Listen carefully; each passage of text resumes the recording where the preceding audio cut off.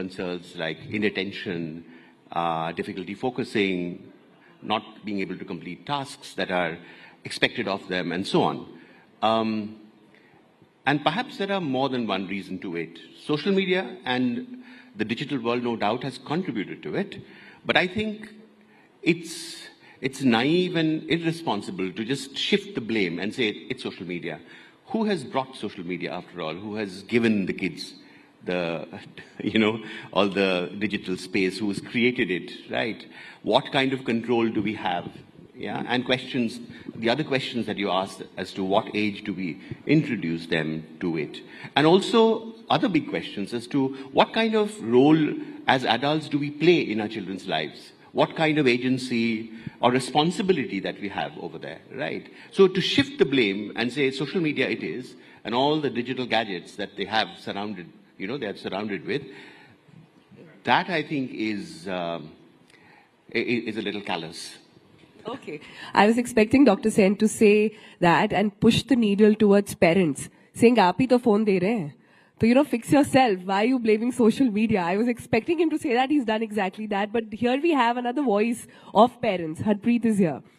Harpreet, social media is both a device for endless possibilities, but also a Pandora's box of absolute risks. How much of it is actually only the parents' fault? And I want you to be a little kind towards all the parents sitting here in the audience today, who are hardworking parents, who are double income households, where the mother and the father both go to work. Largely most of the work at home is the add-on that the mother has to do. In that time, to put the blame solely on them, is that really correct? So I would say two things. First, the show is about a 13-year-old who kills a girl, okay? And that is what the show is about and how that has happened. And what struck me about the show was that this entire family seems normal. It's a hard-working father, a mother who really cares. एक बच्चा भी नहीं है, दो बच्चे हैं घर में, so they have the mother is stay at home. Sorry? The mother is stay at home. The mother is stay at home and full-time mom. And she genuinely cares. All of them care. Like the father and the mother, in the end, they're talking and saying, could we have done something different? Like that is their conversation. Like where did we go wrong?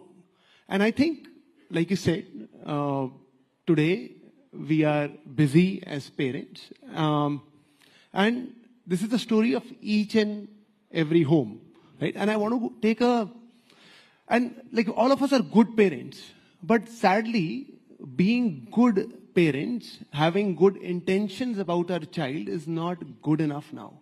And I want to take a step back to history on why this has happened. If we go about, so human beings are 2 million years old, industrial level, and always babies have grown alongside parents. Look, for these 2 million years old. About 300 years ago, when the industrial revolution happened, the first time parents were separated physically from a child's life. So they had to now go to factories and the child had to be sent somewhere. Okay, so the child could no longer be the parent. That is the first thing that happened. Wo bhi theek hai, that was also okay. The second thing that happened was when technology came, parents start to use it. Then we have some time with the child, but we are mentally absent. Yeah, so that was the second blow. And the third blow that happens is when the child also uses the same technology. Now, all of this happens with a tired parent who's going to work to earn enough for the house, for the home, a mother who's also tired. Everything happening with good intentions. So let me go back. This is the first time in history that this is happening. Being a good parent is no longer good enough. One needs to understand a little bit about what constant screen can done to a child. For example, a 2-year-old, when they see screen for too long, they will not learn to speak. They will actually not learn to speak. And a child at the age of, like what happened in the series, can kill somebody just because they are not emotionally regulated and they are not connected to their parents. So, guys, did you notice what happened here? My first question was on, can you blame social media? The answer was no. My second question was, can you blame parents? The answer was again no. What are you guys saying? No, who is to be fixed here? Dr. Sen first, yeah. Can I respond to that? Yeah, so there's social media, there are parents, there's school and education system. There are other things that are happening out in the world which affect children, in the playground, amongst the peer group. There is a kind of socio-political climate that cascades into the school atmosphere, into homes. So it's not one thing that you can blame.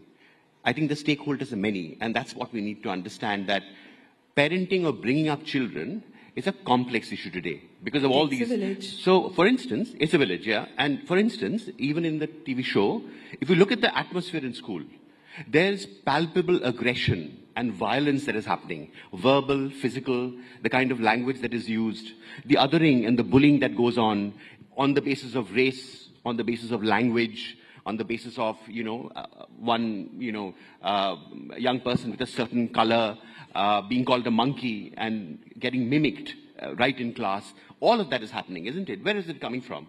It's coming from the society that we've built around our children. And that's why it's getting into school, isn't it? Right? Yeah.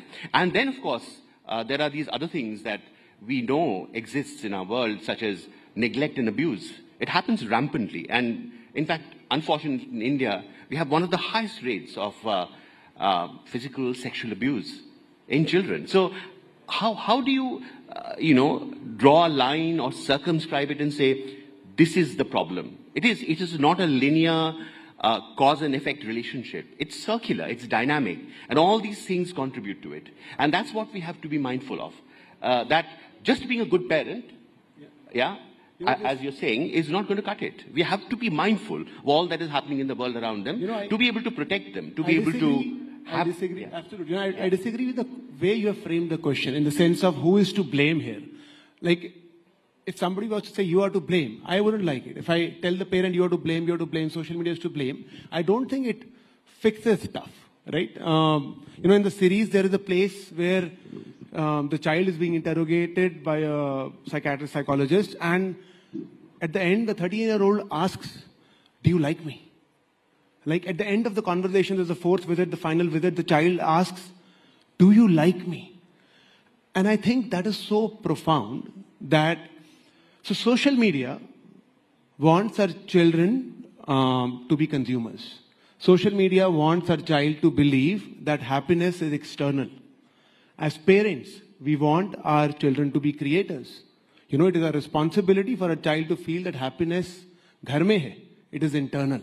I was at the beach on Sunday, and we took my daughter, a few other kids, and there were 3 teenage girls who came, around 16 years old. They were well dressed. 3 hours we were on the beach, 3 hours they were on the beach. They did not step into the water. The only thing they did was click pictures. All 3 of them. And I'm not saying this from an angle of judgment. I am saying life is an experiencing. But for them, life is in some way in taking a picture, putting it online and saying we had a fun time. They're at the beach. They did not go into the beach, into the water. No water sports, nothing. So hold that thought then. Hold that thought. When you say kids are finding validation, finding quality time on social media, since you didn't like me saying who's to blame, where is this coming from? Because we all know kids are sponge. They absorb. They do what they see. They never do what you tell them to do. But they only do what they see. Absolutely. Yeah. Can I respond to that? Yeah. So, yes, indeed. Kids require a lot of attention. They require to be seen, to be validated, to be recognized in the way they are, right? So kids are different, they're wired differently, and they will do or choose to do different things if given an opportunity. If they do not get the validation from the sources that you would naturally expect them to, which could be sometimes parents, it could be from the schooling system, it could be from other social spaces, which recognizes these differences in children, what their talents are like. If they do not get it, they have to fulfill it from somewhere. And increasingly, that is the case. In fact, we as a system are failing them in a way, all of these people, the stakeholders, in a way where the only source of this validation, therefore, comes from the selfies and the likes they get, isn't it? And that's so dangerous because it's so fragile. It'll change overnight, isn't it? Every morning, the first thing they'll go is reach out to the phone and see how many likes their Instagram post got. And that is the beginning of the day, isn't it? And the other thing that happens, of course, due to social media and gadgets is that it never leaves you. See, earlier on when we did not have all this, then kids perhaps had a bad day in school, but they would come home and get a nurturing environment. When they went out to the playground, there would be another environment. They could leave all that angst, that comparison behind. That Here, it follows them into their bedrooms, their toilets and bathrooms. That requires a bit of a nuance, because it's not like bullying in schools was not happening before social media. Yeah. It's not like sexual abuse in school was not happening before social media.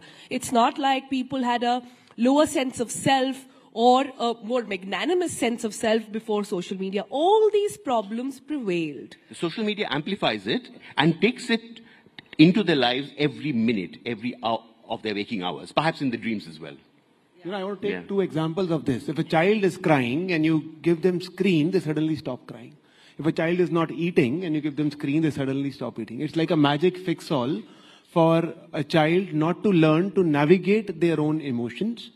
But whenever they're feeling uncomfortable, just before frustration arrives, a screen solves it, right? That is something to avoid. And you said an interesting thing, which is that validation. I want to take a small example of it. That when a young child trips, okay, before crying, the child actually looks up to the adult.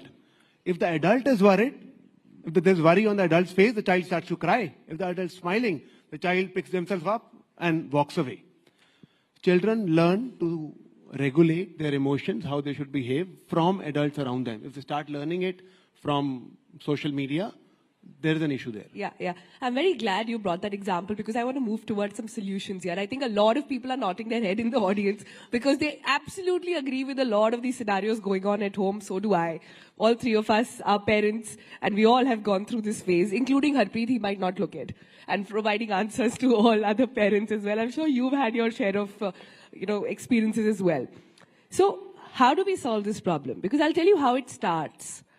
It starts with the mother or the parent. They're also human, not being able to sort of control the child, getting tired.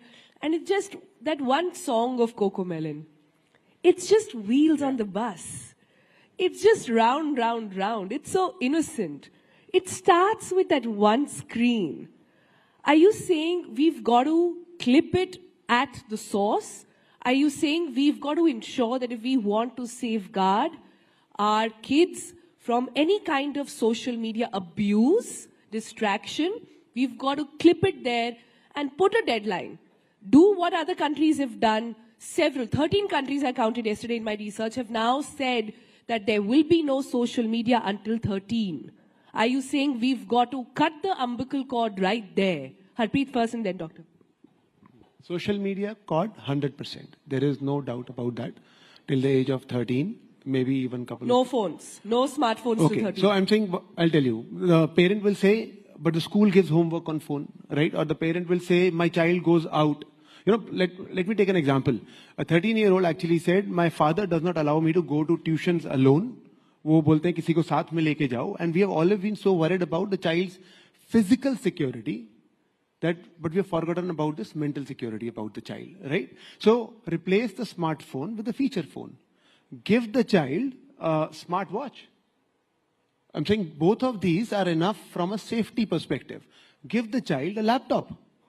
Ensure the child understands that their history and etc., all of that are open to you. There is no question of privacy on internet for a 13-year-old or a 12-year-old. There is no such question. For a child to say, this is mine, you cannot see, that doesn't work because their brain is still not developed. Not in India, but clearly in other places. I'm saying so many of Even us are... India. So far. And the last thing I want to say is that it is important to remember that when we give our child a smartphone, we not only give our child access to the world, we give the world access to our child. And who will access our child is something that as parents we should know. And having simple rules in the house can just help everything. Like in our case, screen time, our daughter's 9.5, is on weekends, 1 hour each. That's it. That's the screen time. Okay. I'm saying this also because there are movements now going across the globe on smartphone-free childhood. People are signing up, celebrities in Hollywood, etc., are all signing up to say, boss, this can't happen. You've got to ensure and prevent your kids. Since you said in your opening remark that just taking the phone off is not enough, I want to understand then what do we do? We've discussed this in the past when if there is an age for drinking, there is an age for driving, should there now be an age to actually use social media? Oh, absolutely. And is that practical enough? Like, is that even possible in the age of AI? Don't you think the kids will find a solution anyhow? Yes, absolutely. So, and they will. In fact, if you actually be too punitive or harsh about it, if you become a strict parent who's putting their foot down without actually negotiating with kids, especially once they've become 10, 11, 12, then they'll find their way. They'll go to their grandparents, they'll go to their older sibling or a cousin, or borrow it from their friend. So it's very important that we factor that in. So gadgets and the digital world is not all social media. There are many other things that happen on it. And as Harpreet was saying, that we can be mindful of what we give to the child and the discussions that we have.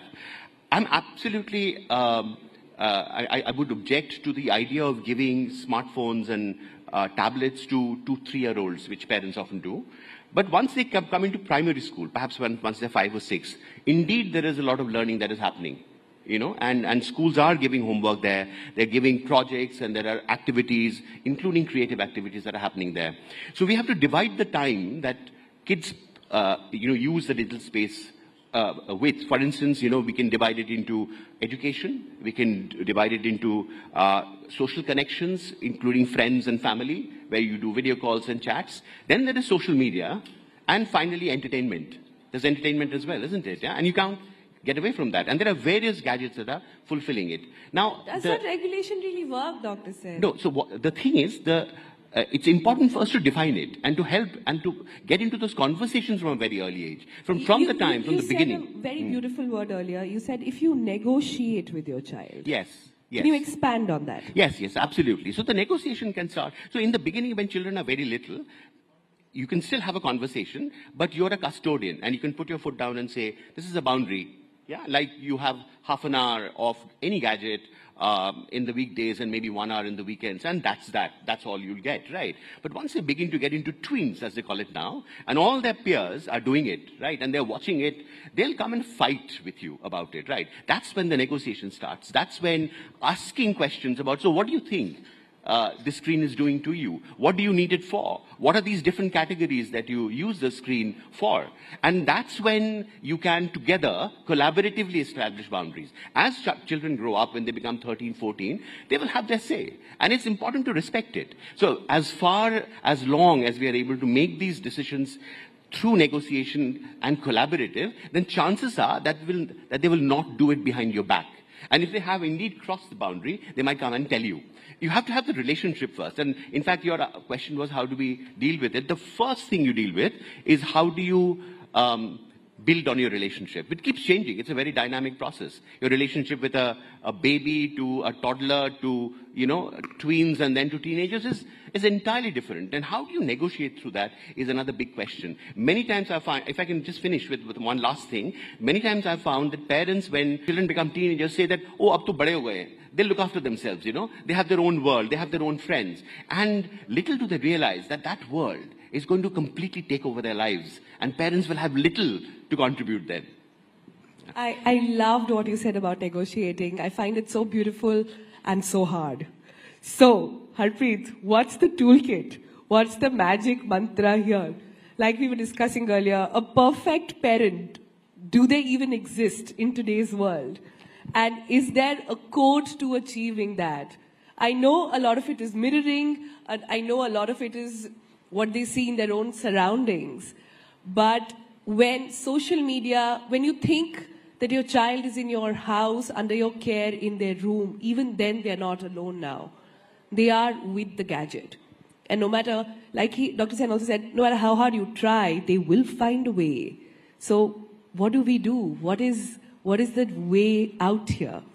Can I take an example? Can I read out something? Is that okay? I'll read out a little bit few lines. But I'm saying I met a husband and wife with a 15-year-old, and we were sitting on the grass, and I meet less parents generally, but they had requested, and we met. And they said, our daughter is completely into her smartphone. She keeps ordering stuff from Amazon and keeps taking pictures and putting them online. We are worried that she's not serious about her 10th exams. What do we do? and very intense about it. And so I asked that, आपने नहीं पूछा कि आप कितना time spend करते हैं social you know, I think it is okay for adults to see smartphones. I genuinely feel it is okay. Our brain is developed. We can self-regulate. I don't think a child, I think when a child says, आप देख रहे हो मैं क्यों नहीं देख सकता, I don't think that's a valid question. I would say to the child, आपकी height बड़ी नहीं हो रही है, आपकी height बड़ी हो रही है, मेरी नहीं हो रही है. So I can see because my brain is developed, your brain is still developing, you can't see. Like I have no shame in saying it. You can see only for 30 minutes, I can see for 4 hours. That is how it is. And I think that we don't need to be apologetic to our children for it. So I asked this 15-year-old that, do you see phone for so long? Is it hard for you to resist? She said, yes. And so I told the family that you are such a wonderful family, that your child has actually come with you, is sitting with you, is agreeing with this, what this is happening. So, you know, you have a connection that is very apparent. And I think that is the magic thing, that your child is more, even though child is not able to resist the phone, they have more connection with the parent than with the mobile. And you know, when I saw Adolescence, the series, at the end of it, I wrote something. Please. And it was that what I wrote was lessons from adolescence. And I said that I will not let my child below the age of 16 have access to social media. I will replace my child's smartphone with a feature phone, with a smart watch, with a laptop. I will not be bullied by my own guilt when my child says everyone has it. I will not think to myself, oh, I am giving it for studying. If my child feels left out of groups because he is unable to chat with his friend after school, I will explain to my child why that is okay. If my child is quiet, I will not think of that as okay. I will not think kids nowadays are like that only. I will find time for my child, time to connect, time to chat. I will not work with my imaginary child. I don't want a child who's good at what I want them to be good at, like boxing, football. I will see what my child enjoys doing. I will see my real child, not my imaginary child. I am responsible for my child. I love my child. Beautiful, beautiful. You know, huge round of applause, please. Harpreet, that is very, very thoughtful. Very, very nicely said. I have to wrap up, but not before asking this last question. To be a more present parent today requires work. it requires work. It requires a lot of work. It requires building up a lot of other skills as well. What my worry is that in order to do that, more and more women will have to take the lead, and more women will then lead to outside of the workforce. Is the key here then to try and not just talk about parenting, but try and talk about fatherhood first? Yes, and why is it that the women have to take the time off? Not at all. It's a responsibility of both the parents. And I can say that, vouch for it from my own experience, that I think that both of us, me and my wife, have been working parents all through. And we have, given our capabilities, our interests, the connect that we share with our child, we have divided responsibility. And it is an equal duty and responsibility of both parents to find the mind space, to find the resources within and in their immediate vicinity to be able to give to their child. And it definitely takes work. It has to have investment of your energy, of your mind, and other resources that you have. And you have to prioritize parenting as one of the top things that you do. Indeed, in my opinion, if you are engaged with your children as they grow, you grow as parents, as human beings. And that is the most wonderful thing, actually. It's challenging. And of course, I'll wait to hear from you, Harpreet, as your kid becomes a teenager, and how many of these plans work, because sometimes they don't. And you have to work on, you have to constantly think on your feet. And that is what challenges you as a human being, Yeah. And you're constantly growing. You're constantly confronting the realities in the world. But one of the things that you said really touched me was seeing your child as who they are. Understand that every child is wired differently, and my child is also different, unique, and we'll welcome and accept them just the way they are. I think these are complex questions with very nuanced answers. And like I said, a perfect parent does not exist, but the journey towards reaching that is somewhat beautiful. Thank you both for joining us. I'm very glad we could have this chat as we're talking about youthful aspirations right here on Rising Bharat. Thank you both. Thank you so much. Harpreet and Dr. Amit Sen, please, ladies and gentlemen. Thank you. Thank you. Thank you very much.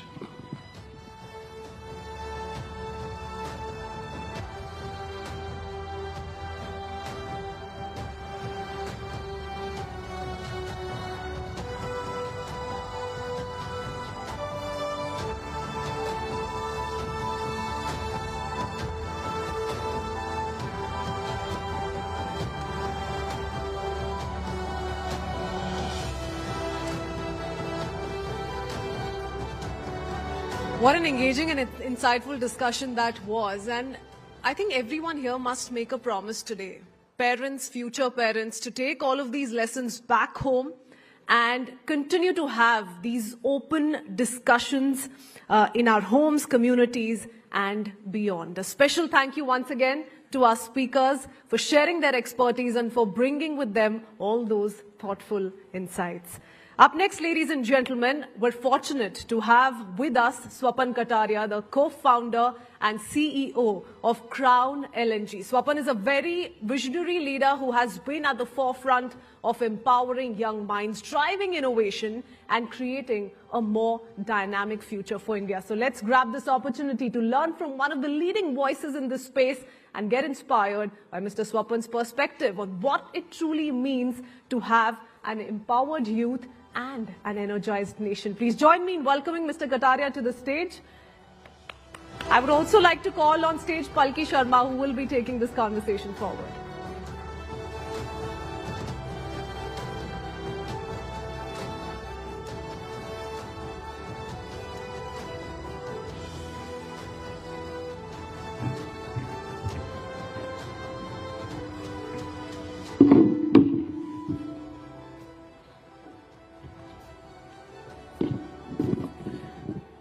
Namaskar, good morning. And welcome to this session. Joining me as introduced is Mr. Swapan Kataria, co-founder and CEO of Crown LNG, and we will talk about energy security, and how it can help empower India's growth. Mr. Kataria, first of all, thank you for being here. And India is the world's most populous country, also among the youngest. So the energy need is only going to grow, and yet energy poverty is very real in our country. How do we bridge this gap between the demographic dividend and this lack of access, equitable access to energy? And how does LNG fit into the picture? Palki, first of all, thanks for having me. And energy is a very complex subject. I don't disagree with you. I think India needs to address it on every front. For 1.4 billion people and growing, we need every kind of energy that is out there. LNG is only one aspect of it. We have coal.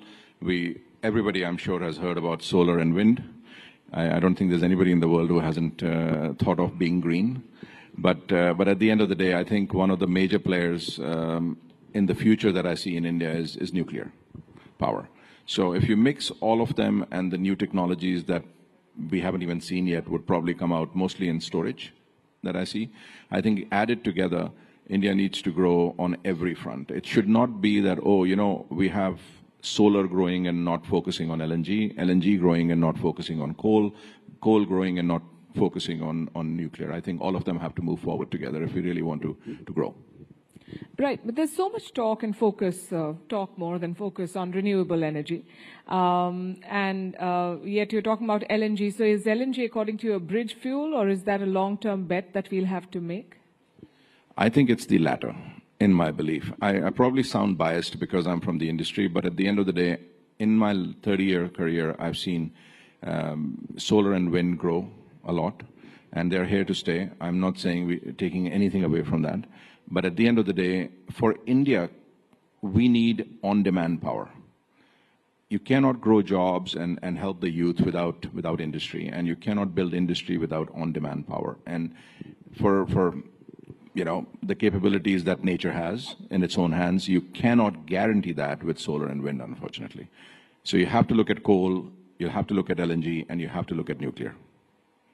Right, and for a country like India, where the demand is so big, where we have, at a policy level, committed to sustainable development, and yet at the same time we have a very ambitious growth target.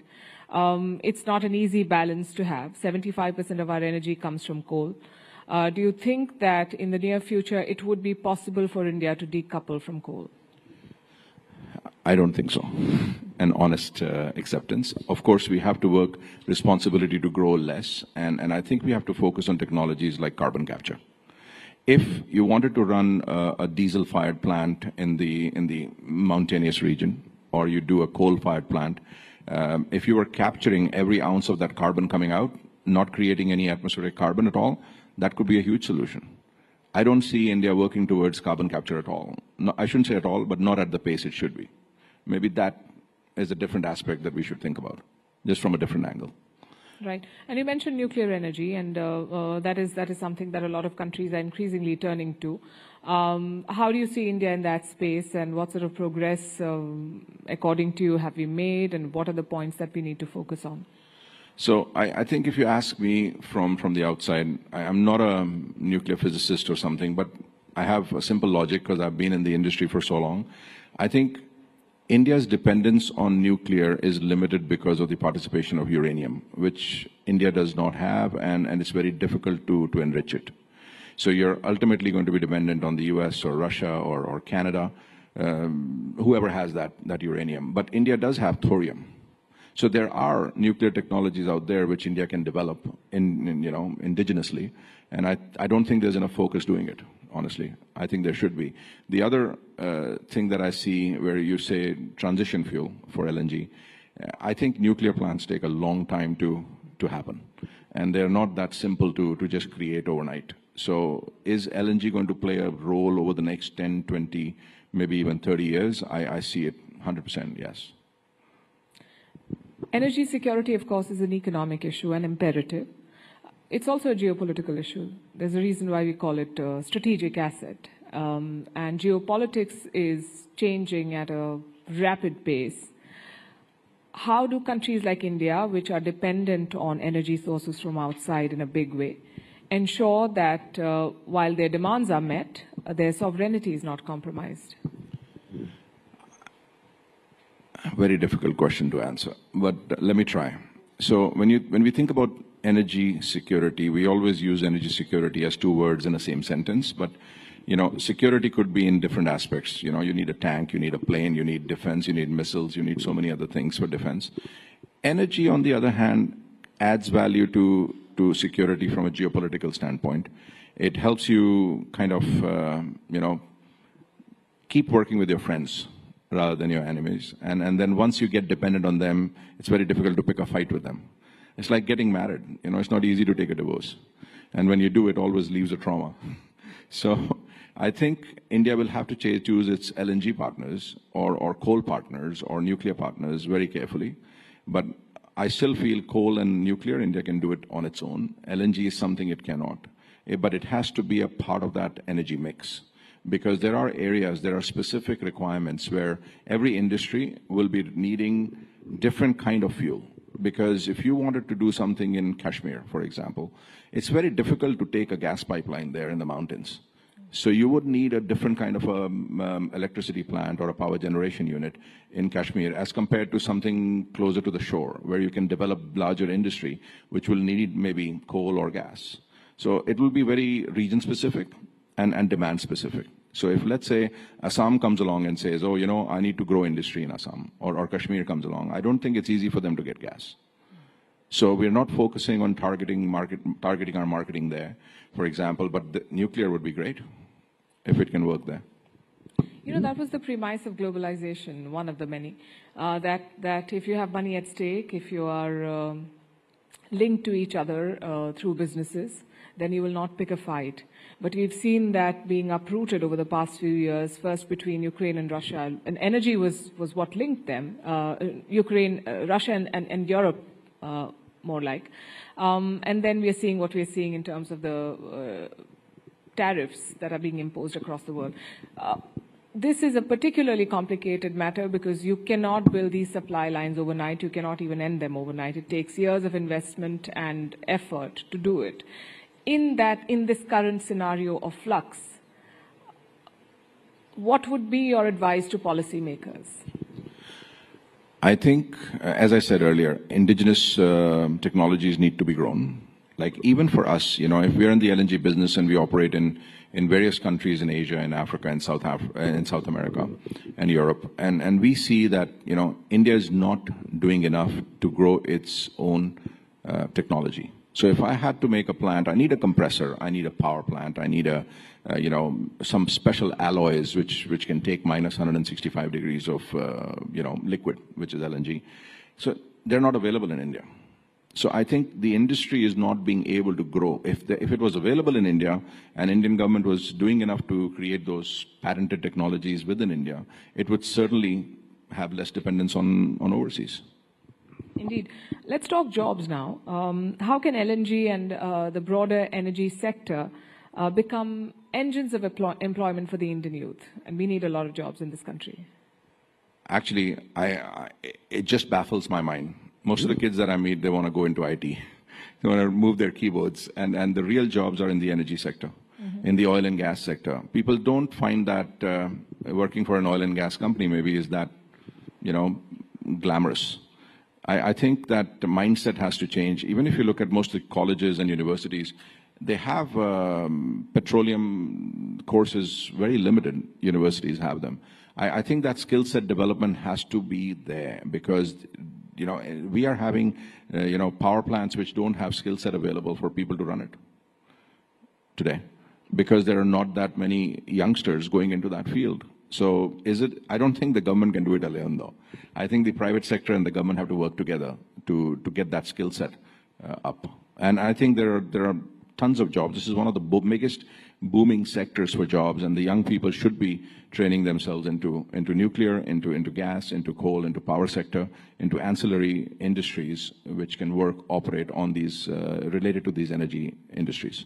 Is that a conversation that you've initiated as a leader in this space? Because from what I understand, the current government has put a lot of focus on skill development. We've had a ministry in place for more than a decade now, and you think that there's a skill gap to engage the Indian youth in the energy sector. Is that a conversation that's even happening? We are trying to rock the boat wherever we can. I don't think we get too many responses, but if we shake 10 trees, we might be seeing maybe 1 or 2 of them move. But I think 9 of them should be moving actually. I agree. Is there room for the Indian youth to innovate? Because the buzzword is startups now. Everyone's talking about a startup. But this seems like a very capital-intensive, legacy sort of a business or an industry to be in. Is there an opportunity for a young person who comes with, like you said, homegrown solutions or technology or in the startup space? Can people do stuff here? I think the youth of India is the most powerful youth that I've seen anywhere in the world. Not that I might be biased because I'm from India, but at the end of the day, when I come back, I see that, if I had been born 10, 20 years later, it would have been much better. Because you get an ecosystem of so much energy in people and in kids these days. And I think they don't have that support mechanism, which they need to grow. Because it's easy to say that there is a startup community in India, but it has to be nurtured. Right? Not just nurtured by helping them get orders, getting them also trade finance. And I think one of the biggest missing pieces that I see between startup and realization into commercial activities is the capital aspect of it. And I don't think there's enough capital being spent. There are few people that I've seen in the private sector doing whatever they can in their own world, but I don't think that's enough. I think there has to be a centered focus on startups from the government where, let's say, if I were to be an investment office, for example, give me a tax rebate. I'll invest it in there. So I don't know if there's enough being done to nurture those startups. Yes, they're being given a huge promise that, okay, do it, you get a 5-year tax rebate. But I don't think after that there's anybody hand-holding them to make them into an industry. So you're saying we need more mentorship and we need more incentives, of course, but more mentorship. 100%. Right. When we talk about infrastructure or policy making, one of the challenges that we see in countries like India is the urban-rural divide, and that applies to energy as well. Energy access. We are heading into a summer that looks, by all indications, is going to be a punishing summer. How do we bridge this divide in the energy space? I think the only way to bridge it is having better planning. This summer is not happening this year alone, Palki. It's been happening for years. And the bureaucracy is still thinking, oh, you know, we can't move this because that has not happened, and that cannot happen because this guy didn't say anything. We have to give up those excuses and just take a call. And somebody up there has to put its foot down and say, okay, enough is enough. We've looked at this for 10 regular years. The summer's growing. It's getting tougher. We take every kind of energy at whatever cost we get at the end of the day in an emergency. It almost is an emergency situation. But if we'd planned 10 years ago, we wouldn't be in this situation today. But if we don't do something today, we'll be in this situation tomorrow. And okay, I'll go back a few questions. You were talking about young people entering this space. We have a reasonably young audience as well here. Why don't you share your story with us, and why did you decide to go into the energy business of all things, and what has your journey been like? I think I was actually living in Russia when I entered the energy space back in 1993. And I was in the trading business, and you know, I fell into a trading contract which was related to trading crude oil. And it was very profitable. And I never looked back after that. But that being said, I think if there was one thing that people should think, that energy sector is not just crude. It has such a vast footprint in our daily lives. It's not funny.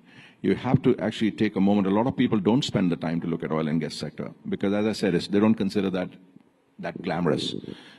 I don't know, maybe, you know, if I was in the oil sector, would I get a better date? Maybe that would be the way to look at it for the younger person. But I think from a stability and a job perspective, energy projects are very good. They have a long gestation period, and when they operate 20, 30, 40, 50 years. So I don't think there's any other industry which offers a better job security than the oil and gas industry. I think that's a strong pitch. Yeah. I have supported that. I've seen it. For me, it was looking at, okay, how much is time to money. Okay, the IT sector looks very fancy because, you know, everybody thinks that, you know, there's a Silicon Valley out there. But this is day to day. You may need this every day. This is not services industry. It is actual products being made which affect and you know, get utilized in our daily lives. And like you said, you've traveled the world. You've worked with different countries, companies, and of course you worked very closely with players and partners in India. How have you seen the landscape change in India over the last decade when it comes to building better supply lines, ensuring more energy security for the people of the country? In simple words, I think there is improvement. But if I expand on it, I don't think there's improvement enough. And I'll give you an example, and I hate doing it because I don't think I ever want to compare ourselves with China. But China had the similar kind of population, and they already knew they're in the same situation. They don't have oil and they don't have gas. At least not enough to cater to their own people. In fact, I think India has more gas than China. But what they did was they went out and started buying gas fields globally. So they started investing into those gas fields so they can control the volatility of price for their consumers in their country. It doesn't matter if you have it, right? So when I was brought up with only, you know, a little bit of thinking from my father. It doesn't matter if you have it today or not. What did you do today to have it tomorrow? So I don't think we're doing enough today to have it tomorrow either. That's my biggest worry from my perspective. Even now? Even now. I think we are trying to do contracts for buying. We are trying to discuss long-term contracts with countries which have it. We are trying to do very good diplomatic relationships with those countries. I don't think we're investing enough. We should not be giving our product requirements into the hands of other people. We should go and buy it ourselves. We should control the value chain. We're not doing enough to control the value chain. We've set ourselves a target to become an energy secure country by 2047 as part of our larger Viksit Bharat dream. Do you think we'll get there? Is that a very tall target to have set? So I think I'll be blunt about that as well. Doing what we are doing now, we won't get there. But given the time frame between now and 2047, we have the ability to do it. But the steps have to be taken now. So you're saying that the gap is at the policy level? That's what I see. Right. I hope the policymakers pay heed to advice from you and others like you. I was reading about what you've said in the past, and I understand that you've been a big champion of artificial intelligence in the energy space. How do the two sort of come together? Actually, they came together because of the demand in electricity, and ultimately the gas fills that electricity requirement. So we started, because we had access to, or we have access. So when you look at India and you want to bring LNG into the country, you have to go through a very rigorous process, which has been put together by the Indian government to actually go and enlist and get approved for a license to import product into India. So at the moment, Crown LNG is establishing a project in Kakinada in Andhra Pradesh, which is 7.2 million tons per annum, and which is approximately 10 to 11% of India's total import licenses available today. So when the larger, hyperscalers, they wanted to put these things here, they approached us and said, hey, we need access to on-demand power. We cannot survive on solar and wind, because what if there's no electricity? Then it's not like we cannot operate our data center. So that is how we started our first conversations with them, and we realized that how important on-demand power is. And it's not just about running a data center. Then we started getting into complexities that, does your data center have double redundancy, a triple redundancy, or a quadruple redundancy? So now, not only that, if you need a 200 megawatts power plant, for example, they want you to build 600 or 800 megawatts of power for it. They'll use only 200, but the other one should be standby. If the one, conks off, the second one starts working. So when you start thinking of that much of built-in optionality, you start thinking about that kind of a cost infrastructure. We felt that it's something which we can certainly support. And that's what got us into the AI. That's very interesting, actually. And the way you put it, one would have thought that that's common sense and most people would do it, but I'm surprised that it's not happening. I thought the same before I got into it. Right. Swapan Kataria, thank you very much for your insights and for your policy prescriptions that we hope reach the right people and trigger the changes that need to be made. Well, I'm always here to help if they need me. Thank you very much, and thank you for being such a fabulous audience. Thank you, everybody, for listening.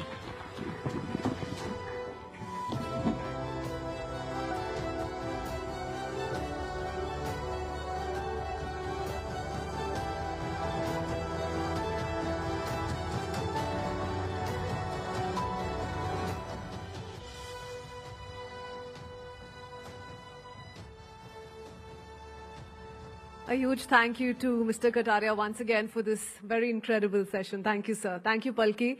And to all of you for being such an engaged audience as we continue to build an environment where our youth are not only inspired but given the tools and the opportunities to make a lasting impact.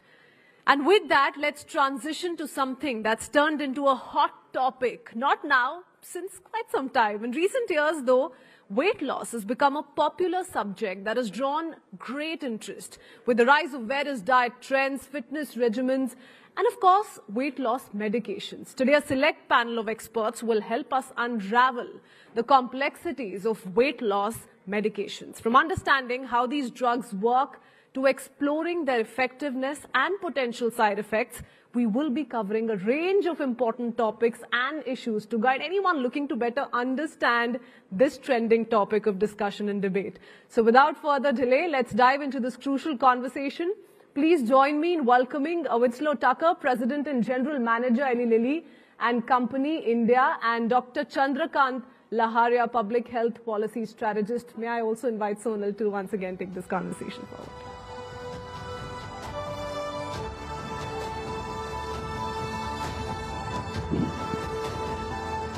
All right, almost good afternoon there, and we are back this time with another fascinating chat. I think if there's one thing that connects us all in this room, no matter your age, no matter your gender, no matter your nationality, is our health. And it is so important to sort of address that at the Rising Bharat Summit here, where we're talking about youthful aspirations.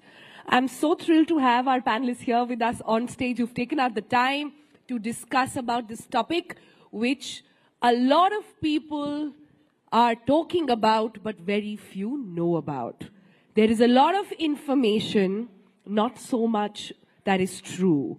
So over the next few minutes, the idea is to decode the science behind weight loss drugs. The idea is also to understand who is it for. And the idea is also to get a better grip on how to approach this as a society, as a nation. So let me take the first question to Dr. Laheria then. Dr. Laheria, we are the obesity capital in so many ways. Our numbers are almost there in the top 3.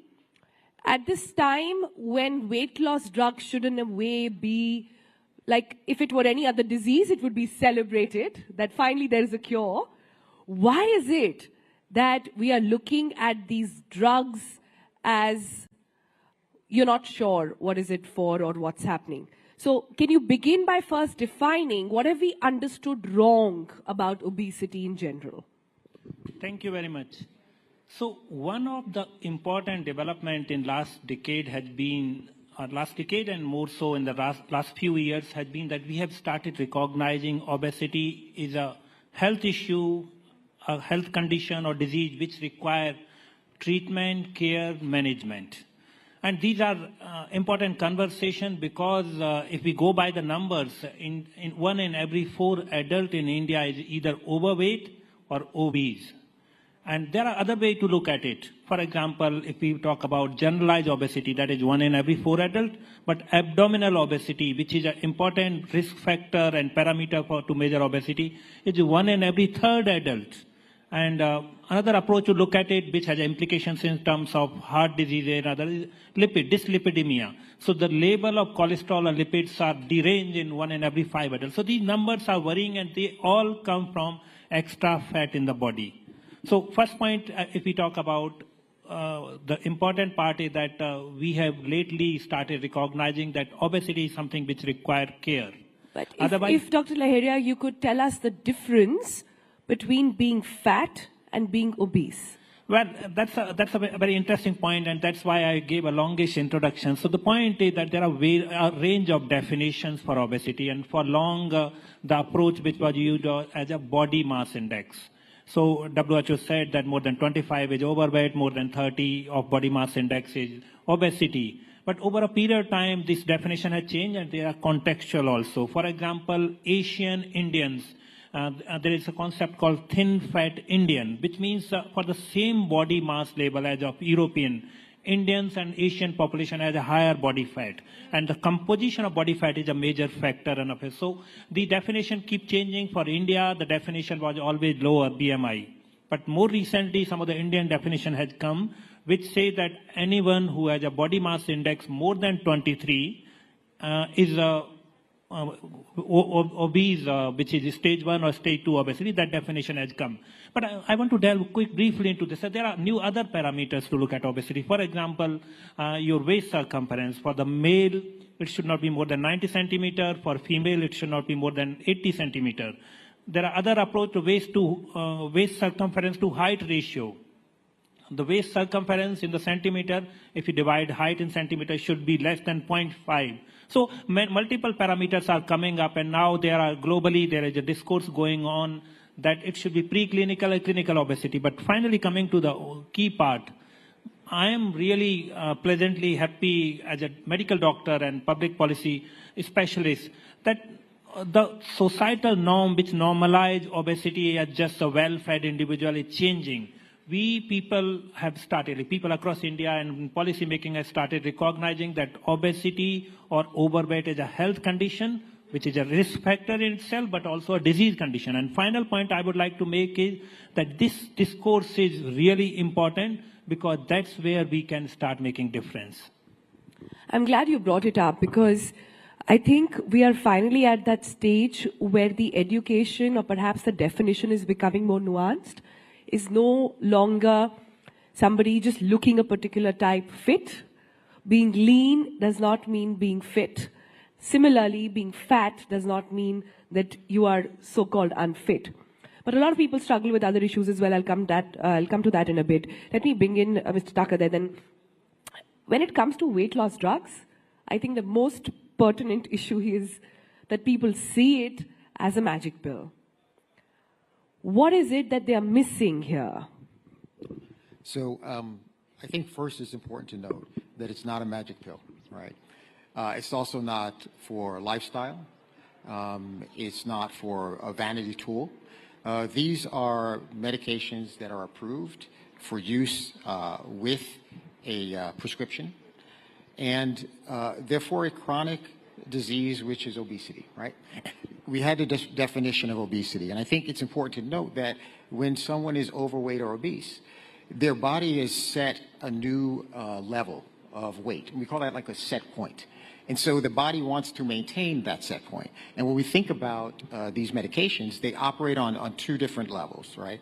They target incretin hormones, and there are two, GLP-1 and GIP. And so they either target those individually or both at the same time. And what they do is they work on a brain level to regulate appetite, regulate hormones, regulate metabolism. And so over time, the body then perceives hunger differently, food intake differently, which allows patients to lose weight. But importantly, over time, it also resets that weight set point so that the body's not working against the patient and that they can actually maintain long-term weight reduction. Now, it's also important to note that they also impact glucose control, which is sometimes dysregulated in patients who have obesity. And so there are metabolic benefits as well that go beyond just weight loss. And so, once again, they are prescription products that work best when they are used with lifestyle changes as well as under medical supervision, and they need to be tailored for the individual patient. But once again, not a magic pill, but part of a comprehensive weight management program. A comprehensive weight management program. Dr. Laharia, then I want to understand from you, then who is it for? The question I think in the audience is going to be, can everybody take it? Can only diabetics take it? How does it work? Well, I would go overall holistic approach for weight management. And let's understand, let's put a human face to it. That while we keep talking about overweight and obesity in adults, but if we go by the numbers, when it comes to children, India has one of the fastest rising burden of obesity in children, like one of the fastest in the means top three countries are the Namibia and Vietnam are other two, and this has increased rapidly. But let's put a human face to it. I often engage with some of the senior medical doctors as researcher.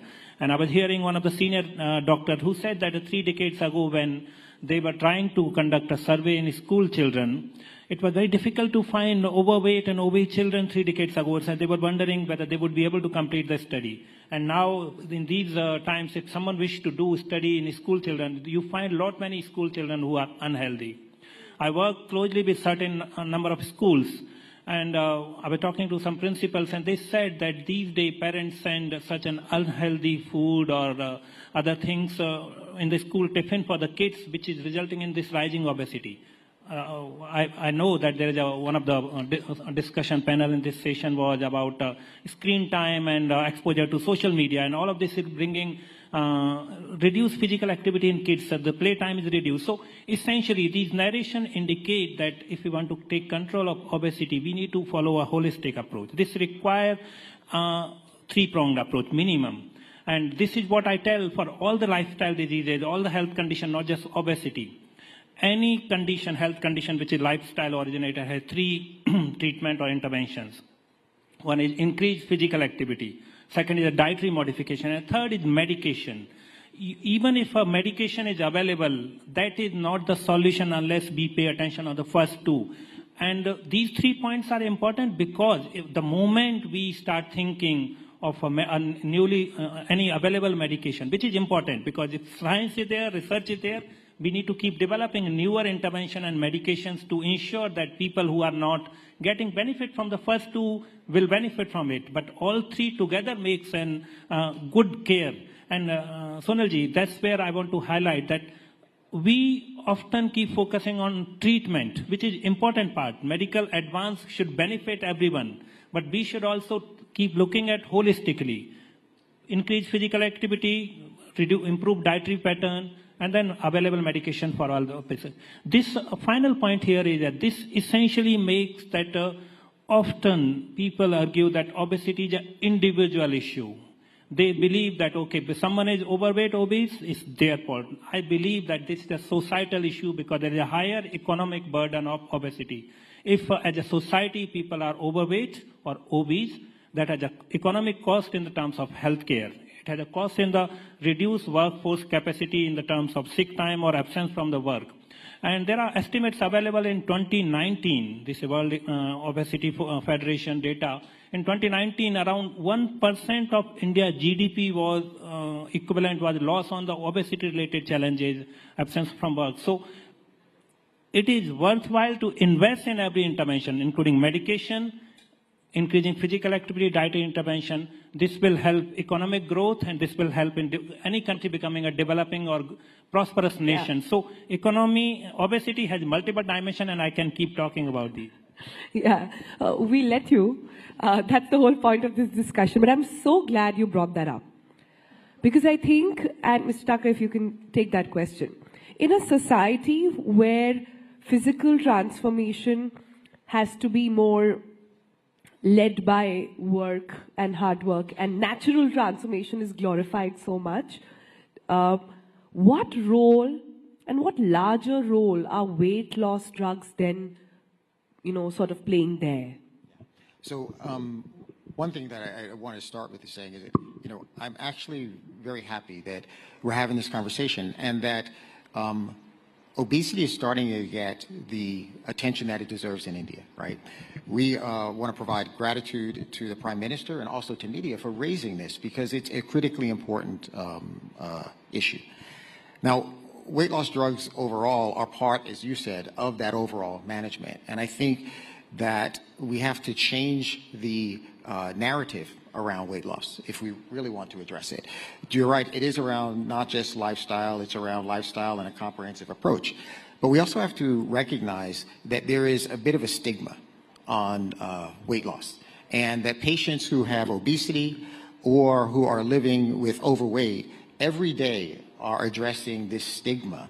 And until we start to change that, we're not going to actually have patients or individuals who are living with obesity actually seeking some of these treatments. Now, where I think that these medicines can change that is it's starting to change the view of how we think about obesity. It's not just about blame, it's really about biology, right?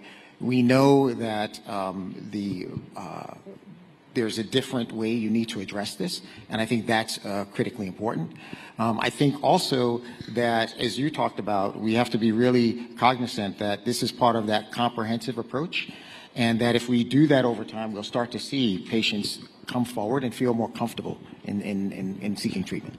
I'm very glad you brought that up, because the follow-up to that, Mr. Tucker, is that what is the biology of obesity? Yeah. I think the needle needs to shift on not just what is weight loss, but first we need to be very clear on what is obesity, yeah, and how do we tackle that. So what is the biology there? So I'm not the medical expert, so I'm not going to talk about the biology specifically. What I can tell you of how these medicines actually impact that biology, okay? So as I started to talk about earlier, we know that a lot of things change when a patient is obese, right? How they perceive their satiety, how they perceive their appetite, their body is working against them, so they continue to increase.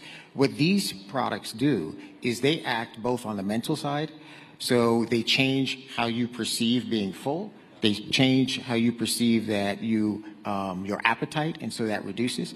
It also works on the level of slowing their gastric emptying as well. So what that means is you feel full sooner and for longer, and so therefore your appetite changes as well, right? The last point, which I think is really important, is that it kind of changes that set point. I keep talking about the set point because your body's working against you. After you lose weight, your body wants to gain weight. This helps your body to kind of be at that next level where you can continue over time.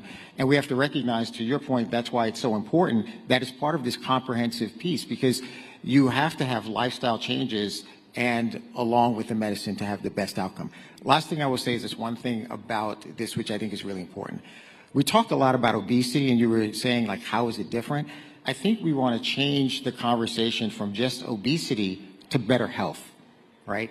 Because ultimately, these products will help patients to not progress to some of those long-term complications like diabetes, cardiovascular disease, dyslipidemia, that really impact their overall health and cost to the system. And so I think if we start to change that stigma, we can actually have a broader I think that's impact. very important, and I'm glad you brought it up. But just to expand on that, and if Dr. Lahiriya can also come in on this biology of obesity and how it works here, because a lot of people still feel that, oh, just take these injections and that's it. That's all you got to do. I don't need to hit the gym. I don't need to put in that extra hours. It'll control my appetite, and that's that. Can you sort of drop some truth bombs there? See, across the world, and most of the guidelines from Endocrinology Society, other society, categorically say that the first line of management is a dietary modification and lifestyle changes, increased physical activity. And one of the component in that is anti-obesity medication. So these are definitely entire gamut of things, but not the first line. That's part one.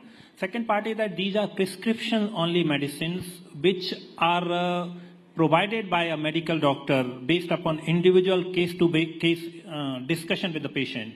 There are standard laid-down approaches and guidelines that who is the fit right person for getting these medications. So my suggestion would be, please, anyone thinking of these medications, consult your physician or provider. This is not something, I know it's available for some people without prescription, but this is not what it should be done. It should be prescription-only approach that should be followed.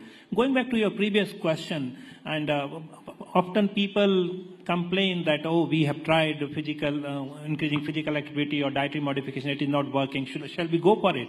Possibly yes, but consult a physician. That will be my advice. Part of this, I would like to briefly reflect about biology of it. So as we know that our body has essential roles of hunger and satiety. There are hormones which are released from intestine or your brain when you are hungry, and then once you start eating, there are hormones which are released from intestine which send the message that your satiety status has reached. But what has happened, and some of this is genetic and biological, but what has happened in today's lifestyle, when you eat very fast, so there is not enough time in your intestine and brain to register that message that you have eaten this much, and then you keep eating. So changing in the lifestyle is one of the factors. Of course, there are people, for example, I would say that there are people who have tried all of these things. There are some excess weight, like BMI, certain BMI threshold which is crossed. For them, if a prescriber suggests, and these are the medications which can wonder, and we know that we now have medications which can reduce 15 to 20% of the weight over a period of 3 to 6 months. But I'm again warning that this is something, a doctor-based, prescription-based approach which need to be followed. And even if you are being prescribed medications, there is definitely a role of lifestyle modification, physical activity, and other aspects. But let's look at the other side of the spectrum then. And I want to understand the struggle. So many people I know today are struggling to shed weight. So many people I know today are trying everything. They lose weight, but then it comes back. How should they be approaching this? Dr. Lahiriya, to you first. This would be, again, an individual one-to-one question, but often... I say this, you know why? Just to sort of build in a context here. Because we as a society shame people who don't look a particular way. We as a society want that perfect Instagram filtered face and body. So how are we to approach that problem? So I'm going to talk about some certain approaches. For example, when we talk about a medical provider about improving dietary habits, essentially for me, when I talk to my patients, I say that diet has a 3 component. One is a quantity. If you are overweight, obese, definitely you are taking more calorie than you need. So reduce the quantity of that meal. That's the part 1 of the meal, and that's often people discuss. But then second component of that is a quality of the meal. If you are taking high sugars, packaged food, ultra-processed food, that's a problematic. And if you have extra oil and fat, that is problematic. So you need to alter quality of the meal, which essentially means reduce fat, reduce carbohydrate, and increase protein. So first part was the reduce quantity, second is improve quality of a meal, third is the sequencing of meal also, the way you eat, how quickly and how slowly you eat. So I'll just give you an example of that, how the same meal or same approach which they are following, but bringing the nuance to it. Another approach to it is, for example, there are many patients who are overweight and obese. Definitely, in very likelihood, they would have a fatty liver. Now, what people do not understand that why fat is a problem. I tell them, and this is the unscientific reason, that anything which should not be somewhere, if it's there, it is problematic. So when your body has extra fat, it gets deposited in liver, viscera, other organs, and other places. And since it should not be, for example, it should not be in the liver, and it is a fat there, then your liver starts recognizing that's a foreign antigen. So it starts inflammation. And inflammation means your immune system gets activated, your antibodies start forming, and this results in damage to that organ. So obesity or overweight is an inflammatory condition which activates immune system, which makes you prone to multiple diseases. And that's why one of the recent Lancet paper on endocrinology and metabolism had talked about that obesity or overweight can essentially affect all the organs. But I bring you a good part of this thing. Whatever mechanism you follow, anti-obesity medication, physical activity, lifestyle, or dietary modification, if anyone, no matter what is the weight of that person, if that person can reduce 7 to 10%, let's not go to 10%. If 7% weight reduction, the first place where fat is deposited liver, first place from where the fat will disappear is liver. And you will control many other conditions. In this round, I would say, please, once you go back, you read a common soil hypothesis. There is a scientific hypothesis which says that obesity results in lot many conditions, but it is a soil for a diabetes. Because if you have extra fat in your body, especially liver, the insulin which is produced in your body will not be able to reach to liver cells and muscle cells, and then insulin resistance will develop. You will develop diabetes. So obesity is a harbinger of many health conditions. Diabetes is one of those. Yeah. So we've established that obesity is a chronic problem. We've established also perhaps that weight loss drugs, however, seem to be in this blanket of secrecy. There is still a very strong stigma attached to it. It's perhaps changing in the West. In India, the narrative is still different. Mr. Tucker, why do you think that is? And what can organizations like Eli Lilly do to move the needle on this conversation and this narrative? I think that's a great point. I think that first, to my point before, first let's address the stigma of obesity itself, because I think that is keeping patients from actually seeking treatment. And as you said, this has to be a comprehensive approach. Diet, exercise, and also weight loss medications can be part of that. So I think that's the first thing. First, let's address that. And in addressing it, we have to be really cognizant that, obesity today is viewed as a personal responsibility or a lack of personal responsibility, right? That diet, exercise alone might treat that, which for some it may, but there is also people think you're fat because you're lazy. Correct, which is totally wrong. And then if you get past that and you start to say, can we make it safe for people to explore treatment? Because many people are embarrassed to talk about obesity, and so they don't even explore what the treatment options out there. Once we start doing that, then we can start to talk about where do weight loss medicines fit in, right? My hope is that as we start to look at where weight loss medicines fit in as a prescription drug with physician supervision, that more patients will feel free to get these products. We will see the impact of these products. We know that over time, many patients who have taken these products have gotten to a weight level and been able to maintain that. There are obviously side effects that we have to be cognizant of, but that will allow people to figure out where these can fit in and how they can help impact overall health of patients as well. Right. So as we come towards the end of this session, I also want to address some misconceptions. Sure. And I'll go to Dr. Laheria first and Ms. Tucker right after. Dr. Laheria, what are some of the misconceptions if you were to state, you can give me your top 3 on weight loss drugs. What is the misconception of weight loss drug? Yeah. I think one of the misconceptions is that weight loss drugs are magic remedies.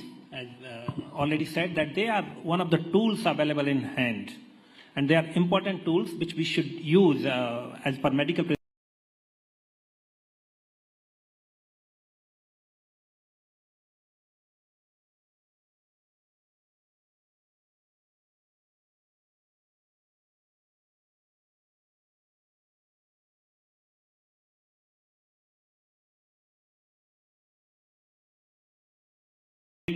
society and government responsibility. Everyone need to play a role in this approach. For example, if someone advised that you do physical activity, but that requires school should have a playground, that requires city should have a space for bike ride and other things. So it requires intervention on multiple levels. I think I've done 3. Yeah. Your top 3. I think the first one would be that there's a myth that weight loss is due to not would say personal responsibility as much. Yes, personal responsibility, but also it's a choice, right? That you choose to be obese. And I think that's totally incorrect, right? We know that. I think there's another one that everyone loses weight the same way. We know that's not true. It's an individual response, and therefore it has to be tailored to them individually. The last misconception, I think, is a big one, which is that obesity is not a disease. But in reality, we know that globally it is recognized as a disease that is progressive, relapsing, and needs a comprehensive approach, of which medical treatment can be a significant part. Right. Last comments then, and Mr. Rak, I'll begin with you. What is your hope then with weight loss drugs in the Indian context on what they can do for the medical fraternity on the whole and this entire, on the medical infrastructure on the whole? I think, as I think about India and this vision of a healthy India, I think that these weight loss drugs hopefully change the conversation around just obesity and weight more to health, and how we can improve health so that individuals can achieve their best level of health. And I think that is a comprehensive approach. It is addressing the fundamental cause of obesity, which these drugs go to, the hormonal cause, the metabolic pieces that drive the disease, and not just the symptoms. And that we make it safe for people to talk about obesity and seek treatment, particularly with lifestyle changes, medical intervention as well, so that patients can achieve their highest level of health, and we can improve society and also reduce health costs. That's quite lovely. Dr. Laheria, then, I was going to ask you the same question, but with a different lens. We are looking at India, which is very aware now. This generation is talking about health more than ever. We also have the government coming out with initiatives which are taking and putting health at the forefront. You've got the Fit India movement. The Prime Minister talked about it in his Mann Ki Baat as well. So we seem to be moving in the right direction, or so it seems, when it comes to this entire conversation on staying fit. But what is the roadblock? What do you see as something holding us back? What I'm essentially asking you is, if the Prime Minister was listening to you right now, what would you tell him to do that can unlock the potential of how much we have developed both in the mindset and medical science on fitness? Let me answer this in 2 parts. One is what we are talking about, weight loss drugs or anti-obesity medications are essentially anti-diabetes and also have a multi-organ benefits in terms of kidney health, liver health, heart health. So they are really useful medication, and that it boils down to that if you reduce weight, no matter whether by physical activity, dietary modification or anti-obesity medication, it is going to work in multiple ways, keeping you fit. Second part on what are the roadblocks. I would flip the question. I would say there are 7 P's approach which we can do. One is that we need to focus upon preventive aspect of health. Second is we need to bring attention on promotive health. Third is prompt treatment. If you are required treatment, you go for a prompt treatment. Fourth is a policy approach. We need to have that kind of policies which support all these interventions. Fifth is everything should be done as per the need of people, people centricity in this approach. Sixth is programmatic intervention, which essentially means just do not focus upon one isolated intervention, but make it a holistic programmatic. And seventh is a partnership between public and private sector for a public purpose. So we need, if we do 7 P's, prevent, promote, prompt treatment, policy research, people centricity, programmatic approach, and partnership, it will take care of a holistic approach on our different components. Otherwise, simply focusing on medication or increasing physical activity or reducing oil is not going to work. We need to give it a shape of that where all the components are taken care of. I think that's very well said. Thank you both for joining us on this very, very fascinating discussion. I think personally, we are at the cusp of really understanding and unlocking health and wellness in the country. And this is going to be a very, very critical piece of understanding how we approach it. Ladies and gentlemen, I bring to you Mr. Taka and Dr. Laeria. Thank you so much for being here.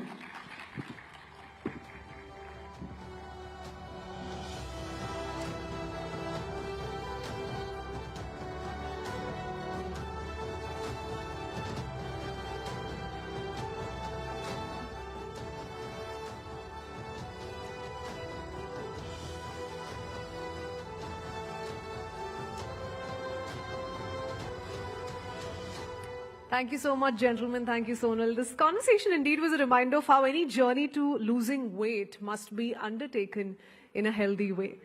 And now we get down to discussing two genius minds present amongst us here in the audience. Youngsters who have captured the imagination of scholars and mathematicians around the world. We're in for an incredible session today as we are about to hear from two extraordinary young minds who are redefining the boundaries of intellectual achievement. First, we have amongst us Vishwa Rajkumar, a 20-year-old memory champion who recently won the prestigious Memory League World Championship. Vishwa has set new benchmarks for whatever is possible in the world of memory sports. And joining him is Aryan Shukla, a 14-year-old prodigy known as the human calculator, and we'll hear more from him. But he has amazed audiences worldwide with his lightning-fast mental arithmetic skills. Let's get ready to be inspired by two masterminds who are joining us here. And welcome. Let's welcome Vishwa Rajkumar and Aryan Shukla to the stage. Toya Singh, my colleague, will be taking this conversation forward.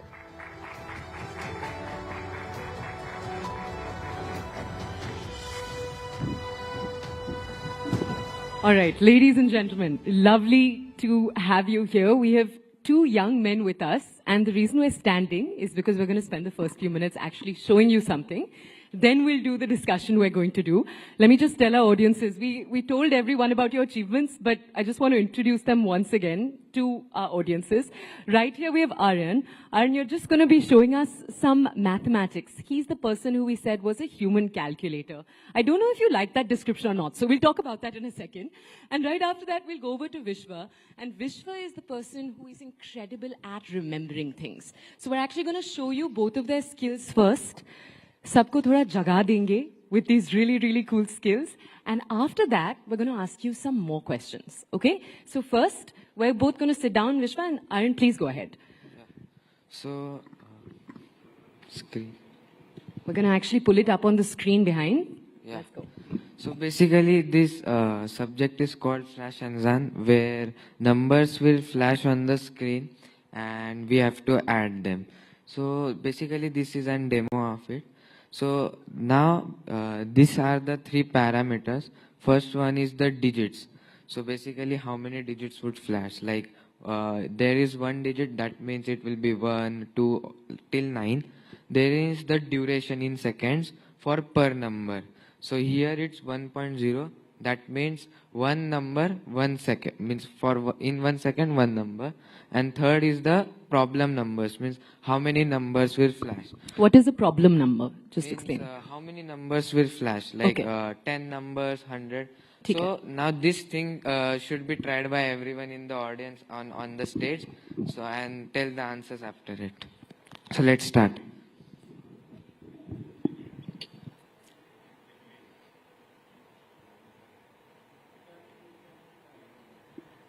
So we have to remember those numbers, add them, subtract them.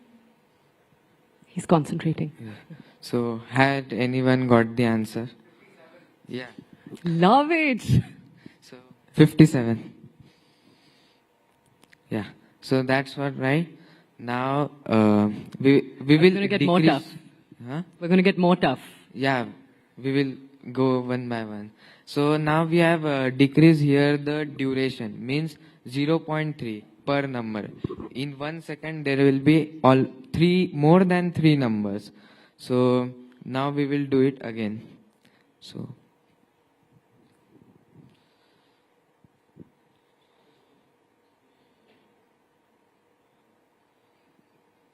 has anyone got?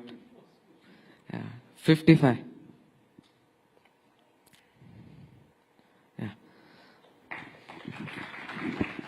So now we will increase the digits. Means now there will be 2 digits like 10, 11 till 99. So let's start.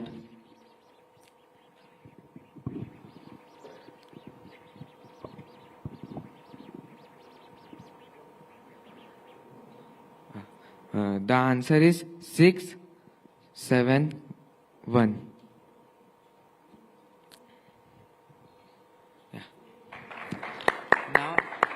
Now we will again increase the digits and keep the speed and the problem number same. Let's start.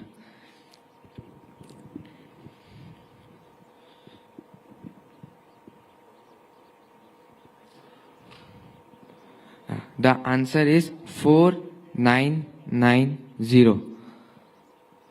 Let's compare. Yeah. So now we will show. So now we will again increase the digits, and here we will, instead of doing 10, we will do 100. So let's try.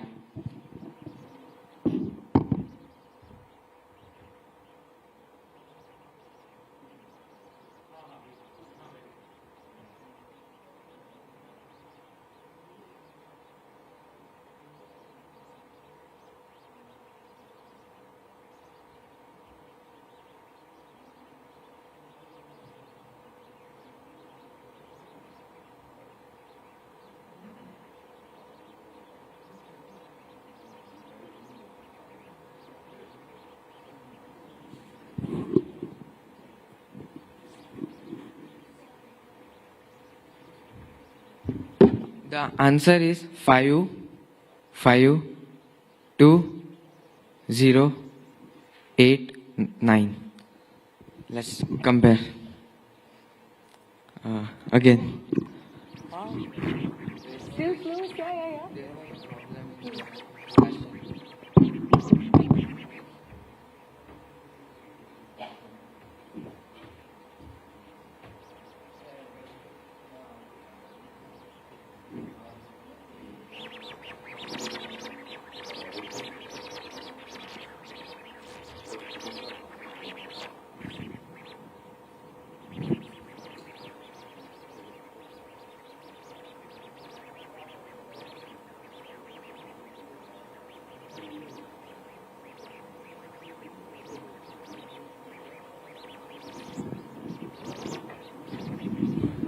The answer is 5, 6, 0, 1, 5, 8.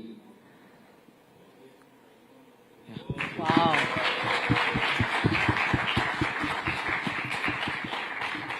Yes. Can I ask you to sit now? And Arun, I have to tell you, it's so cool to watch everyone just looking at the stage and trying to calculate, and all of us realizing that your brain is just leagues ahead of all Thank of us. you.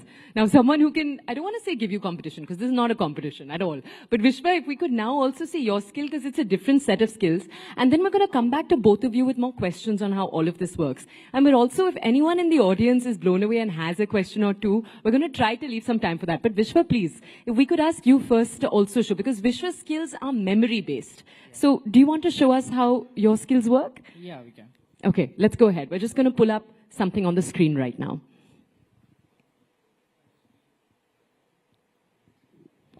Okay, so on the screen, let me just check if they're ready. We're going to be pulling up a sequence of Wait, numbers. one second. Can I stand? Yeah, of course. Go ahead. Do what makes you comfortable. So before starting, I'm asking, how many digits can a person memorize within a minute or so? Shout out a number. Can you memorize anyone here 100 digits by just seeing them once? No, right? Okay. So as I'm on stage, I'll try to do a bit slow, but still, I hope it would impress everyone. Okay. Can we start? Yeah. Okay.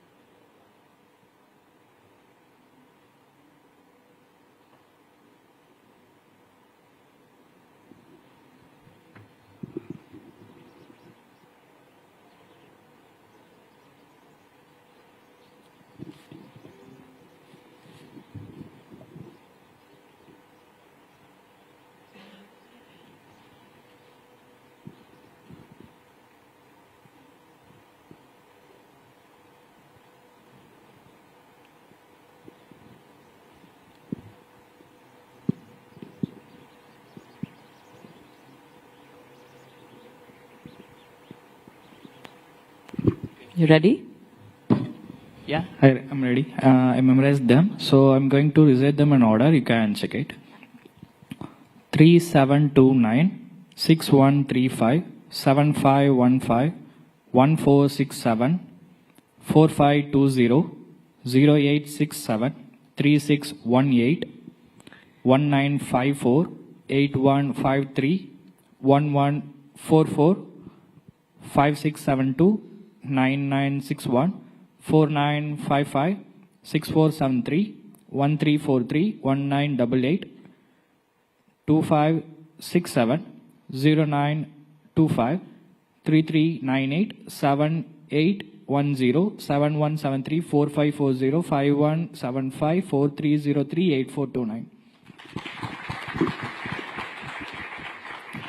Thank you. I did it a bit slow, but my personal record, which I broke in World Championship, which happened online, I memorized 80 random digits in just 13 seconds, which is almost like 6 digits per second. Thank you. So, you know how our parents always tell us ki pani piyo? So, one very crucial part of your process is drinking water. So, you'll always see Vishwa with a can of water next to him or a bottle of water. You've talked about how being hydrated is important. A reminder to everyone, there are jars of water on your table. Piyo, pani. Let's go ahead. All right. So the other thing we thought we would do very quickly is I'll very quickly give Vishwa a list of words. Oh, we can hear the satisfying snap of cans of water opening right now. But I thought we'd give you a list of words. Because what he just did was with numbers, but he can also do this with words. So we're going to give him 20 words. And we're not going to ask him to repeat them to us till this conversation is done. Okay? So we're going to ask him lots of deep questions and let's see uske baad remember karte hain ya nahi. You're ready, right? Yeah. Okay. So the list of words, and I am a normal human, so I could not remember them. I hope that's all right. Is dog. Dog. Grass. Grass. Helix. Heels. Helix. Like a DNA helix.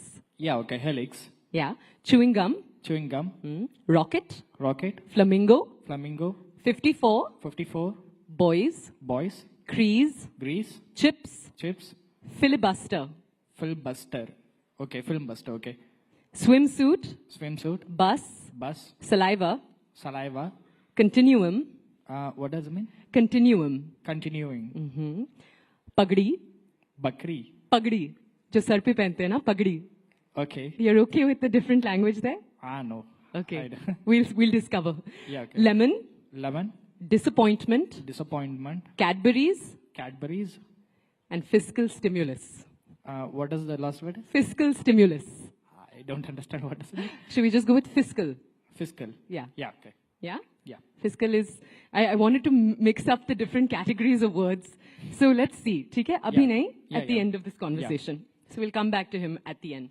So let's come to both of you and ask you a little bit more. Now, Arun, if we could come to you first to ask you a little bit about the technique that you use. So you couldn't see this, but he was turned there and he was actually moving his hands. And it looked like you were moving an abacus. Is that, an abacus is that wooden thing with beads on it. Is that what you were doing? Am I making, because I often see people in these championships moving their hands. Is that what's going on? Yes. So basically in Flash and Zan, we generally do use abacus technique. Flash Azan is what it's called. I Yes. just wanted to repeat that. What Yeah. is that? Why is it called that?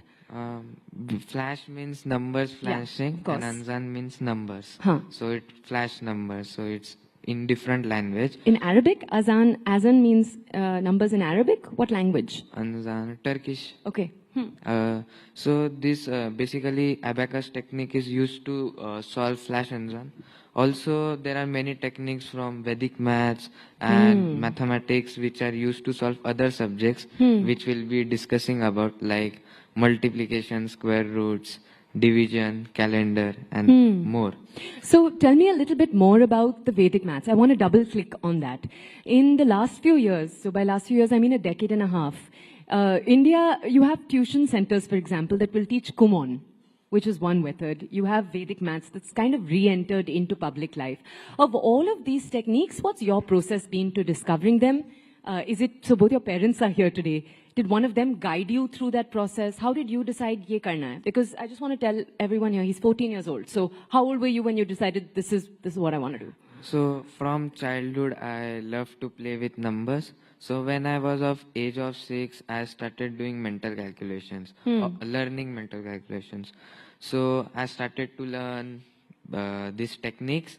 Means my parents taught me, or we searched about the many sources. Like these methods are easily available on many sources.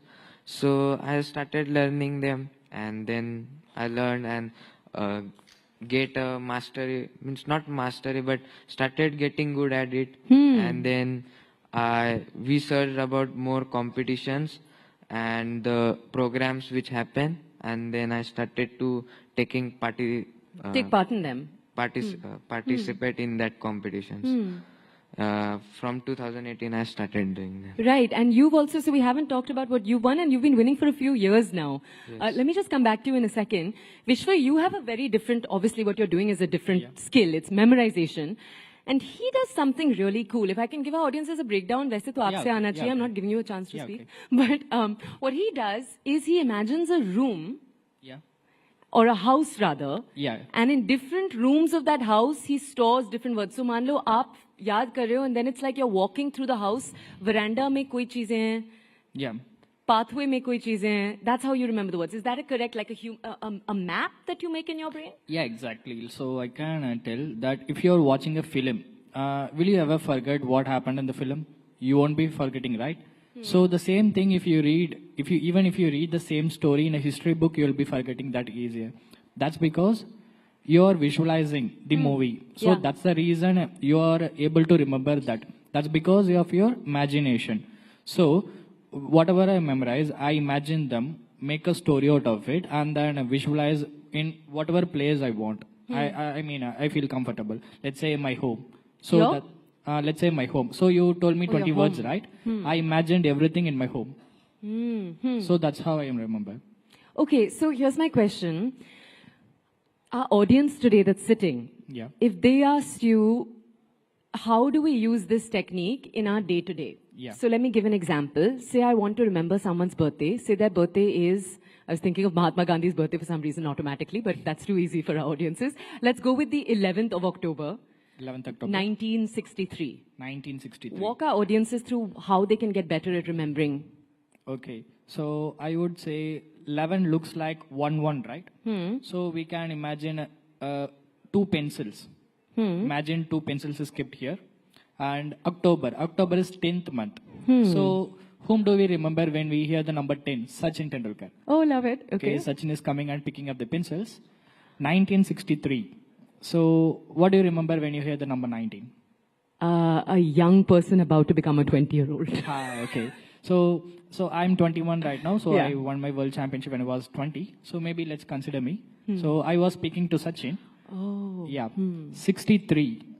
I'm not getting anything related to 63, but No. I imagine a cooking set when I hear the number 63. So Why a cooking set? I'm not sure, but Okay, when I okay. started practicing, I used that. So imagine I was speaking to Sachin about starting a restaurant or something. Huh. So 2 pencils, 11 October 1963. But एक चीज बताओ, when you're turning towards the screen and remembering all those sets of numbers, Yeah. what you were doing was coming up with different scenes that quickly? Yeah. Okay, that's incredible.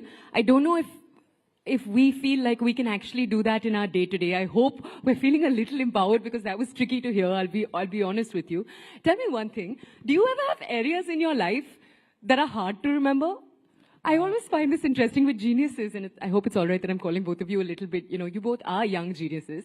Are there areas of your life that are actually trickier than a normal human would find them, for example? No, I don't feel anything harder to remember. I feel everything easier. Like it's not like anything is hard to remember. Yeah, anything is easier. Wow. And what about for you, Aryan? When it comes to doing maths, is it that maths comes easily and maybe there's another area, in the sciences or the social sciences that doesn't? Because before this we were talking, you love social sciences, which is very surprising to me. I was like, wow, so your brain works both ways. But is there an area where you find difficulty more than maybe your classmates? Yeah, means it happens like whenever, like for months I don't write like language or any language I don't study. So it happens that you cannot write properly and like. So generally it don't happens in school, but in mental maths it happens that in particular subject, once it happens that for 6 months I was not getting right. So in mental maths, you yeah, said. particular subject. So errors happen, but we just Yeah, need it was to really find. cool actually when that wrong number came up there, how much you took it in your stride. You pointed out something's wrong and then you just went on. And that brings us actually very quickly to my semi-last question. I want to ask both of you, because you've both been doing this for years. We haven't talked enough about your story. We're almost done with our time, but I do want to ask, for our audiences, both of these young men in front of us have been working on these skills for years. And Aryan, I just want to ask you first, and Vishwa, I'll come to you after that. Yeah, okay. Aryan, tell me a little bit about when it's been harder for you. So walk us through maybe the months when you're doing the sums, you're not getting them right again and again. Yes. I want to know, amid that frustration, how do you reset your mental pattern? What does the mind of a winner sound like? So I would say the most difficult time was the COVID time, because there were no competitions. For 2 years there were no competitions. So keeping that fire under us to win, and that was very much tough. Practicing for 2 years with there was no prescribed competition or any schedule that competition is going to come. So it was important to not give up. So I would say that was the most tough. What was your secret to your perseverance in that time? My secret is like not giving up, I would say, and have a passion for what you do.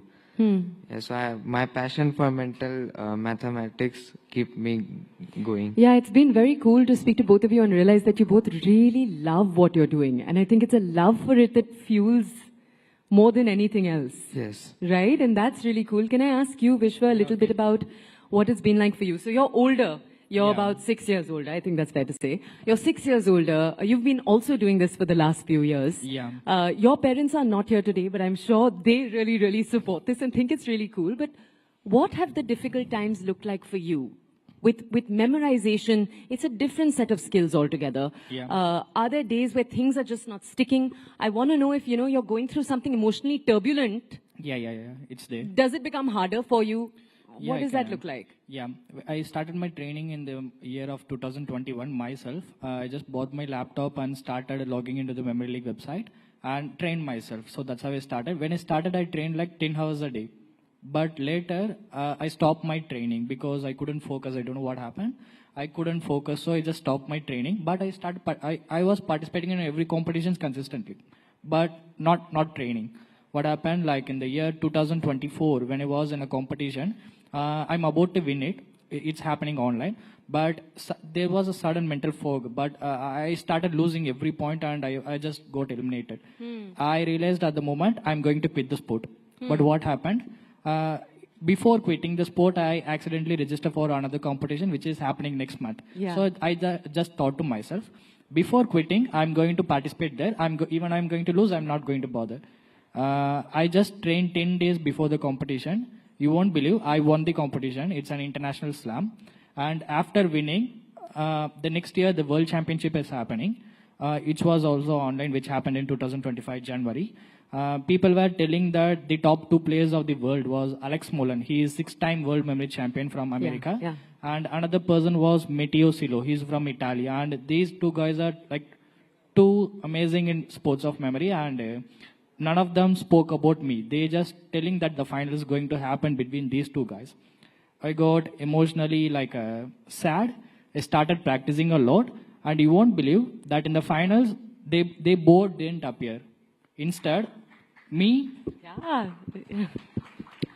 and my friend Nasser Ali, he is from Saudi Arabia. Yeah. We both are same age. He too got emotionally sad, and we both practiced really hard for 2 months in the month of November and December. And in January, Alex and Matteo just got lost to 2 persons. Was it We you and both. him? Yeah. Lovely, huh? No one thought that this is going to happen, because a lower ranked player from nowhere, we both came to the top, and I won the world championship. He came as a runner-up. This is such a sexy India story. You know what I mean? In the sense that Yeah. so many times we hear about young people like both of you. I just want to tell our audiences also, you're 20 and he has a New York Times profile about him. So if you search him, you'll get this whole article about your memory techniques, which I just think is so cool. Okay, we're going to have to wrap up, and I want to thank both of you. But before we do, we have a list to ask of him. So we're going to do that. Yeah, okay. I hope you're ready, Vishwa, for your moment of truth. Let's go. Do you want to start from the top and tell us? Dog, grass, helix, chewing gum, rocket, flamingo, 54 boys, grease, chips, flimbuster, swimsuit, bus, saliva, continuing, bugdy, lemon, disappointment, Cadbury's, and fishcal. Yeah, this is the fiscal stimulus. All right. It's been lovely to speak to both of you. And I think I saw a hand up in the audience. You're going to have to be very quick. We just have a minute left. Please go ahead.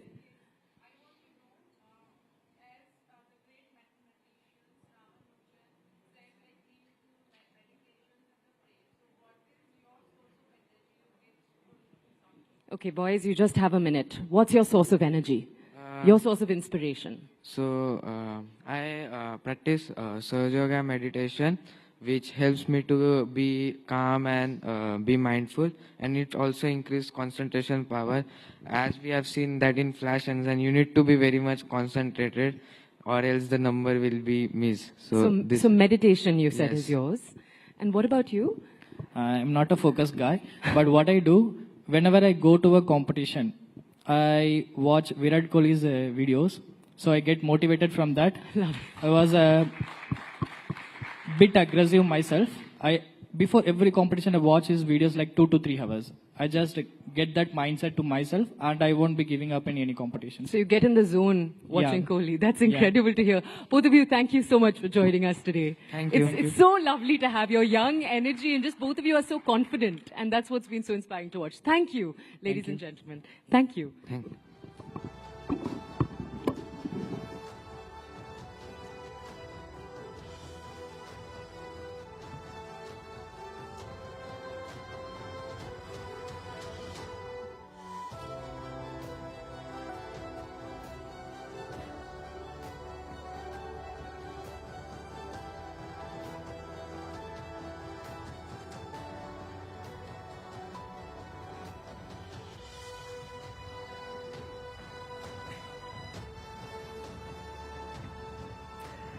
Well, to say that everyone was mind blown would be an understatement. Thank you so much, Vishwa and Arya. A bright future for you ahead. Ladies and gentlemen, with that, we pause here for a while. I would request all of you all to proceed to Business Hall 4 for lunch, but 30 minutes is all you have. Something. Dr. Jaishankar, thank you very much for joining us at the Rising Bharat Summit. You've come here every time we've had a Rising Bharat Summit, so this is your 3rd edition here. But I want to start off with something significant which some of our audiences may also be interested in knowing. It is the number 2,140. Does that hold any special significance for you? I shall enlighten our audience and maybe even enlighten you. That's the number of days that... This sounds like one of Elon Musk's tweets. That's the number of days he's been External Affairs Minister. He's the longest serving External Affairs Minister of India since Nehru. So we can have a round of applause for that. And what a time to be in charge of India's foreign policy. You look back at the last 5 years and 10 months now, it's going to be almost 6 years. What do you think has been Indian foreign policy's singular achievement in these last 6 years? One thing if you were to name, with the mic, sir. I would say, this is Bharat rising. So how do you manage the process of rise under extremely turbulent conditions? Because managing a process of rise is tough enough, but countries normally hope that you get a very conducive environment. We've got as tough an environment as anybody could sort of no, not hope for. Not hope for. Anybody could actually imagine.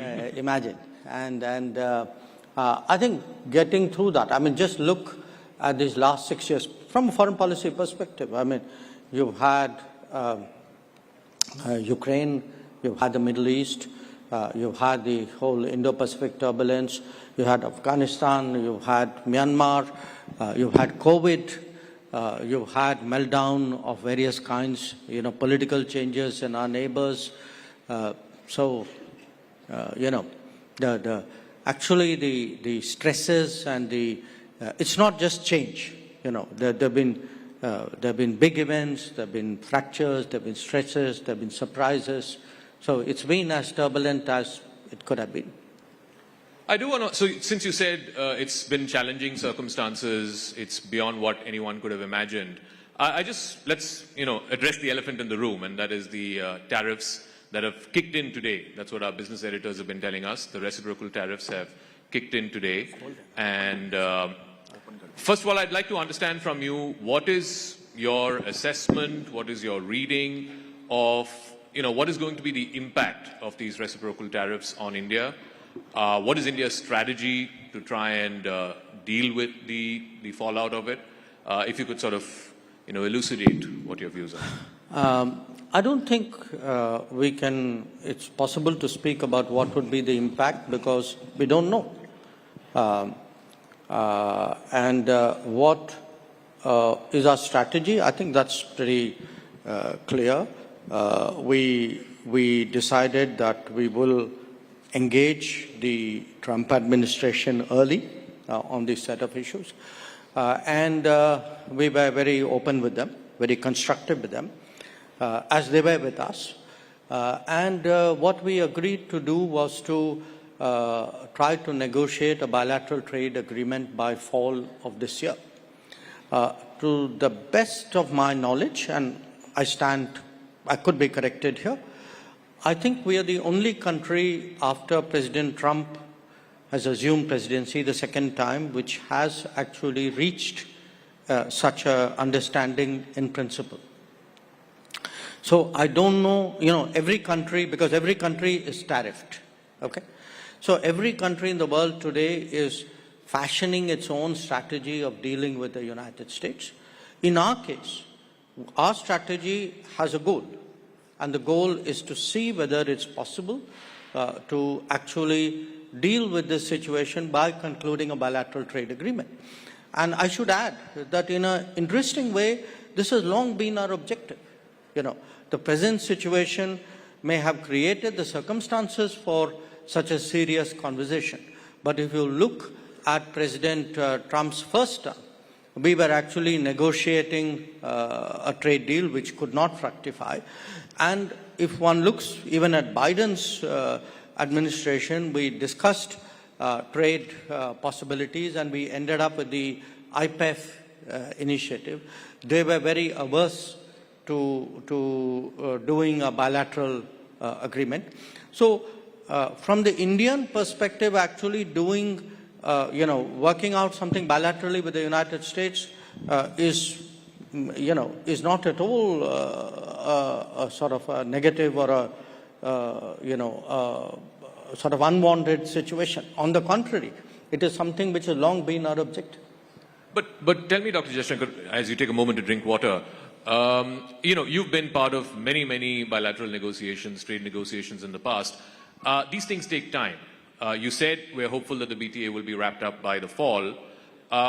Two things.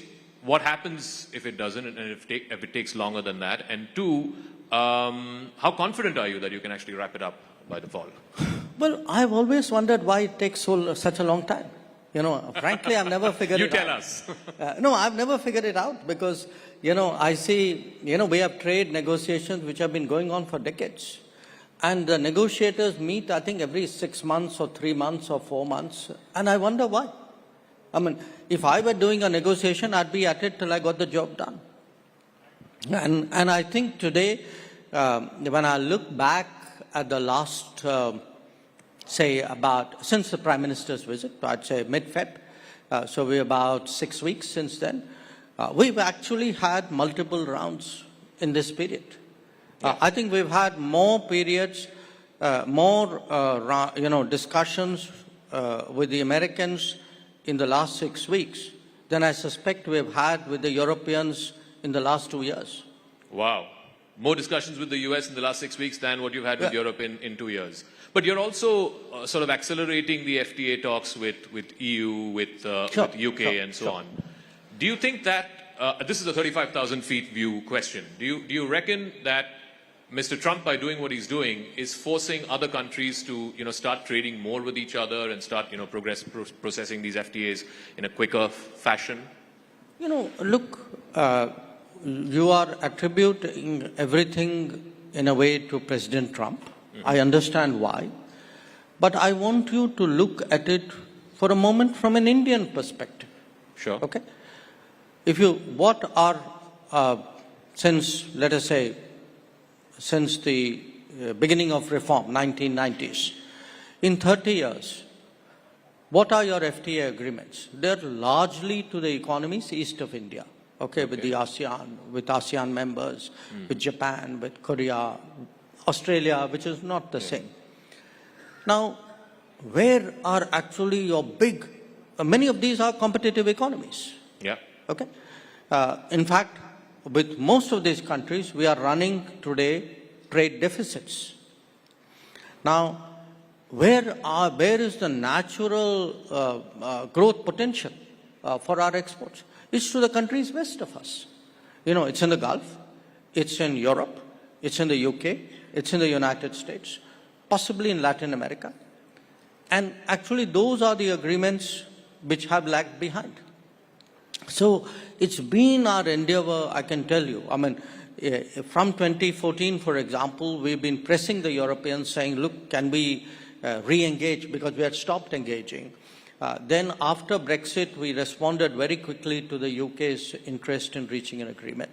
We see an opportunity, in the current situation vis-a-vis the United States. These are, to me, really the priorities which we should be doing. We should be doing it in our own interest, not because some other president of another country says he's created a situation. I want to talk a little bit about Europe, because you had sort of become a bit of a lightning rod for them about talking about oil imports from Russia, saying how can you import from a country that's gone into war and invaded and so on. And you've laid out very articulately for India and for the rest of the world what India's position is.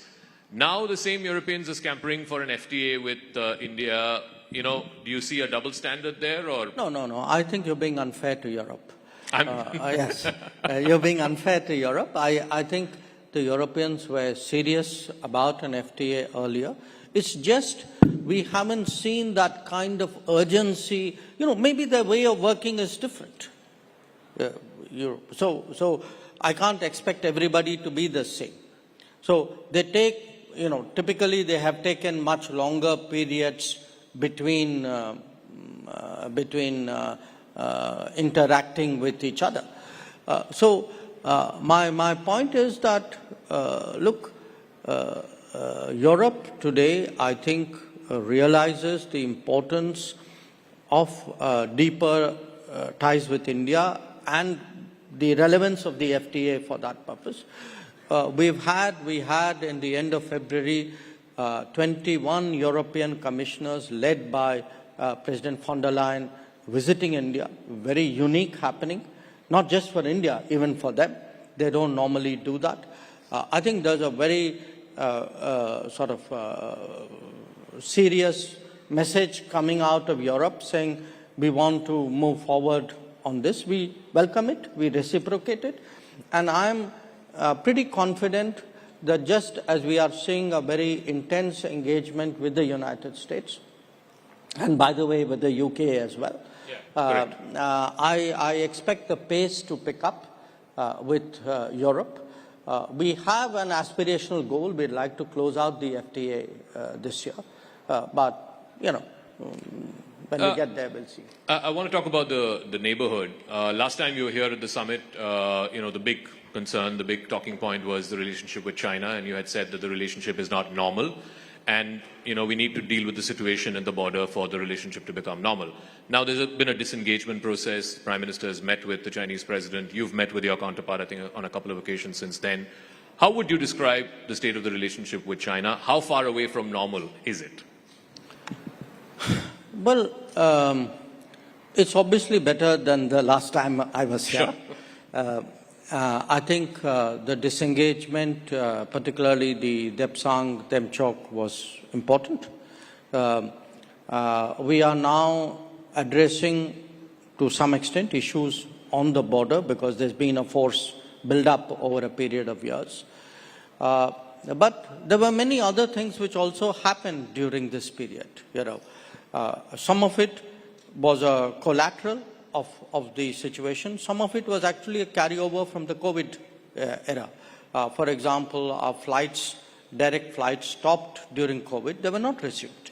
The Kailash Mansarovar Yatra stopped during COVID. It did not again resume. So I think there is work to be done. We are at it. We are, sort of trying to see whether a lot of this post-COVID and parallel to the border tension, the combination of these issues, how much we can progress on this. We are looking at it because at the end of the day, we have always maintained that the situation which we saw between 2020 and 2024 was not in the interest of either country. It was not in the interest of our relationship. And I think there is a recognition of that now. So it's on the road to being normal again? Well, I think we are moving in a positive direction. The problem with your profession is you want instantaneous transformation. The challenge of my profession is it's a very arduous and painstaking one. I'm glad that we are sticking to each other's respective professions. But, because there's so much talk around trade and because President Trump has made that the point of conversation, you referred to, we have trade imbalances with a lot of countries to the east, right? Is this, you reckon, an opportunity, again, academically speaking, an opportunity for India to look at some of those trade relationships and say that, these imbalances cannot sustain, just like America is saying that, an imbalanced trade relationship is not working for them?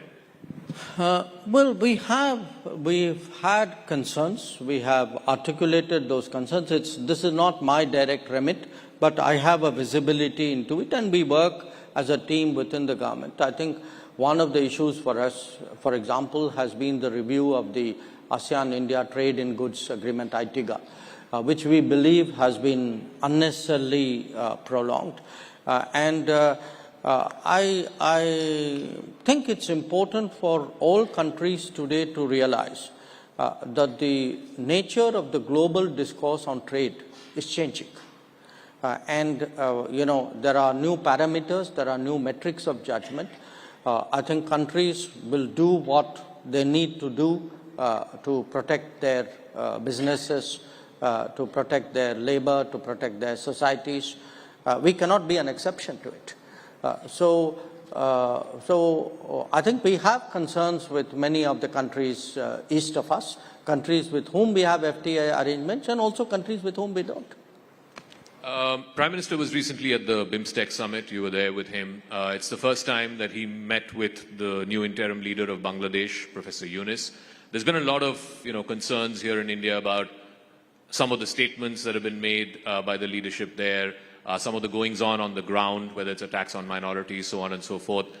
From within whatever you can divulge in the public domain, what did the Prime Minister tell Professor Yunus, particularly on this comment about India's northeast being landlocked and, Bangladesh being the gateway to the ocean, and also on the attacks on minorities, on both those issues? No, look, I think the main messages from our side, which came out at the meeting, one, that our relationship with Bangladesh, for historical reasons, is a very unique relationship. It's a very fundamentally a people-to-people connect. Much more so, perhaps, than any other relationship than I can think of. And that's something we need to recognize. So, it's not necessarily one of the government of the day. Secondly, we have concerns. We have concerns about the rhetoric which is coming out of people in Bangladesh. We have concerns about radicalizing tendencies we see. We have concerns about the attacks on minorities. And I think we were very, open about sharing those concerns. Again, as a country which, no country wishes Bangladesh well more than us. That's in our, I would say almost in our DNA, if you can say that. And as a well-wisher, as a friend, I think we hope that, they make the, go the right way and do the right things. And as a country with a, which has a democratic tradition, democracies require elections. That's how mandates are given and mandates are renewed. So, we hope that they go down that path. From well-wishers to not-so-well-wishers, I want to talk about Pakistan. Two questions. One, because this news just came this morning, the Tahir Rana, who's the convict in the 26/11 attacks, is likely to be extradited perhaps in the next 24 to 48 hours. So I want your comment on that. And second, this whole thing, Balochistan seems to be in a bit of a flux, and Pakistan has resorted to its old, copybook that, India is doing this, so on and so forth. So on both those issues, I would like your there's nothing really new that I can say on the Tahir Rana issue. I mean, obviously, we welcome the decision of the American legal process. On the Balochistan issue, look, I don't want to say anything. I mean, there is clearly a very disturbed situation there. People are suffering there.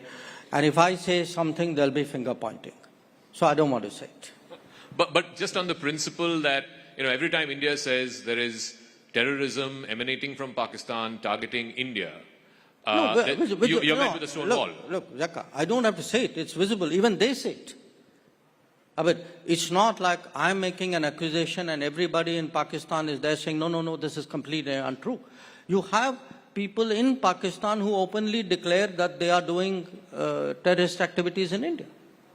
So this is not an argument. I mean, this is not a hypothesis. This is something they proudly claim. So I think, we've always maintained, not just us, I mean, all sensible people have maintained that if you start a terrorism industry, you will be consumed by it. And that is exactly what we are seeing today in Pakistan.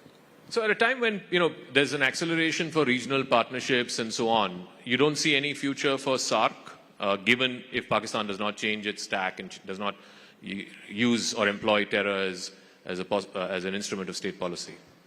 Well, let me pose that question to you. I mean, would you be okay if we were nice to each other in the morning and I come and attack your house at night? Certainly not. I mean, would you live with it? Certainly not. Then why would you even ask me that question? No, just in the context of SAARC. Let me also come to last few questions. The relationship with Canada. We've had a pretty, certain issues that plague the relationship in the last couple of years. There's going to be an election there soon in the next few weeks. Are you considering reinstating the Indian High Commissioner in Ottawa? Is there anything moving in that direction post the election? Look, again, I'm very cautious in anything I would say publicly about Canada. They're heading for elections. I don't want a remark become an issue out there in their politics. For us, the direction in which ties have gone is something which, again, we believe has not served the interests of Canada. You know, the kind of latitude that was given to people espousing extremism, secessionism, violence, you know, if you import such people and encourage such people, it's going to have consequences in your own landscape.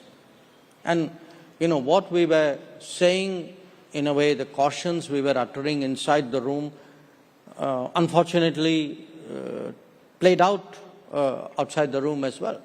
So we would like certainly to see, you know, after all, it's a big country, Commonwealth country with whom we've had, you know, generally good relations. Yes, things, again, for almost exactly the same reasons had happened in the 80s. So to the extent that, you know, we see them recognizing the problem and, you know, not giving that kind of political space to such forces, you know, if we would then naturally take that into account. I mean, I have no gain by having bad relations with Canada. I would like them, actually, I would like both sides to mend the relationship. But I would also like people to recognize that there's a real problem out there. And the problem is, you know, the kind of space given to these forces. One final question. We're anticipating President Putin of Russia to visit India at some point this year.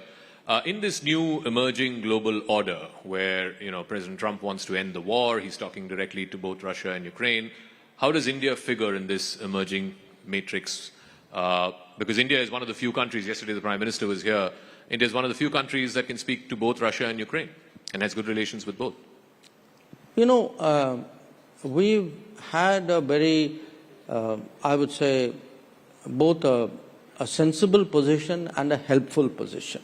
Sensible in terms of very early on we took the view publicly that this conflict cannot be resolved on the battlefield, that it was necessary for a return to dialogue and diplomacy, that it was important for the parties concerned to talk to each other, you know, because that was not happening. And there was actually a view at that time that everybody else will gather together and somehow produce a solution, and the other party, in this case Russia, would be confronted with that as a choice. Now, much of what we held in 2022, 23, 24 has actually come to pass. And you know, there's no vindication in it. I mean, in fact, if anything, there is regret that, you know, so many lives have been lost, so much time has gone, so much damage has been done, not only to the countries, but to the global society and to the international economy. But, okay, now there is a greater understanding that we need appreciation, that we need to actually, they need to engage each other. So, to the extent we can sort of motivate that, foster that, encourage that, we would do that. And you know, again, I maintain that we've always, you know, what we said in Moscow was not different than what we said in Kiev and what we said in third places. And we've tried to, you know, have conversations here, take those there with the approval of each party. And so that's one part of what we've tried to do. The other is, you know, there have been different dimensions of this conflict which have popped up from time to time. Different countries have weighed in, and I think it's such a really serious issue. It's natural. It's not a single or a small number of countries. We approve of all of that. I think anything which any country can do or any group of countries can do to help, we welcome that. We've tried to do a few things ourselves. We weighed in with other people. It could be some of the nuclear-related issues, or it could be grain corridor, or whatever it is. But the objective is to help. The objective is not to put yourself ahead. I mean, we're not, actively searching for a role. But if, either of the parties or any other country comes and says, look, can you help out on this? We'd be open to doing it. All right, and I'll wrap up. I know you like cricket a lot, so these 2,140 days as the longest-serving foreign minister post-Nehru, you look at it as a test match, as a T20, as a one-dayer, or this is your career with an asterisk, not out. S. Jaishankar batting at 2-1-4-0, not out. No, I think on this one, look, it's been, again, it's been a very interesting heading to 6 years as foreign minister, but I treat it to some degree as a continuum of what I was doing earlier. In a way, I think the next few years will be extraordinarily challenging. It'll be challenging for the world. It'll be challenging for us as a country, precisely because we have to keep rising through all this clutter, through all these tensions. And to be associated with that process, to be given responsibility of that process, I think is a great honor, it's a great responsibility, and I'm very, very, grateful for it. We have the best batsman batting at not out on that. Thank you very much, ladies and gentlemen. Dr. S. Jaishankar, the External Affairs Minister of India.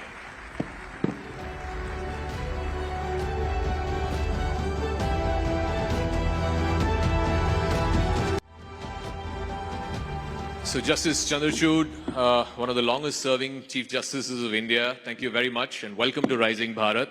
My colleague Ananya is with me and will be asking you a few questions. Let's start with the theme of Rising Bharat this year, which is Youthful Aspirations. There's a crowd of young people here.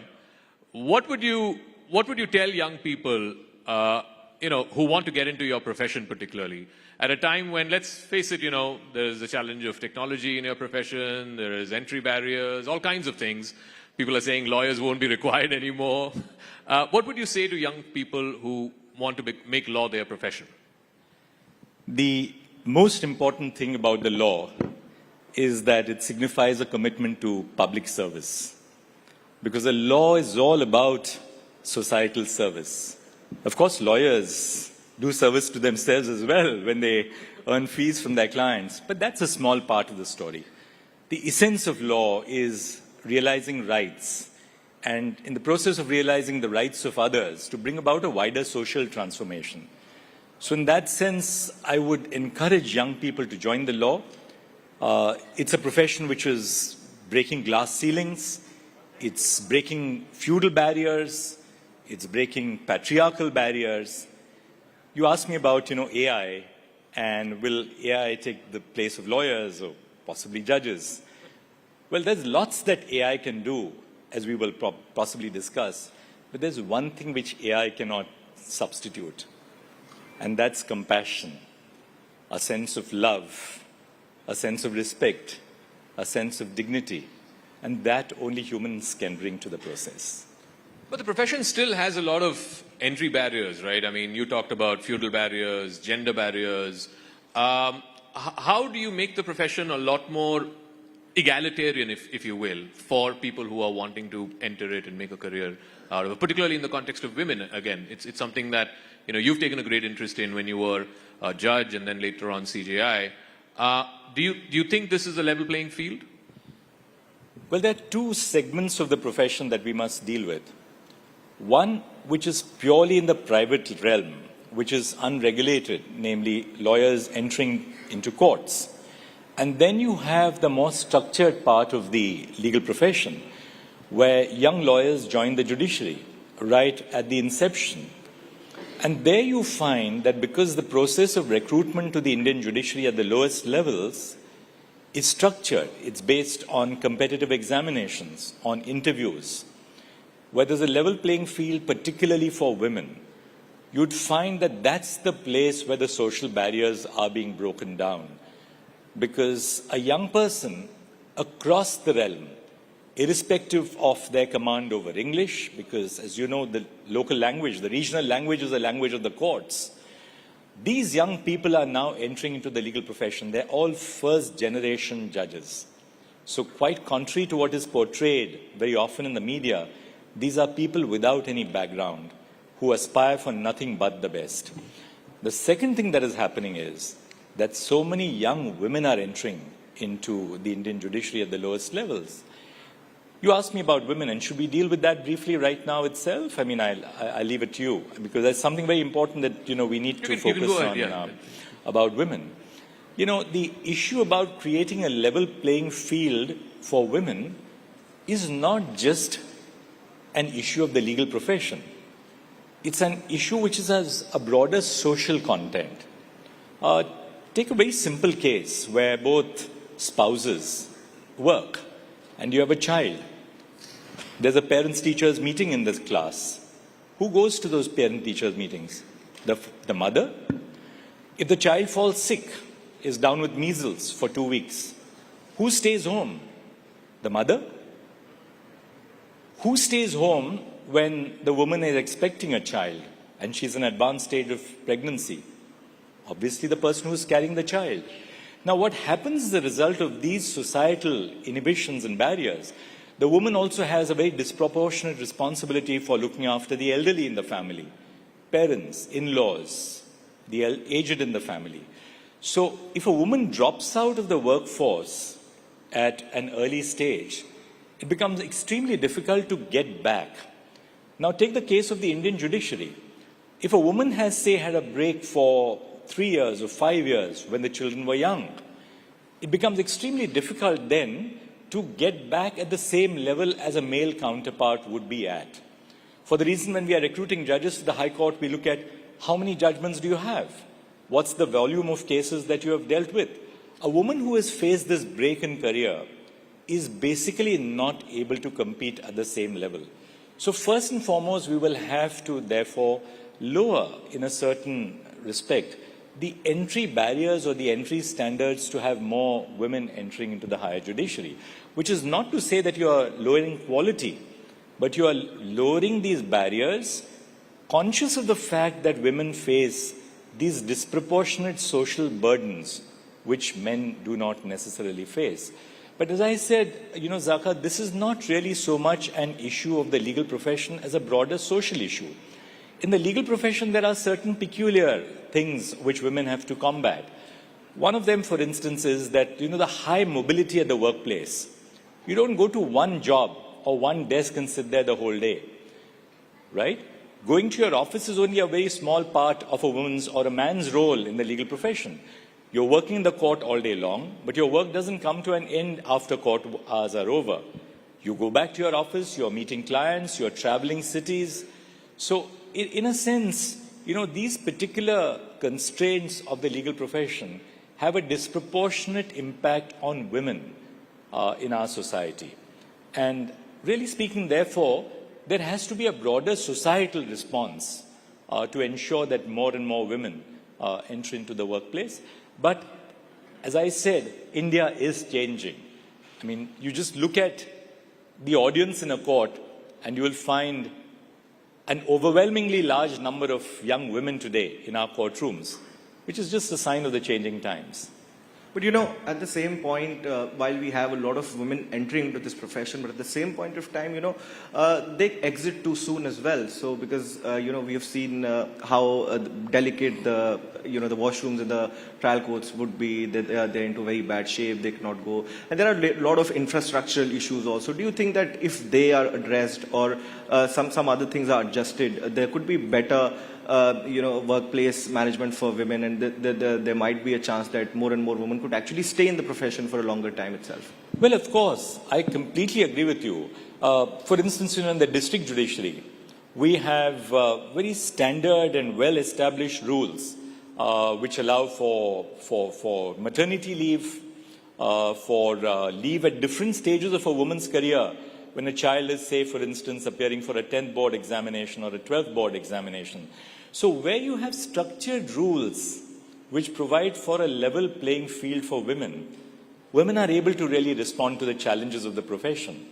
The problem arises in the unstructured market-based system, which is the private space in the legal profession, where you have individual lawyers recruiting juniors. There's no overall structure in the sense that there is no overall regulation on how you will treat women in the workplace, because you don't have one large corporate entity like a big law firm only employing women. So where you find that, the interface of women in the legal profession is with a structural organization like the judiciary or law firms, there you would find that more and more women are extremely, successful. On the other hand, when it comes to solo practitioners, how much will you pay? Will you stop paying a woman because she's on leave for 3 months in your chamber? She's gone on leave for 3 months because a parent is seriously unwell. A woman has gone on leave for 3 months because she has a child coming up to deliver. How do we ensure that, you have a more socially responsible and socially responsive legal profession? And that's therefore something which the law can do only to a certain extent. The law is not an answer to everything. The change has to come through and it has to take place within society. Chief Justice, there's a lot of talk around judicial reform of late, and I know we don't want to get into the specifics of anything because, some things could be still under investigation, some matters could be sub judice. I just want your 35,000 feet view on judicial reform. Is it a good time to have this debate in this country? You were part of, various judgments which talked about judicial reform. There is a view that, something needs to be done. I want your 35,000 feet view on whether it is an apt time to have that debate in this country about whether some certain things need to be reformed in the higher judiciary. 35,000 feet above sea level, when you have an air pocket, the pilot tells the passengers to fasten their seat belts and navigates that air pocket. Now, there is something to learn from that, and that's something which I have learned over, years of being in the judiciary and before that as a lawyer, which is never take decisions which are reactionary. When you have a problem on hand, deal with that problem on hand. Allow the dust to settle. Have a broad stakeholder consultation, a broad reflection on what needs to be done, and then take decisions which will be in the interests of the institution and the nation. Never take decisions on the spot because you may be reacting to a situation and your decision would be a decision which may not be well thought of. Talking of judicial reform, I think reform has to begin at the very base of the pyramid, namely the district judiciary, because that's where common people come into contact with the judicial system. A young couple which has a matrimonial dispute, where do they go to? They don't go to the High Court or the Supreme Court as a matter of first instance. They go to the family court. Now, you see that in the family courts, there's a huge backlog of cases for the reason that we have used the adversarial system for resolving family disputes, which is so completely incorrect. Family disputes have to be resolved by applying non-adversarial systems because you have a child. If the couple has a child, there are issues of child custody, of child welfare. So we have to adopt a more non-adversarial system at the level of the district judiciary. The second important reform which we need to focus on is the huge vacancies in the district judiciary. Recruitment to the Indian district judiciary takes place in the states. It's never at the national level. I am a proponent of at least some national deliberation taking place on should we have an all-India judicial service in India. In other words, we must make some effort to attract the best into the Indian judiciary at the district judiciary level, apply reservations. Now, the states do have some concerns because we are a federal nation. So will having an all-India judicial service impact on the responsibilities, the authorities, the constitutional role of the states? That has to be obviously thought of, and I don't discount the concerns of the states. But having said that, we can at least have a national level examination and then allow for recruitment by the states on the basis of the merit list in the national examination applying reservations in relation to each state, whether for the SCs, the STs, or the OBCs, as the case may be. So that reform has to take place at the lowest level. Just one final word on this question, which is that the government, the state, is the largest litigator in Indian courts. The largest volume of litigation into Indian courts comes from the government. Now, I think the government has to rethink its policy on litigation and reduce the amount of litigation which governmental agencies take resort to. If that is done, you will find that more and more efficient means of resolving disputes take place. Unfortunately, we live in a culture of distrust where, the ordinary feeling is of every officer, say at the middle level or a senior level in government, go to court. If the court tells us to do it, well, we are protected because the court decided in a particular way. I think we have to answer that and allow for less and less disputes to go to litigation and allow for less and less disputes to go to trial. I saw, for instance, in the Supreme Court that every case goes to an oral hearing. Even a case where, say, 3 courts are in agreement with each other. We are probably one of the few Supreme Courts in the world where oral arguments are the predominant method of resolving disputes. Should we have reliance on oral arguments to that extent? Because they place a burden on the productive time of the courts. Then which are those cases where you should have oral arguments? Which are those cases where you should not have oral arguments? Some serious conversations across the nation on these aspects is necessary because we now have gathered experience over 75 years of the functioning of the judiciary.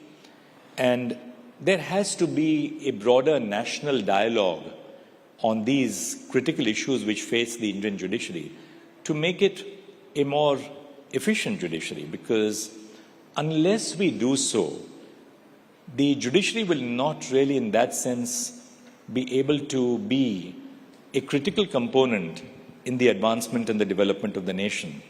The judiciary is a very key aspect of rule of law. So when you speak, for instance, of getting more business into India, investment into India, what does investment need? What does global investment need or domestic investment need? Global or domestic investment needs a climate where the law is certain, the law is objective, the law is applied in a transparent manner, and disputes can be resolved efficiently.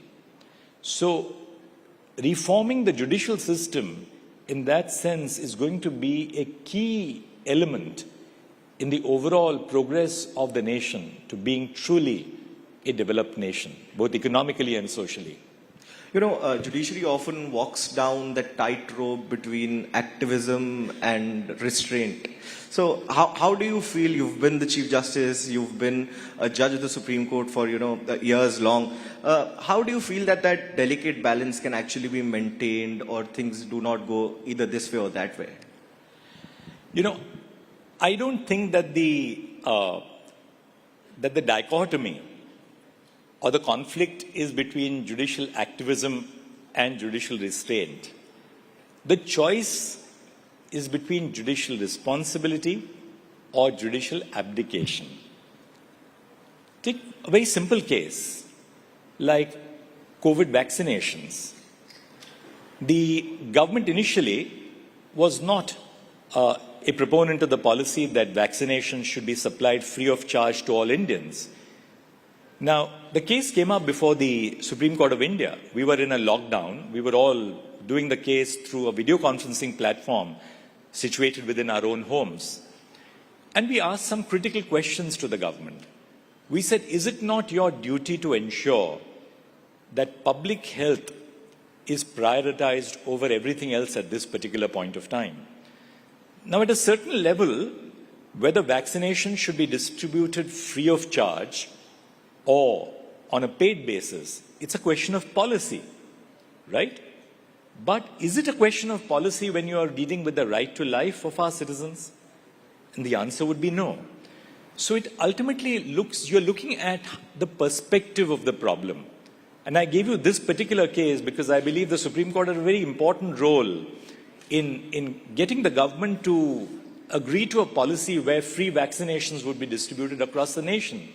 And as we know, we were a success story, not just domestically, but across the world where, our vaccinations reached out to different parts of the globe, including nations which are not developed nations or which lacked resources, where we provided vaccinations to them.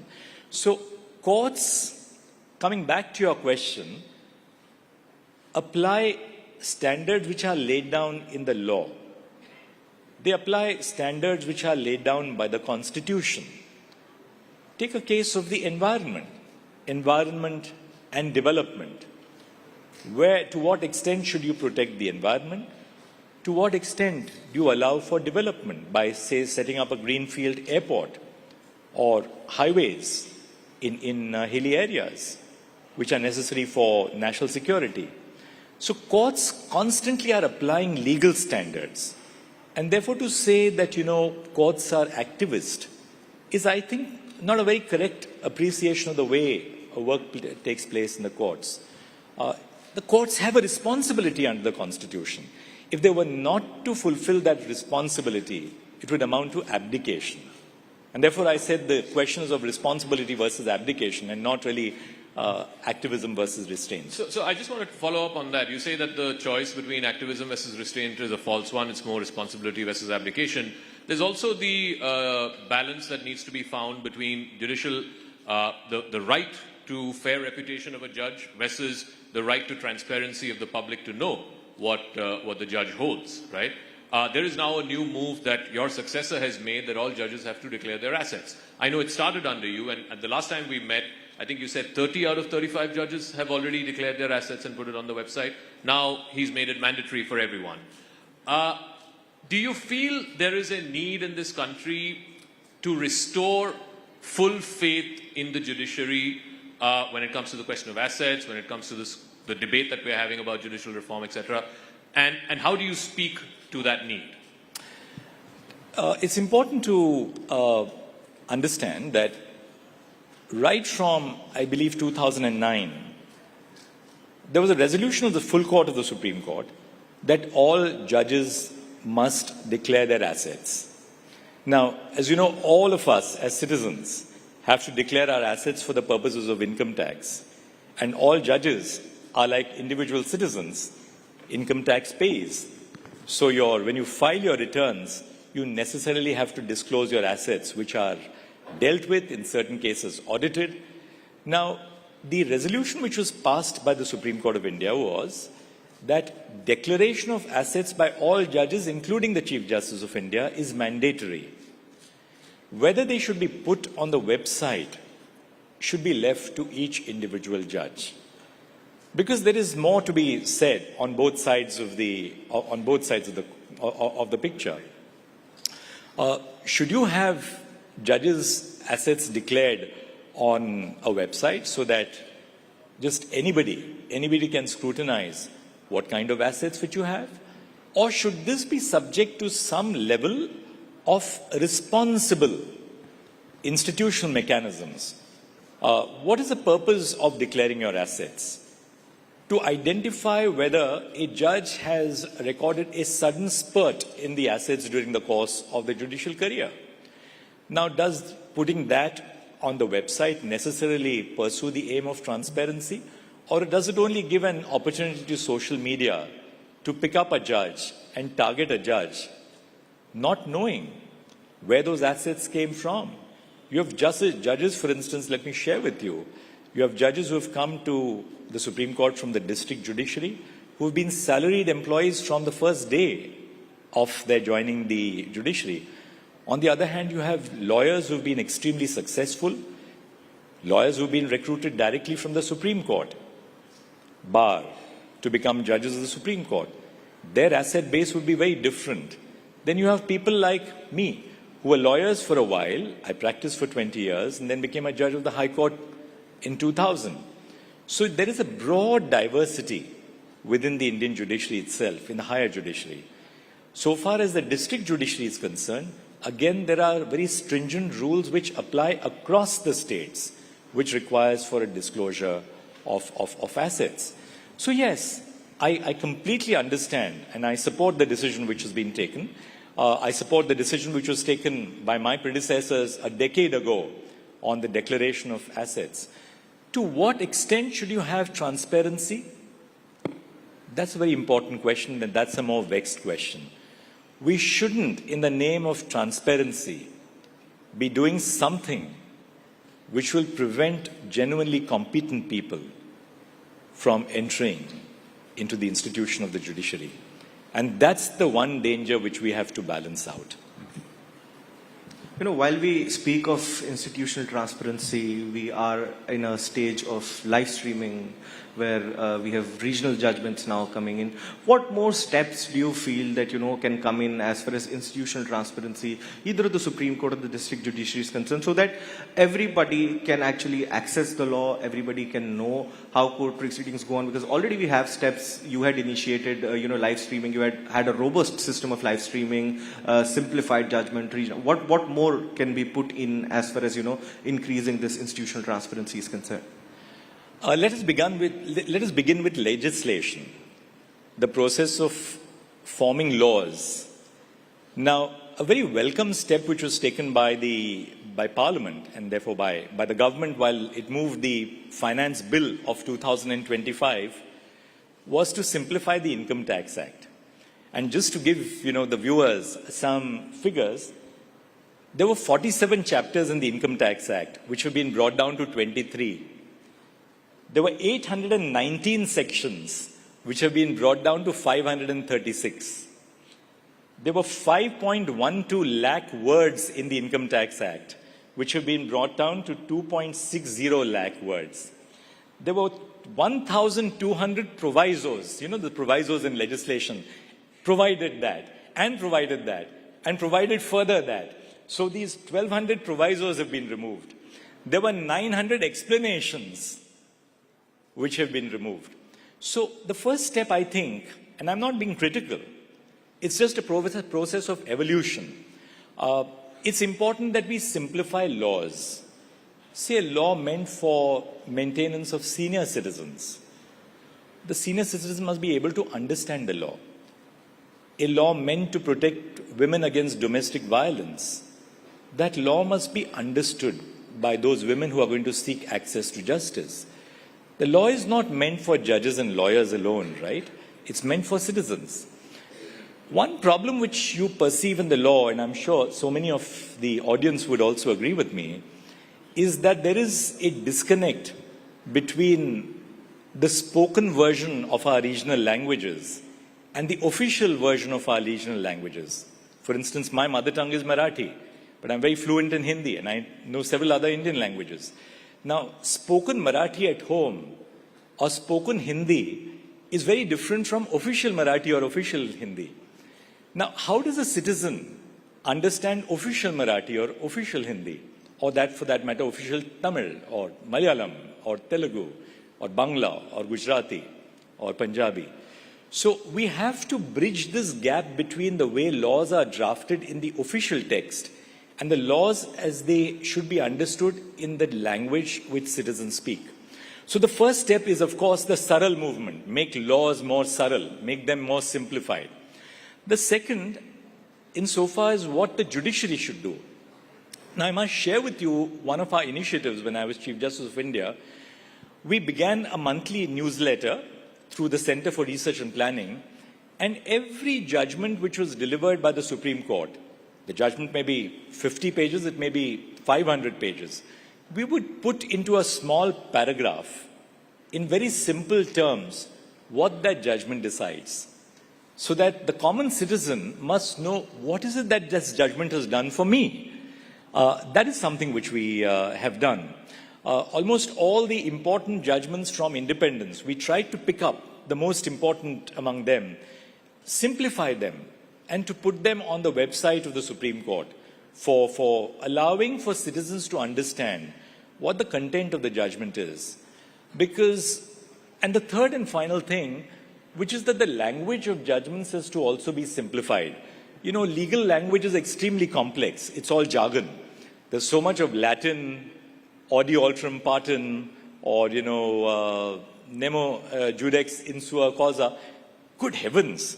Citizens are not concerned with, you know, Latin of some bygone age. Or you have words like thereunder and whereunder and heretofore and hereinafter. Stop using these kind of words. I think we need to simplify the way we write, because who do we write for? You write for citizens. And therefore, language has to be a lot more simple. It's extremely difficult to be simple. It's very easy to be complex. So, you know, that's one thing that we need to do. Final thing, live streaming. You know, live streaming, I think, has been a very critical part of our outreach to citizens. Live streaming of court proceedings has taken the work of particularly the Supreme Court and the High Courts to the homes of Indian citizens. It's also, you know, democratized access to justice. A citizen across India, citizen sitting in Meghalaya, can appear and watch proceedings before the Supreme Court. When we had the Lok Adalat, we had citizens all over India watching what we were doing in the Lok Adalat. So it sort of allows for citizens to participate in the work of the courts. I do want to ask you, you know, the Supreme Court recently delivered a judgment, you know, upholding the right to freedom of expression, particularly in the context of comedians and poetry and satire and so on. So you have that on the one hand, and then you have, and earlier on in one of the answers you talked about how judges are at the receiving end of social media criticism, right? And you have been a victim of that as well. One day you're celebrated as a poster boy of liberalism, the other day you're criticized because somebody didn't like a judgment that you wrote. How does one balance the two? The larger debate about freedom of expression and, you know, should it be absolute or not? And two, what do judges do when you're at, I mean, this is the day and age that you live in. You are, whether you like it or not, you know, subject to social media scrutiny. There are things you cannot say, but, you know, your image gets tarnished. So how does one draw the balance?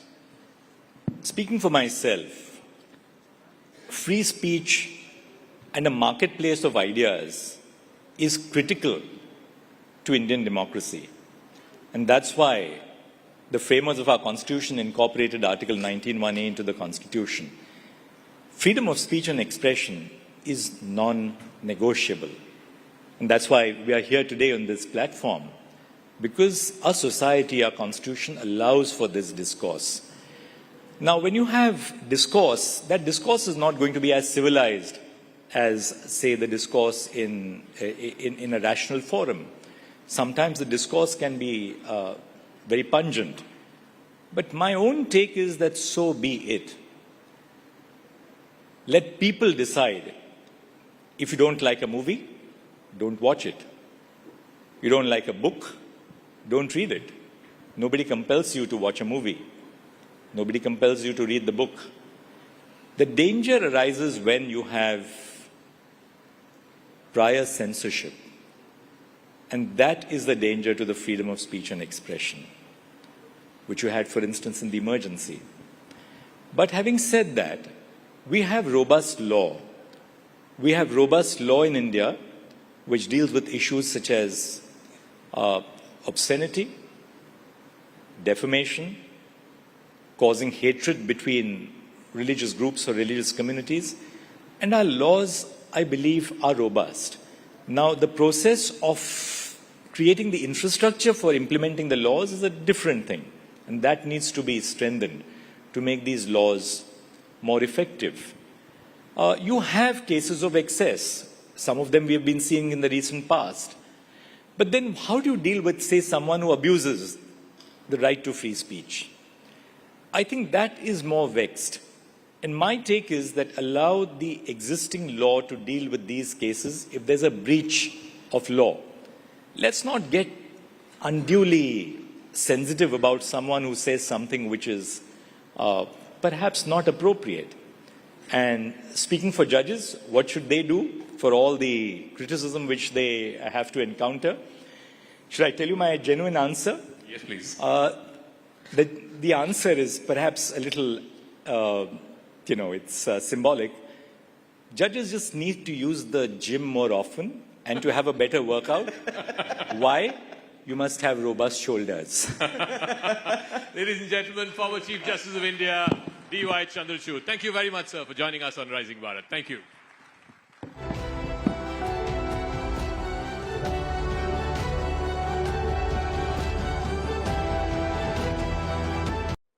Hi, Arvind. Good morning. Good evening to you. I believe it's around 10:15 p.m. at your place.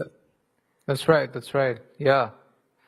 Great to be here. Thank you for having me here. Thank you, Arvind, for joining us after, I'm sure, what was a very hectic work day. Thank you for making it at the Rising Bharat Summit. And we hope you can be with us in person very soon for our next event. But, it's going to be nearly 3 years since you launched Perplexity. And this was a period that sort of coincided with the rapid rise in AI around the world. Give us a sense of the state of play in AI today, because every day when I open my Twitter feed or when I open any news website, it's just so overwhelming, the pace of creation, disruption. As someone who's sitting right there in the hot seat in the valley, give us a sense of the state of play, Arvind. I think you're right. Like the last 2-3 months have been pretty insane in terms of the speed of progress. I would say, the industry moved faster in the last 3 months for me than my first 2 years of starting Perplexity. And that should say something, because I actually considered Perplexity to be pretty fast moving. And I don't think we've moved ever faster than ever before in the last 3 months. So I think that is being like accelerated partially by the entry of China and DeepSeek and many other models from China. I hope that all of your stomachs are full after a lovely lunch meal. And before the break, we were looking at a very different set of discussions. So we had with us 2 young boys who showed us some of their mental magic. Before that, we talked about weight loss. It was a very, very different topography. Now we're going to be shifting the focus and the pace slightly in the next few hours. On the second day of Rising India Summit, we're going to be kicking off everything that's going to be taking place with something very, very topical: the Wakf reform. It concerns the management and the oversight of Muslim religious and charitable endowments, and in the last few days, it's become a huge point of scrutiny, particularly around the broader issue of political appeasement, whether it is, whether it isn't. So last night, at this very venue, the Prime Minister emphasized the need for policies that transcend appeasement. These were his words. He said we need to all work together towards the betterment of all communities, while also ensuring transparency and accountability in the management of Wakf properties. Now, that statement was part of a larger discussion, but it has ignited a bit of a larger conversation, and we thought this afternoon was the perfect opportunity to take that forward. So, join us this afternoon to debate the broader points that were raised by the Prime Minister. On stage in just a few minutes from now, we're going to have Shehzad Poonawala. He's the national spokesperson for the BJP. We're going to have Dr. Shoaib Jamai. He's the Delhi president of the AIMIM, and Rajkumar Bhatti of the Samajwadi Party. I'd invite all of you onto the stage, and to moderate this entire discussion, let's welcome Aman Chopra.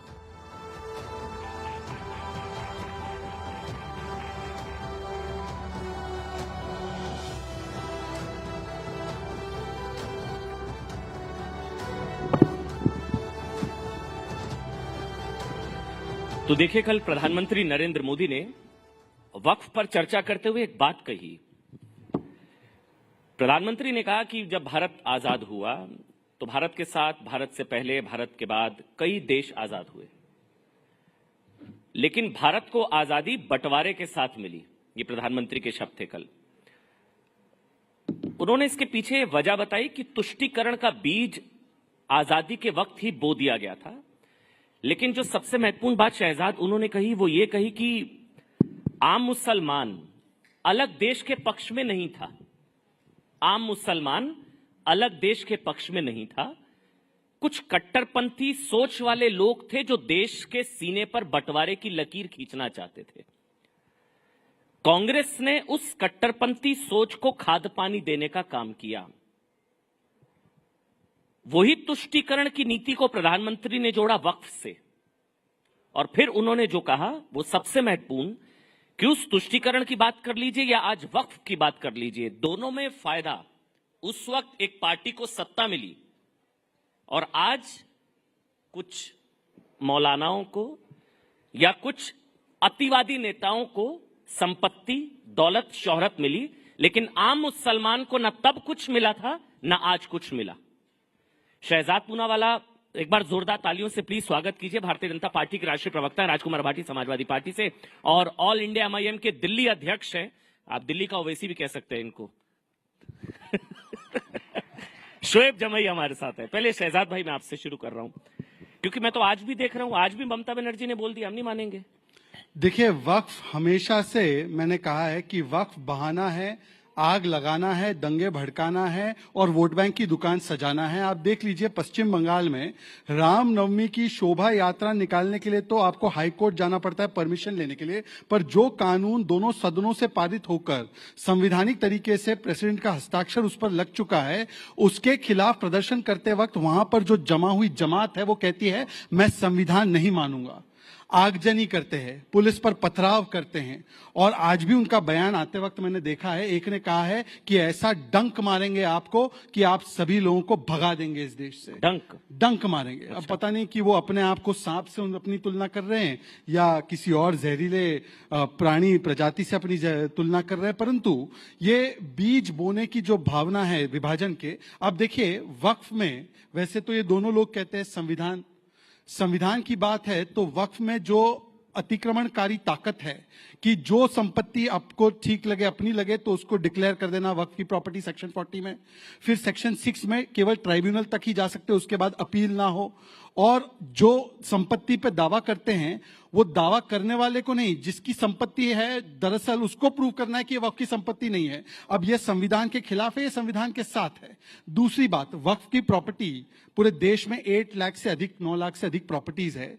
कुल मिलाकर 37-38 लाख एकड़ property है। इसकी income, revenue generation, income मतलब revenue generation है 166 करोड़। इसका मतलब है प्रति एकड़ 444 रुपीज। अगर मैं खेती करता हूं, एकड़ कितना? 444 रुपीज, 444 रुपए, 444 रुपीज पर ईयर एक एकड़ पे वक्फ की संपत्ति का रिटर्न है, रेवेन्यू का।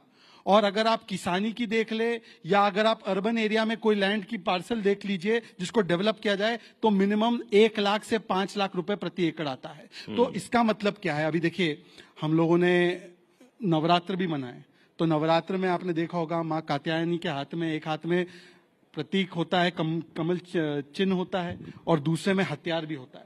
तो एक तो ये संपन्नता का और सामाजिक न्याय का एक हथियार है कि जो गरीब, पसमानदा मुसलमान, जो बेवा है, जो यतीम है, जो अनाथ है, जो आगाखानी है, बोरा है, दरगाह के लोग हैं जिनके अधिकार मारे जा रहे थे, उनको अधिकार सुनिश्चित करेगा। ये स से संविधान की सुरक्षा, जैसे माँ हथियारों से सुरक्षा करती है, वैसे स से संविधान की सुरक्षा का हथियार है। और स से सुशासन का एक औजार है जिससे कि भ्रष्टाचार बंद होगा। तो स से सामाजिक न्याय, संविधान और सुशासन के खिलाफ, ठीक है, ये क्यों लोग कहते हैं स से शाहीन बाग बना देंगे और फिर बोलते हैं हम संविधान वाले हैं। नहीं, लेकिन एक बात जो प्रधानमंत्री ने कल एक और बात करी, उन्होंने कहा कि भाटी जी मैं सवाल आपसे ले रहा हूं, प्रधानमंत्री ने कहा कि इस जो भू माफिया या आक्रमणकारी नीतियां, ये प्रधानमंत्री की नहीं है, मेरे शब्द है, लेकिन उन्होंने आगे कहा कि केरल में ईसाइयों की जमीन पर कब्जा, हरियाणा में सिखों के गुरुद्वारों पर कब्जा, सिख ईसाई हिंदुओं के मंदिर, वो तो आप मेरे से बेहतर जानते, तमिलनाडु में 1500 साल पुराना मंदिर, वो हमारा, पार्लियामेंट हमारा, संसद हमारा, ये हमारा, वो हमारा। तो आपको नहीं लगता कि कुछ क्रियाकलाप ही इस तरह के थे कि बदलाव लाना बहुत अनिवार्य, अपरिहार्य हो गया था, लाना ही पड़ता? जो किरण रिजिजू ने कहा कि ये नहीं आता संशोधन, तो साहब पार्लियामेंट भी शायद वक्फ का होता। राजकुमार भाटी जी, क्या क्या बदलेंगे प्रधानमंत्री जी? इतिहास बदलेंगे, भूगोल बदलेंगे, समाज विज्ञान बदलेंगे, संविधान बदलेंगे, देश की लोकतंत्र को बदलेंगे, देश की सोच को बदलेंगे। असल में जो असली समस्या है वो ये है अमन जी कि राष्ट्र निर्माण में, राष्ट्रीय आंदोलन में, राष्ट्र की आज़ादी में इन संगठनों का और इस विचारधारा का कोई योगदान रहा नहीं है जिससे प्रधानमंत्री जी आते हैं।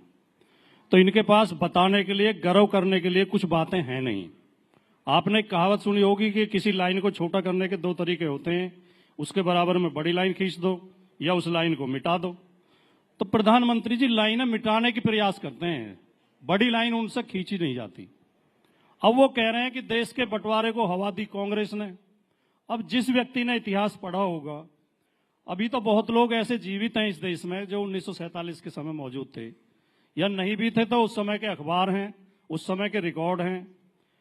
देश की आजादी की जब लड़ाई चल रही थी 1857 के बाद ही अंग्रेज इस बात को समझ गए थे कि भारतीयों को बांटे बिना हम इस देश पर शासन नहीं कर सकते, तो उन्होंने डिवाइड एंड रूल की पॉलिसी अपनाई।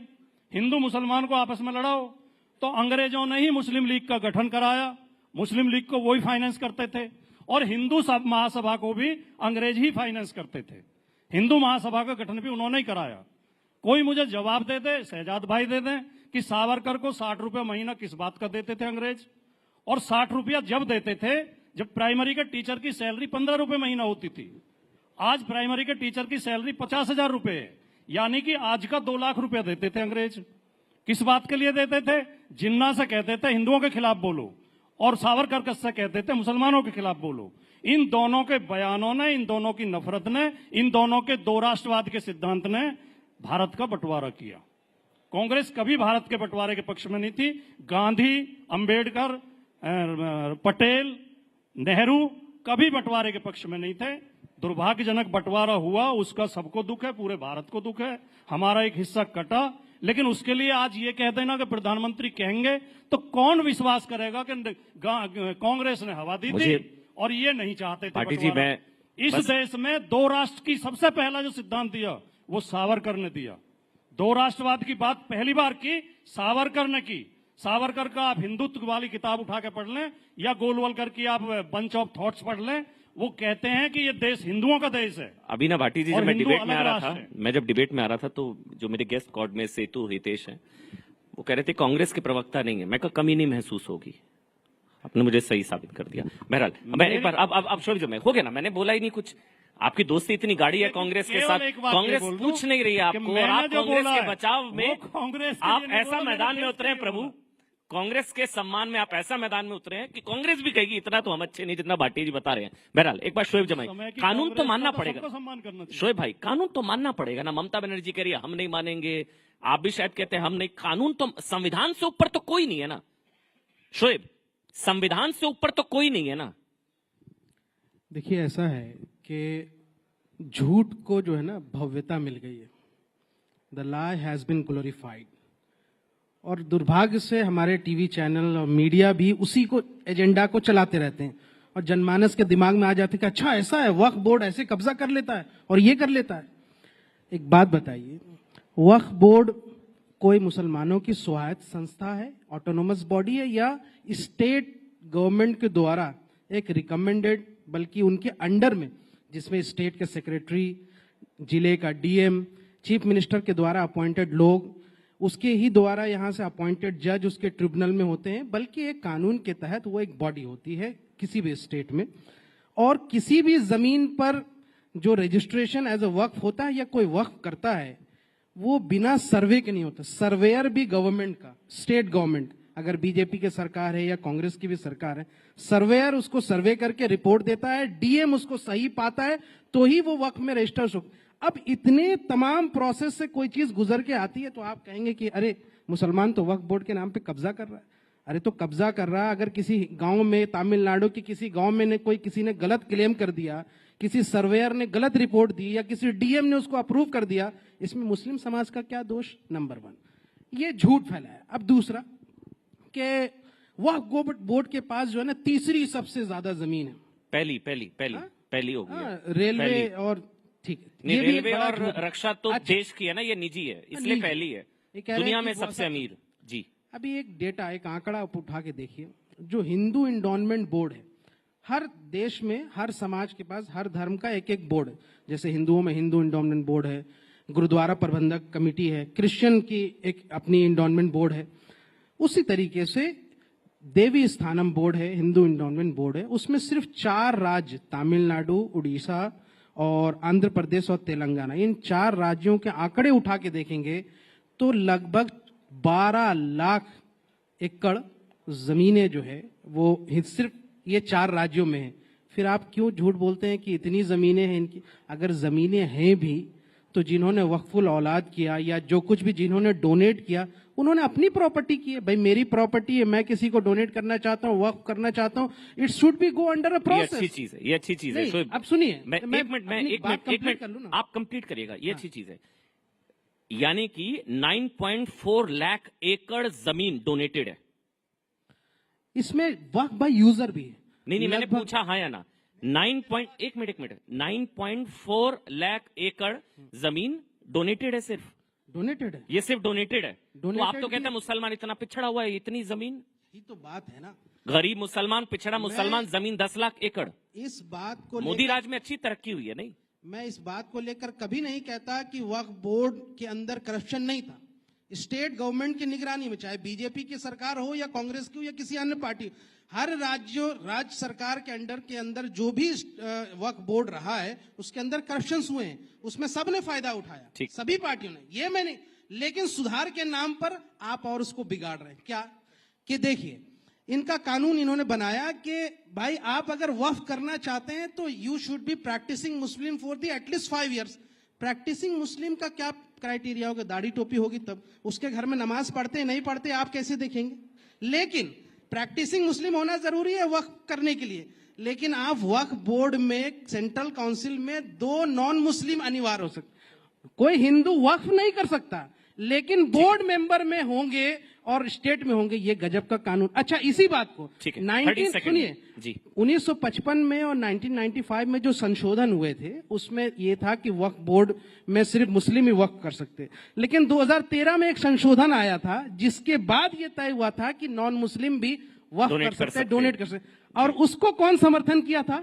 लाल कृष्ण आडवाणी जी, सुषमा स्वराज जी। बीजेपी ने ओवरवेलमिंग ये से जो है सपोर्ट किया था।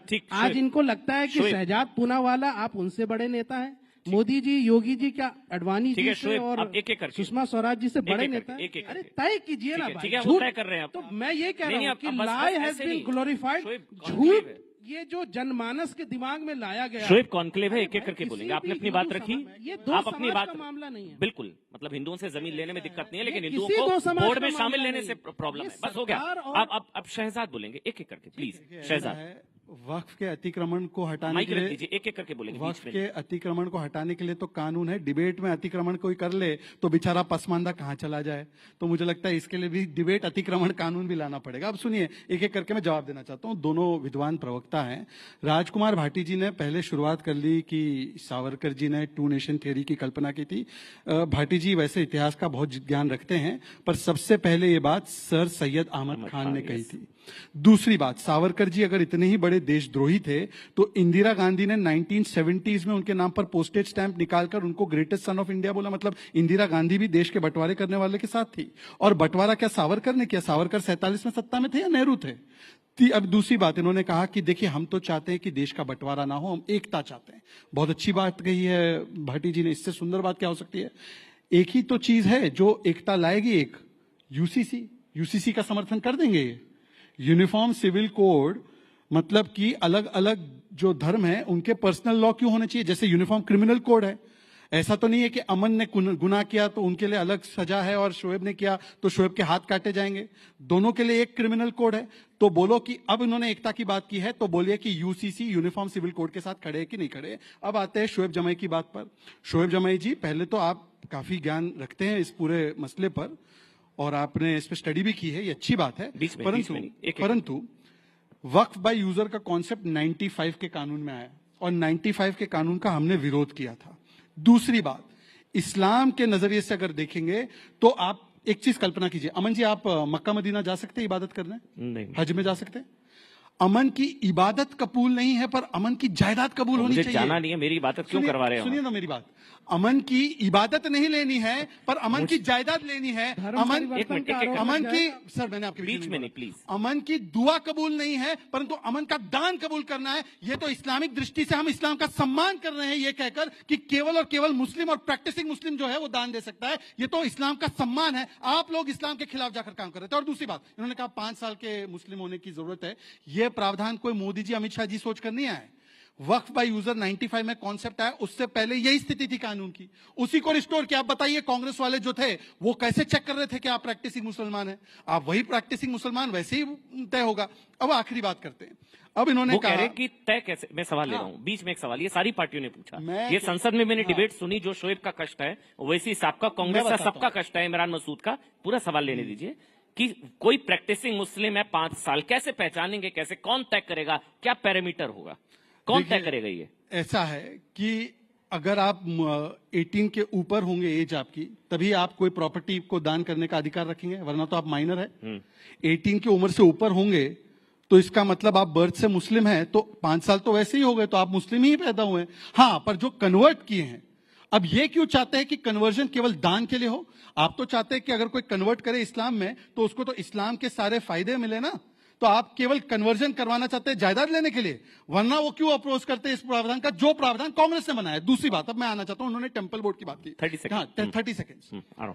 टेम्पल बोर्ड की बात करने वाले लोग बताएं कि टेम्पल तो टैक्स भी देता है इस देश में, टेम्पल ट्रस्ट भी चलाते हैं अपने अलग से, जिसमें कि हॉस्पिटल और एजुकेशन संस्थाएं चलती है। आप वक्फ के नाम पर कितनी चल रही है, जहां पे फ्री ट्रीटमेंट या फ्री एजुकेशन, 10 ऐसे संस्थान के नाम बता देना। परंतु टेम्पल ये ट्रस्ट चलाने के बाद टैक्स भी सरकार को भरता है। और आप बताइए कि यहां पर ये वक्फ बाय यूजर चाहते हैं, मतलब हिंदू की प्रॉपर्टी चाहते हैं, पर वक्फ जो कि एक स्टैट्यूटरी बॉडी है, सुप्रीम कोर्ट ने बोला है, उसमें हिंदू नहीं चाहते, और फिर बोलते एकता की बात। एक चीज कह रहा हूं मैं, 1 मिनट भाटी, 1 मिनट में एक कमेंट लूंगा शोएब। मैं एक चीज कह रहा हूं, यहाँ जितने भी लोग बैठे हैं, आप लोग हमेशा संविधान संविधान संविधान की बात करते हैं, वो अच्छी चीज है, वो करनी चाहिए।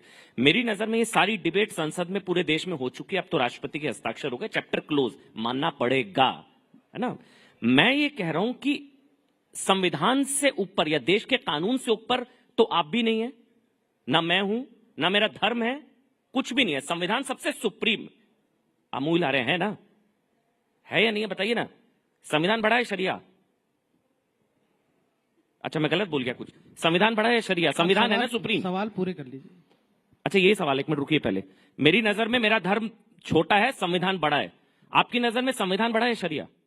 संविधान ही हमें यहाँ से अपने धर्म को फॉलो करने की इजाजत देता है। तो संविधान बड़ा है? संविधान ही, आप संविधान को मानते हैं ना? तो संविधान बड़ा है शरिया, इतना मुश्किल सवाल नहीं। मैं माफी चाहूंगा, मैं गलत सवाल पूछ लिया आपके लिए शरिया बड़ा है? संविधान को मानते हैं, संविधान बड़ा है शरिया? नहीं आप पहले भले, अरे चलिए मैं आपका जवाब दे दूंगा। आप नहीं बोल रहे हैं, संविधान मानते हैं। जिनके लिए शरिया बढ़िया था 47 में चले गए वो, हमने क्या हो गया आपको? आपके लिए देश तिरंगा पहले है।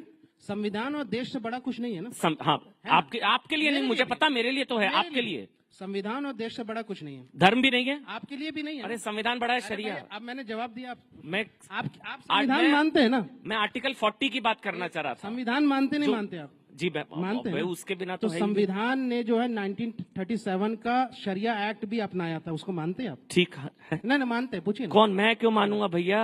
आप मानेंगे शरिया, मैं क्यों मानूंगा? संविधान का हिस्सा है। आप मानेंगे, मैं क्यों मानूंगा? संविधान का हिस्सा है। अरे तो हो गए ना, तो संविधान बड़ा है शरिया? कभी कभी जो है ना, कभी होशियारी गड़बड़ हो जाती है। मानिए अगर आप मानते हैं तो 1937 का शरिया एक्ट भी मानिए, जो सर कानून तो सब पर लागू गया है। बताइए शोएब, एक चीज मानिए, जो प्रधानमंत्री ने कहा ना, क्यों फिर विरोध करते हैं? देखिए मैं बहस नहीं, हम एक एक करके बोलेंगे। शोएब, शरिया कोर्ट का शोएब एक एक करके, वो तो संविधान का हिस्सा है। शोएब एक एक करके, पर्सनल लॉ संविधान का हिस्सा है। शोएब है ना? शोएब एक आराम, मैं बस ये जानना चाह रहा हूं, जो प्रधानमंत्री ने कहा कि कुछ सवाल ओवरराइडिंग पास दी गई इस कानून में, जो सेक्शन 40 है, आप भी जानते हैं, दी गई। हमारी कोई प्रॉपर्टी का मामला होगा, हम कोर्ट जाएंगे, न्यायालय जाएंगे, आप में वक्फ ट्राइब्यूनल जाएंगे।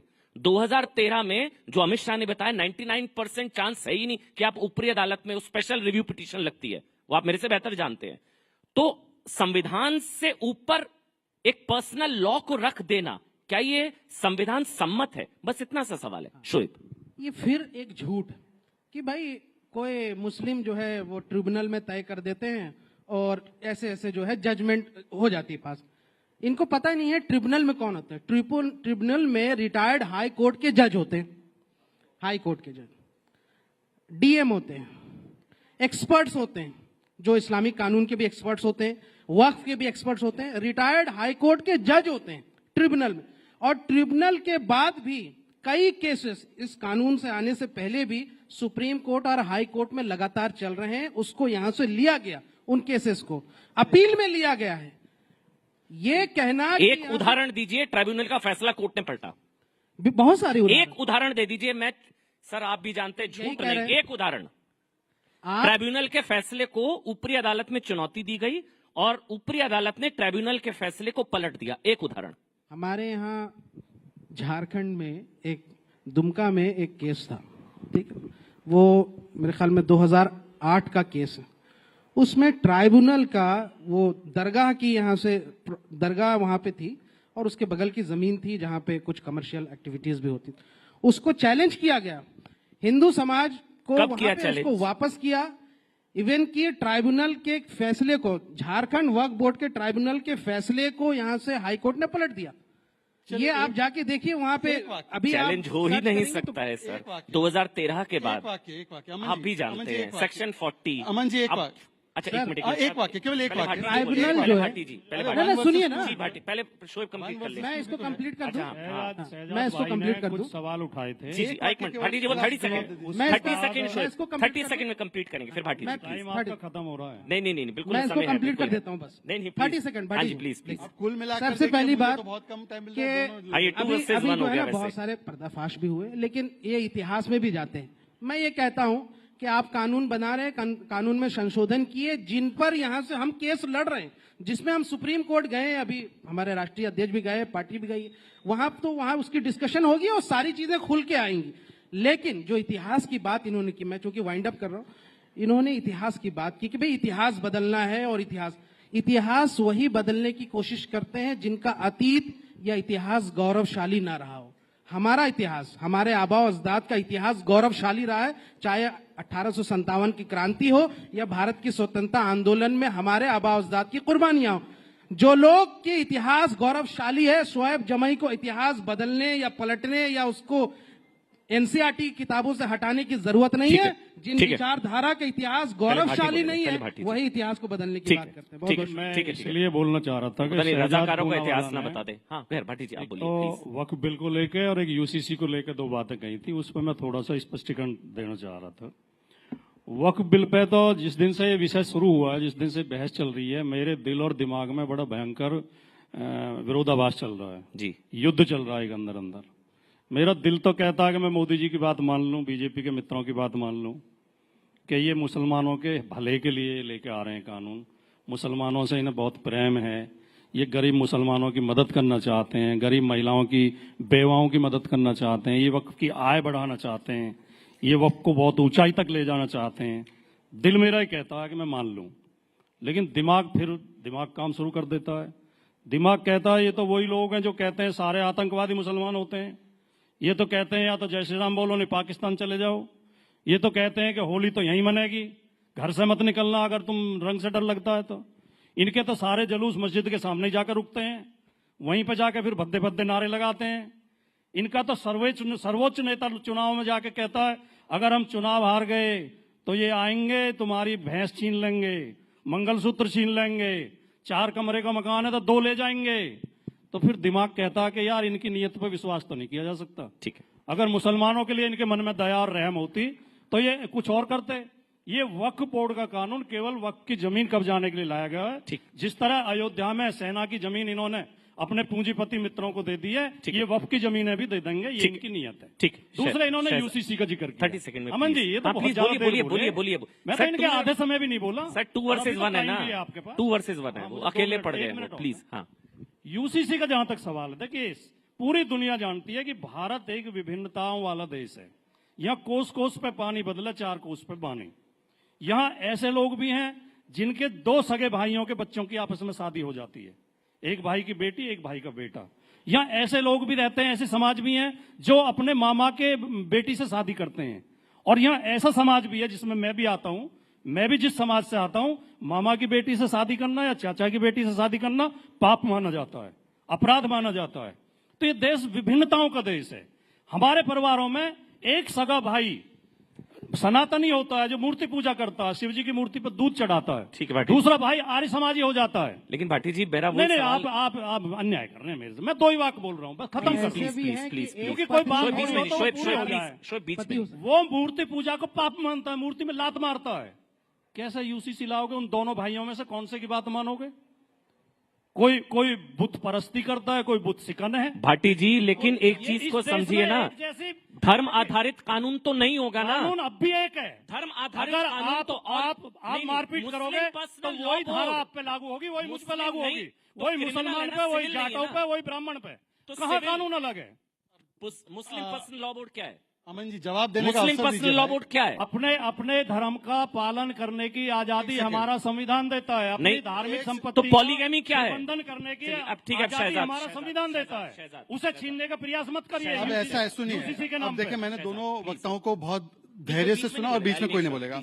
अभी इन्होंने क्या बोला कि यूसीसी आ जाएगा, एक बुत परस्ती करता है, एक जो है मूर्ति को नहीं मानता है। क्या पूजा पद्धति तय होती है यूसीसी से? अगर ऐसा है तो यूसीसी लाने वाले तो नेहरू जी और आंबेडकर जी थे संविधान में। यूसीसी को पहली बार इंप्लीमेंट किया गोवा में तो कांग्रेस की सरकार थी, सुप्रीम कोर्ट ने वकालत की। यूसीसी का पूजा पद्धति से कोई लेना देना नहीं। आपको अपनी बहन से शादी करनी है, कीजिए, पर हाँ, अगर आपकी बहन 15 साल से कम उम्र की होगी और आप 60 साल के होंगे तो अगर हिंदू को सजा होगी तो दूसरे वर्ग को भी होगी सजा। जानबूझ के प्रयोग कर रहे हैं, गाली गलौज बीजेपी के लोगों के बीच में नहीं बोला। शादी नहीं करता हूँ, अपनी जुबान को लगाम दीजिए आराम से। अच्छा, ये जानबूझ के इस तरह की बदतमीजी कर रहे हैं। अपनी बहन से शादी आप लोग करते हैं, मैं नहीं करता। नहीं, आपके लिए नहीं बोला। मैंने आपके लिए बोला आपके लिए नहीं, ये शब्द का क्या मतलब? मैंने जनरली बोला आपको अपनी बहन से शादी करनी है? किसी को भी, जानबूझ के किसी को भी, भाटी जी, इनके पास मसाला होता नहीं। अच्छा ठीक है, इनके पास तर्क होता ही नहीं। अच्छा ठीक है, इनके पास ज्ञान होता नहीं, तो बदतमीजी पे उतर आएंगे। ठीक है, हो गया भाटी जी। और फिर ये बेइज्जत नहीं, आप बोल दीजिए, आपने उनके लिए नहीं कहा, नहीं कहा उनके लिए, हो गया। भाटी जी, उन्होंने आपके लिए नहीं कहा। बड़ी महफिलों में बेइज्जत करके निकाले गए हैं। अरे बस ऐसे, भाटी जी प्लीज। इन्हें तो आदत पड़ी हुई है। राजकुमार भाटी, उन्होंने आपकी फैमिली के लिए नहीं कहा। वो क्या आपने कहा है? शहजाद बोल दीजिए, आपने कहा है? आपने नहीं कहा। मैं कहा होता तो तालियां क्यों बजती? नहीं, और वो मुझे मैंने कहा कि खामखा का ड्रामा मैं बोल रहा हूँ, मैंने कहा आपको मेरे पे है, मैं बोल रहा हूँ मैं नहीं अलाउ करूंगा, बस बात खत्म। ये जो चैनल आजकल चला रहे हैं कि बीजेपी जी, उन्होंने आपकी फैमिली के लिए नहीं बोला है। उन्होंने बोला कोई भी अगर करना चाहता है परिवार में। एक दिल्ली की मुख्यमंत्री हमारे राष्ट्रीय अध्यक्ष के लिए एक चैनल पर बैठ के गाली दे रही है, एंकर ने नहीं टोका। ऐसे एंकरों को भी बेनकाब करना पड़ेगा। ये एंकरिंग नहीं है, ये गुलामगिरी है, ये नौकरी है किसी पार्टी की। शहजाद ठीक है, माफी मांगी आप इसके लिए। नहीं बोला। क्या आपने आप शब्द बोले? के लिए नहीं बोला। नहीं बोल दीजिए, एक मिनट बोल रहे हैं। इन्होंने कहा कि आप अपनी बहन से शादी कर सकते हैं। अरे कोई आप प्लीज क्लैरिफाई, ये इंपॉर्टेंट है, फैमिली पे नहीं। मैं भी बोल रहा हूँ नहीं बोलना होगा फैमिली पे। मैं भी आई ऑल्सो। आप इतने अपशब्द बोलेंगे? चलिए हाँ प्लीज, एक मिनट। ऐसा है, और शर्म नहीं आती? अरे वो बोल रहे हैं भाटी जी, शो में बेइज्जत होती है। लेट इन स्पीक। कभी A1 A2 B2 पता नहीं क्या करते हैं, कभी कुछ करते हैं। भाटी जी लेट इन स्पीक, बैठिए, लेट इन स्पीक। भाटी जी बोलने दीजिए, माफी मांगे, बोलने दीजिए।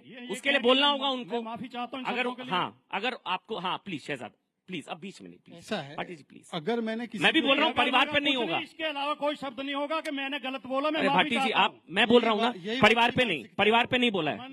मैं बोल रहा हूँ नहीं, किसी की हिम्मत नहीं है। मैं बोल रहा हूँ किसी की हिम्मत नहीं है। भाटी जी आई रिस्पेक्ट यू।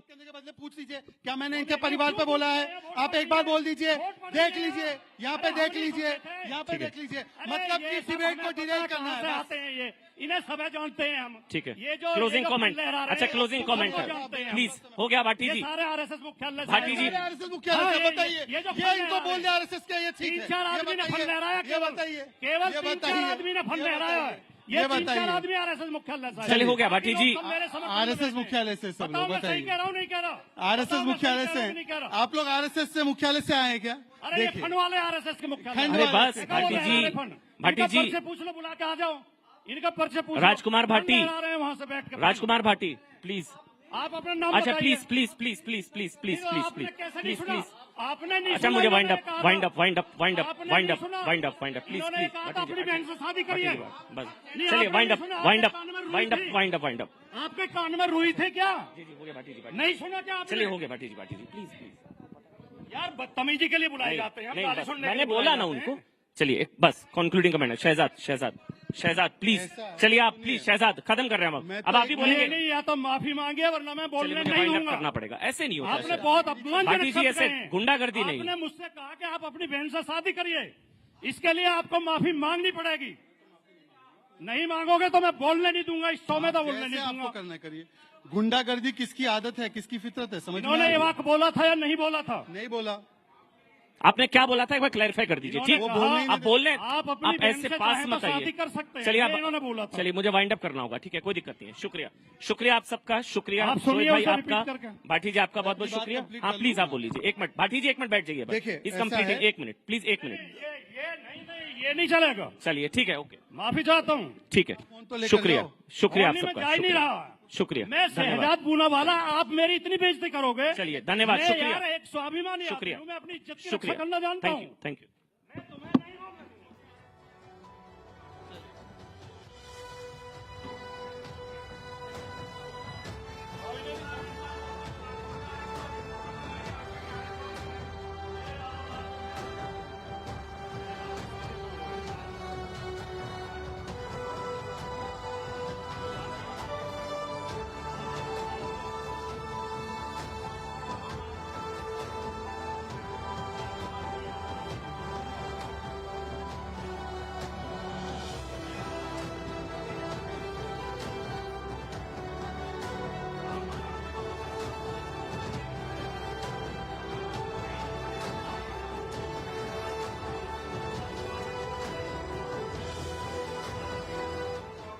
CNBC બજાર વિશેષજ્ઞોના વિશ્લેષણ બજારની હર ચાલ પર નજર અને હંમેશા બે કદમ આગળ અમે છીએ CNBC બજાર બિઝનેસની માતૃભાષા.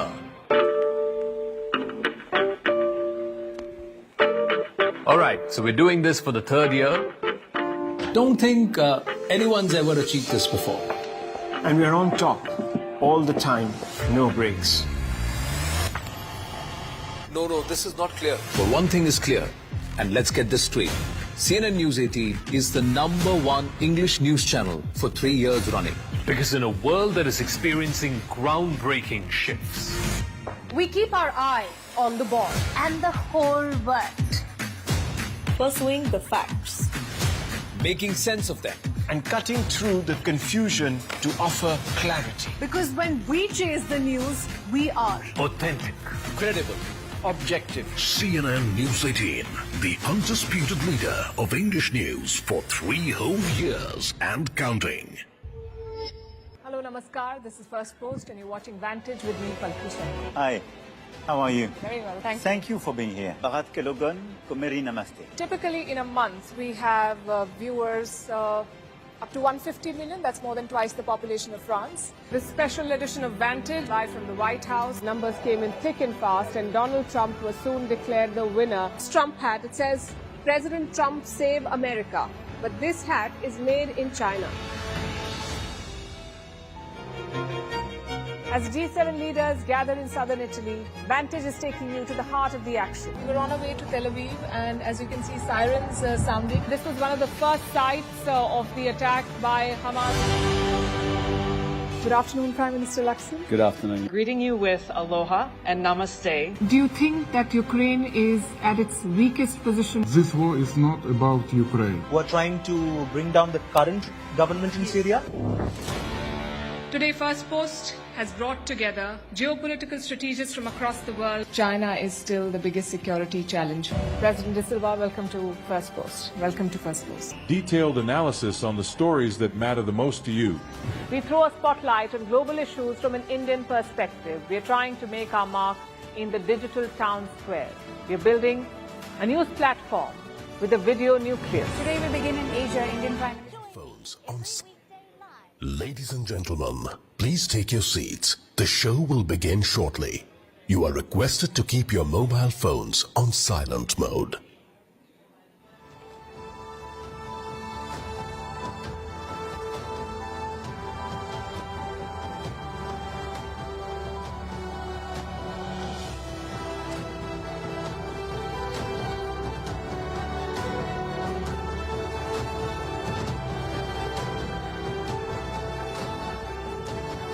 Okay. Ladies and gentlemen, I know it's a lot to ask of you after the last few minutes, but I'm going to ask you to sit down quietly for a little while. There's a lot to discuss, I know. All right. We'll just give everyone a few minutes. Right from the back where people have stood up. Sit down, sit down. We'll just wait for all the chairs to be filled.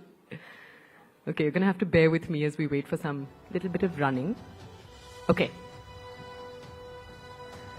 So we've decided to switch tracks. The temperature was so high after that that we're going to take a little while before we get into political discussions once again. So, shifting focus, we're going to move to a topic everyone thinks about all the time, which is money. We're going to return to politics after that. So don't worry, we're not going too far. But let's shift our focus very quickly to money. We're diving into a topic that is absolutely critical in today's fast-paced, consumer-driven world. We're talking about financial literacy, the importance of saving, especially for the younger generation. So whenever we talk about building wealth, the one thing that financial analysts will tell you is it's not about earning more. So it's not about navigating a higher salary. It's also about making smart choices with the money that you are earning every day, creating habits that will pay off in the long term. So our next discussion is for you, whether you are a student, there are some students today in the crowd, whether you're a mid-career professional, you're in your 40s, your 50s, you're trying to look at early retirement. This session is going to walk you through everything, and we're just going to welcome onto the stage in a few seconds all of our guests. But our goal is to discuss financial future and set the stage for what a life of financial freedom and security actually looks like. So as I told you earlier, we are shifting focus. We expect as much focus and attention in this next discussion too. Let's invite onto the stage our guests. Dhirendra Kumar, founder of Value Research, Prableen Bajpai, the founder of FinFix Research, and Rajul Kotari, the partner of Capital League. They're all going to be joining us. You can come onto the stage. And we're also going to have Shivani Baz with us on the stage in a second to actually conduct and ask all of the questions. Shivani Baz is walking here in a second. Come. All right.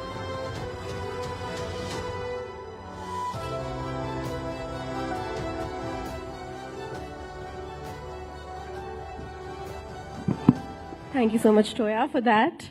And thank you so much to the panelists. And thank you to the audience as well. I know it has been a heated discussion before this. We'll try to calm everybody down and welcome to Rising Bharat Summit and this particular important conversation that we are going to have. And as Toya mentioned that, there has been a rising concern about the fall and the dip in the savings in this nation, especially from the young people.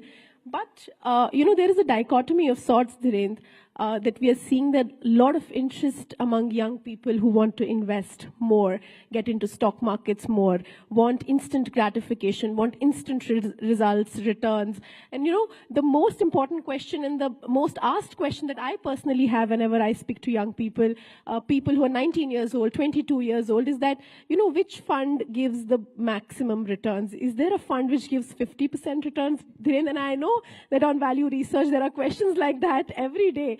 So, is savings mindset more important? Let me just, begin by asking you that question. As a country, are we looking at a time where that is going to be very important, because we are seeing that young people now in India are not investing and saving that much?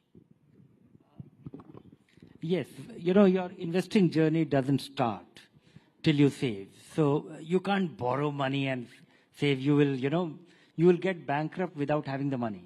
But more importantly, there is a significant change in something that has happened, which was not available when I was growing up.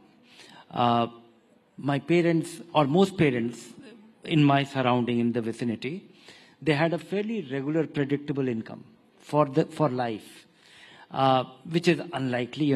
Ever since I started, I was very unsure that, I might be growing, I might be declining, I might be, languishing, but I don't think I got into a career which was a job for a life or any such thing. Then the instant gratification bit. In my times, the waiting time for getting a scooter was 8 years for my father. And for me in Delhi, when I set up Value Research, the waiting time for getting a telephone connection was 9 years from MTNL. If you actually refer to all this, and today if you wish something, you get it. So, this is instant gratification is the new default. Then people are, these are very significant societal changes which we have seen in the last 20, 30 years, which is, lifestyle inflation is considered normal. If you are growing in life, then you are spending your way to demonstrate growth. Otherwise, you are not good enough. You are not prospering. You are not doing. So, that is one. That is another. Third is that, fear of missing out is something real. A lot of people are very upset, very disappointed with themselves. It actually hurts their confidence. If they are not able to demonstrate that they have really achieved it, they are not left out, they're not in the backstage. Then comes spending is visible, savings is not. You can't demonstrate that, you are a thoughtful guy who has a reasonable thing, and if you lose your job, you can take care of yourself. Your dependents can bank on it. So that is thing, and then financial discipline, is a life skill which is not being told. I grew up in a family where my parents, I was unable to discover, or know when I was graduating that whether my parents are well off, poor or rich, because for different things their reaction will be very different. I wouldn't know that. That is not the case. Today it is getting demonstrated. Then comes, schools teach you algebra. They don't teach you affordability. So that's a very significant, So I would not say that, today youth is reckless. I think they are, completely, what do you call it, they are untrained in risk. They are, they're unaware of it. Well, I think that is a very important point, Dhiren. Then I would want to go to you, ma'am, with that point particularly, because the world has changed and the teachings and the learnings that kids should have about financial discipline, about investments, about savings probably are not moving as fast as we are seeing the world move. You were absolutely right. There is a social media generation out there which believes that if you have 1 lakh rupees, you should show that you have 1 lakh rupees, right? So that is sort of, there is a sort of gap that exists between that. How do you think financial literacy can be brought as early as possible? Also, how do we use that literacy, that discipline, to make a new generation of youth who are more into savings, into investment, and more thoughtful when it comes to spending? So you're very right. From the time, like Dheeraj said, we grew up in a situation of scarcity, and now our kids are in a situation of abundance. So that very thought that they have to think twice before buying something or before spending on something, that thoughtfulness is missing. Now, to your question as to how early we can inculcate such kind of habits, I think society on various fronts has to deal with it as a collective force. So first stop is obviously the parents, because kids spend a lot of time with their parents. They learn by example.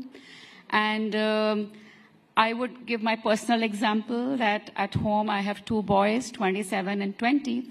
And from a very young age, I opened their bank accounts.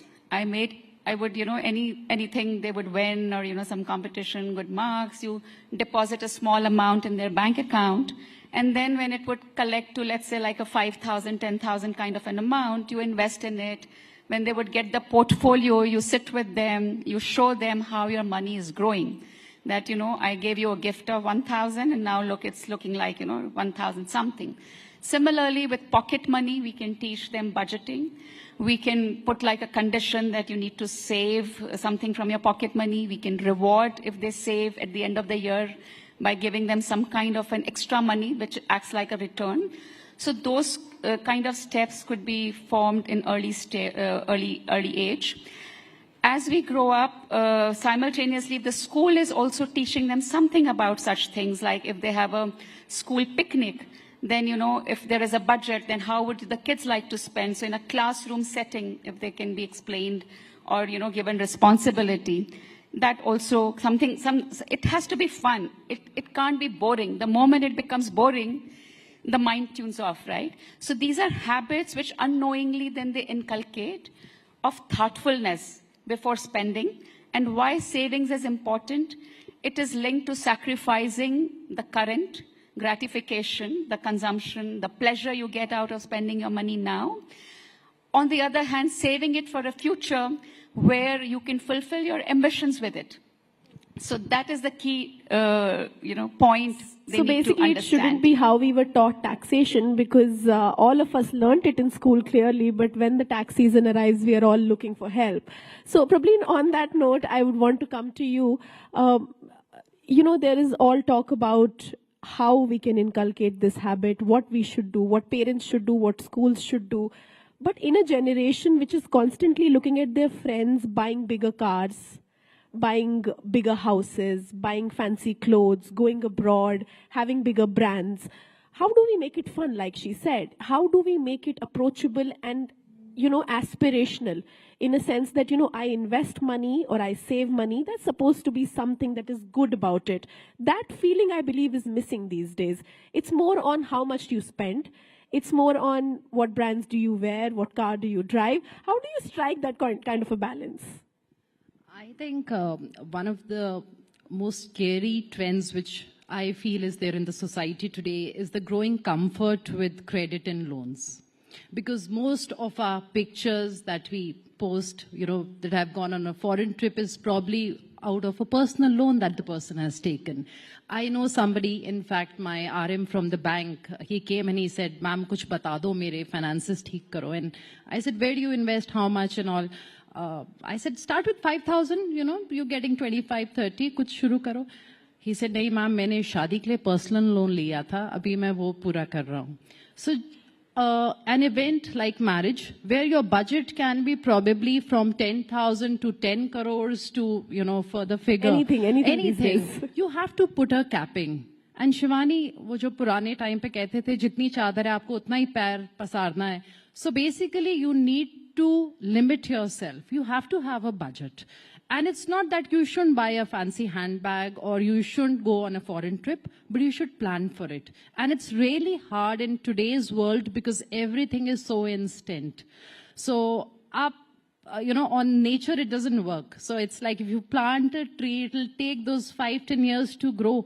And creating wealth is something similar. And unless and until we learn to keep that patience, become a little uncomfortable with the growing comfort with credit debts, because we don't see affordability with, can I afford a 1 crore home? We see, okay, maybe I can afford a 1 lakh EMI. So the way we check affordability has changed. So at the end of the day, I think it's so important that you start with the basic simple exercise of tracking your expenses, where what is spent. See what can, the leakages are always there in your home budget, you're spending. Put a capping to it. Try and put some money aside in the beginning of the month. Please just usko gayab kar do. Put it in a different bank account. You have to save at least 20-25% of your income. Otherwise, 30 years later, you would repent. A small example, a person, because a lot of young kids are sitting here, a 10,000 SIP started today. Sounds boring, 10,000, 30 years, who's seen 30 years? But let's say you're 25 and you invest till 55. With a 10,000 SIP, you can create about 3.5 crores, which is quite good. Now that's a calculation people want to hear, Yeah. so go on. If you do a 10% step up, so if you're just increasing your SIP with 10% each year, you can create 8.7 crores, which is not bad. Now let's say another person says, I'm not starting at 25 because I will earn more when I'm older. Because we tend to overestimate our earning capacity and kind of underestimate our future expenditure. That person, let's say, starts 20 years later, has to retire at 55. So starting at 45, 10 years to go. Now when you start with 10,000, you can only create 23 lakhs in those 10 years. Now you'll say, no, but I can do more. Okay, so let's do a 50% step up. Even a 50% step up will give you 1.8 crores. So what that person needs to do is save about 16 times. So 1,60,000 during that tenure to reach that basic 3.5 crore mark, which the person A was able to do with that 10,000 SIP. But that patience has to be there, Shivani, and it cannot be, it's not something that you can borrow. You need to practice it. It's like meditation. So you have to invest practice, and I think then only it can happen. Otherwise, we won't have a very healthy financial well-being kind of the youth of today. They won't have that kind of a wellness tomorrow. Absolutely. Two things that the youth of today wants and needs: meditation and investing patiently. So you touched upon both of them. I would want to come to you, Dhiren, with 2 points that Prableen made. One, the easy access to credit. Is it a boon or a bane? It seems to me like, this becomes a problem while, as she said, now affordability is looked at with the kind of EMI that you can actually afford on a monthly basis and not on the entire sum of money that you are doing. So even though it's very important, it's something that puts money in the hands of people. But where do you think the lag is? What needs to be fixed in this scenario? No, very little needs to be fixed in this because, it is good to have available credit, but it is not at all good to avail that credit for unnecessary things. It was a great deprivation for the whole generation for the first, 20, 30 years of post-independence that there was no credit available. People could not borrow money. Today we have gone to, so I think, the real problem lies in basic understanding of arithmetic, appreciation of magic of compounding.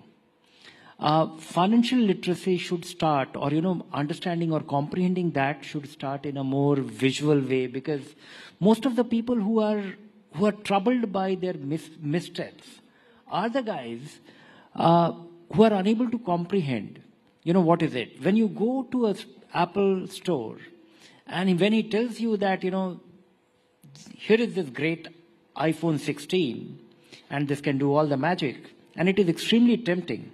In fact, it has designed to tempt you. Amazing, a store which is very difficult to get out of, and, it is displayed, and there is a whole science and psychology and behavior and design to it.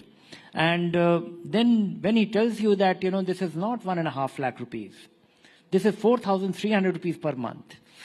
And you actually forget asking that whether it is for 5 years, 3 years, or 7 years. This is financial illiteracy of an unusual kind. So I think, the root lies in some very basic comprehension of arithmetic. And these values are not built. You will have great apps, you will have great facilitation. And the whole, about financial services, I have my feeling, not feeling, a deep belief that everybody is out there to get you. And if you are not, you have to really start with the premise that what all can go wrong. How will I lose money? Because people lose principle in the first place. In fact, the bigger problem is not this. The bigger problem is before borrowing. Of course, this is one thing which will hold you back, but you still have a different pleasure of at least not being stupid. I think in this country, everybody starts with a life insurance policy at a very young age, when you have virtually no dependents, when you don't need the life insurance. And it is actually, it is an investment plan, substantially, which is packaged as an insurance policy, which people are so committed, and people have such deep belief in it. And people end up earning for their longest term, for their longest term investment, committed investment. The average return on a LIC policy, endowment policy, will be about 3.5%. You lose 2/3 of your, you are unable to beat inflation with this investment for the longest term, committed, disciplined investment. Then comes, in this country, everybody who gets into the organized sector starts with his EPF account. That is mandatory for the employer to open it. You will have one. I do. And that is where, the longest term investment happens to be substantially fixed income. And which means that whatever you are left with, most people are unable to get, they don't have any, beyond this mandatory savings. A good part of the population is unable to save in the initial 5-10 years. That is the design of the finance. That is the design of the career. That in our early phases of our career, while you are setting up home, you are getting married, you are having children, you are trying to put together the down payment for the house, what are you left with? And the only thing which is going is not actually able to demonstrate to you that, magic happens with your investment, because it's not getting. So the longest term investment that we make is into fixed income. Then we end up with, some opportunistic investment in equity, and that is why we end up being a speculator with our equity investments. And that is why you get this question that, how to make quick money with the which fund. In fact, the which fund is a gentleman. The real commandos are actually, getting into F&O, and, F&O. 92% of the population is actually losing money in a guaranteed way. So there seems to be then a lack of understanding of the financial world as a whole. As you said, you have to get into this space thinking everybody is out there to get you. And then even if you lose any sort of opportunity to make money, at least you're like, I was not a fool. This could have been worse. So I made a smart decision. I'll come back to you, Rajul, with this, that, this financial discipline is a secondary thing. First, there should be an awareness. One thing that I've personally realized and understood with my friends and family whenever I've told them to go to a financial advisor is the first step whenever they come to me, as you said, whoever meets says where to invest, what to do, how to get 50%, is the very fact that we don't have that kind of money that we go to a financial advisor. What is that about? How do we fix this mindset that I'll have to have at least 1 lakh rupees in my account to go to an advisor to start my investments? How do we deal with that situation? How do you deal with that situation? So actually, that is a very reasonable question, given India's population and the number of financial advisors out there. Obviously, it is not possible to provide customized solutions for each one of them, and nobody today has that time also, these individuals who would like to invest. There comes in the role of these fintech platforms where they have been investing, but these have no guardrails in place. You can open an account on any fintech and link it to your bank account and just start investing. There is no framework, there is no structure that unless you do your risk profile, unless you figure out what is my time horizon, what are my goals, for which purpose I'm investing, you can straight away choose a stock, an IPO, a mutual fund, and with very little, thinking, thoughtfulness, again, I would say, it is done in a very, very ad hoc manner. So for these fintechs, I don't want to blame them. It is a game changer, actually, because they can reach millions of people in one go with a very, very standard solution, which will actually work for a lot of people. If you just say that, my time horizon is 5 years, 10 years, I want to save for my child's education, they can create a plan for you, but most people do not avail of it. And there is nothing which debars them from not investing in a stock without going through this process. So basically, just to interrupt you in between, these fintechs, the fintech revolution that we are seeing is not actually that great without the financial awareness that we must have, that is true, is what you're saying. Please continue, ma'am. So yes, so first comes awareness, thoughtfulness, and the same platforms can be, leveraged to create that awareness.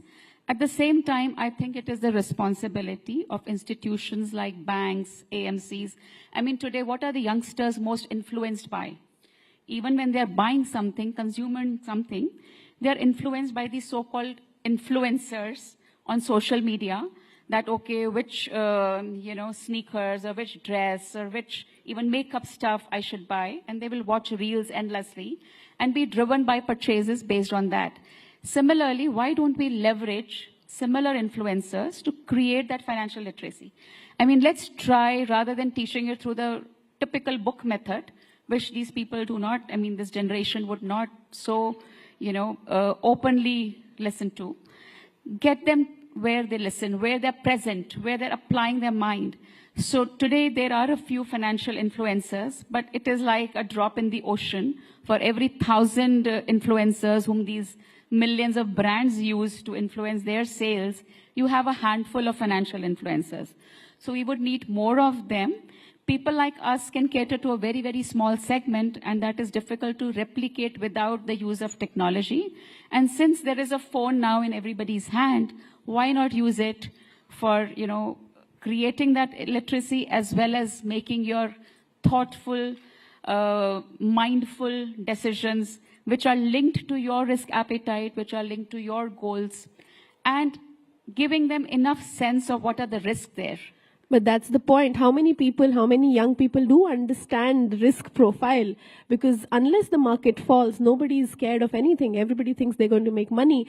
Prableen, how do you think about it? You deal with a lot of young people. You know, until last month, everybody thought that they're going to be millionaires by the end of this year. And today, everybody's sort of asking the same question again and again. Should we stop our SIPs right now? Is this the right time? How do you deal with these questions? And what is the right answer for that, for the benefit of the audience sitting over here? So ideally, we should be clubbing ourselves as a risk-averse, moderate risk, or a high-risk investor.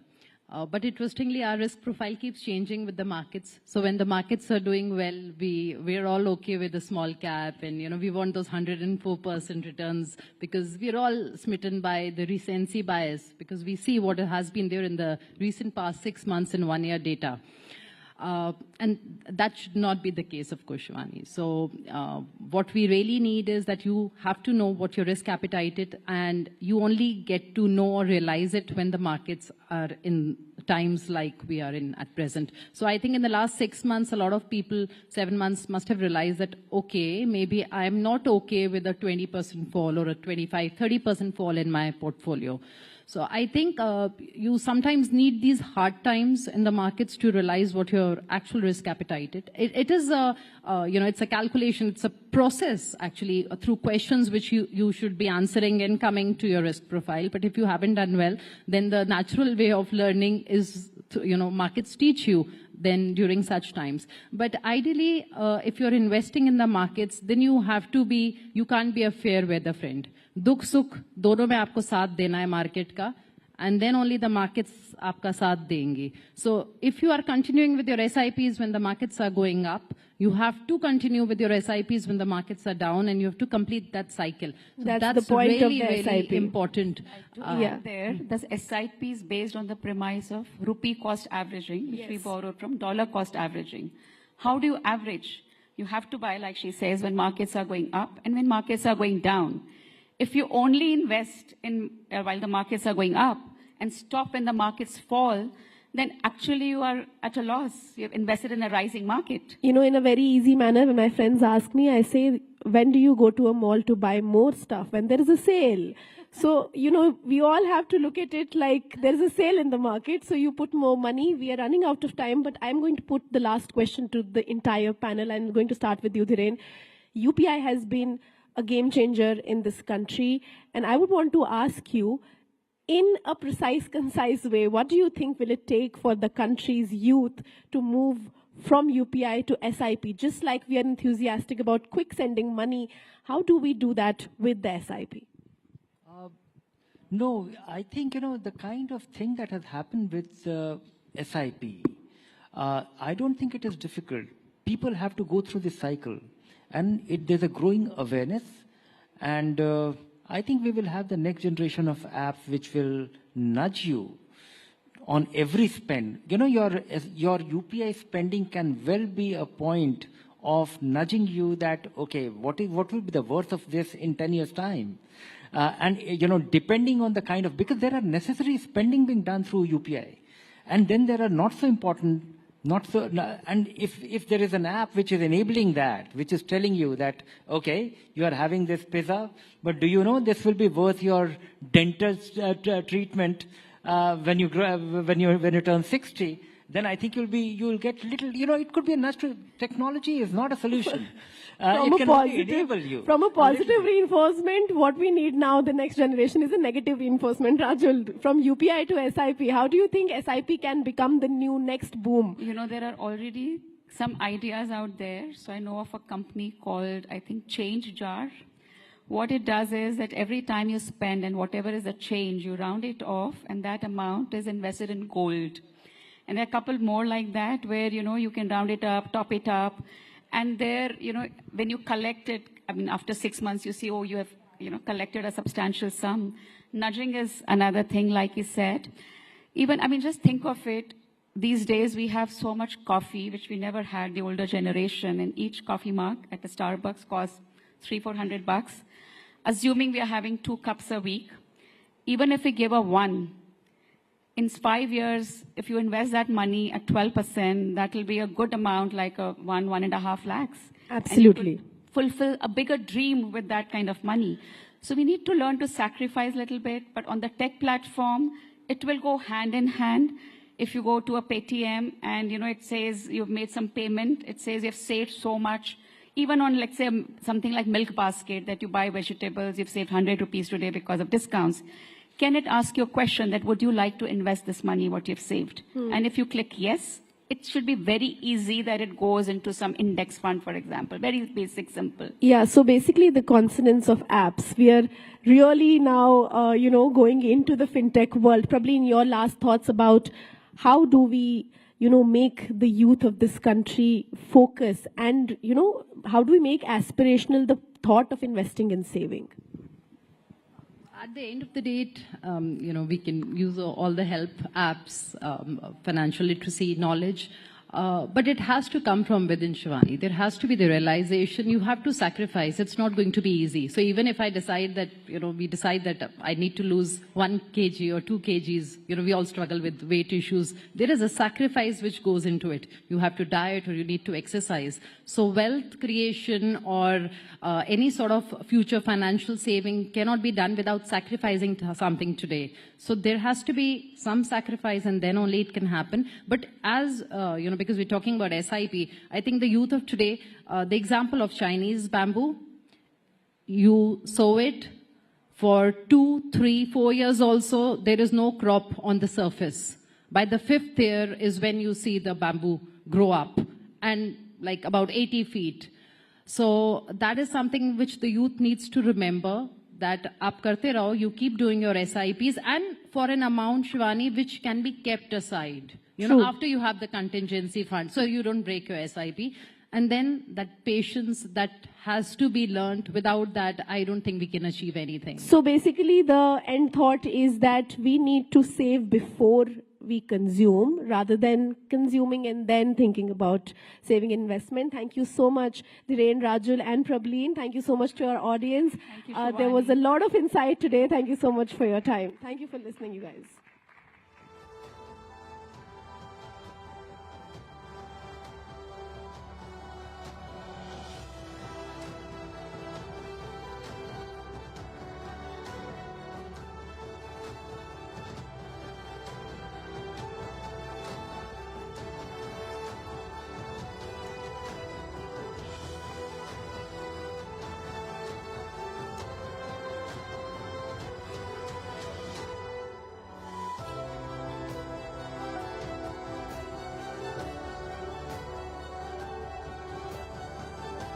Okay, all right, let's move on now from that conversation about finances. A little while earlier, we had a political conversation. This one is slightly different from that. Let's talk about India's future. So in this audience, towards the back are some young faces. This next conversation is for you. In a world where the pace of transformation is faster than ever, young leaders are emerging right at the forefront of politics, of activism, and of social causes. They are questioning the status quo, innovating new solutions, and advocating for inclusive, sustainable progress. In just a few minutes from now, we're going to have a panel on the stage. And these are dynamic young leaders who are going to share their challenges and their visions for India's future. So let's dive into this very exciting conversation. Let's gain a deeper understanding of how young leaders are influencing the world today and paving the way for a better tomorrow. So we're going to invite onto the stage Anand Narasimhan to take this conversation forward. And joining him on that panel, let me just introduce you to all of our speakers. We have Ghanshyam Tiwari. He's the national spokesperson for the Samajwadi Party. Priyanka Kakkar, she's the national spokesperson for the Aam Aadmi Party. Varun Kumar, he's joining us from the Telugu Desam Party. And Siddharth Yadav, he's the national spokesperson for the BJP. A lot of Bonhomie love back there. Anand, do come onto the stage to carry this conversation forward.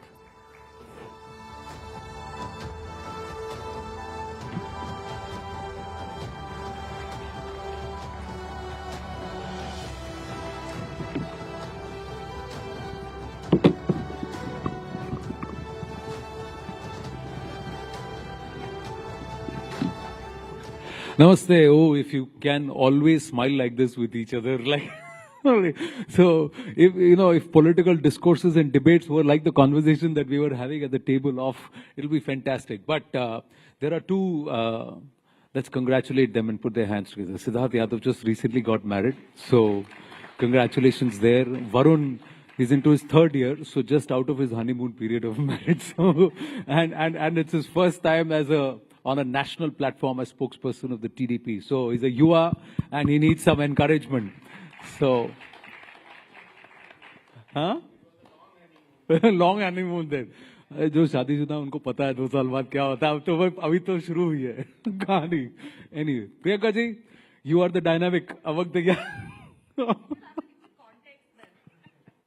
You'll have to give the context since she said that young dynamic leader. So I looked at him. I said, "I'm dynamic. You are young," and that is what he's referring to.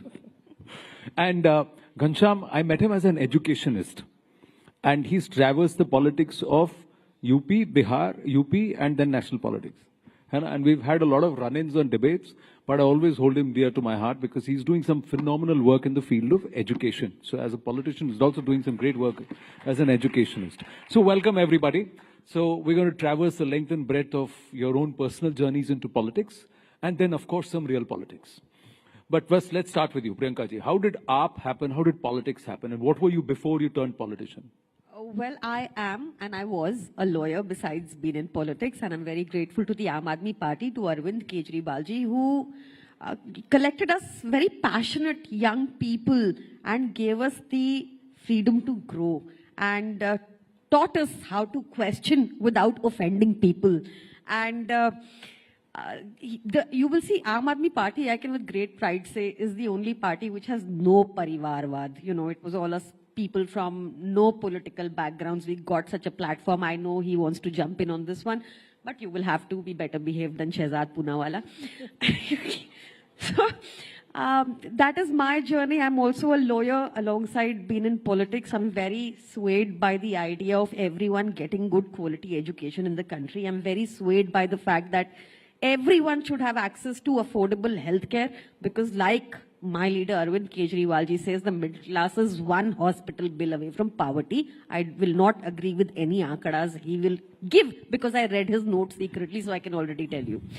And besides that, I mean, that's the little about myself, and I do want to come to the political part because that is more. No, but what is this with lawyers and politics?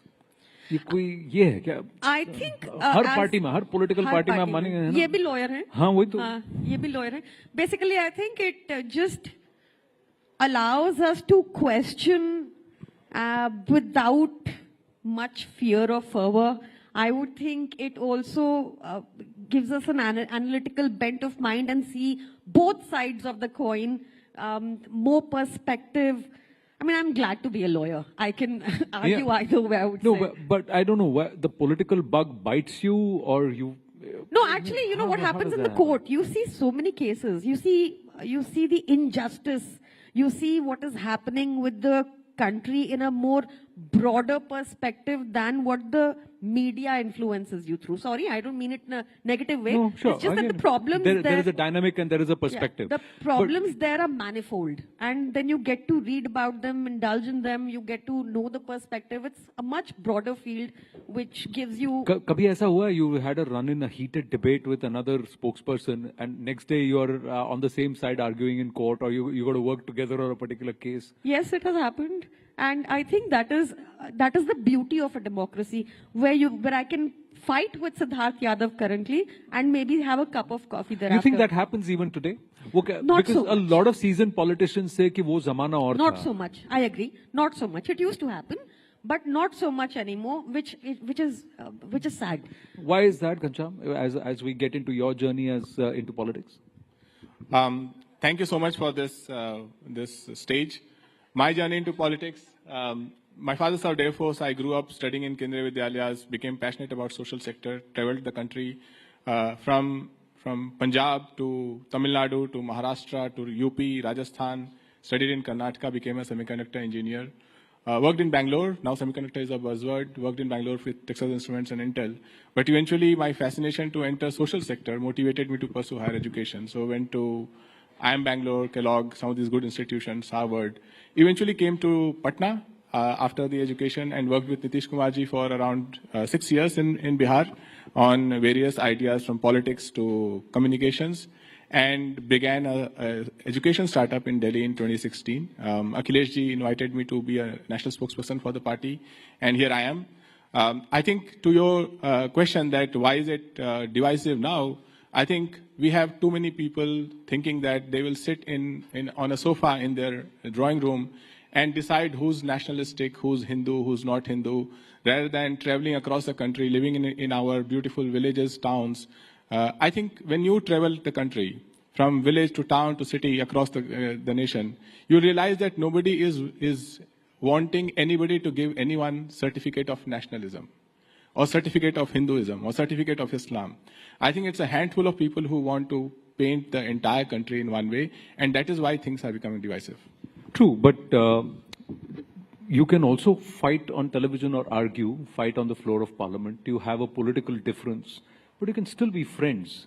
Have you not seen, as a tech guy yourself and someone who understands, people unfriending people on Facebook, on platforms because you hold a political ideology?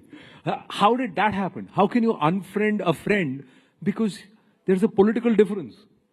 You may oppose Prime Minister Narendra Modi, he may support Prime Minister Narendra Modi. You may oppose the BJP, you may support the Samajwadi Party, he may oppose the Samajwadi. But that doesn't stop the two of you from being friends, right? Why do you unfriend people based on their political... Vishnu Jain is in the house. Big round of applause for him. Namaste. Yeah. Let me append that question with the thought that we are in the age and era of AI. Just in the previous panel, they spoke about how technology can nudge you based on your various habits. You will be in a time when you can speak to your phone and it will talk to you in a conversational AI in any language about your account, the habits, the kind of scams you can be exposed to, the kind of investment you can make. Similarly, you take Siddharth's phone, you take everyone's phone here, Anand's phone, my phone, right? And you ask the phone in due course, based on the messages on my phone, am I a hateful person? Do I get everyday messages of hate? And you will know the answer. If your phone tells you, it's not Ghanshyam Tiwari or Priyanka Kakkar or Anand, it's not Modi ji. If your phone tells you that based on the history of your messages on your phone, you are a hateful person or you're not a hateful person, you get so many messages related to hate. It could be related to any community. But if your phone is telling you that for 10 years, your message history tells you you've been a hateful person, then there's no way you can sit across the table for a cup of coffee with somebody who thinks differently. Fundamentally, we have to decide for the youth and for the future, whether it is through television, through YouTube, we're talking about adolescents as well, are technologies, messages, this continuing barrage of painted, single-minded narratives making us hateful or not? If we don't decide, technology will decide for us. One final point. When you get a call, those of you who have Truecaller on your phone, if the number says it's a spam, you'll probably not pick up. So before you knew that person, technology has already marked that person as spam. In due course, the same technology, if somebody is speaking, Siddharth is speaking, I am speaking, and a bottom ticker, which is AI generated, says that this person is hateful, you may not listen to them. But there's a fundamental difference in the comparison that you make, and I hope the audience appreciates that. When you unfriend a person, that person is already your friend. It's not technology or a number. A number is spam. A person is not. And I said you're unfriending people. I'm not saying you are befriending people or deciding not to accept it. Hanji, ji. And then we'll get Varun one and has to agree and admit that what has happened in today's time is it's my way or the highway. So if you don't, it's the government has imposed it such. You have a different view. You are an anti-national. The area and space for discussion, that has become very narrow. And that is one thing which percolates from the top, you know, when it trickles down from the top and we also think similarly, and then the person will unfriend you. This is what I think. No, I'll tell you one thing. Let me ask you. There are political parties who have, I will tell you personal experience, who have decided not to come on my show because they believe this person's point of view is not akin to us or whatever their position. All right, That's your professional position as a politician. Does that mean you will not come and sit and have a coffee and have a conversation offline? There's a difference there. Why is it that what is your political position is deciding your personal life and how you will behave and interact with it as people? Sorry, I get Varun in. Yes, Varun. And as an ally, as somebody that is a TDP, which was part of the NDA, then moved out of the NDA, and I was back thick in the NDA and propping it up largely, you know, along with the JDU. What is your point of view? And as a youngster, you must have got into politics in the last 8-10 years, correct? 16 plus. All right. So I have a cycle party along with me. Our symbol is also cycle. I have an ally already, so I have 3 friends already on stage.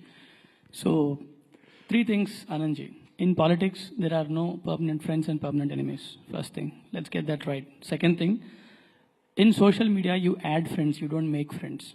Okay, friends are made outside and you add them on social media. Please don't get confused. We have a tendency of feeling people as friends on social media. They are just your contact list. That's what is my personal opinion.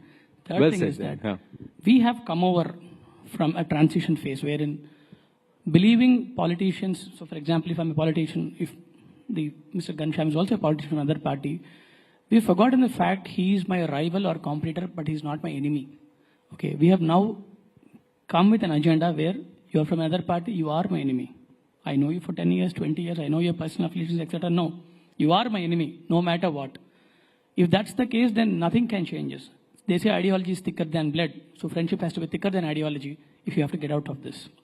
So anybody who comes with that mindset of unfriending someone, even in personal life, not social media, even in personal life, because he believes in a different ideology, I think that has to be evolved at a personal level. It has to come from the inner side. So if you believe ideology is thicker than blood, then keep friendship is thicker than ideology or relationship is thicker than ideology. Very well said there. In fact, someone told me those who are unfriending you because you hold a particular view, then perhaps were never your friends because they never understood all of you. Now, that's one perspective. The other perspective is, listen, if I disagree with this person, I don't want this person in my life. So that's another point of view. We all have to individually decide where we are. Siddharth Yadav, where are you? And how about this foray into politics? Lawyer, you're doing very well. Badhiya practice. Why get into politics? Thank you, Anand, for having me on your show. About my journey, I think I come from a defense background. I have most people in my family, I think more than 30, who are either serving or have served in the armed forces. I lost my father in the Kargil war, and I think I was very young then. I was just 4 years old. And I think that was when I first thought that there is some service that I need to do. I need to choose the way, I need to choose the platform. But there is something that I have to do for this country. I wanted to join the services, but as one would understand, the family who goes through this is never keen for another person joining the forces again, and I had to just fill my NDA form and not go for the examination. But, you know, having said that, I joined the Delhi University. I got into the SRCC college. I then went on to do law. I became a student activist. I worked as a student activist with Akhil Bharatiya Vidyarthi Parishad for 10 years. Working in the ABVP, I served on various positions. The zeal was continuous. We have to do something for the country wherever we are. And then, you know, I'm very grateful that the largest party, as we say, the Bharatiya Janata Party and the one in government, gave a chance to such a young person to represent the thoughts of the party on national television.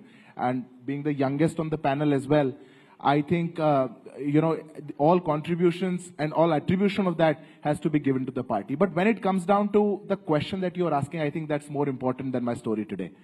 Because the time that we are in, it's a different time. And I'll explain you why, what is my understanding, why we think that there is so much animosity, or, you know, why friends are unfriending friends, and why all of this is happening. I feel personally that we are in an uncomfortable political space today. That uncomfortable political space is because the comfort in this country of a political space was when one party ruled the country for 50 years. Now system is challenged. New people came in. The entire atmosphere is changed. When one party was ruling this country for 55 years, things were very different. Probably we were always in the opposition. We knew how to be in the opposition. Probably we only knew how to be in the opposition. We had never even dreamt of, you know, how do we do if we get into power. But in the past 10, 11 years, when the people of this country gave a solid mandate, a government after government, a clean majority, choosing one leader, backing one leader, transformations happening, a lot of systems are challenged. When that happens, and when we stand at that juncture, it is difficult to accept, and I'm not blaming anybody or any political party that they cannot accept the defeat or they cannot accept the change, but it is difficult to accept that this can also happen. Now in India, we are in power from past 11 years, and we accept that we are not going to be in power probably for the next 100 years, next 50, 55 years. But the reality is that governments can come and governments can go. The reality is that the people are backing ideologies. If a Congress will go, no unstable governments will come. If a Congress will go, stable governments will come. If one thought which was there, which was prevailing in the country, if that goes away, there is this thought which is challenging what we were told and taught for so many years. When that happens, I think, these differences grow up. And it also becomes so, and I'm going to make a political point now, which probably will have to be answered, because I think this session should not be like the last one, and also not should be like the previous one. But I'm going to make a political point. When a prime minister in this country is elected by the people, an official campaign by the party which ruled this country for 55, 60 years is that Chaukidar chor hai. Ye prime minister chor hai.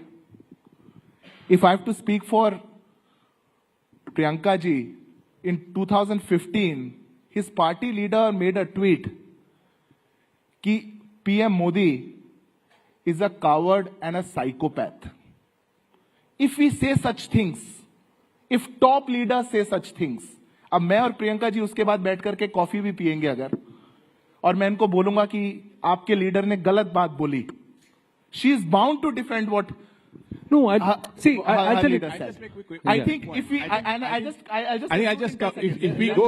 just conclude in 10 seconds. Yeah, I think if we go beyond that, and we as young politicians, I think, because all of us are young, if we start to draw that line and say कि नहीं चलो ये चीज मेरी party ने गलत करी या आपकी पार्टी की ठीक थी, I think कि वो unfriending वाला काम कम हो जाएगा और we can have more coffees. I'll say just one quick thing. I think when the language of the Prime Minister and the culture that Prime Minister communicates will be visible in the language of anchors, will be visible in language of spokespersons, will be visible in the language of members of parliament in the debates. And because our debates in parliament are visible to everybody, you can see the language of debates. It was not long ago that a Delhi MP abused openly in the parliament and not one BJP MP stood up against it. In fact, senior leaders were laughing and cheering him. So I think as far as language of the Prime Minister is concerned and things that has been said up to the Prime Minister, whether it is Chandrababu Naidu ji, he has said, I think this is the new normal that has been set up. But we are here to discuss what is the newer normal that is possible for the youth. My worry is that when the top leadership demonstrates poor language, we're talking about protests from Samajwadi Party on the language of Delhi Chief Minister, then the language of society goes for a toss. And when there's a barrage of hateful messages that are sent to mobile phones of the largest party in the country, then there's a problem. I'm going to make one final point, which is not political. So, Ghanshyam, one final point. Okay. I think today in our country, some things which have become very important have stopped being political. For example, you look at the newspaper, you will read 3 lakh Indian students. I studied abroad. 3 lakh Indian students are at the risk of losing their OPT. Has anyone in the government, raise your hand if you have heard anyone, Mr. Jaishankar or anybody else, speak up for them? These are people, we just spoke about wealth, young and wealthy. These are people who took loans like me, went abroad with a promise of a certain kind of future for them, and then their family holds them as social trophies. Why should the government not talk about it? Why should the government not talk about tariffs? These are things that matter to the future of our country. Suddenly, we are in a phase where this is not political, but Aurangzeb is political. Something that happened 500 years ago is political, but what is happening 5 minutes ago is not political. Right. No, can I respond to that? No. I tell you what. We can always have this political bashing, and one can bash the other at all points in time, and it's very convenient to do. The point is that conversation around Aurangzeb came from somebody from the Samajwadi Party. The utterances of Prime Minister Narendra Modi can be criticized, but the utterances of leaders of the Samajwadi Party or other people across this one are not very to be colored in glory. The point I'm trying to make is not the political scoring point. Now, the point I'm trying to make is, you may disagree with the Prime Minister, but all political parties need fresh infusion into their political parties. So if there is a whole vision of 1 lakh fresh faces into politics, non-dynastic people into politics. Now, the PM did not say they're going to join the BJP, right? The PM said, we need at least 1 lakh people over the next 20 years joining politics, so that there is fresh infusion of political thought. Now, whether they join AAP, they join any Samajwadi Party, TDP, any of the political party, Congress or BJP, any political party, you need fresh infusion. My question to you is, that fresh infusion of politics from a Yuva today has to happen on a binary thought process or on a carefully thought out ideological thought process, which says, I will stand steadfast on a point, I will tell someone else that what you're saying is wrong, your utterances are wrong, but I'm not going to make it personal with them. Is it not that politics that we would like to see? Now, what are we got to do to get to there? That's what. What is it that's going to inspire 1 lakh more youngsters over the next 10, 12, 15 years to join politics in the first place? I'm coming there itself. Because if we go down this line, it's going to be so negative. And then what will happen? It will be the dirt, the muck, the riffraff of society who will continue to dominate politics. It will not be intelligent people. It will not be young achievers. It will not be smart, talented people who are not only educated, but they're also rooted to the ground. They're coming from backgrounds which have seen certain discourse. Yes, Varun. That's what I'm trying to drive at. We can always keep this bashing going. It's very convenient. I get this point, Anandji. As long as 1 lakh, 10 lakh, firstly, I welcome the statement by the Honorable Prime Minister that he needs 1 lakh youngsters across the political spectrum with infusion of thoughts, whatever agenda it is. When you have a 1 lakh people joining the political force of this Indian landscape, remember where and what agenda is driving them to come to politics. Is it the rich and the wrongful incentives that is attracted, or is it because of an idea that is driven to solve problems right from the ground level, or is it because of any other factor or to enjoy the power or something else? Politics is definitely not a rosy path, like as you see. If you find out across, you use your intelligence or you use your AI, you use your whatever mechanism, the country like India, the biggest challenge that we have today is, if youth wants to enter politics, I will have a subsequent question to every one of us asked amongst ourselves, why? That's the first question. All of us are asking, youth have to come to politics, but why? Why? I will have only 2 instances in this country when youth were driven into politics. One is because of the demographic dividend. So we are about 27 to 28% youth now, probably at the range of youth when we call it as youth. And if the demographic dividend keeps us giving more youngsters as a population, it's inevitable that youth will come into politics. But what is the agenda behind them when to come into politics? Have we put the rightful incentive for politicians working in this country? Or is politicians still a service-based kind of thing? So let's differentiate what is the root cause of their brains storming up to becoming politicians. I decided to become a politician in my 9th standard. At 14 years of my age, when I visited Delhi for the first time and I saw Parliament, I was mind blown. I said, people told me that this is a temple of democracy. All our fates are decided here. So that's the moment I fell in love with Parliament and parliamentary democracy. I started studying about parliamentary democracy. I joined, at my age 15, I joined a student organization. And it's about 16 to 18 years of journey here, and we are here. But it's very important for us to understand what is incentivized, what is the neurological incentive that younger generations of this country are asking themselves to join politics. If it is not ideology driven, if it is not governance driven, if it is not policy making driven, if it is something else, then let's wait for a moment. Let these leaders do the course correction. Let us fill that gap.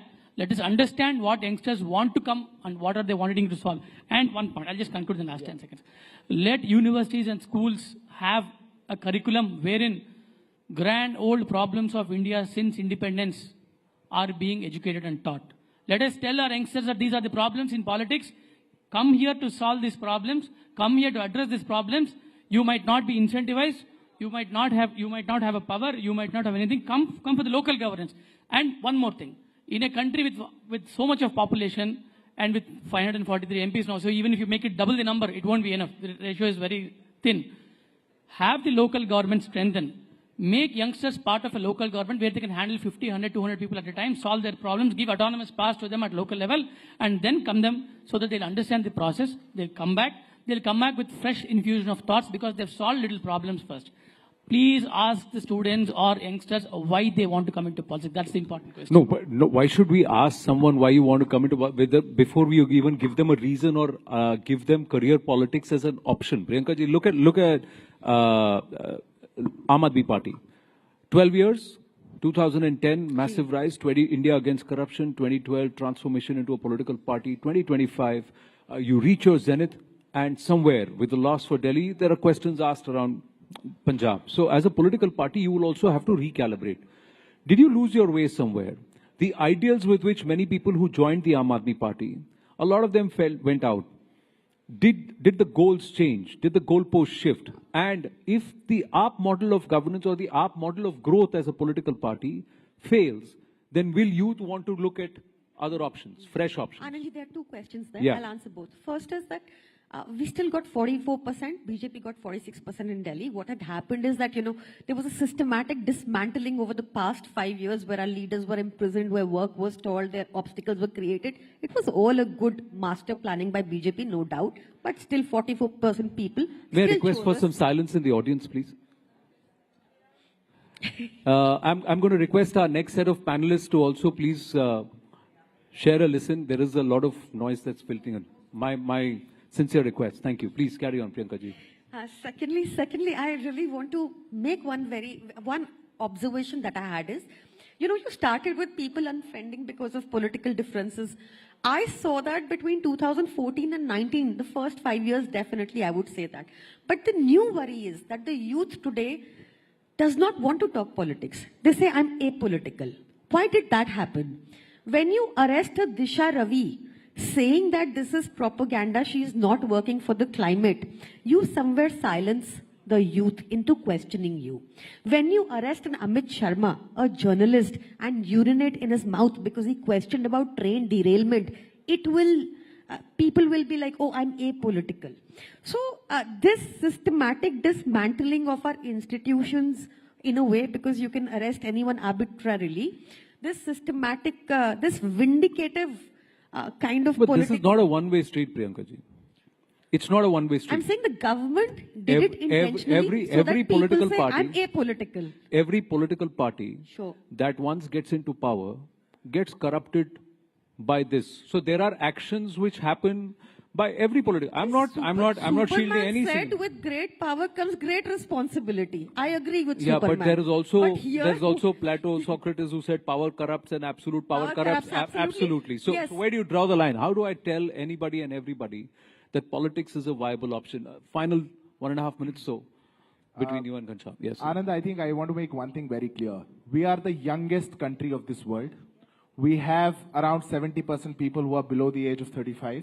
The average age of this country is 28 years old. India is aspirational. India is growing. India is not what India was in 2013. When I joined college, I was not an aspirational youth. When I joined college, the headlines of my newspapers that I used to read were that इतने scams हो रहे हैं India के अंदर, हमारी forest reserve deplete होती जा रही है, we are a fragile 5 economy. A lot of such things were there. Today, the narrative has changed. When the youth, when they are going out, when the youth has so many opportunities, when India is growing, airports double होते जा रहे हैं, सड़कें ज़्यादा बनती जा रही हैं, startups from 1 unicorn to 100 unicorn. When the country is growing like that, I think it is the aspirational India which has to just ignore this noise. No. You have to ignore the noise. Aspirational India. No, here is the thing. The aspirational India also needs to see an intellectual political discourse. Absolutely. So raising the bar of the political discourse is a collective responsibility. Absolutely. It's not the responsibility of one party or another. It's everybody. I think Anand, the young should not be blamed for changing that discourse or bringing that animosity between political parties. The young in all political parties, I think this must be a phase where probably this has happened. But I speak for everybody sitting here. All the young people who are joining politics, who are contributing on various platforms in various ways, are more acceptive of different ideas and are also as long as there is an allowance of multiple streams of thoughts rather than blocking one or the other. Yes, Ghanshyam, final word to go to wind up. I'll conclude with two simple thoughts on the core topic. One is an opportunity, one is a challenge. We spoke about 1 lakh young politicians. With the passage of Women Reservation Bill, today after 6,000 MPs and MLAs in the country, 600 are women. With the passage of that bill, there will be 2,000 women MPs and MLAs in the country. If for each of these seats there are 4 women who are contesting, we're talking about 8,000 candidates. Yes. And why were you opposing it? Each such woman having 5 women members in their team, we're talking about 50,000 new women entering politics just because of that. The challenge for the youth is going to be, if you just look at the data, and no matter what the government says, the average wealth of a politician is rising. When you think about the average poverty lowering in the country, when you start with a prospect that jobs are not there, a lot of people are becoming delivery boys. The challenge that you will face due to wealth in politics, due to crime and corruption in politics, is rising at a very rapid pace, and it will be your biggest hurdle no matter what the ruling government says. Well, I think we're going to wind up on that note to say that it is the responsibility of every individual political party, its patrons, its leaders, to ensure that this does not happen. What you highlighted does not happen. People don't join politics to make money, to turn it into a corrupt practice, rather than to look at policy and clean governance. Thank you for an engaging conversation. Future looks bright with voices like these. Thank you very much. Thank you.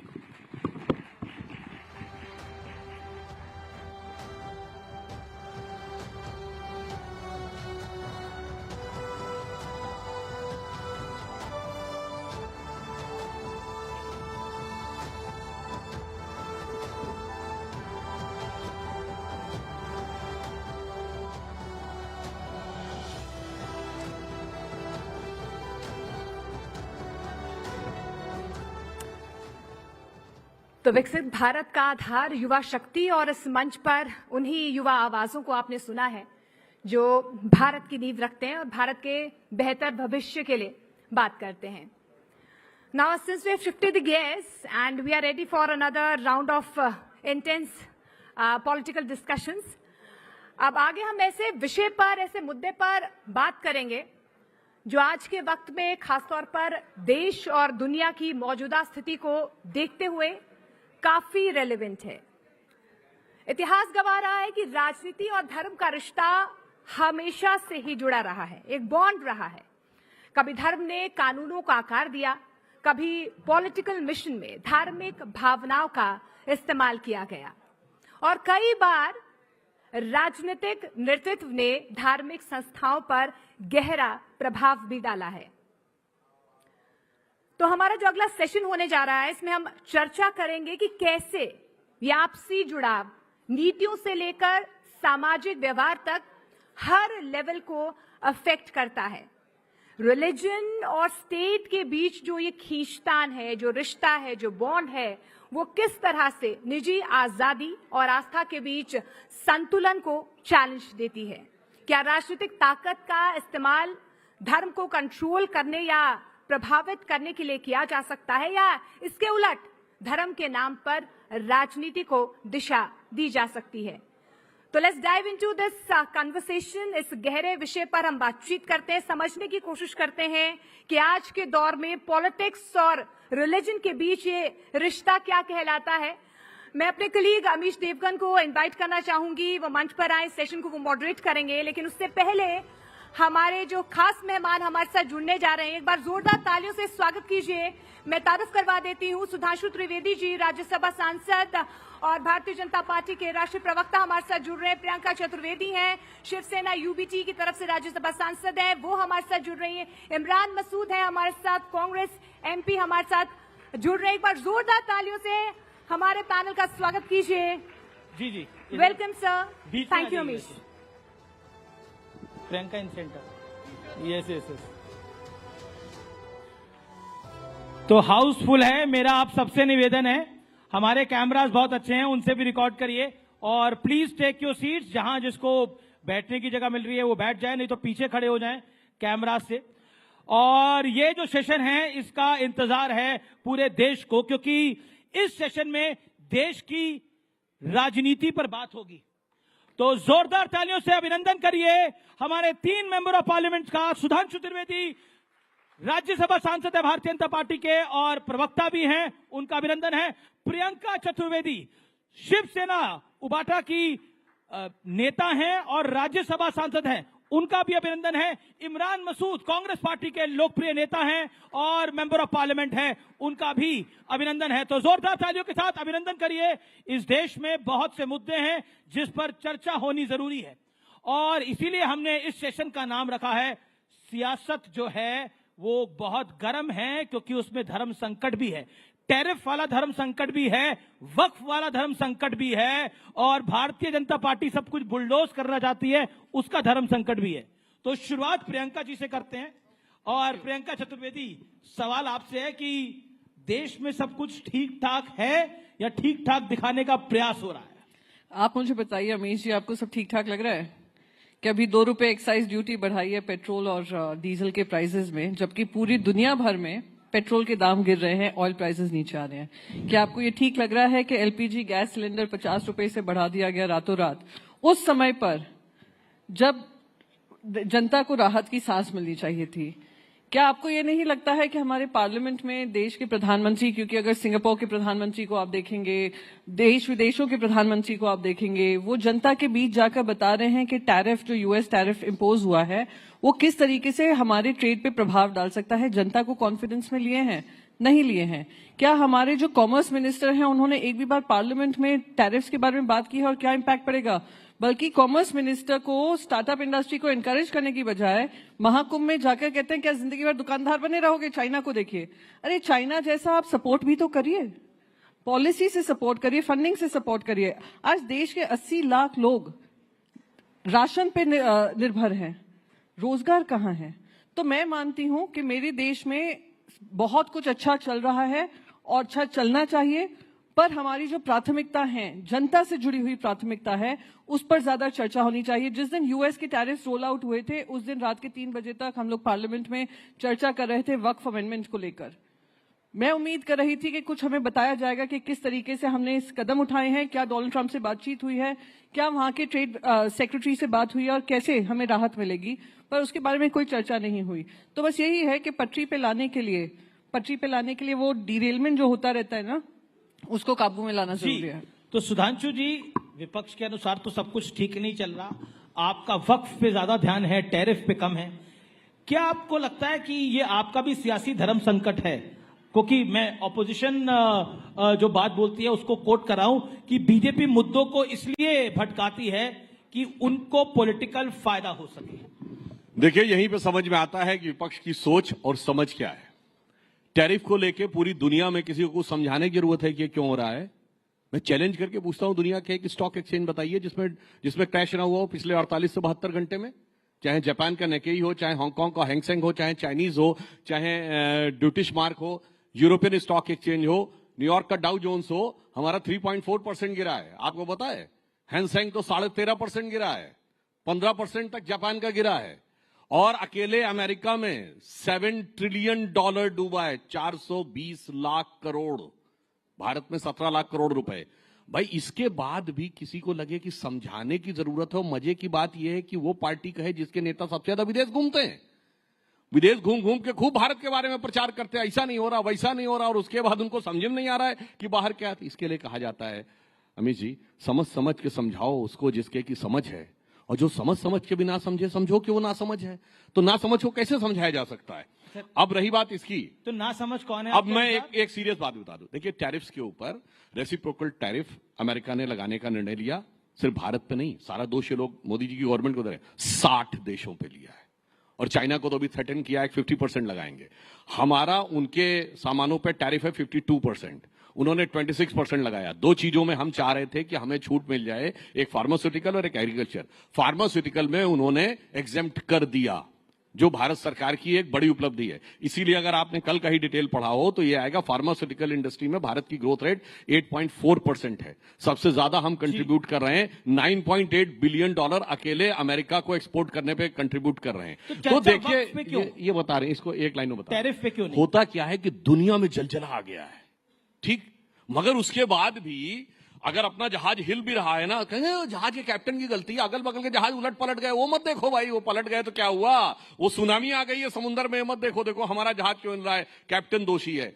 इस मानसिकता से जब चलेंगे तो देश में कुछ भी अच्छा नजर नहीं आएगा। और जहां तक इसकी बात कहूं, जहां तक वक्फ की बात है, तो ये ईमानदारी से एक प्रयास है जो कि भारत के संविधान के अनुरूप व्यवस्था को सुचारू रूप से चलाने के लिए, गरीब मुसलमान को उसका हक दिलाने के लिए। मैं सिर्फ एक बात पूछता हूं, वक्फ बोर्ड भारत का नहीं, दुनिया का सबसे अमीर वक्फ बोर्ड है। भारत का वक्फ बोर्ड दुनिया का सबसे अमीर, 39 लाख एकड़ जमीन है।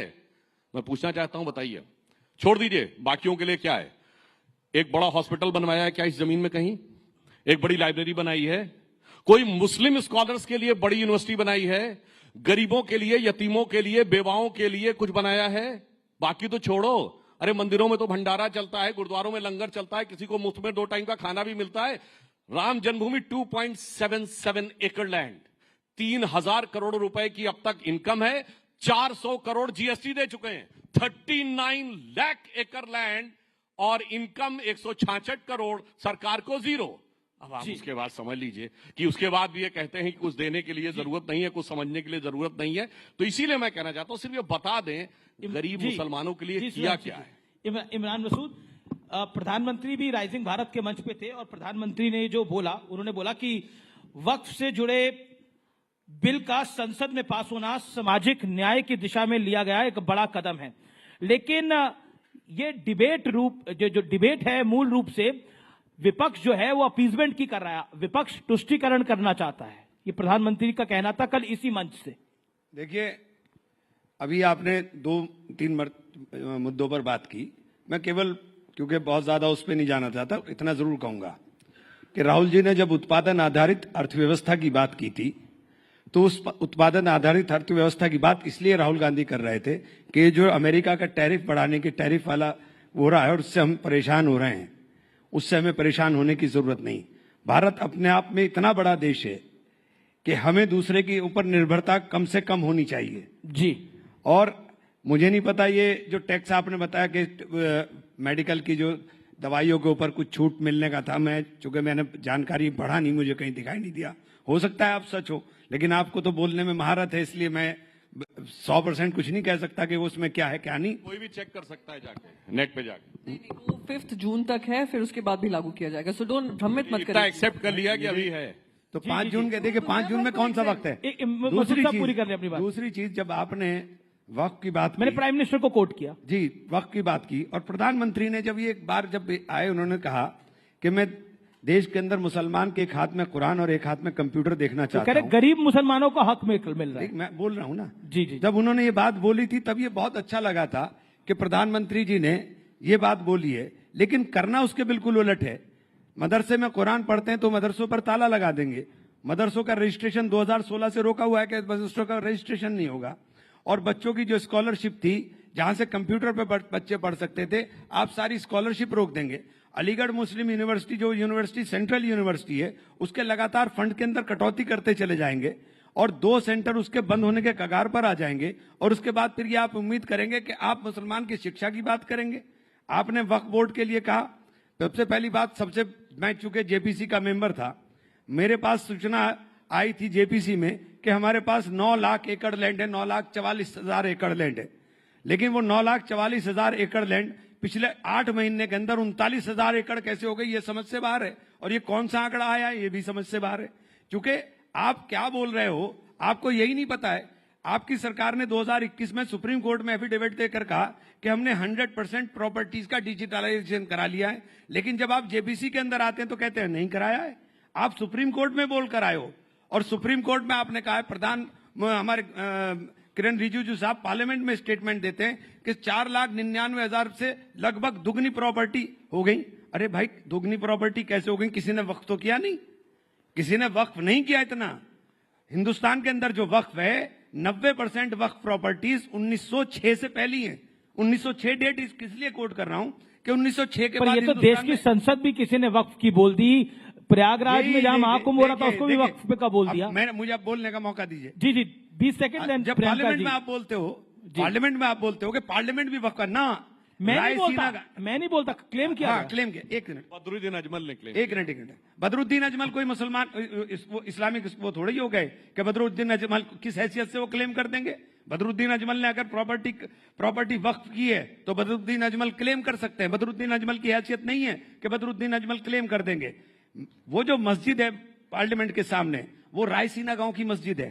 1911 में जब लुटियन जोन बनाने की बात हुई, जब लुटियंस बनाने की बात हुई, तो इन 123 प्रॉपर्टी जिसका बार बार पार्लियामेंट में बहुत बार जिक्र हुआ कि हम एक तरफ आप बोलते हैं, एक सेकंड सर, एक तरफ आप बोलते हैं मस्जिद नहीं कब्जाएंगे, दरगाह नहीं कब्जाएंगे, ईदगाह नहीं कब्जाएंगे, कब्रिस्तान नहीं कब्जाएंगे, लेकिन 123 प्रॉपर्टी का बार बार जिक्र करेंगे पार्लियामेंट में। उस 123 प्रॉपर्टी में 123 की 123 प्रॉपर्टी ये 4 ही हैं जो अंग्रेजों से झगड़े के बाद 1913 के अंदर वक्फ को दी गई। ठीक है, ये वही प्रियंका भी बोलने, फिर उसके बाद सुधांशु जी आप एक साथ आंसर दीजिएगा। असल में आपने इतना वाइड क्वेश्चन था, उसे बहुत शॉर्ट में हो नहीं रहा मुझसे। पूरा अगर कर लेने, बाकी टाइम मैं आपको, बाकी टाइम आप मुझसे ले लीजिएगा, लेकिन इसे पूरा हो। हाँ, बिल्कुल। तो ये जब प्रधानमंत्री जी ने कहा कि हमने ये गरीब मुसलमानों के लिए, पसमंदा मुसलमानों के लिए, आप इसमें मुझे ये मेरे पास कानून रखा हुआ है, इसमें एक जगह बता दिए पसमंदा मुसलमानों के लिए कुछ करने का किया हो। महिलाओं को दो महिलाओं को इन्होंने मेंबर बनाने की बात करी। 2 महिलाएं पहले भी मेंबर बनती थी, पहले भी वक्फ बोर्ड डिमांड की। एक बात से पूरी तरह से सहमत हूं कि वक्फ बोर्ड की इतनी भारी प्रॉपर्टी होने के बावजूद हम भिखारी क्यों हैं? वक्फ बोर्ड की हैसियत क्यों है कि वक्फ बोर्ड अपने कर्मचारी की तनख्वाह भी नहीं दे पाता, जबकि आपके पास इतनी प्रॉपर्टी है? ठीक है, मैं इस बात से बिल्कुल सहमत हूं, लेकिन इसके प्रबंधन का काम होना चाहिए था या इसको खुर्द-बुर्द करने का काम होना चाहिए। आपने तो इस कानून के अंदर कर दिया कि अब आपको सजा भी नहीं मिलेगी, अब यह गैर जमानती अपराध होगा कि आप कोई प्रॉपर्टी कब्जा ले। और एक सेकंड, बस खत्म कर रहा हूं, एक सेकंड। और दूसरी बात, आपने लिमिटेशन एक्ट हटा करके कर दिया कि आप एडवर्स पोजीशन में चले जाइए, यानी जितने कब्जा धारक हैं वो सब मालिक बन जाएंगे। तो आपने बचाने की बात नहीं की, आपने तो खुर्द-बुर्द करने की बात कर दी। ठीक है, प्रियंका, क्या आपको लगता है वक्फ को लेकर आपकी पार्टी को भी पॉलिटिकली कॉर्नर किया जा रहा है? महाराष्ट्र के अंदर जो शिवसेना शिंदे गुट है वो बहुत सी बातें बोल रहा है, बहुत सी संज्ञा दे रहा है आपकी पार्टी को। Any comment? सबसे पहले तो मैं नहीं, क्योंकि मैं वो कमेंट करूंगी, पर उससे पहले मैं थोड़ी क्लैरिफिकेशन दे दूं। जो फार्मा इंडस्ट्री को भी बाहर रखा है और एग्रीकल्चर को बाहर रखा है, वो टेम्पररी सोल्यूशन है, कोई फुल वो नहीं है मेजर जो लिया गया है। डोनाल्ड ट्रंप उसके पीछे भी आएंगे सूनर और लेटर, एंड आई थिंक 5 जून तक उन्होंने कहा वो डिसीजन ले लेंगे। रही बात, मैंने तो स्टॉक मार्केट की बात ही नहीं की थी। Stock market comes crashing down, वो तो ग्लोबली स्टॉक मार्केट क्रैश कर रहा है। मैंने कहीं एक बार स्टॉक मार्केट की बात नहीं की। मैंने कहा हमारे एक्सपोर्ट्स कम होंगे, हमारे एक्सपोर्ट्स पे प्रभाव पड़ेगा, इसके आपको टेंशन होनी चाहिए। आपको जनता को क्या, आप अगर विपक्ष को भी कॉन्फिडेंस में लेंगे कि क्या क्या बात हुई, आप पूरी दुनिया में फैलाते फिरते हैं कि अरे डोनाल्ड ट्रंप ने कुर्सी खिसकाकर प्राइम मिनिस्टर को बिठाया। बढ़िया बात है, हमारे प्रधानमंत्री की इतनी इज्जत नवाजी जा रही है, डोनाल्ड ट्रंप उनके दोस्त हैं, तो क्या हमारे लिए, देशवासियों के लिए क्या आउटकम है, हमारी इकोनॉमी के लिए क्या आउटकम है? मेरा सवाल ये था। Unfortunately he limited it to stock market, क्योंकि उनको ये सूट करता है ये एजेंडा करना। अब रही बात वक्फ को लेकर, जहां तक हमारा मानना है, आज अगर हिंदू टेम्पल ट्रस्ट में कोई नॉन हिंदू बैठेगा, हम सबसे आगे आकर उसके खिलाफ बात करेंगे।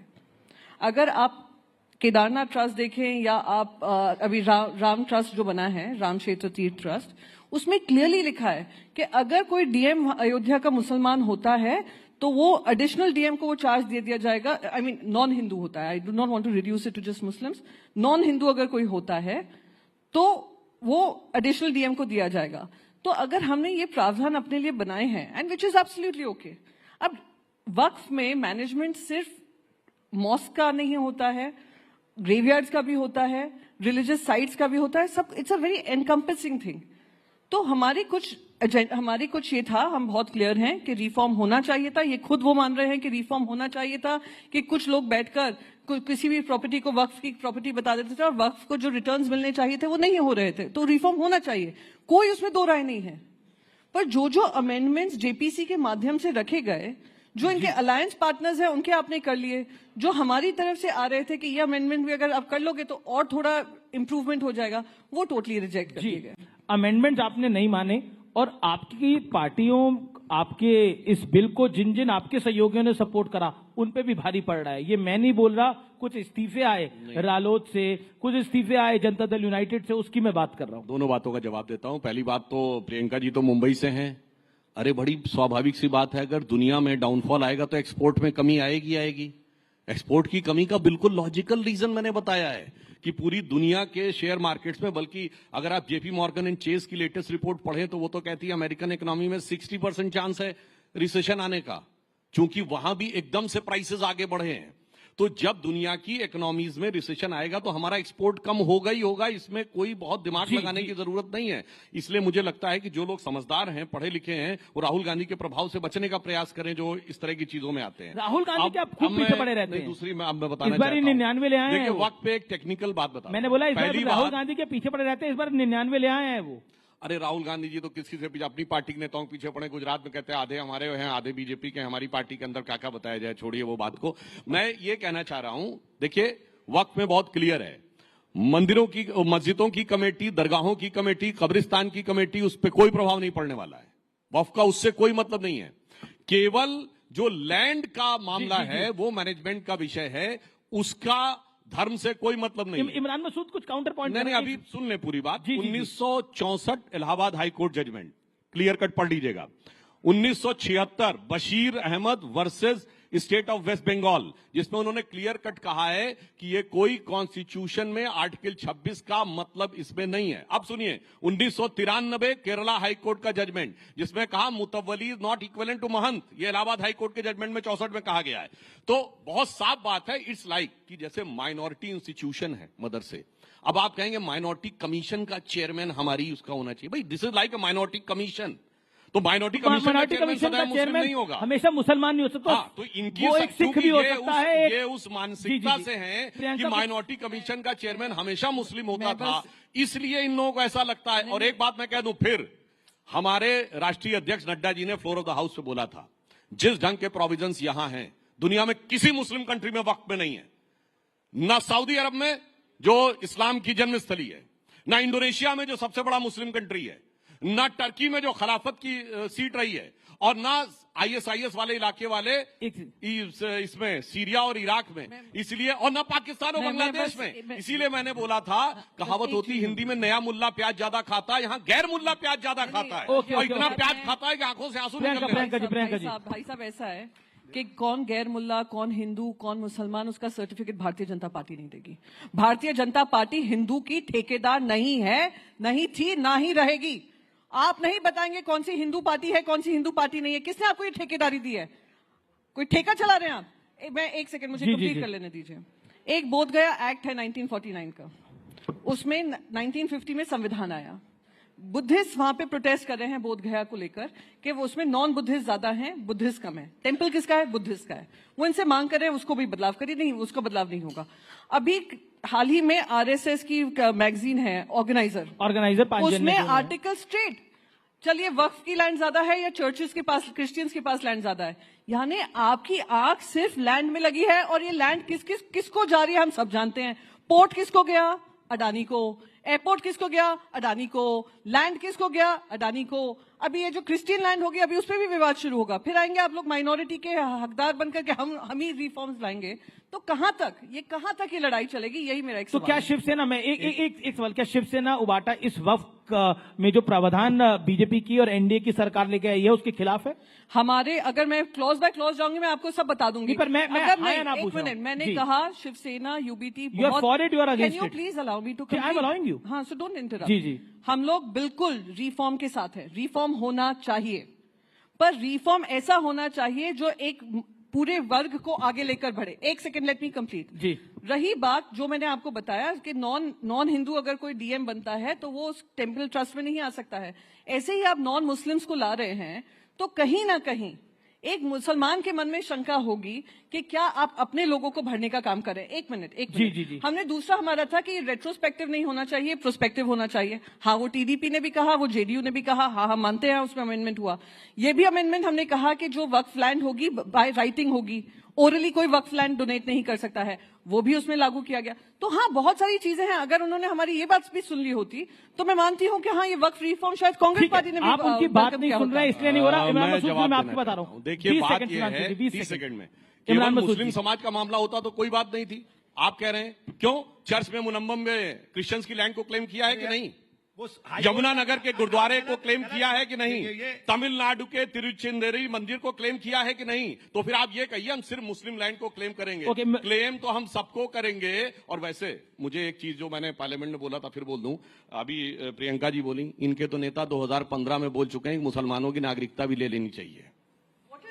यस, 2015 सामना में संजय राउत जी का स्टेटमेंट है। और सुनिए, और दूसरी तरफ संजय राउत को कोट कर रहे हैं गठबंधन में वो शामिल हैं, वो मुस्लिम लीग, जिसने 28 अगस्त 1947 को कॉन्स्टिट्यूएंट असेंबली में सेपरेट इलेक्टेड मांगे। कोई जाके कॉन्स्टिट्यूएंट असेंबली की डिबेट में पेज नंबर 270 में पढ़ ले। इसलिए मैं कहना चाहता हूं, पूरी बात कर, एक लाइन बस सुनिए सर।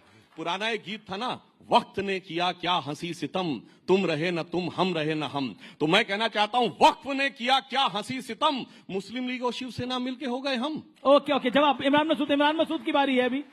देखिए, अभी सुधांशु भाई ने बात कही और बहुत सारे मुल्कों के उन्होंने उदाहरण दिए। बस यही आप अपनी बात के अंदर अपना आप ही मेरी बात कह गए। वक्फ कोई संस्था नहीं है कि सिर्फ संस्था की बात है। वक्फ मुसलमान का एक फरीजा है जो हर मुसलमान के ऊपर लागू होता है।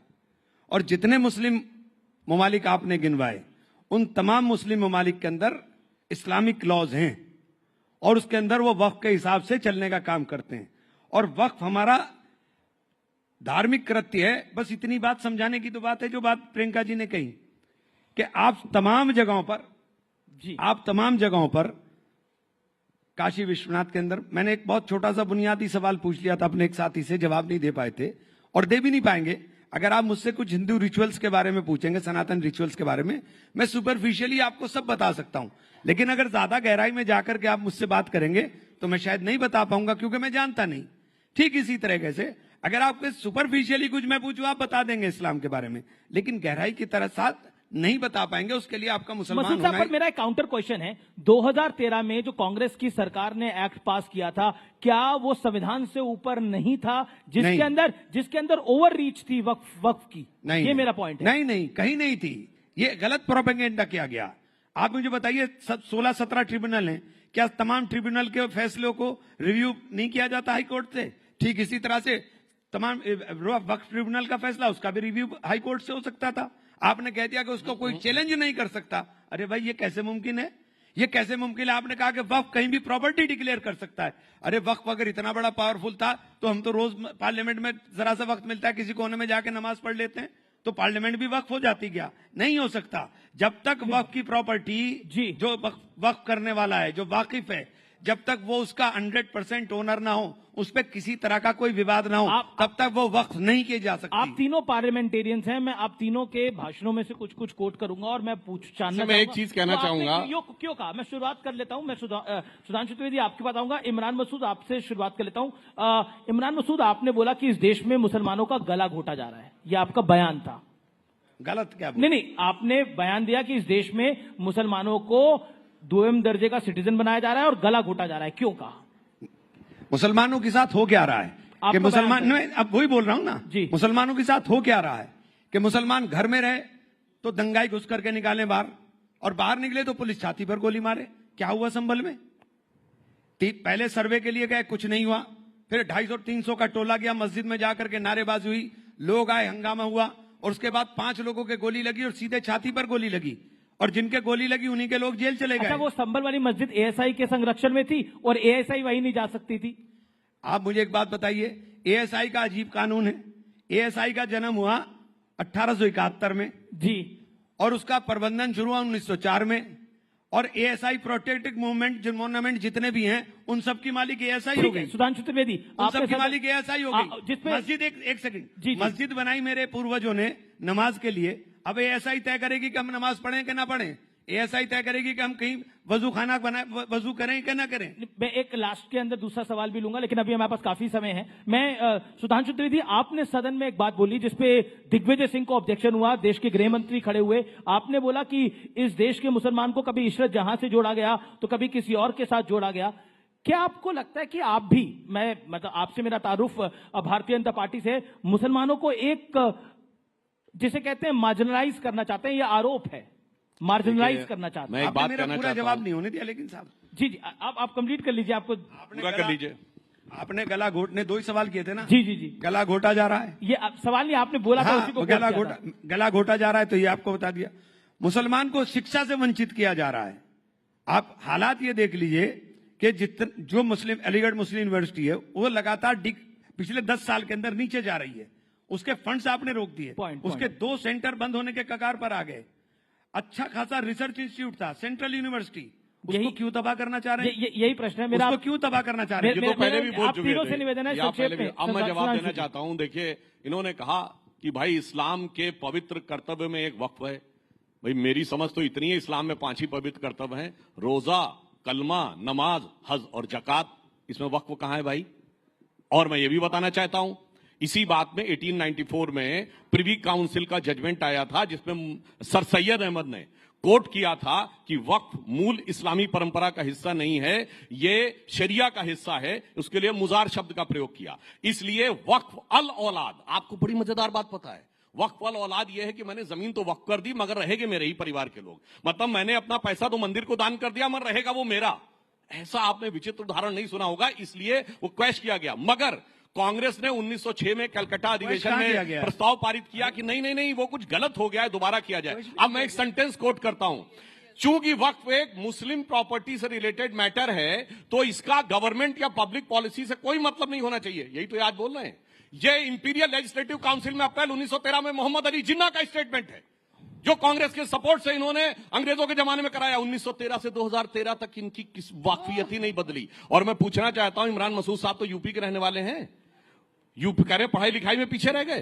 पता है आपको, सैयद मुसलमानों की रेट ऑफ लिटरेसी 1931 में 24% थी, जब यूपी की 8% थी। और जातिगत सर्वे था तो यूपी में जो सबसे पढ़ी लिखी ब्राह्मण कम्युनिटी मानी जाती थी हिंदुओं में, वो 15%, क्षत्रियों में 13%, सैयद मुसलमान 24%, ब्यूरोक्रेसी में 20%।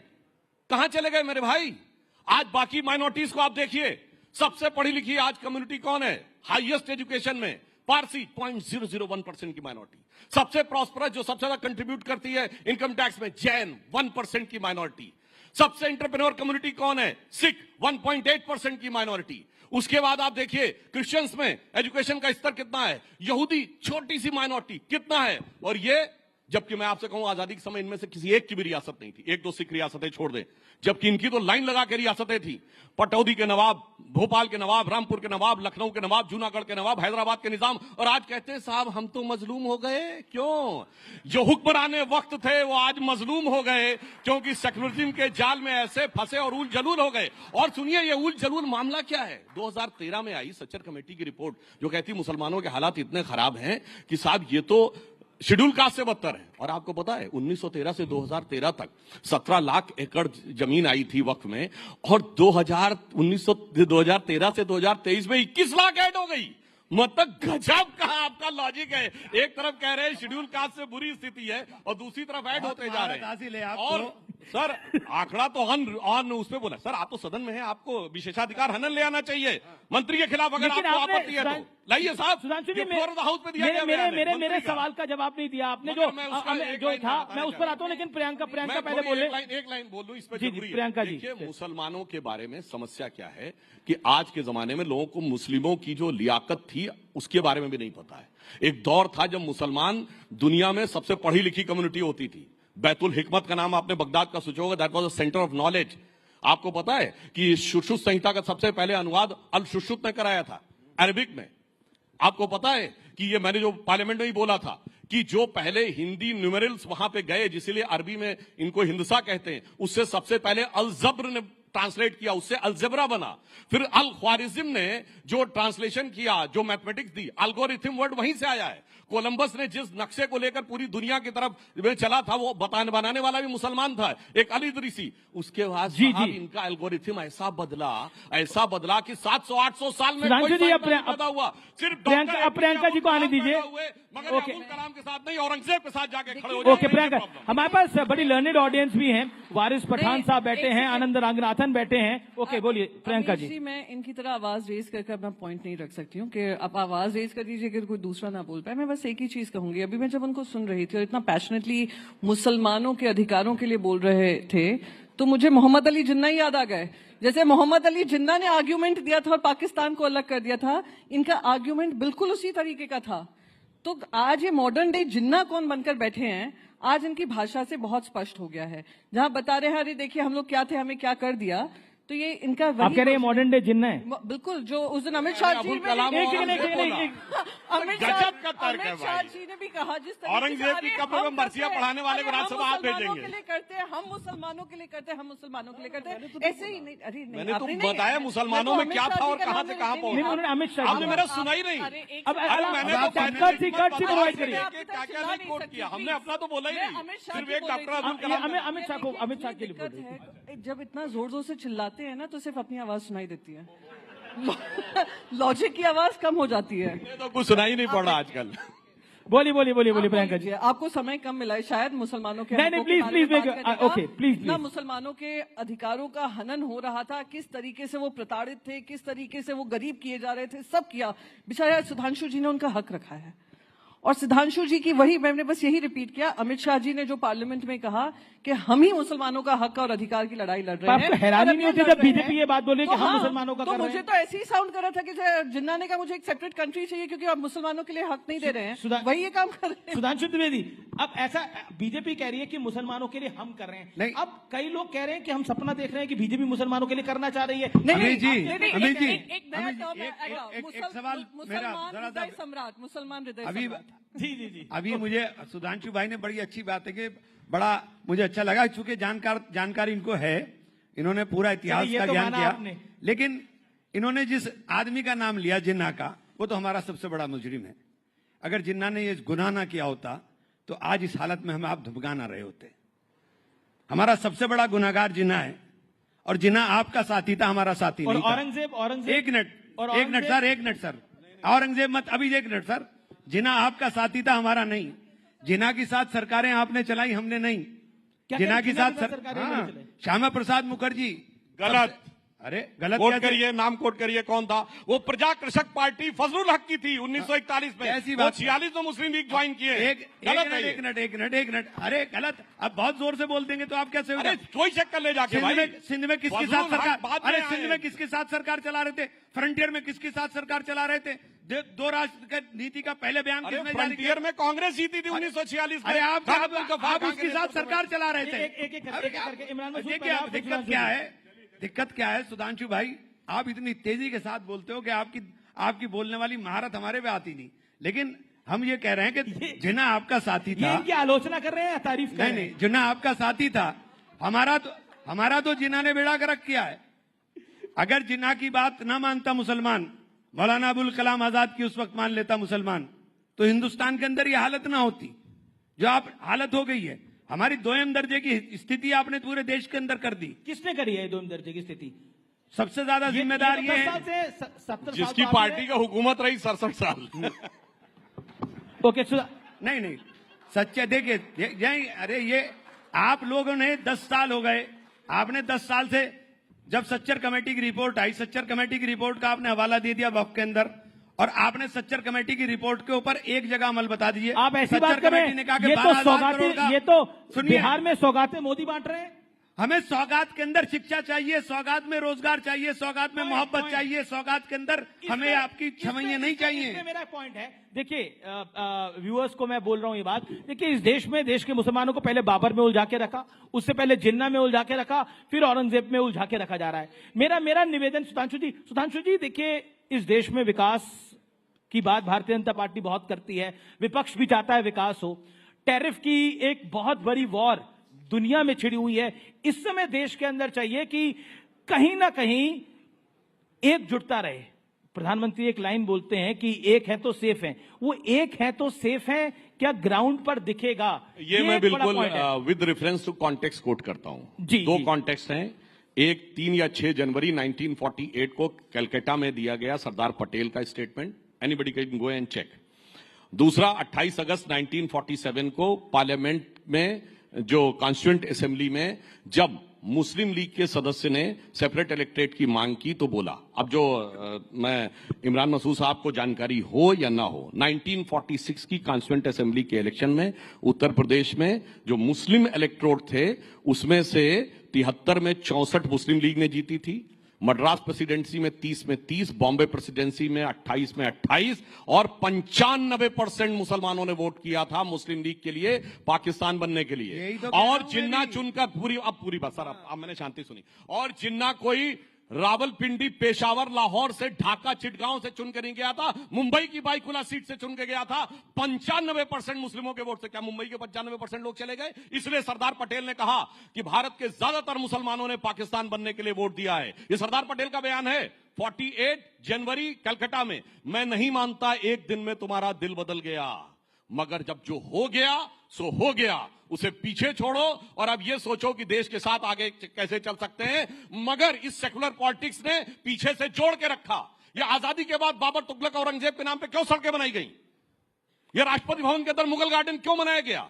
मैं पूछना चाहता हूं ना, किसने पीछे से जोड़ के रखा? वही जो बता रहे हैं, आज एआई के दौर में औरंगजेब के साथ खड़े हो जाते हैं और दलगत भावना से ऊपर उठ के खड़े हो जाते हैं। और ये सोचने का, एक लाइन में सोचने का विचार है, cutting across the party line Muslim नेता औरंगजेब के साथ खड़ा रहता है, cutting across the party line Rana Sanga के साथ नहीं खड़ा होता है। Cutting across the party line Waqf की लैंड के साथ खड़ा रहता है, cutting across the party line Ram Mandir के साथ हिंदू नेता नहीं खड़ा रहता। मैं अब इंडिया अलायंस में भी आऊंगा। ओके, डिस्कशन पूरा चेंज हो रहा है। ओके, बोलिए। दिस इज एक्सट्रीमली डिस्टर्बिंग कि हम राइजिंग भारत समिट में आए हैं। हमें बात करनी चाहिए 2047 में क्या होगा। तो 1 second please, do not interrupt, do not. Modi ji होंगे 2047 में, 57 में, 87 में, 97 में, जो भी आपको बोलना है करिए। Happy? Are you happy? Now can I get to the topic? Now can I get to the topic? Okay, you are happy? देखिए 2047 में मोदी जी हमारे यहाँ हो ना हो, मगर इनके नेता इन्हीं की परिवार के होंगे। ये पार्टी अलग है। Okay Priyanka, then I come to India alliance. Okay, ऐसा है, आज अगर 80 लाख लोगों के पास राशन जा रहा है, तो कितने उसमें से हिंदू घर हैं, कितने मुसलमान घर हैं, कितने ईसाई घर हैं, कितने उसमें जैन घर हैं, कितने उसमें सिख घर हैं जी, और कितने पारसी घर हैं? भूखा तो सभी है जो 80 लाख लोगों के पास जा रहा है। मैं चाहती हूँ हम 2047 की बात करें। ये कहाँ पे लेकर जाना चाह रहे हैं? 300 साल पुराना, कि 300 साल पुराना इतिहास में आप बिखरे रहिए, बटे रहिए, और हम आने वाले जो सदी है, जो आने वाले हमारे युवा पीढ़ी है, जो दूसरे देशों में जा रही है, दूसरे देशों में भी प्रताड़ित हो रही है, क्योंकि अमेरिका यूएस टैरिफ्स को लेकर आ रहा है, जो अभी आई थिंक घनश्याम जी ने बात रखी थी कि स्टूडेंट बनकर गए थे यूएस में, और आज वो स्टूडेंट्स को भी डिसरिस्पेक्ट किया जा रहा है। हम कोई उसके बारे में बात नहीं कर रहे हैं। हम क्या बात करें? औरंगजेब, राणा सांगा, जिन्ना, ये वो। मेरे बस एक ही मांग है, और मैं क्योंकि विपक्ष से हूं, और विपक्ष में हमारी भी एक आवाज है, सिर्फ कांग्रेस और बीजेपी की नहीं है। हमारी आवाज यह है कि जो जनता से जुड़े मुद्दे हों। आज 50 रुपए इनकी जेब से ज्यादा जा रहा है गैस का सिलेंडर खरीदने में, तो मुझे तकलीफ होती है। 2 रुपए एक्साइज ड्यूटी बढ़ रही है, जबकि पूरी दुनिया भर में ऑयल चीप हो रहा है, तो मुझे तकलीफ होती है। मुझे तकलीफ होती है क्यों 80 लाख लोगों के घर पे राशन जा रहा है, उनको खुद नौकरियां क्यों नहीं दी जा रही हैं जहां वो अपने आप को सक्षम पा पाए। तो इन चीजों में हमारा ध्यान भटकाकर ये जो काम हो रहा है, ये बहुत गलत। ओके, देखिए मैं एक बात कहूं, लगता है प्रियंका जी को ना अपने राज्य का पता। 80 करोड़ सुनिए, 80 करोड़ है। सुनिए, इनको ना अपने राज्य का पता, ना अपने सदन का पता। ये औरंगजेब का नाम कौन लाया? अबू आजमी, महाराष्ट्र के विधायक, समाजवादी पार्टी, अपने गठबंधन के। पीएचडी इस्लामिक लॉ के हैं, इस्लामिक स्टडीज के हैं, इस्लामिक रिलीजन के हैं, आप सबके पीएचडी हैं। हमको कुछ ना जानकर भी हम राज्यसभा में अपना पक्ष रख सकते हैं। मैं तो बीच में नहीं, जैसे आप बीच में टोक टोक कर बोल रहे हैं, कुछ नहीं जानती है। Who are you to give me certificate, मैं जानती हूँ नहीं जानती हूँ? हाँ, तो मैं बता रहा हूँ ना, सुन लीजिए, आपको समझ में आ जाएगा, दर्शकों को समझ में आ जाएगा।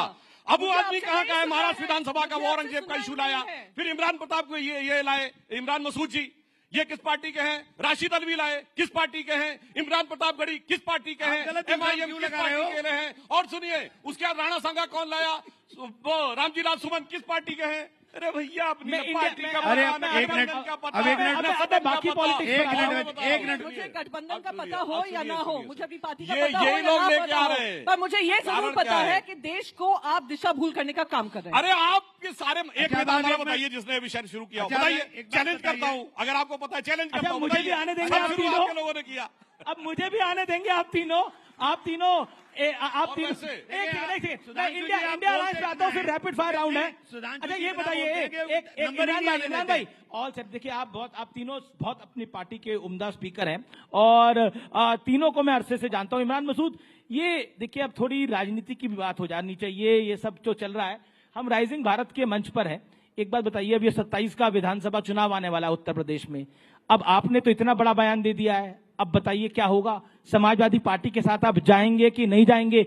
आदित्य ठाकरे ने तो महाराष्ट्र में बोला था, समाजवादी पार्टी के नेता, कुछ नेताओं ने बीजेपी के साथ अलायंस का काम किया है। आपका क्या कहना है उत्तर प्रदेश के संदर्भ में? सपा के साथ जाएंगे कि नहीं जाएंगे? नहीं, ये देखिए, ये फैसला तो पार्टी का होगा कि हम किसके साथ जाएंगे, किसके साथ नहीं जाएंगे। मैंने सिर्फ इतना, मेरा काम है कि मैं अपनी पार्टी के आधार को बढ़ाने की बात करूं, अपनी पार्टी के संगठन को बनाने का बात करूं। एकजुट है कि नहीं है? 100%। आपको दिखाई नहीं दिया कि पार्लियामेंट दिखाई दिया? एक मिनट, पार्लियामेंट में सिर्फ 24 मेंबर मुसलमान हैं। पार्लियामेंट में सिर्फ 24 मेंबर मुसलमान हैं जो मुसलमान मेंबर थे, लेकिन वक्फ के मामले के अंदर 232 वोट पार्लियामेंट में पड़े। ये हिंदुस्तान है, ये हिंदुस्तान है। दूसरी चीज मैं कह रहा हूं, हमें भाईजान बहुत तेज तेज बोलते हैं, हमारी समझ में नहीं आता, लेकिन मैं इतनी बात जरूर कह रहा हूं कि जिन्ना आपके आदर्श होंगे, मेरे आदर्श तो थे नहीं ना, हैं। क्योंकि जिन्ना को हम सबसे बड़ा गुनाहगार मानते हैं अपनी इस हालत का, बदतर हालत का जो आपने हमारी कर दी है। मैं इंडिया अलायंस में आ रहा हूं। समाजवादी पार्टी के साथ अलायंस होगा कि नहीं होगा? नहीं, ये फैसला तो पार्टी का होगा। अभी क्या माहौल है?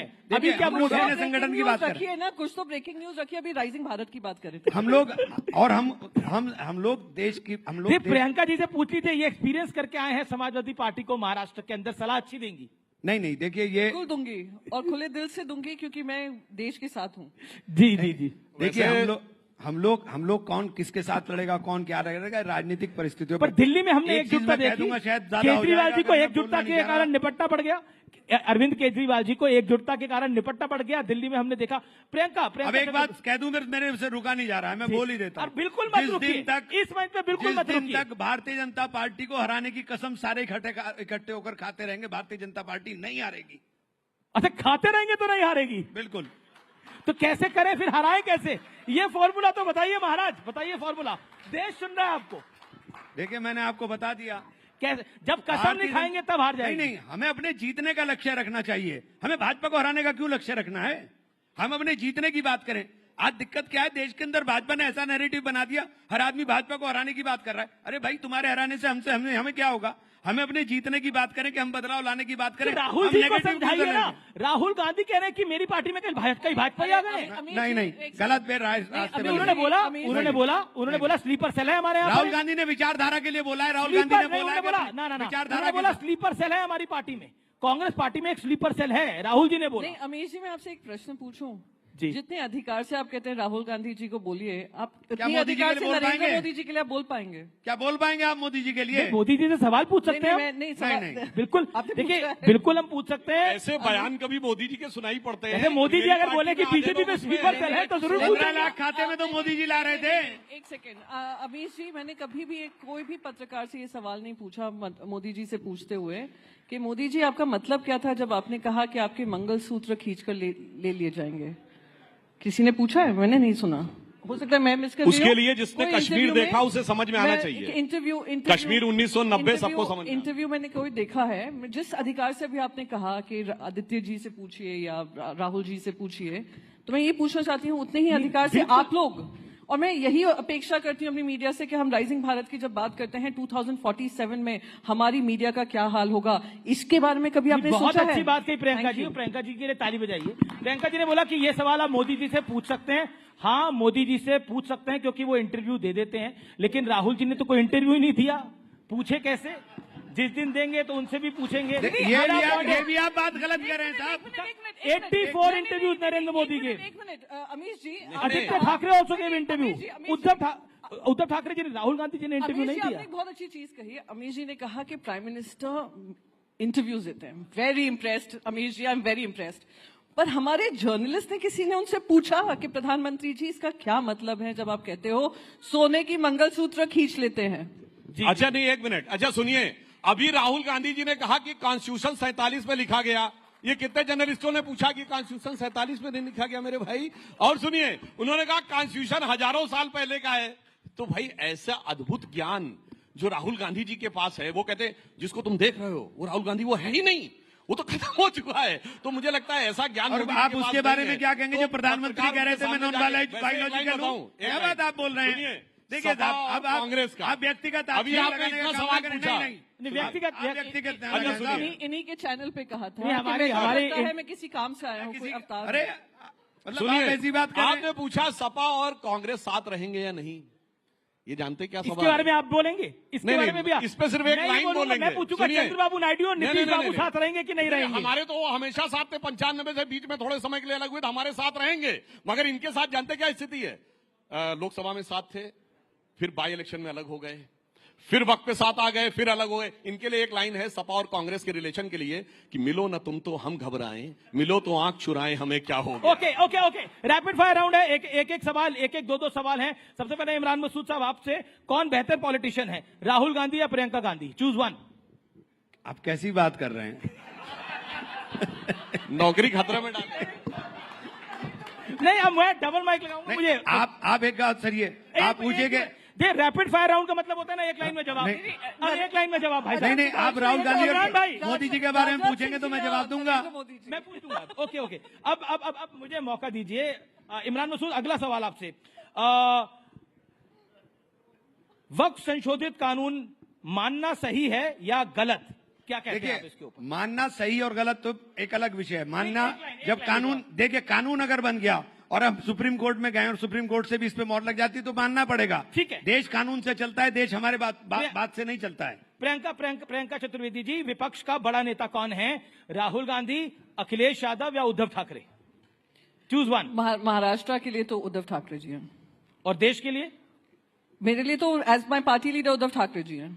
आई एम वेरी क्लियर। देश के लिए देश के लिए भी अगर उन्होंने महाराष्ट्र में एक अच्छा मॉडल दिया तो देश का भी एक अच्छा मॉडल ही प्रस्तुत करेंगे। ठीक है। और किसकी विचारधारा आपकी विचारधारा के, यानी आपकी पार्टी की विचारधारा के ज्यादा करीब है, कांग्रेस से भारतीय जनता पार्टी? देखिए, हमारी पार्टी की, मैं अपनी पार्टी की विचारधारा की बात करूंगी, जिनका मैं वही कंप्लीट कर लूं, एक्साइटेड मत होइए जी। के दिल में राम, हाथ में काम, आपको किससे क्लोजेस्ट है वो आप समझ लीजिए जी। सुधांशु त्रिवेदी, वक्फ झांकी है, आगे क्या बाकी है? वक्त आने पर बता। मैं हमारे यहाँ तो प्रधानमंत्री है। आपने पूछा, सवाल हमसे क्यों है? सुनिए, इसलिए कि आपके यहाँ अभी हसरतें हैं होने की, हमारे यहाँ ऑलरेडी है, इसलिए अंतर है। अब पूछ लिया, आपने पूछ लिया, सुनिए, अब आप बता दीजिए ना, आप बता दीजिए ना, आप बता दीजिए मोदी जी और अमित शाह में कौन है? हमारे यहाँ तो मोदी जी प्रधानमंत्री हैं, किंतु परंतु नहीं है। आप क्या हसरतें लिए हुए 1 दर्जन लोग खड़े हुए हैं इंडी गठबंधन में। अरे ठीक है, मेरे ही भाग से छीका फूट जाए। जी, आपका सवाल, अगला सवाल, आपने सवाल क्या किया था? अगला सवाल और आखिरी सवाल, है, अखिलेश यादव बेहतर हैं या राहुल गांधी बेहतर है? आपकी राय के अंदर एक को चूज करना पड़ेगा। बिल्कुल निश्चित रूप से अखिलेश यादव, चूंकि कम से कम कुंभ में स्नान करने तो गए, धन्यवाद। गए नहीं स्नान। ओके, आप तमाम लोगों का बहुत बहुत शुक्रिया। जबरदस्त तालियों के साथ अभिनंदन करिए हमारे तीनों सांसदों का। बहुत अच्छी चर्चा रही और तीनों ने बहुत ही अच्छे तरीके से हर सवाल का जवाब दिया। बहुत बहुत शुक्रिया आप तीनों का। सुधांशु त्रिवेदी, प्रियंका जी, इमरान मसूद जी, अभिनंदन है आपका।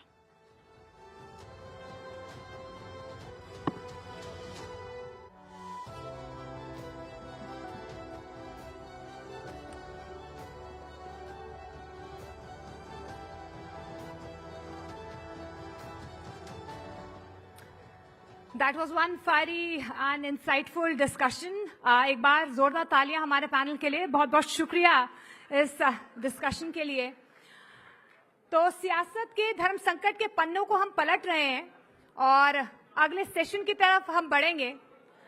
और क्योंकि हम राइजिंग भारत समिट के मंच पर हैं और विकसित भारत 2047 में कैसा रहेगा, उसकी तस्वीर क्या रहेगी, उस पर हम अगले सेशन में फोकस करने जा रहे हैं।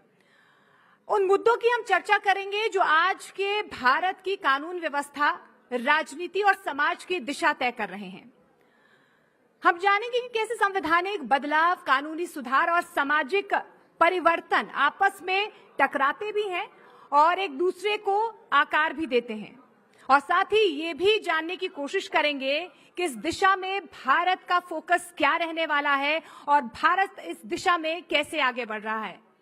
आर्टिकल 370 को हटाया जा चुका है, ट्रिपल तलाक को अपराध घोषित कर दिया गया है और अब वक्फ कानून भी आ गया है। तो ऐसे में सवाल ये है कि भारत का अगला कदम क्या होगा। और इसी महत्वपूर्ण चर्चा को आगे बढ़ाने के लिए और इस अगले सेशन को मॉडरेट करने के लिए रूबिका लियाकत हमारे साथ मंच पर आएंगी। एक बार जोरदार तालियों से उनका स्वागत कीजिए। और मंच पर हमारे साथ एक बहुत खास पैनल भी मौजूद रहने वाला है। एक बार जोरदार तालियों से उनका भी मैं तारुफ करवा देती हूँ। गौरव भाटिया जी हैं हमारे साथ, भारतीय जनता पार्टी की तरफ से राष्ट्रीय प्रवक्ता, वो हमारे साथ जुड़ेंगे। वारिस पठान जी है लॉयर और AIMIM से हमारे साथ, वो AIMIM का पक्ष रखेंगे। इसके साथ साथ जाने माने लेखक हैं आनंद रंगनाथन, वो भी हमारे साथ इस मंच पर जुड़ेंगे। अनुराग भदौरिया जी हैं, प्रवक्ता है, राष्ट्रीय प्रवक्ता समाजवादी पार्टी के। आप सभी मेहमानों का बहुत बहुत स्वागत। एक बार जोरदार तालियों से इनका स्वागत कीजिए।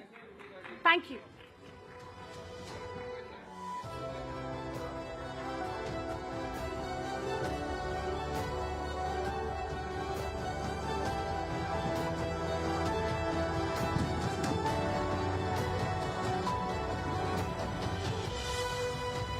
नमस्कार आप सभी को। जनरली गूंज जो है, जनरली क्या, हमेशा ऐसा कभी नहीं हुआ है कि 4:50 आप मेरे लबों से ना सुने कि गूंज की शुरुआत हो चुकी है। लेकिन आज राइजिंग भारत का मौका है और इसीलिए राइजिंग भारत के इस मंच से ये स्पेशल एडिशन इस वक्त आप गूंज का देख रहे हैं।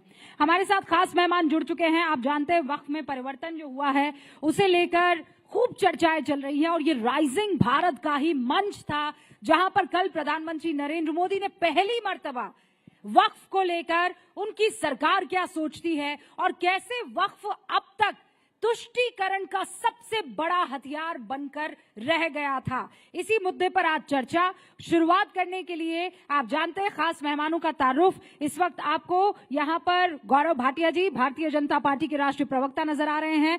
जोरदार तालियों से इनका स्वागत कीजिए। AIMIM के राष्ट्रीय प्रवक्ता वारिस पठान यहाँ स्टेज पर, आज मैं खुद इनको पहली मर्तबा लाइव देख रही हूँ, बहुत बहुत स्वागत वारिस भाई आपका। उनके बगल में समाजवादी पार्टी के राष्ट्रीय प्रवक्ता अनुराग भदौरिया जी आपको नजर आ रहे हैं। अनुराग जी बहुत बहुत स्वागत। आनंद रंगनाथन अक्सर इन मुद्दों पर खतरनाक तरीके से अपनी बातें रखते हैं, पेशे से साइंटिस्ट हैं, लेकिन ये साइंस वाले फॉर्मूले जो हैं वो सोशल इश्यूज और पॉलिटिकल इश्यूज पर भी लगाते हैं। आपका भी बहुत बहुत स्वागत है। तो चलिए शुरू करते हैं। गौरव भाटिया, कल प्रधानमंत्री नरेंद्र मोदी ने ऐलान कर दिया और वक्फ को लेकर उन्होंने कहा कि ये तुष्टीकरण की राजनीति थी, इसकी नींव तो बहुत पहले पड़ गई थी, भारत पाकिस्तान के विभाजन के वक्त। सबको नमस्कार। और शुरुआत करूंगा, असंभव को जो संभव कर दे वो हमारे देश के प्रधानमंत्री श्री नरेंद्र मोदी जी हैं। और जब जब ये चुनौती देके कहते हैं नरेंद्र मोदी जी भव्य राम मंदिर बना के दिखाओ, भव्य राम मंदिर बना देते हैं। छाती पीट के कहते हैं अनुच्छेद 370 को हाथ लगा के दिखाओ, नरेंद्र मोदी जी कहते हैं जाओ उखाड़ दिया क्योंकि संविधान में लिखा है टेम्पररी है। और अब के असदुद्दीन ओवैसी के मुंह से निकला होगा जरूर कि वक्फ बोर्ड के साथ छेड़छाड़ करके दिखाओ। नरेंद्र मोदी जी ने कहा संविधान की शपथ ली है, संविधान के अनुरूप जो कार्य होगा वो करूंगा, और भू माफियाओं की कब्र है जिसने खोदी उस व्यक्ति का नाम है नरेंद्र मोदी। दूसरी बात, क्या ये बहुत गर्व की बात नहीं है? आप मुझे बताइए, त्रिचुरापल्ली तमिलनाडु में 1500 साल पुराना मंदिर और 1400 साल पुराना धर्म, और वो धर्म कहता है ये मंदिर और ये गांव, ये सारी जमीन वक्फ बोर्ड की है। इलाहाबाद हाईकोर्ट को ले लीजिए, उसकी जमीन भी वक्फ बोर्ड की है। तो मैं समझता हूं कि अगर कोई भू माफिया बनेगा तो जरूर कदम उठाए जाएंगे, और जो संशोधन हुआ है, जो अब कानून बन गया है, ये भारत के हित में। और एक सवाल पूछ लेता हूं, ये जरूर बताएंगे यहाँ पे अनुराग जी से कि वारिस पठान सपा भी बैठी है और AIMIM भी बैठी है, जिनके नाम में मुस्लिमीन है जो गैर संवैधानिक है। कृपया करके ये बताइए, वक्फ बोर्ड पे कितने अस्पताल, कितने यतीम खाने, कितने विद्यालय आप वक्फ बोर्ड के बता सकते हैं बनाए हैं बेहतरी के लिए, वारिस पठान, मुस्लिमों के लिए और जो महिला है मुस्लिम समाज। देखिए रूबिका जी, वक्फ का जो ये लोगों ने इतनी घाई घाई के अंदर पहले बिल लाया, उसके बाद में उसको सदन के अंदर लाके कानून बना दिया, फिर फटाक से जाके प्रेसिडेंट के पास से उसका ऑर्डर भी ले लिया, नोटिफिकेशन भी ला दिया। अब उसके रुझान आना शुरू हो गए। अब इनको पता है कि ये मैटर सुप्रीम कोर्ट में डाला है, पेंडिंग है, 16 तारीख को सुनवाई होने वाली है। तकरीबन 14 से 15 लोगों ने पिटीशन फाइल कर दिए।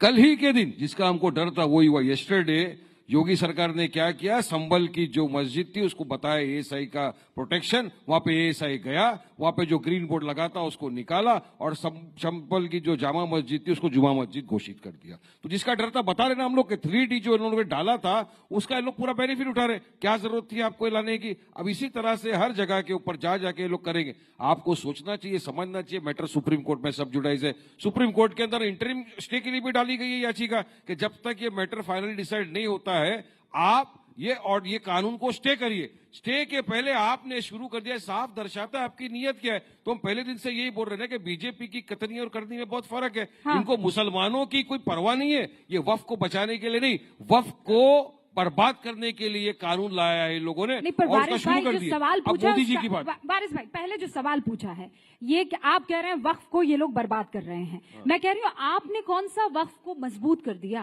वक्फ का जो किरदार था सारे मुसलमानों के पास था, है ना? वक्फ की सारी जिम्मेदारी मुसलमानों के पास थी, तो कहाँ मुसलमानों का भला हो गया? कहाँ है? सिर्फ और सिर्फ भूमाफियाओं के नाम पर जाना जाने लगा वक्फ। बताइए ना आप मुझे। बिल्कुल, अगर भूमाफिया है वक्फ के ऊपर, 11 साल के लोग सरकार, 11 साल से बीजेपी की सरकार सत्ता में, कितने भूमाफियाओं के खिलाफ क्या कार्रवाई की? आपने तो संशोधन के अंदर जो लिमिटेशन का पीरियड था उसमें यह कर दिया कि जो 12 साल से अगर वहां पे बैठा है वो कब्जेदार हो जाएगा। ये तो आप भर के और भूमाफिया को प्रोटेक्शन दे रहे हो, आप तो उसको कब्जेदार बना रहे हो। पहले के कानून में तो ये नहीं था। पहले के कानून के अंदर था कि 2 साल की सजा और नॉन बेलेबल ऑफेंस, आपने वो हटा के 6 महीने का किया और बेलेबल कर दिया। तो आप तो और प्रोटेक्शन दे रहे हो। एक बात और बता दीजिए, आपने कहा कि नॉन बेलेबल ऑफेंस था वक्फ जब पुराना था। मुझे बताइए कितने लोगों को गिरफ्तार किया? भूमाफिया रहते हुए कितने लोगों को आपने गिरफ्तार, एक नाम बता दीजिए मुझे। बहुत सारे केस चल रहे ट्रिब्यूनल के अंदर, केसेस चल रहे हैं, डिफरेंट। बहुत सारे नहीं तो जवाबदारी सरकार की थी कि हमारी थी? 70 साल जवाबदारी। अरे भूमाफिया का मैं आपको बताता हूँ ना, माफिया किस तरह से आया रुबिका जी। एक तो मैं मुंबई की आपको बात बताऊंगा, जहाँ पे आगा खान का ऑर्फनेज की जगह है, वहां पर एक सबसे बड़े देश के उद्योगपति ने अपना बड़ा महल बना दिया। तो क्या उसके खिलाफ 2 लोगों ने आवाज उठाई? महाराष्ट्र से दोनों का तबादला कर दिया गया। अब मोदी सरकार क्या वापिस जगह देगी? आगा खान के ऑर्फनेज की जगह है, क्यों नहीं करता? अगर वो माफिया बैठा हुआ है, सुप्रीम कोर्ट के अंदर केस पेंडिंग है, चलिए डालिए, दखलबाजी करिए, उसके अंदर निकालिए, खाली कार्रवाई के लिए तो आपको क्यों परेशानी हो रही है? परेशानी इसलिए है कि ये लोग हजम करना चाहते हैं। अभी दिखाया ना आपको संभल का मैटर। बात नंबर 2, ये असंवैधानिक है। नहीं, आपको कभी भी देश के अंदर है ना, बाबा साहब अम्बेडकर ने संविधान दिया, ये क्या अल्लाह की राह में है वारिस भाई? की बात नहीं क्या करते? आप जमीनें खा जाएंगे? ये अल्लाह की राह में है क्या कि बेवाओं के पैसे खा जाएंगे? ये अल्लाह की राह में है क्या? अरे वही मुसलमान थे, ला इलाहा इल्लल्लाह मोहम्मद रसूलुल्लाह कहने वाले। मोदी जी ने शाह बानू का नाम लिया, मुसलमान थे। मोदी जी ने कल शाह बानू का नाम लिया, मोदी जी ने बिल्किस बानू का नाम क्यों नहीं लिया? ओके, जिसके बलात्कारियों को आपने रास्ते पे छोड़ दिया, बेल दे दिया, उसके बाद उसको टारगेट किया। जकिया जाफरी का नाम क्यों नहीं लिया? जो इंसाफ की गुहार लगाते आपने बताइए मेरे को। क्यों पहले महिलाएं होती थी वक्फ बोर्ड के अंदर ज्यादा, आपने खाली 2 का कैंप लगा दिया। अरे आप सवाल पूछे, जवाब। देखिए कैसे खोटी नियत वाले एक्सपोज होते हैं। एक ही सवाल पूछा था, छोटा सा बच्चा जिज्ञासु, उसने कहा कितने अस्पताल बनाए हैं? कितने बना दिए बीजेपी सरकार सत्ता में आके? बताओ मेरे कोई को। नहीं, मोदी ने दर्द हुआ है इनको बोलने दीजिए, इनको दर्द हुआ है, कांटा सही जगह लग चुका है। अब ये पूरे प्रोग्राम में ऐसे बीच बीच में बोलते रहेंगे। देखिए जिज्ञासु बच्चे ने एक छोटा सा सवाल पूछा, अरे वारिस चचा कितने अस्पताल, कितने विद्यालय बनवाए, कृपया करके बता दीजिए। इधर उधर सारा घुमाया और सब गलत घुमाया। और तुमने हर चीज घुमा के कुछ बोला ही नहीं वक्फ के ऊपर। देखिए यही फर्क है। मैं नफासत से कहता हूं, आप नहीं कहते। तूने किया, तूने, ठीक है, ये आपकी परवरिश है, मेरी नहीं। मैं आप कह के ही संबोधित करूंगा। आप सुनिए गलतियां इन्होंने क्या करी। इन्होंने कहा सुप्रीम कोर्ट में पिटीशन चैलेंज है। हाँ भैया, अनुच्छेद 370 में भी गए थे सर्वोच्च न्यायालय, क्या हुआ? सर्वोच्च न्यायालय ने कहा संवैधानिक है। इकोनॉमिकली वीकर सेक्शन के लिए 10% आरक्षण, सर्वोच्च न्यायालय गई थी ये मंडली, कुछ नहीं, सर्वोच्च न्यायालय ने कहा संवैधानिक है। इलेक्ट्रोल बॉन्ड में क्या कहा सर्वोच्च न्यायालय ने? इलेक्ट्रोल बॉन्ड में क्या कहा? अनकॉन्स्टिट्यूशनल है। फार्मर बिल भी रिपील हुआ ना, इसी तरह ये भी होगा। ओके, एक एक करके ना, अब दो ऐसा करे, मेरे को नहीं पता। 20 सेकंड में गौरव भाटिया बात खत्म कीजिए। मैं आधा 1 मिनट चाहूंगा, बहुत जरूरी बात है। आप जमीनें हड़प रहे हैं, वो आरोप लगा रहे हैं आपके ऊपर, जवाब दीजिए ना। देखिए ऐसा है, अच्छा वो तोते भी आ गए मैं बोल रहे हैं अभी आपका नंबर भी नहीं आया भैया। ये भाषा शैली सिखा रहे थे नहीं, अभी बिल्कुल अभी भाषा शैली आपका संस्कार नंबर बता नहीं रहे आया है थे और अभी थोड़ी देर पहले बीजेपी कितनी झूठी है नहीं, अभी रुबिका जी, ये संस्कार तरीका सिखा ठीक रहे नहीं थे है, अब तो करने लग गए एक ये शिष्टाचार संस्कार है। देखो शिष्टाचार देख लो संस्कार देख लो अभी 2 मिनट में तो बीजेपी पे कौन यकीन करेगा बताओ। बताइए अभी 10 सेकंड पहले बोल रहे थे संस्कार और संस्कार सामने खुल के आ गए। कमाल है भाई। अब हम बोल रहे हैं अब इन्होंने बहुत बोल लिया। 1 सेकंड 30 सेकंड उसके बाद में जवाब नहीं मिलेगा। हम देखिए ऐसा है जब भी इस तरह का मंच होता है शिष्टाचार में एक दूसरे की बात सुनते हैं लिखते हैं जैसे मैंने लिखा उसके बाद अपनी बारी में बोलते हैं। ये बीच में क्यों कूद आए? अरे लो भाई है बेगानी शादी में अब्दुल्ला दीवाना। अरे अब्दुल्ला तो ऐसे ही दीवाना रहता है वैसे। चलिए अब मैं बताता हूँ दूसरी बात सुप्रीम कोर्ट की इन्होंने करी। कोई भी कानून हो जो कि संसद में पारित होता है प्रिजम्पशन ऑफ कॉन्स्टिट्यूशनैलिटी होता है वो वैध माना जाता है और स्टे नहीं होता है। तीसरी बात मैं इनको बता दूं इन्होंने कहा भू माफियाओं से कौन सी जमीन ली तो मैं आपको बताता हूँ बीच में ना बोलिए इंटरिम स्टे मिलता है आपको पता ही नहीं। कोई सीखेगा बोलेगा क्या? अच्छा दोनों वकील है पेशे से ये बता देना चाहती हूँ। पिटीशन डाला है हमने के स्टे दो आप बोल रहे हैं रुकिए ना 1 सेकंड। हाँ किसी भी कानून की वैधता में स्टे नहीं होता है इनको पता नहीं है। हो सकता है वकालत ये कोर्ट की नहीं करते स्टे होता है शांत होगा शांत। झूठ मत बोलिए तीसरी बात ये मत बताइए कि आप समझदार हो आप यहाँ गौरव जी आप दोनों रुक जाइए। अनुराग भदौरिया अब सुनिए नहीं एक मिनट बात पूरी कर लूं। पहले एक बार ओपनिंग रिमार्क फिर मैं मौका दूंगा। अपनी बात पूरी करना चाहूंगा। देखिए एक सवाल है जब ये देश को विभाजित करते हैं धर्म के आधार पे ये इनका संविधान लेके आया हूं ऑल इंडिया मुस्लिम जो पार्टी है मुस्लिमीन और ये क्या कहती है? ये कहती है इनका कॉन्स्टिट्यूशन ये पार्टी बनी है मुसलमानों का नेतृत्व करने के लिए मुसलमानों का सशक्तिकरण करने के लिए और मुस्लिम एकता को बढ़ाने के लिए। मैं पूछना चाहता हूँ चुप हो जाइए क्या गलत है? बीच में ना बोलिए बीच में ना बात करना गुनाह है इसलिए गलत है कि हर पॉलिटिकल पार्टी संविधान की शपथ लेती है कि वो एकता लाएगी तो सभी भारतीयों में लाएगी नेतृत्व करेगी तो हिंदू मुस्लिम करेगी बीजेपी और एकता लाएगी। लेकिन आप दोनों ये संविधान इनकी जो पार्टी का है ये भारत के संविधान के खिलाफ काम करते हैं। ओके गौरव जी आपको भी रोक रही हूँ वारिस पठान आपको भी रोक रही हूँ। अब अनुराग जी आपने कल बयान सुन लिया था प्रधानमंत्री नरेंद्र मोदी का लेकिन कई ऐसे दर्शक हैं जिन्होंने नहीं सुना था। मैं एक हल्का सा वो बयान आपको सुना देना चाहती हूँ प्रधानमंत्री नरेंद्र मोदी का ताकि दोबारा डिबेट ट्रैक पर आए। उन्होंने कहा वक्फ में आज तक इस तरह के तगड़े संशोधन इसलिए नहीं हुए क्योंकि तुष्टीकरण उसके बैकड्रॉप में बैकग्राउंड में था। एक बार सुनवा दीजिए प्रधानमंत्री नरेंद्र मोदी ने राइजिंग भारत के उस मंच पर क्या कहा। तुष्टीकरण की इस राजनीति में कांग्रेस को सत्ता मिली कुछ कट्टरपंथी नेताओं को ताकत और दौलत मिली लेकिन सवाल ये है आम मुसलमान को क्या मिला? गरीब पसबंदा मुसलमान को क्या मिला? उसे मिली उपेक्षा उसे मिली अशिक्षा उसे मिली बेरोजगारी। तो ये सुना आपने भदौरिया जी आम मुसलमानों को आपने सिर्फ इफ्तार पार्टी के अलावा और दिया क्या? देखिए मैं पूरी बात बताऊंगा और इसका जवाब भी दूंगा लेकिन उसके पहले दर्शक बैठे हैं तो शायद वो हमारी बात अच्छी तरह समझ पाएंगे। ये संजय निरुपम जी का एक बार सुन लीजिए हमें तो उनको भी डिबेट में आना है। मैं बोल लूं? अरे आपके पीछे संजय निरुपम बोल रहे हैं भाई वो रुकवाने की कोशिश कर रही हूँ बोलिए। हमें तो चाहिए सिर्फ काम ना भाषण ना झूठा ईमान।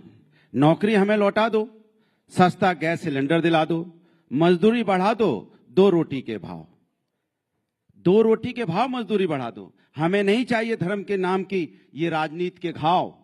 हम जानते हैं इनका क्या है किरदार कुर्सी पे पाने के लिए कुछ भी कर सकते हैं। मेरे यहाँ मेरे दोस्त मेरे यार ये कुछ भी करेंगे इन्हें कुर्सी चाहिए। ये कुर्सी जीवी लोग हैं ये कुर्सी किसी कीमत पे चाहिए। मैं कहता हूं अच्छी बात है प्रधानमंत्री जी ने बोला बेरोजगारी की बात की तो मैं आपसे पूछना चाहता हूं कि हिंदुस्तान में क्या हम नहीं है? इतनी चिंता आज मुसलमानों की हो गई। कैसा लगता है सुन के मुसलमानों की चिंता सिर्फ वोट के लिए? कौन वोट की राजनीति करना चाहता है इस देश के अंदर में? आप मुसलमान वोट की राजनीति के लिए आप कह रहे हो कि बेरोजगारी की बात करो। मैं कह रहा हूं पूरा हिंदुस्तान तो बेरोजगार घूम रहा है।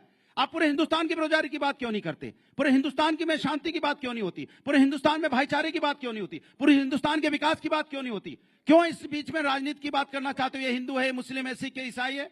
आज अब वक्फ बोर्ड बिल लेके आए, कल सिख का लेके आ जाओगे, परसों जैन का लेके आ जाओगे, बौद्ध का लेके आ जाओगे। अगर आपको बाकी लोगों का सम्मान करना है तो मैं कहता हूं हिंदू में यहाँ पे नहीं, बहुत न्यास हैं, बहुत यहाँ ट्रस्ट हैं, बहुत सोसाइटियां हैं, आप लाओ उसके अंदर में आप दलित का आरक्षण लाओ, आप उसमें बैकवर्ड का आरक्षण लेके आइए, उनको भी आगे बढ़ाइए। इसके मतलब आप हमेशा नहीं, समाज में जब से भारतीय जनता पार्टी की सरकार आई है, अनुराग भदौरिया जी, नहीं चर्चा देखिए, अनुराग भदौरिया जी नॉन स्टॉप मत बोलिए, झूठ फैलाने की कोशिश मत कीजिए।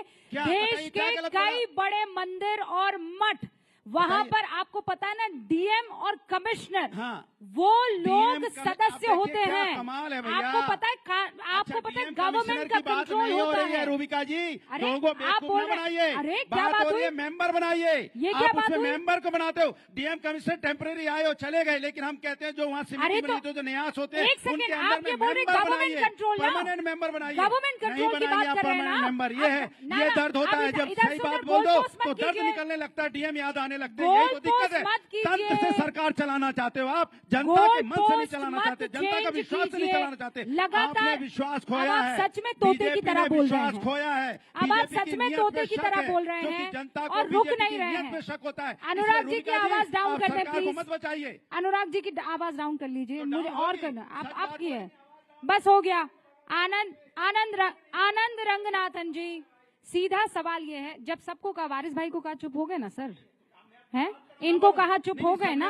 अरे तो आपको यहाँ पर बैठे हुए तानसेन और ये राजा अकबर हैं कि आप तानपुरा बजाते रहेंगे और हम सुनते रहेंगे? आपने अपनी बात बोल दी। बेरोजगारी की बात कर रहा हूँ तो बजाना हो गया। अरे तो आप सुन लिया ना, महंगाई की बात की तानसेन। अरे सुन लिया, आप रिपीट, आपने अपना टेप रिकॉर्डर ऑन कर दिया है, आवाज डाउन कर लें। मैं हूँ राजा अकबर, अभी रुक जाइए। आनंद रंगनाथन जी, इन्होंने कहा कि कल सिख आ जाएंगे, कल सिखों को लेकर ये कोई नया कानून ले आएंगे, ये हिंदुओं को लेकर नया कानून लेकर आ जाएंगे, क्रिश्चियंस को लेकर आ जाएंगे, पारसी को लेकर आ जाएंगे, और हम ऐसे ही चुपचाप बैठे देखते रहेंगे क्या? आनंद जी, सबसे पहले तो अरे रुक तो जाइए प्रभु, रुक जाइए। अच्छा, मैं आनंद जी के पास जाऊं कि ना जाऊं? हाँ कि ना? ले अब जनता की सुनेंगे ना आप? आएंगे आनंद जी। अनुराग जी बोल ले दीजिए प्लीज, थैंक यू। देखिए 20 मिनट बाद मेरा समय आ रहा है। रूबिका जी, पहले तो आपको बहुत धन्यवाद देना चाहता हूं कि आपने मुझे इस पैनल पे आमंत्रित किया। 2-3 चीजें मैं कहना चाहूंगा। एक तो बहुत दुख की बात होती है जब हर चीज जो आदमी सामने ला के डिस्कस करना चाहता है, वैज्ञानिक के तौर पे कोई भी चीज डिस्कशन के अवे नहीं होती। हर चीज को टेबल पे लाओ, डिस्कस करो। हमारे देश में ही ऐसा होता है कि कोई भी चीज अगर आप डिस्कस करना चाहें, आपको इमीडिएटली कह दिया जाता है हिंदू मुस्लिम ला रहे हो, हिंदू मुस्लिम ला रहे हो। मैं आपसे पूछना चाहता हूँ, अनुराग जी प्लीज सुन लीजिए। पूछिए तो रहे, मैं तो पूरा पूछिए। मुझे लगता है हम एक सभ्य डिबेट करते हैं यहाँ पर, चीख चिल्ला खूब लिए एक दूसरे पर, एक की सुनते हैं, दूसरे की जवाब देते हैं। ठीक है, ऐसा करते हैं। ओके, ठीक है। तो हिंदू मुस्लिम, यहाँ पे हमारे देश में अगर कोई ऑब्जेक्टिवली सोचे तो कुछ हिंदू मुस्लिम नहीं है। मैं आपको सच बता रहा हूँ, हम सब एक हैं। अगर मुझे फिरनी या सेवैयाँ खानी होती है तो आपके घर से आती है। अगर वारिस पठान साहब ने जो विग पहना हुआ, ये तिरुपति के हिंदूज के बालों से बना हुआ है। हर कोई एक दूसरे का, नहीं सॉरी हंसते रहिए, सच में बता। आप वारिस पठान, मैं आपको व्हाट्सएप मैसेजेस दे। अनुराग, वारिस पठान साहब का क्या बताना चाहते हो? वारिस पठान साहब इतना अच्छा हेयर स्टाइल किए बैठे, आपने बिग बता दिया उनका। बताइए। मैं आपकी नकली मूछों की बात नहीं कर रहा, मैं विग की बात कर रहा हूँ। आनंद भाई आप खींच के देख लीजिए, असली बाल है। हटक के नहीं, सुन लीजिए बात को एक बार सुन लीजिए। आनंद भाई आज अच्छी बातें कर रहे हैं आप, आज तो कम से कम अच्छे, लेकिन लास्ट में कुछ लेकिन मत लगा दीजिएगा। पर आपने इतना कन्विक्शन से कहा कि अनुराग भदौरिया सच में टेढ़ी आंखों से देखने लगे। नहीं, अनुराग भदौरिया साहब नहीं, वारिस पठान साहब भी ऐसे करके चेक कर रहे हैं। बात को सुनिए। मैं व्हाट्सएप अपना लीक नहीं करना चाहता जैसे तृणमूल के कर रहे हैं, वरना और सारे और सीक्रेट निकल आएंगे। देखिए, दुख इस बात का होता है कि बात हिंदू मुस्लिम की है ही नहीं। बात है इनजस्टिस और इनइक्वालिटी की। बिल्कुल सही। अनुराग जी प्लीज देखिए, ऐसे नहीं हो, फिर आप बोल लीजिए, मतलब आप जरा सही बोला, मैंने कुछ गलत कहाँ बोला भाई, सही बोला। Let's get back. हाँ, अनुराग जी वो माइक रखिए, वो कुर्सी नहीं है जो उसे पकड़ के रखना है आपको, माइक रखिए। हाँ ठीक है, अब आप कवाल की तरह ताली भी बजाना शुरू कर दें। एक बार रुक जाइए, सुन लीजिए, बात सुन लीजिए, मैं बहुत पते की बात कह रहा हूं। बात इज नॉट हिंदू मुस्लिम, बात इज इनजस्टिस, डिस्क्रिमिनेशन और इनइक्वालिटी की है। और दुख इस बात का होता है कि जो हमारी 250 मिलियन मुस्लिम कम्युनिटी है, वो जब इनजस्टिस, डिस्क्रिमिनेशन और इनइक्वालिटी देख रही है तो वो ये प्रोटेस्ट ही नहीं कर रही, वो एंजॉय कर रही है कि ये डिस्क्रिमिनेशन, ये इनइक्वालिटी और ये इनजस्टिस हिंदूज के अगेंस्ट हो रहा है। अब मैं आपको 3 एग्जाम्पल देता हूं। नंबर 1, क्या कभी किसी मुस्लिम कम्युनिटी या वारिस पठान साहब ने कहा कि ये गलत है कि सिर्फ RTE right to education act का 93rd अमेंडमेंट के साथ जो कंजंक्शन है वो सिर्फ हिंदू रन स्कूल्स को कहता है कि अपने 25% सीट्स आप इकोनॉमिकली वीकर सेक्शन के लिए रिजर्व करो। हिंदू रन स्कूल्स और क्रिश्चियन रन स्कूल्स को नहीं कहता। ये डिस्क्रिमिनेशन नहीं है। Thousands of Hindu run schools बंद हो चुके हैं इस चक्कर में। कभी वारिस पठान साहब ने नहीं कहा ये गलत हो रहा है, कभी वारिस पठान साहब ने ये नहीं कहा कि स्टेट एक्सक्लूसिवली। देखिए वारिस भाई के बारे में बोल, एक बार सुन, नहीं हिंदू भाई के बारे में बोल रहे हैं। RTE नहीं इनको हिंदू नहीं ये कह रहे हैं कि नहीं इनका कहने का मतलब ये हुआ कि सिर्फ मुस्लिम हिंदू। अरे हमारे साथ अन्याय नहीं हो रहा है क्या? हमारे साथ अन्याय नहीं हो रहा है क्या? हमें रोजगार नहीं मिलना चाहिए था क्या? हमें महंगाई से छुटकारा नहीं मिलना चाहिए था? हम हिंदू मेरे साथ अन्याय क्यों हो रहा है? मैं आपसे सवाल पूछ रहा हूँ, लेकिन इसका जवाब नहीं है। हम सफर कर रहे हैं, इसका जवाब क्यों नहीं मिलेगा? अनुराग जी एक सेकंड रुकिए। वारिस पठान पहले RTE मेरे बारे में बहुत सारी बातें। अच्छा वो 4 पॉइंट बोल रहे हैं, उसके बाद आप इंटरप्शन। वारिस भाई 4 पॉइंट बोल दें। अब बीच में 5-5 बार इंटरप्शन करेंगे तो फिर कैसे चलेगा भाई? समय उतना नहीं है सर, जल्दी बोल दीजिए। इतने समय में तो सरकार चली जाएगी। आधा समय आपने ले लिया अनुराग जी। अरे ये सपा की सरकार नहीं है कि टूटी साइकिल चली जाए, चिंता ना करिए। सरकार तो भाई आप बोलिए। सरकार तो जाते जाते बच गई है। आप अपने आप कॉन्सेंट्रेट तो जाते जाते बची है। जल्दी से। मतलब मेरा रोल आपने स्पीकर की तरह बना दिया है लोकसभा के। बोलने नहीं दे रहे, सुनिए। आप 5 मिनट से बोल रहे हैं, आपकी बात पूरी नहीं हो रही, तो मैं क्या करूं भाई? मैं 2 मिनट में अपनी बात कह चुका हूं। Anurag ji please, it's a request. अरे मैं 2 मिनट बोला हूं, आपने 20 बार इंटरप्ट किया। ये 5 मिनट से बोल रहे हैं, इनकी बात पूरी नहीं हो रही है। अन्याय नहीं है तो क्या है?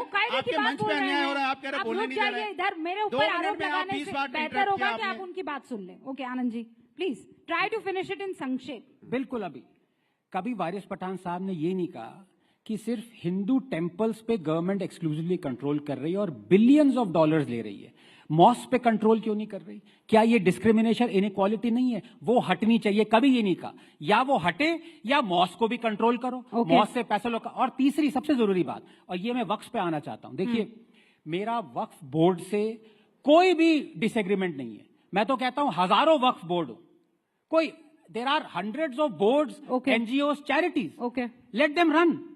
पॉइंट है कि वक्फ एक्ट आ गया जो कि वक्फ बोर्ड को वेपनाइज करता है। अब मैं आपको एक उदाहरण देता हूं। नहीं सर, वक्त की कमी है, जो बातें आपने बोली जवाब दीजिए। मेरे अच्छे दोस्त आनंद रंगनाथन ने 5 मिनट में 50 मरतबा मेरा नाम लिया, तो मैं पूछना चाहूंगा आनंद भाई, आपने बहुत अच्छी अच्छी बातें बोलाई। मुझे बताओ आप लोगों को मुसलमानों की इतनी फिक्र कब से होने लग गई? क्योंकि देश में है। जिनको सुनिए, जिनको मुसलमानों की अच्छा मेरी 2 मिनट की अजान से तकलीफ है, जिनको मुसलमानों के 10 मिनट रास्ते पे नमाज पढ़ने से तकलीफ है, जिनको मुसलमान की बेटियों के हिजाब से तकलीफ है, जिनको मुसलमानों के खाने पीने से तकलीफ है, जिनको मुसलमान अगर दाढ़ी टोपी रख के कुछ ट्रेन में चला गया तो उसको मॉब लिंचिंग कर देते, JRCR नहीं बोलने से तकलीफ है, उनको आज अचानक मुसलमानों से इतनी मोहब्बत आ गई। यही तो सबसे बड़ा शक आ रहा है हमको। यही तो आपकी नियत में खोट है। अगर आपको कुछ करना है मुसलमानों के लिए, दीजिए हमारी बेटियों को डिमांड ड्रिवन स्कॉलरशिप। देंगे आप? नहीं देंगे? दीजिए। चकिया जाफरी मरूम को इंसाफ हिंदुओं के लिए भी नहीं दीजिए। मैं आपको डेटा देता हूं। को इंसाफ दीजिए। 11 साल आप जितने की मॉब लिंचिंग हुई सबको इंसाफ दीजिए। जिनके घर बुलडोजर से आपने उड़वा दिए मुसलमानों के, बिना कोर्ट के ड्यू प्रोसेस फॉलो किए, आप दीजिए, उनको इंसाफ दीजिए। और अब इनइक्वालिटी की बात करो। इनइक्वालिटी कहाँ मैं बताता हूँ। आर्टिकल 14 का ग्रॉस वारिस भाई, आर्टिकल 14 का ग्रॉस वायलेशन हुआ, मैं आपको बताना चाहता हूँ। कॉन्स्टिट्यूशनल और लीगल प्रोविजन बता दीजिए कि एंटी मुस्लिम है। हिंदू एंडोमेंट बोर्ड में मुसलमान अलाउड नहीं है, गैर कौम अलाउड नहीं है, लेकिन मुसलमान के वक्फ बोर्ड में आप हिंदुओं को डाल देंगे, ये क्या अलाउड है? चलिए वारिस भाई, अनुराग जी एक सेकंड, आपने कहा कि आपने एक साथ बोला कि इनको हमारी दाढ़ी से प्रॉब्लम है, इनको हमारी नमाज से प्रॉब्लम है, इनको में हमारे बच्चों के हिजाब से प्रॉब्लम है, लेकिन आपको तो जय श्री राम तक बोलने से प्रॉब्लम है। वो प्रॉब्लम नहीं है, आप बोलिए। आप किसी को नहीं बोलने पे मार डालोगे तो प्रॉब्लम है। इन्होंने गणपति बप्पा बोल दिया था, माफी मांगनी पड़ी थी। आप बोलिए, गणपति बप्पा बोल दिया था, माफी मांगे। आप बोलिए, जबरन नहीं बोलने से केस से निकाल देंगे, नहीं बोलने से एंटी नेशनल घोषित कर देंगे। चीजें जो आप लाते हैं, कोई चीज से प्रॉब्लम, यही वो जगह है जहाँ पर गौरव जी ये कह देते हैं रूबिका जी इफ्तार हुई और आना नहीं हो पाया, यही वो जगह है जहां पर सिवैया की बात आनंद रंगनाथन कह देते हैं और आप जय श्री राम को जेसार कहने में भी घबराते हैं। रूबिका जी यही वो जगह है जहां हिंदू का जब परिवार होता है रामनवमी में तो मुस्लिम भाई फूल बरसाते हैं। यही बीजेपी को पसंद नहीं है एकता, तो हिंदू भाई मुस्लिम भाई पे फूल बरसाते हैं, हिंदू भाई मुस्लिम भाई पे फूल बरसाते हैं, मुस्लिम भाई हिंदू भाई पे फूल बरसाते हैं। भारतीय जनता पार्टी के दिल में सांप क्यों लौट रहा है जब हिंदू भाई सांप क्यों लौट रहा है आपके दिल में? गौरव भाटिया इसका जवाब दे दीजिए। देखिए, सबसे पहले तो मेरे भाई ने अभी बात करी कि ये हिंदुओं का भी है, मुसलमानों का भी है, सिखों का ही, सब बिल्कुल। मेरे भाई जो अभी आनंद भाई बता रहे थे, एक बार टीवी डिबेट में बोला गणपति बप्पा मौर्य, 6 महीने तक गायब हो गए टीवी से। फिर ये भी झूठ और एक झूठ। बोलो मैं अभी आप लोग झूठ बोलते हो तो मैं बिल्कुल हंसता हूँ उस झूठ के ऊपर। फर्क क्या है? पिछले 7 साल से झूठ चलता जा रहा है। प्रवक्ता अपने भाई वारिस पठान को आदर देता है, सम्मान देता है, उसकी बात सुनता है, लिखता है, फिर उत्तर देना चाहता है। ये लोग हर लाइन पे टोकेंगे क्योंकि इनको डर ये लगता है कहीं हमारा असली चेहरा सबके सामने हर लाइन पे टोकेंगे। आप देख लीजिएगा, अब मैं बताता हूँ, अच्छा ये बात तो सच है ना, ये बात तो सच है हर लाइन कि गौरव भाटिया ने जब बोला बीच में कोई नहीं बोला, हर लाइन पे। अनुराग भाई जब आप बोले बीच में कोई नहीं बोला। अरे वक्त में बताओ ना, आर्टिकल 14 का वायलेशन है नहीं है, 25 का वायलेशन है नहीं है, 26 का वायलेशन है नहीं है, 25, 26 आर्टिकल 14 वायलेशन है कि नहीं? 7 मिनट बोले और क्या चाहिए? हम 2 मिनट बोले और क्या चाहिए बताइए? ओके, अन्याय तो हमारे साथ है ना। जितनी सीटें उतनी बातें ना, रुक जाइए ना, जितनी सीटें आप रुकिए। रंगनाथन जी कितनी सीटें आपकी? गौरव भाटिया 140 करोड़ सीटें हैं मेरी भी। अरे हमारी एक है लेकिन पूरे में भारी है। आप दावेदार थोड़ी हो। विषय पर लौट कर आइए सर, विषय पर लौट कर आइए। गौरव भाटिया विषय पे रहते हैं। अभी एक वक्तव्य खुद का बोला तो शर्मसार हो गए, एक और याद आ गया, कहते 15 करोड़ हैं, 100 करोड़ हिंदुओं पे भारी हैं, ये बोल रहे थे। और जलियांवाला बाग बनाने वाले तुम्हारे साथ बैठे हुए हैं, वो अलाउड है? शाहीन बाग बनेगा तो जलियान बाग बना देंगे, वो अलाउड है? ये गारंटी नहीं करेंगे, गारंटी है। अब सुनिए, उनको रॉन्ग प्रूफ कीजिए ना, बीच में मत बोलिएगा, रॉन्ग प्रूफ कीजिए। अब मैं आपको, क्योंकि वरिष्ठ अधिवक्ता हूं, आपको बताता हूं अनुच्छेद 14 क्या कहता है। हर नागरिक को कानून के सामने एक जैसा देखा जाएगा, कोई भेदभाव नहीं होगा। फिर क्यों ये बिल में डाला? बीच में नहीं बोल, भेदभाव बीच में ना बोले प्लीज। रूबिका जी इस तरह से कोई चर्चा नहीं कर सकता है। हाँ, अब मैं आपको बताता हूं, जब वक्फ का कानून संशोधन हुआ 2013 में, वही भेदभाव की शुरुआत हुई। कैसे? आप बताइए, क्या सिखों के लिए, ईसाइयों के लिए, क्या हिंदुओं के लिए कोई वक्फ बोर्ड जैसी संस्था है कि ट्राइब्यूनल में फैसला होगा कि मंदिर की जमीन है कि नहीं? 14 का उल्लंघन तब हुआ, बीच में नहीं, सॉरी, आप एक अच्छे पार्लियामेंटेरियन बन सकते हैं अगर चुप रहे तो, वरना नहीं। जो चुप रहेगी जुबान खंजर, लहू पुकारेगा आस्तीन का।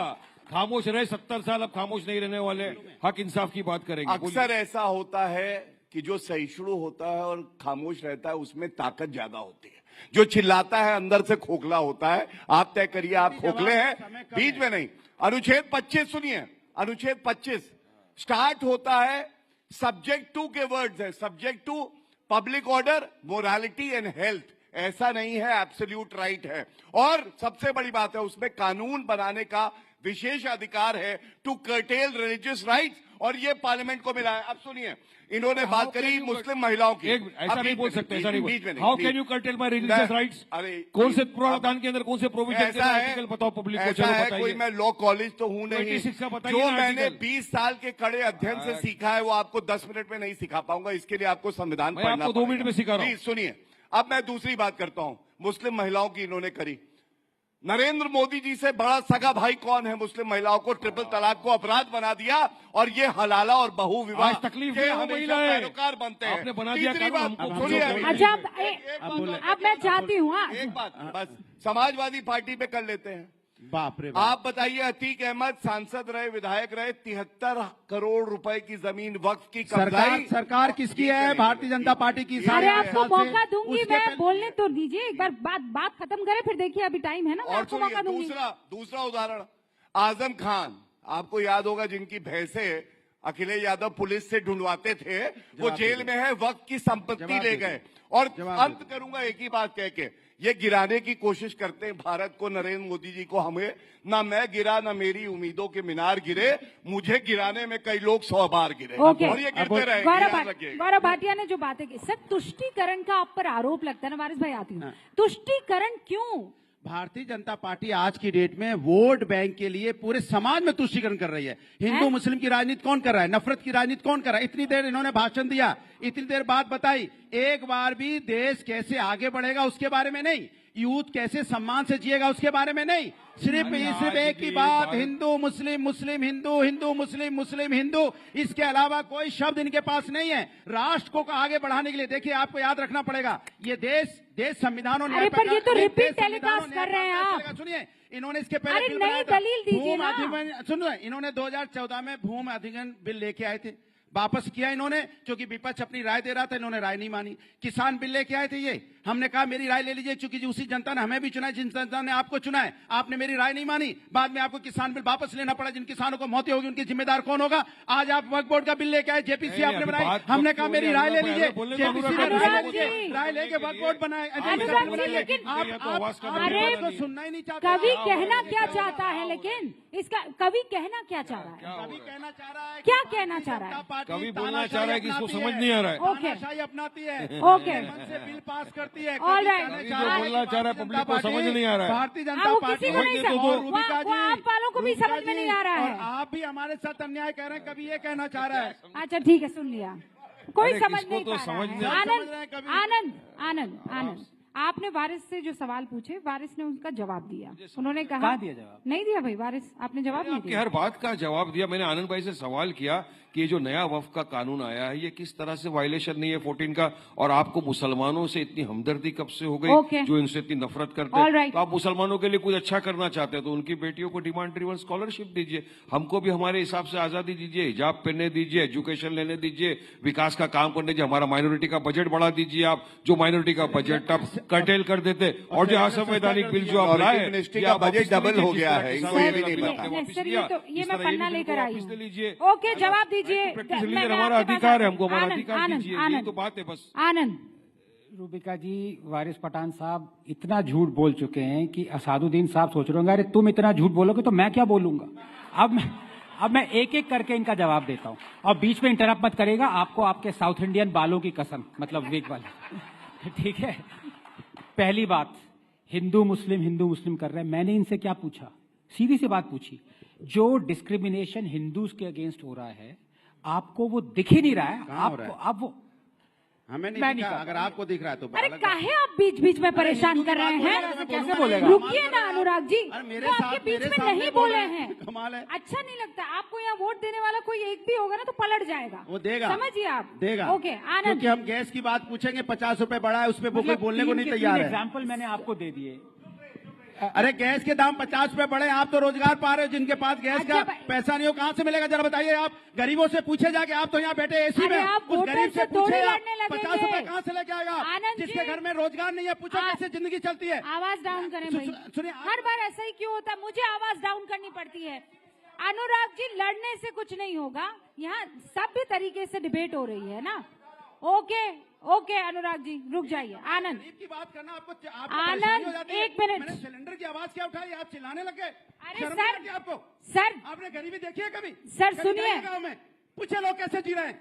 डांट क्यों रहे हैं भाई? डांट ही नहीं, हमको याद ऐसे दिला नहीं रहा हूं। बात करते, दिल्ली में ये बैठ के समाजवादी आपको पार्टी नहीं का पता ऑफिस गरीब थोड़ी कैसे ना जीते है। हैं। अरे आप भाई, यहाँ आप सम्मानित लोग आ रखे हैं, आप आनंद ले रहे हो, ये आपको सपा छोड़ का के दुनिया ऑफिस ऐसे नहीं जी है। रही है। मैं एक आंकड़े लेकर बताती हूँ, आंकड़े बताती हूँ, बीजेपी करनी जाइए रोड पे। आंकड़े बताती हूँ।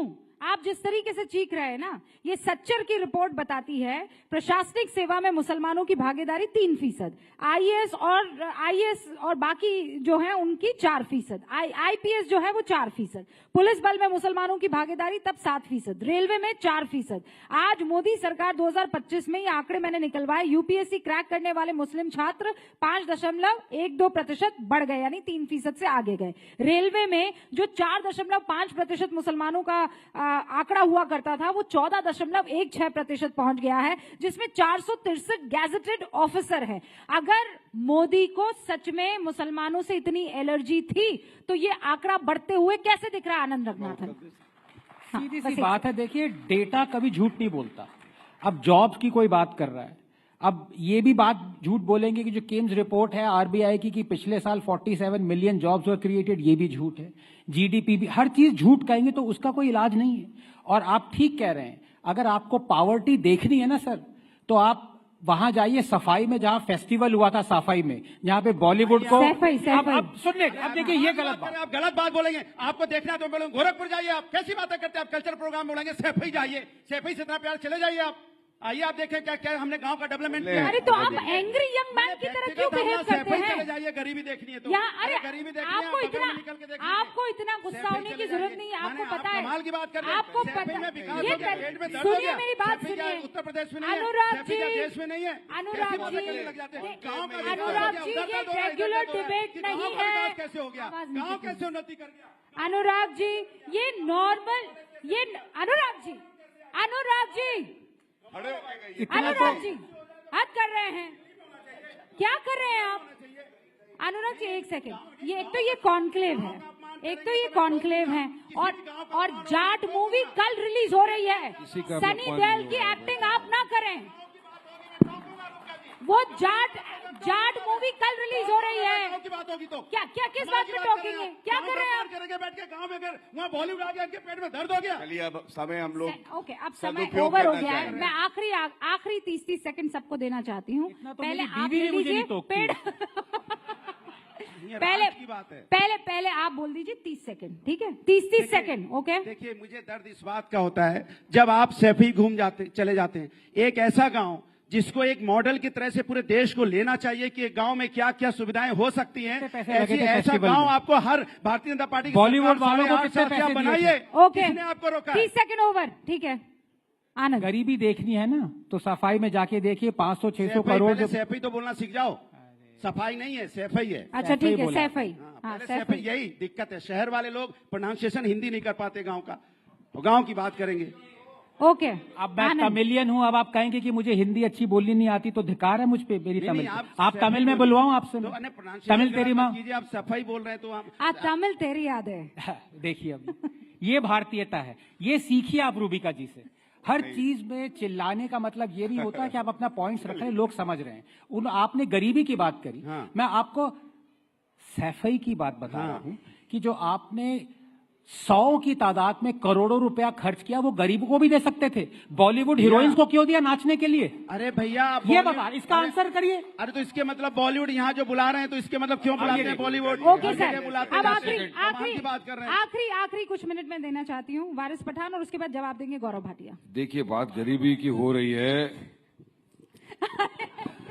ये बात गरीबी की हो रही है, इसलिए बताना चाहूंगा कि हम लोग जो लड़ाई लड़ रहे हैं वक्फ के लिए, ये गरीबों के लिए तो लड़ रहे हैं जिनके ऊपर इनका अधिकार है वक्फ की जमीन के ऊपर, बेवाओं का यतीम बच्चों का, उन्हीं के अधिकार के लिए लड़ रहे हैं। और हमारे यहाँ पे वक्फ बोर्ड है, वक्फ ट्रिब्यूनल है, और आप जो झूठ फैला रहे हो कि ट्रिब्यूनल के ऑर्डर के नहीं जा सकते, गलत है। हाई कोर्ट के अंदर आप रिवीजन फाइल कर सकते हो। अब ये जो कानून आपने लाया है पर से असंवैधानिक, आर्टिकल 14, 24, 25, 26 का ग्रॉस वायलेशन है। गौरव बाटे जी, हिंदू एडवोकेट बोर्ड के अंदर आप किसी मुसलमान को रखेंगे नहीं रखेंगे? मुस्लिम बोर्ड के अंदर आपको क्यों लाना है? बात नंबर 2, दूसरा, एक खाली 10 सेकंड में अपनी बात कंप्लीट कर दूंगा रूबिका जी। वहां पर कोई भी डोनेशन दे सकता है, कोई भी वक्फ कर सकता है, लेकिन अब यहां पर आप मुसलमान वक्फ के अंदर आप वक्फ नहीं कर सकता। 5 साल के लिए आपको प्रैक्टिसिंग मुस्लिम बताना पड़ेगा। प्रैक्टिसिंग मुस्लिम कैसा होगा बताइए मुझे। यहाँ पे आपने लिमिटेशन डाल दिया, वो बल्कि आपको हटा देना चाहिए थे जो वहाँ पे बैठ गए हैं एनक्रोचमेंट करके। उसको तो बल्कि 12 साल से जो बैठा उसको आप पक्का बना रहे हो। तो इस तमाम चीजें को मद्देनजर रखते हुए हमारा ये बोलना है कि मोदी सरकार ये बिल वापस ले ले। जिस तरह किसानों का बिल वापस लिया था, इस बिल को वापस ले ले। सुप्रीम कोर्ट, सुप्रीम कोर्ट शांत हो जाए, मेरे करेगी जरूर। धन्यवाद। देखिए, सबसे पहले तो इन्होंने विरोधाभास बात करी। इन्होंने कहा वक्फ बोर्ड पे नॉन मुस्लिम्स कैसे आ गए।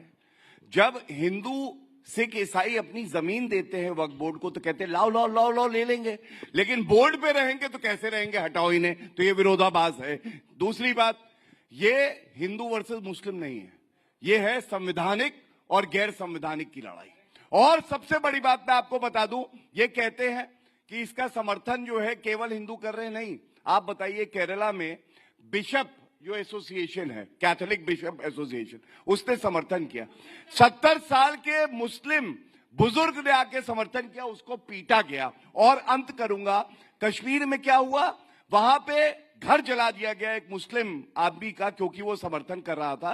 तो गुंडागर्दी बीच में नहीं बोलिए, मैंने देखिए पूरी इज्जत दी थी, घर में नहीं मिलती, मैंने तो दी थी, लेकिन हाँ थैंक यू नहीं, आप अपनी बारी में, मैंने भी लिखा, बहुत करेक्शन है। अरे नहीं, ऐसे नहीं चलेगा। तो सकारात्मक बात करते हुए सिर्फ अंत करूंगा। देखिए, आगा खानी, बोहरा, पसमानदा समाज, जिसको अलग थलग कर दिया था, उनको बोर्ड में जगह मिलेगी, सशक्तिकरण है। महिलाओं को बोर्ड में जगह मिलेगी, सशक्तिकरण है। तीसरा, कानून पढ़ा नहीं होगा इन्होंने, पहले ज्यादा किया, अब तो है बीच में नहीं। ये अच्छा किया आपने कहा, वाह, पहले नॉन अवेलेबल था, अवेलेबल कर दिया, अच्छा किया। सर, मेरे पास वक्त की कमी है, वक्त की कमी है, वक्त की कमी है, एक लाइन बोल के आंसर दो। हाँ, वक्त की कमी है मेरे पास, क्रिश्चियनों की जमीन के ऊपर आ गई, वक्त की कमी है, पर अब वक्फ के पास दलीलों की कमी है। बहुत बहुत शुक्रिया आप सभी का मेरे साथ जुड़ने के लिए। गौरव जी, वारिस पठान, अनुराग भदौरिया, आनंद रंगनाथन। मुझे पता है वक्त की कमी थी, लेकिन यहाँ अपनी अपनी दलीलों की नहीं। देखते रहिए न्यूज़ 18 इंडिया। बहुत बहुत शुक्रिया।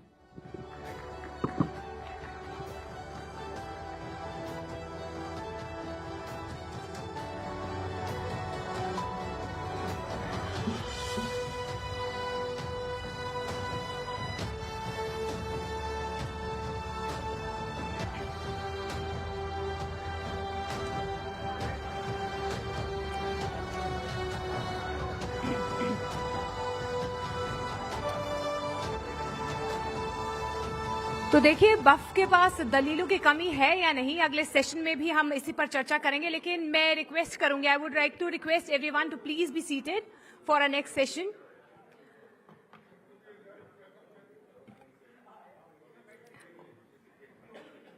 तो क्योंकि हम राइजिंग भारत समिट के मंच पर हैं और ऐसी इंटेंस डिस्कशंस हम कर रहे हैं, लेकिन वक्फ को और बेहतर समझने के लिए हम अपने अगले सेशन की तरफ बढ़ते हैं।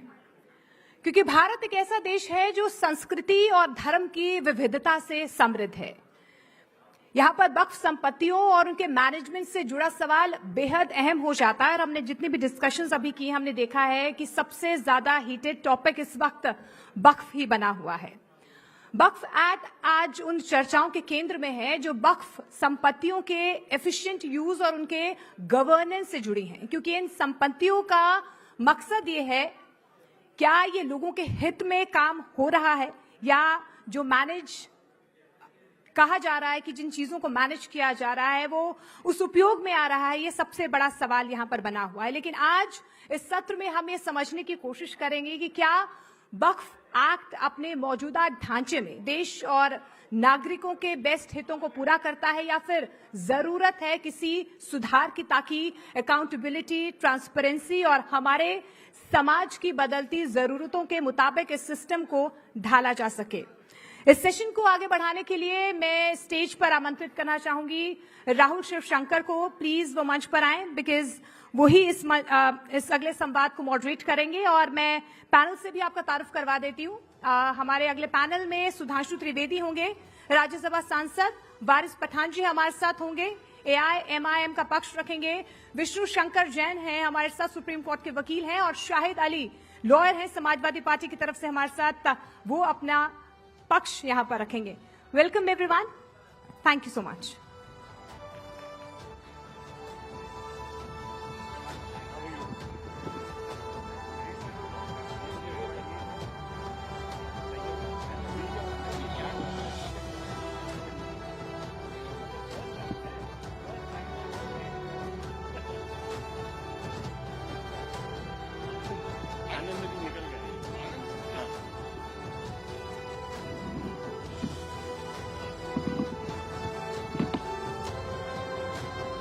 Ladies and gentlemen, thank you very much for your patience. We promised to be better behaved than the panel before this, but we're going to discuss something very interesting. The Prime Minister has spoken for the first time on the Wakf Amendment law, and he's come out and said that it is the Congress that perpetuated iniquity in our society, and it is because the Congress believes in appeasing the hardliners that the Wakf Act of 1995 came about, giving one community privilege over all others.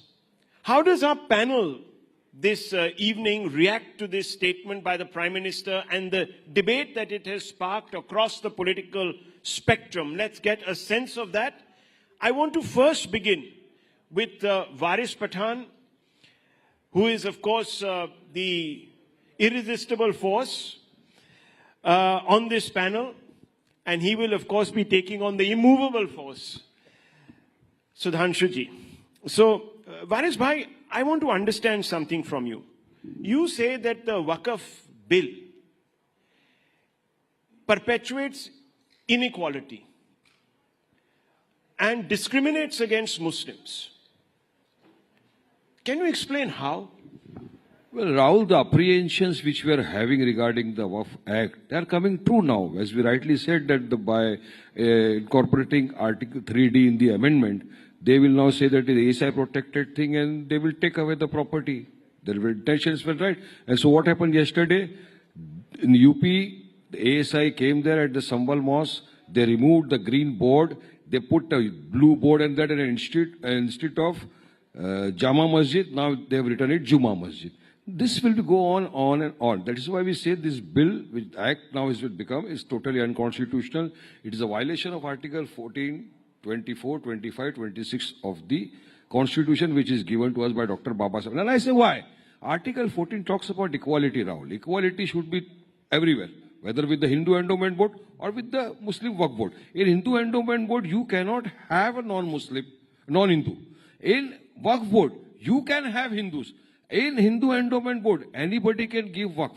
But in Muslim Waqf Board, only a Muslim who is practicing 5 years as a Muslim religion is only entitled to live. Now, why is the discrimination? That limitation period. Now, Modi said that we want to remove encroachment and all. There was a bill brought in 2015, but they have removed that. Now, if a person is there encroaching the property for 12 years, he will become the owner of that property. You have removed that, whereas this is not there in their property. So here also there is a discrimination. The right to practice religion is a fundamental right guaranteed to us by the article which is given to us by the Constitution. Article 26, I have my right. You cannot interfere into what I am doing in my religious affairs. This is the private property. This is the personal religious affairs. You cannot just enter and say, no, we will take up. You talk about corruption. Well, corruption is not there. Corruption is everywhere. When the last time what we saw in the video, which is viral everywhere, a judge's home, 15 crore rupees, more than that were stashed in a storeroom. So corruption is, so let me, does this mean to say that Modi government take away the entire judiciary? Okay. If corruption is there, what did you do for 11 years to remove those corruption? Okay, so you should have taken steps to remove the mafia and everybody. Point by point. That's why we say it's per se illegal and this has to be repealed. Okay, so you're making 3 points. Number one, that the state gets through the back door control over Muslim properties, especially religious properties, exclusively religious properties. You're saying also that on Hindu temple boards, you have now a new dispensation in which you cannot appoint non-Hindus, while this is going to happen on our Wakf board. And the third, which is a point that you have been making for a while now, that fundamentally you have a situation where you feel, and I find that strange, because for 75 years, the state has exercised control because they apprehend corruption in Hindu temples on temples. So I don't see how you're being singled out as Muslims, because the majority has suffered this for 75 years. But Sudhanshu ji, जरा आप विस्तार से ये बताइए कि ये bill जो ये कह रहे हैं कि मुसलमानों के राइट्स को सर्कमस्क्राइब करता है, वो आप क्यों इससे डिसएग्री करते हैं? There are three aspects. One is a technical aspect, one is a political aspect, another is a moral aspect. On technical ground, it is categorically clear. Number one, it has nothing to do with the committees of mosque, dargah, and qabristan. They are going to be unaffected by this. It has to do only with the management of the land. And it is being categorically and unequivocally stated by several high courts. In 1964, Allahabad High Court has used the word that the mutawalli cannot be an equivalent of mahant because it's not a religious act. In 1976, Calcutta High Court has clearly said that it has having no religious connection and it is not come under the purview of Article 26 of the Constitution. And in Kerala High Court judgment of 1993, they have also clearly said that this is not a religious activity. It is just doing with the management of the land. And now, come to the political question. It's a very peculiar thing to understand that from 1913 to 2013, first I would like to say there is a statement that since the matter is related to the Mohammedans and related to Mohammedans law, so there is no question of public policy arise. Means government should not have any role. You know whose statement this is? This is the statement of Muhammad Ali Jinnah in April 1913 in Imperial Legislative Council while trying to pressurize the British government, and with the help of Congress, they try to get it done. Today, they are the same language in 2025. From 1913 to 2025, nothing has changed.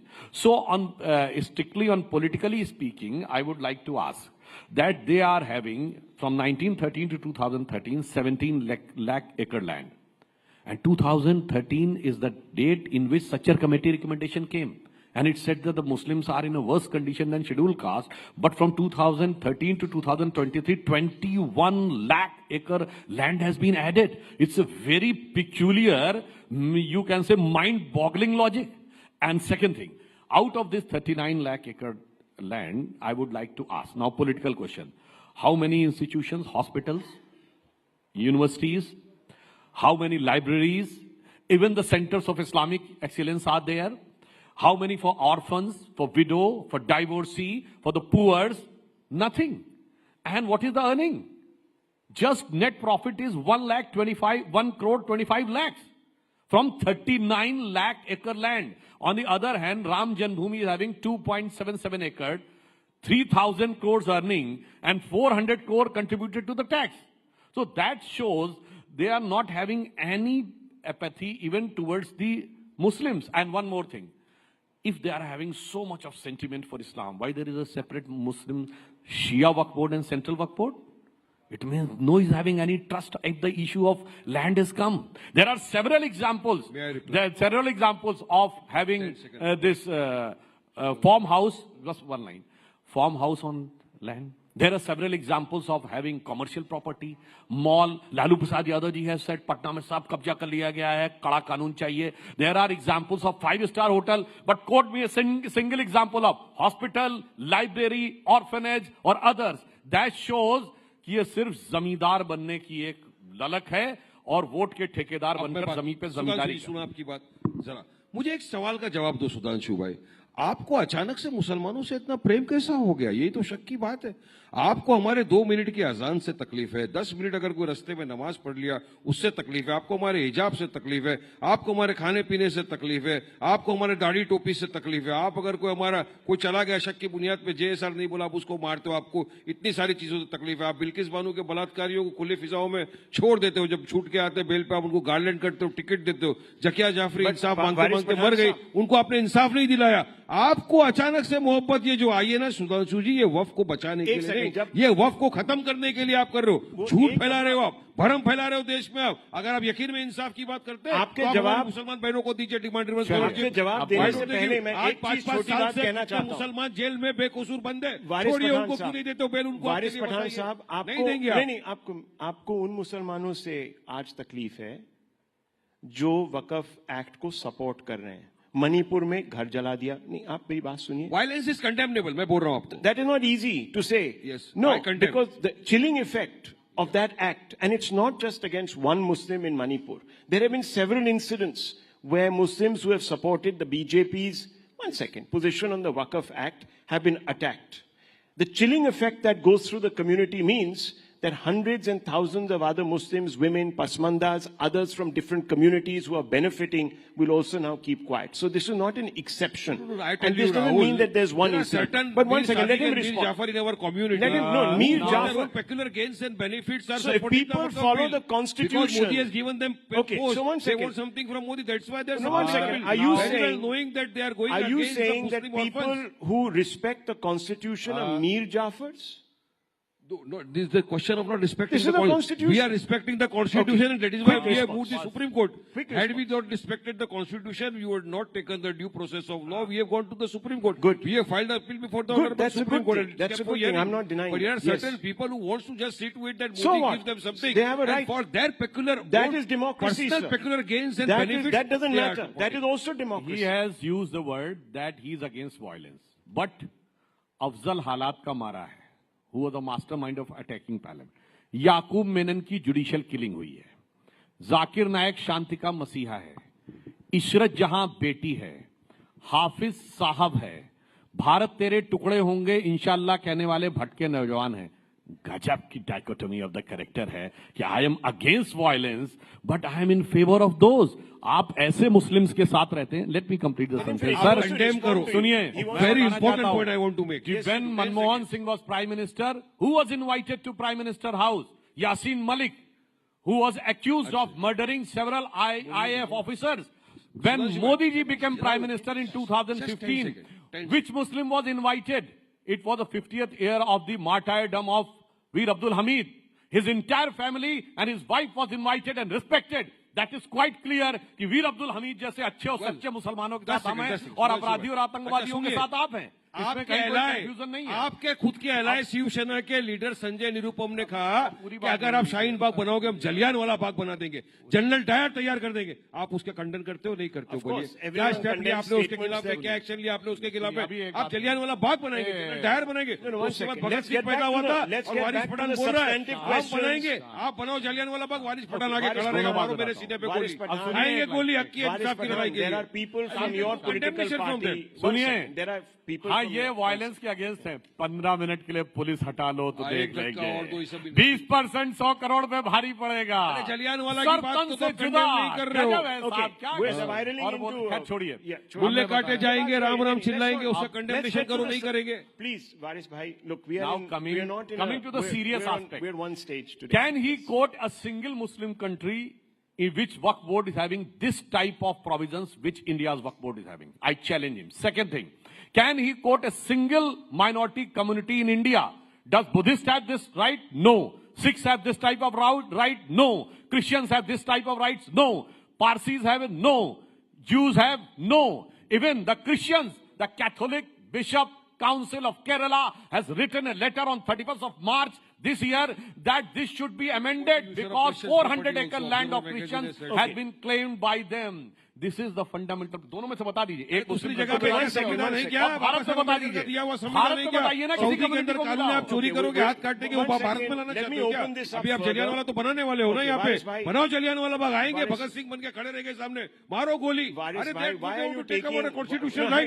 We have a right to protest. You don't have a right to impose full penalty on us. Under what provision of law did you impose full penalty on us? Okay, I'll have to shut down your mic, please. Let's not shout at each other. Please, we're within earshot. For God's sake, there's a whole live audience. Calm down.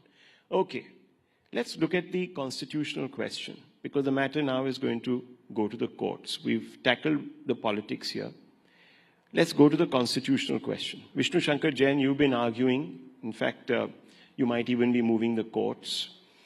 I want to ask you, is this bill legally infirm? I see certain precedents that have been cited, and I have them here. In fact, there are several. There is the Shri Adi Visheshwari of Kashi Vishwanath Temple versus the state of UP, where legal precedents support state oversight. There are Supreme Court rulings. So can you explain a little bit of that? And then I want Ali Saab also to come in. First of all, I want to ask a question that what does this Amendment Act 2025 has done? Let me give you a very brief glance. Section 40 used to say, Rahul, that Wakf board has the power to declare any land as Wakf property. That has been deleted. Section 104 used to give a provision that a non-Muslim can also donate to Wakf, which was against the Islamic tenets. That has been deleted. Section 107 gave an exemption of the Wakf from the Limitation Act. That has been deleted. The Administration of Evacuee Property Act, which all the properties were of central government, that was given to Wakf by Rajiv Gandhi government by Section 108, that has been deleted. So the unfettered and unchecked powers which were there under the Wakf Act 1995 has been curtailed by the present Amendment Act 2025. Now, let's come to the constitutional aspect of it. The first Wakf Act in this country was introduced pre-independence in 1913, and the next Wakf Act came in 1923. And Rahul, if you will have the provisions of those two acts, the only provision was there to get the Wakf property registered before the district judge. It is over a period of time, over these 100 years, that so much powers have been given that today we know a very well-known saying is there in the legal terms, power corrupts. And absolute power corrupts absolutely. And it is because of that Surat Municipal Corporation was declared as Wakf property. Allahabad High Court's land, a portion of Allahabad High Court's land was declared as a Wakf property matter, travelled till the Supreme Court. Then Bed Dwarka was claimed to be Wakf property. Chandrasekhar Azad Park was claimed to be the Wakf property. So the present Amendment Act has only curtailed the unchecked powers which was given to the Wakf board. And Rahul, let's analyze. The major ground of challenge is what? That you have introduced two non-Muslim members in the Wakf Council and in the Wakf board. This is the major ground of challenge. Now in the Wakf Council, how many members are there? 22 members are there. And these two non-Muslim members will not be ex officio. It is mentioned in the Act. These two non-Muslim members in the Wakf board will not be ex officio. So when you were receiving money from the non-Muslims under Section 104, then also they were there. And I want to ask you a question. Waris bhai bhi mujhe bataएं, दो बातों का जवाब दें. Where is, in which Quranic text or in which hadith the concept of Wakf by user is there?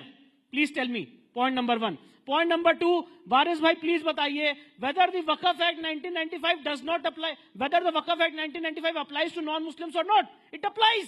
Because of the judgment of the Supreme Court, Rahul and Rashid Wali Beg. So if it applies to non-Muslims, just let me finish. If the Wakf Act 1995 applies to non-Muslims, why should non-Muslim members should not be there in the Wakf Council and Wakf Board? If it applies to me. Okay, now and according to my submission, it applies. Acha Vishnu, you have raised a very nice question. I'll rebut it. You spoke about equality. You spoke about the Constitution. You say why it should not be applied here, why is applying there. Hindu Endowment Board.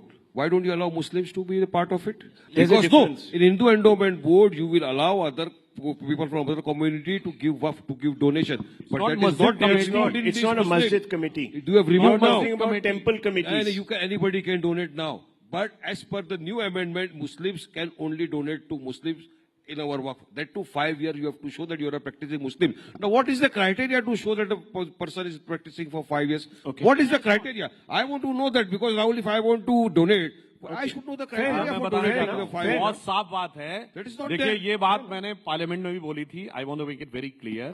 इस्लाम में बहुत clear मान्यता है कि जो गैर मुस्लिम है उसकी तो दुआ नहीं कबूल होती, तो दान कैसे कबूल हो जाएगा? It is in respect to, otherwise दुआ कबूल हो जाए तो कन्वर्जन की जरूरत ही नहीं है भाई. दुआ तो सब मानते हैं, दुआ हाथ जिसके नहीं उसकी दूसरी बात होती है. क्या बात करते हो, सबकी दुआ कबूल होती है. ये झूठ आप फैलाओ मत सर. पूरे पार्लियामेंटेरियन हो, आपकी बात लोग सुन रहे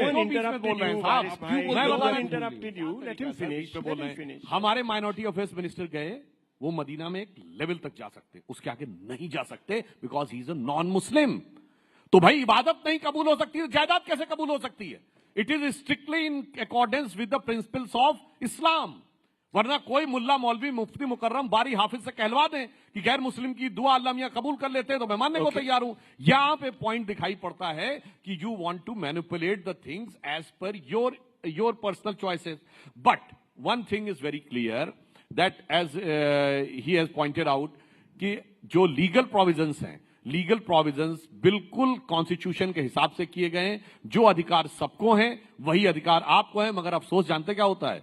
जिनके दिमाग में आज भी बादशाही बैठी हुई है, जिनके दिमाग में आज भी है हम तो कभी हुजूर नवाब थे हुक्मरान वक्त, जिस जमीन पे उंगली रख दी वो हमारी हो गई, वो अब दौर खत्म हो गया. यही गलत है, यही झूठ है. जिस जमीन पे हमने रख दी कहां से आ गया? अरे जो अगर वक्फ करता है तो बताता है मेरी प्रॉपर्टी है, सर्वे ऑफिसर अपॉइंट होता है, ऑफिसर रिपोर्ट बनाता है, गैजेट होता है, नोटिफिकेशन होता है, उसके बाद वक्फ होता है. ये आप लोग ने फैला देना, ये जगह मेरी, ये होटल मेरा, ये झूठ बोल बोल के आपने पब्लिक को डराया. ये तमाम बातें झूठ है. भू माफिया बैठा हुआ था वो भी डराया. भू माफिया तो आपने निकाला क्यों नहीं 11 साल से?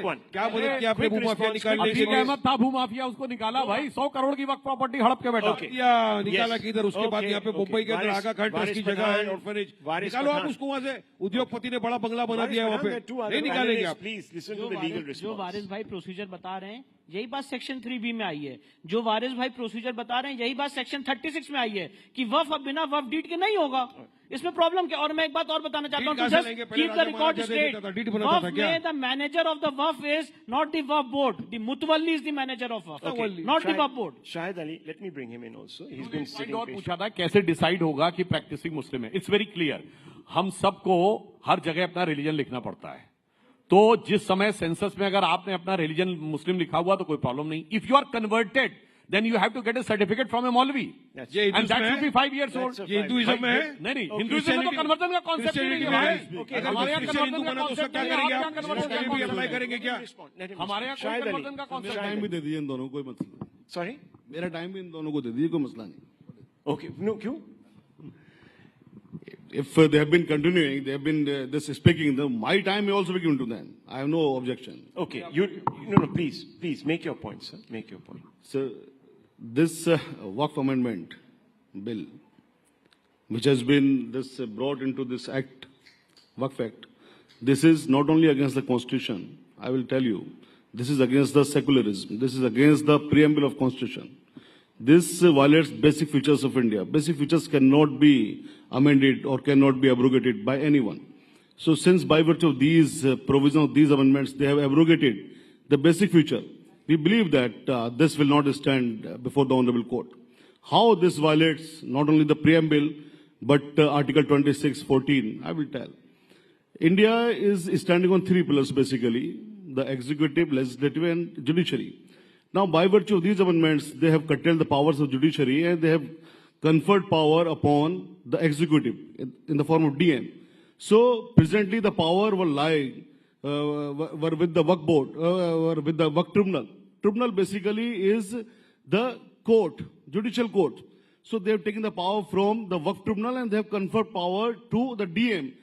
He will ascertain as to who has the title.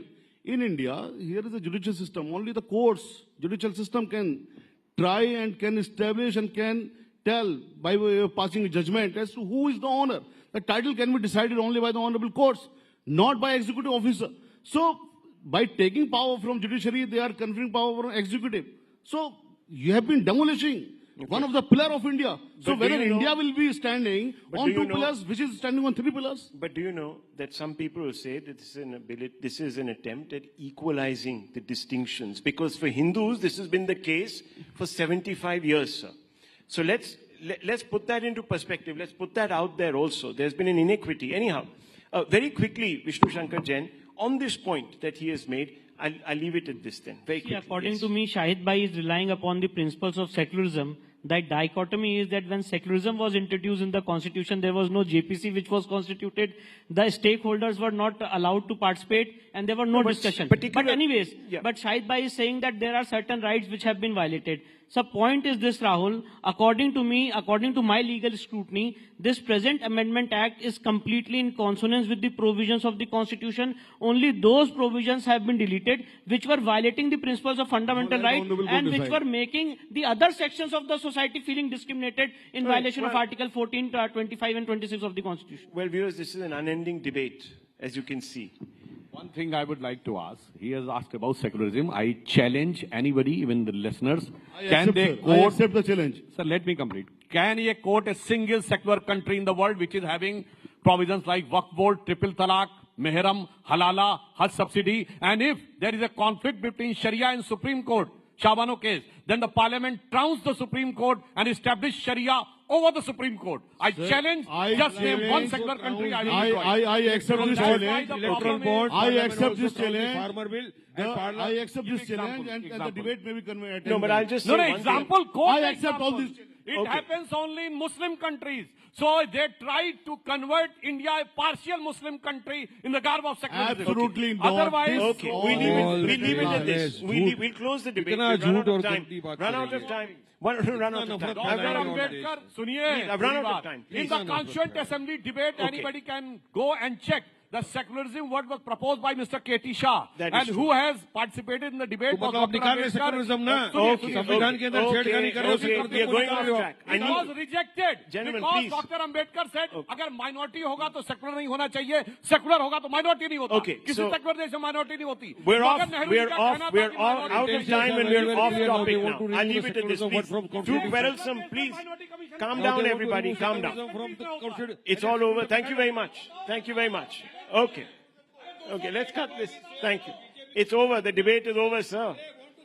The debate is over. Clearly said, I would like the audience and your entire nation to know that Sudha has said that they want to remove the secularism from the constitution. अरे आवाज आएगा ऐसा भी है. Outside also जा सकते.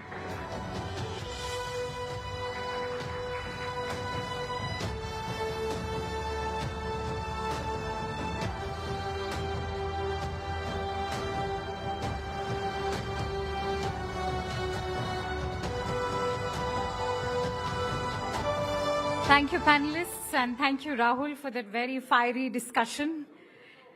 As many of you are aware, the global trade environment has become increasingly complex in recent years, as has the politics of our nation.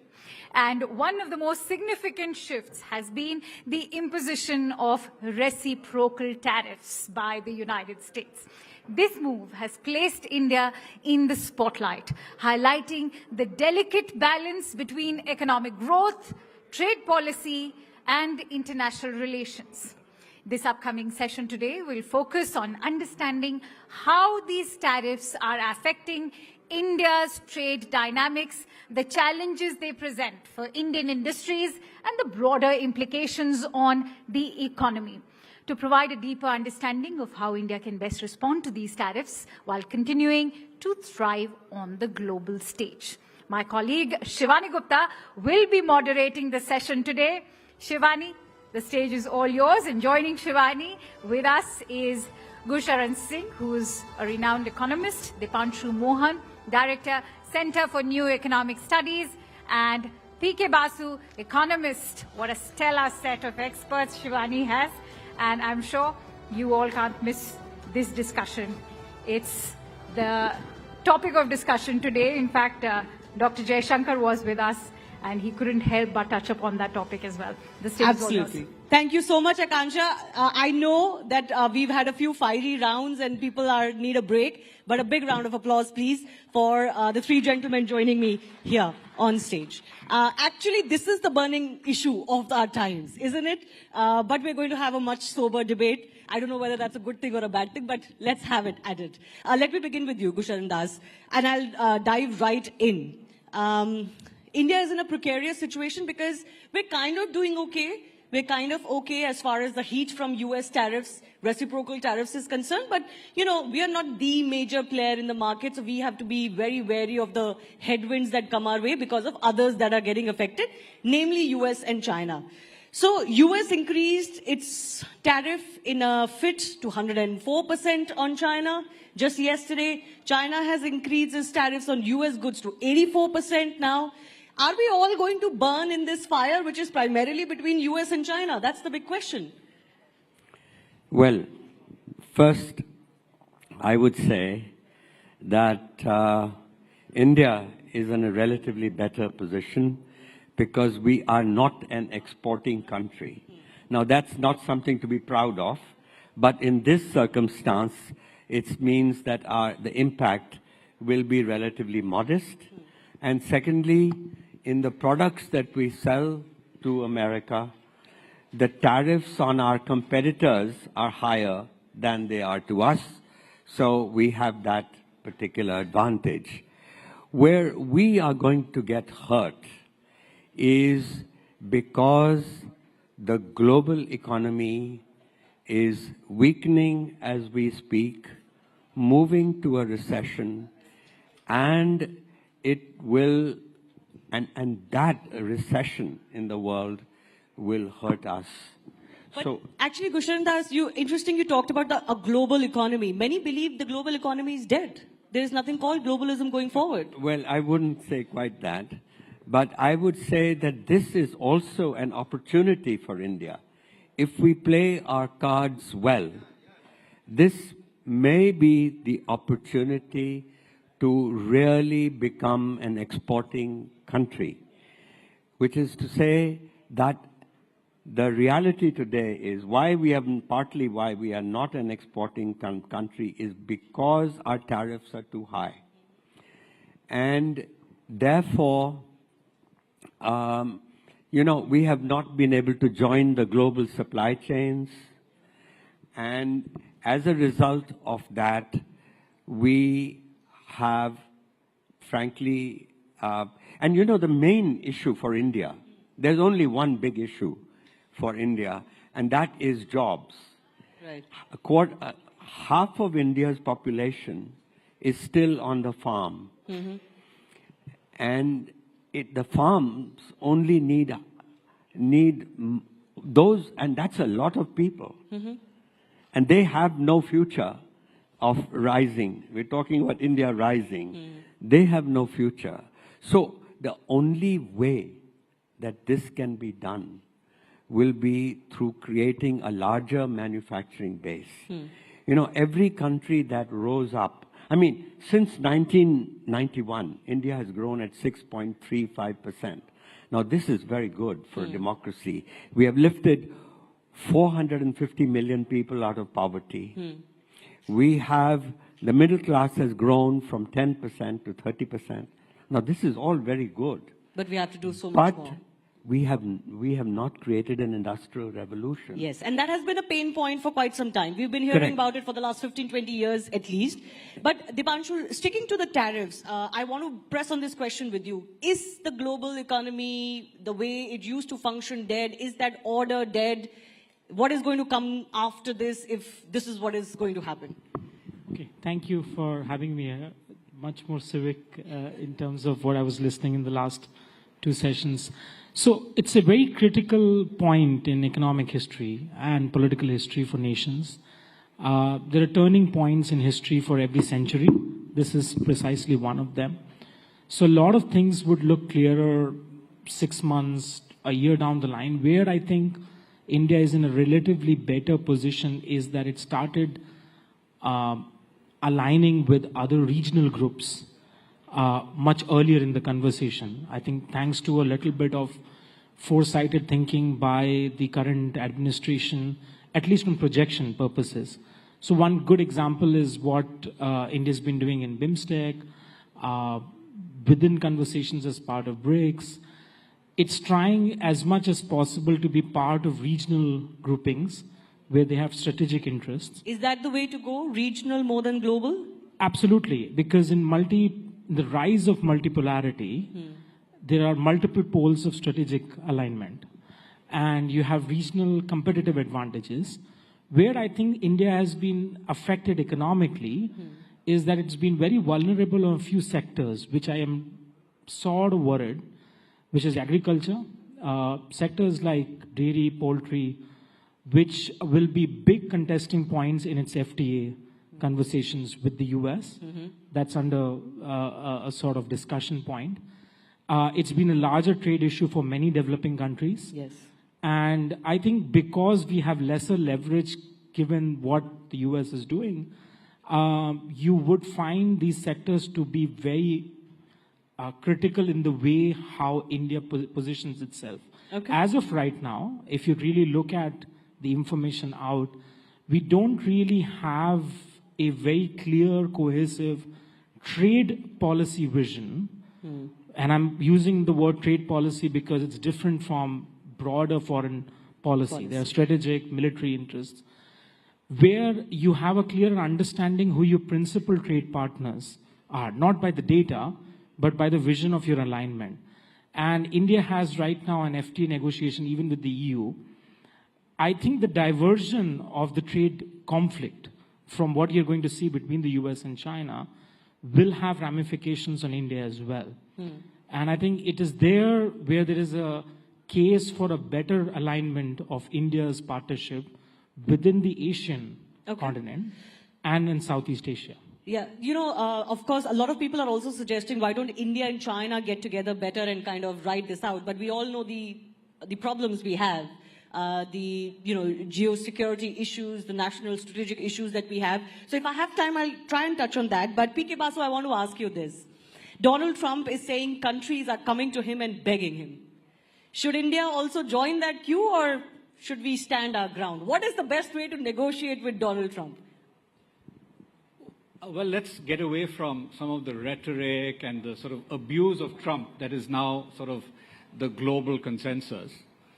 Donald Trump has been very clear, since 1988 at least, that America is being taken for a ride. I think in 1988 he was perhaps a little bit ahead of his time. But the simple fact is that what America faces and the world faces is one economy, China, that is not a market-based economy. And I have been saying this for 25 years, and I'm glad that Donald Trump now also says something similar in roundabout ways. But the simple fact is this. So if you look at China, in the year 2000, I'll just start with steel. Steel is a very basic thing that is produced all over the world. In the year 2000, world steel production was 840 million tons, of which China produced 128 million. And it was already the largest amount of steel produced by any country in history. By 2007, that went to 400 million tons for China. And at that year, in March 2007, 18 years ago, Wen Jiabao, the premier of China, used the 4 uns, that the economy is unstable, uncoordinated, and unsustainable, etc. So he was referring to overcapacity in China then. Guess what? Steel production in China in the year 2020 reached 1,065 million tons. Way more, 200 million tons more than the whole world was producing in the year 2000.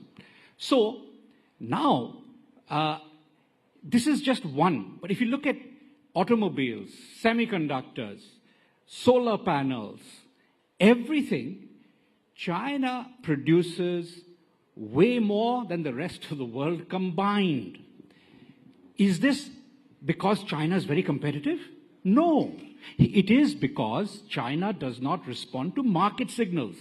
It just keeps, this is the same thing as the Soviet Union. When the Soviet Union had too much steel capacity, it built up massive inventories. When China has too much steel capacity, it exports it to the world at below the cost of production, which is called dumping. Yes. Now, that is defined as dumping. Okay? So, what we have now is a situation where the US is dealing with China. Now, thank goodness, Trump is dealing with China on our behalf. We should all have been doing this.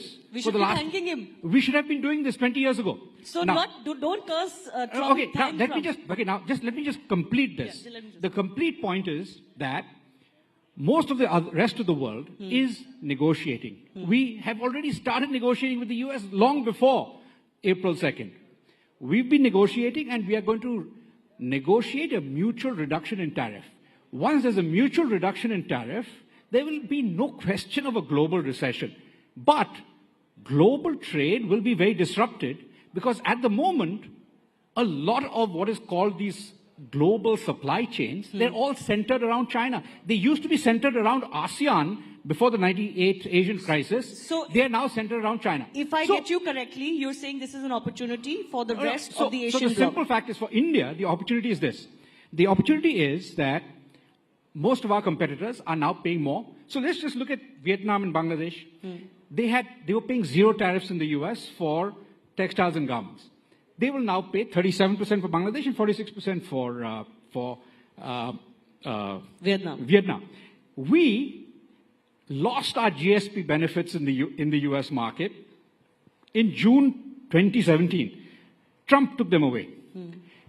But he didn't take them away from Bangladesh and Vietnam. So now we have a huge advantage. Now, Gurchan correctly pointed out that labor-intensive manufacturing is the one area where we've completely missed the boat. We've missed the boat. We find every opportunity once a decade to miss the boat there. This time we have a real opportunity to do that well.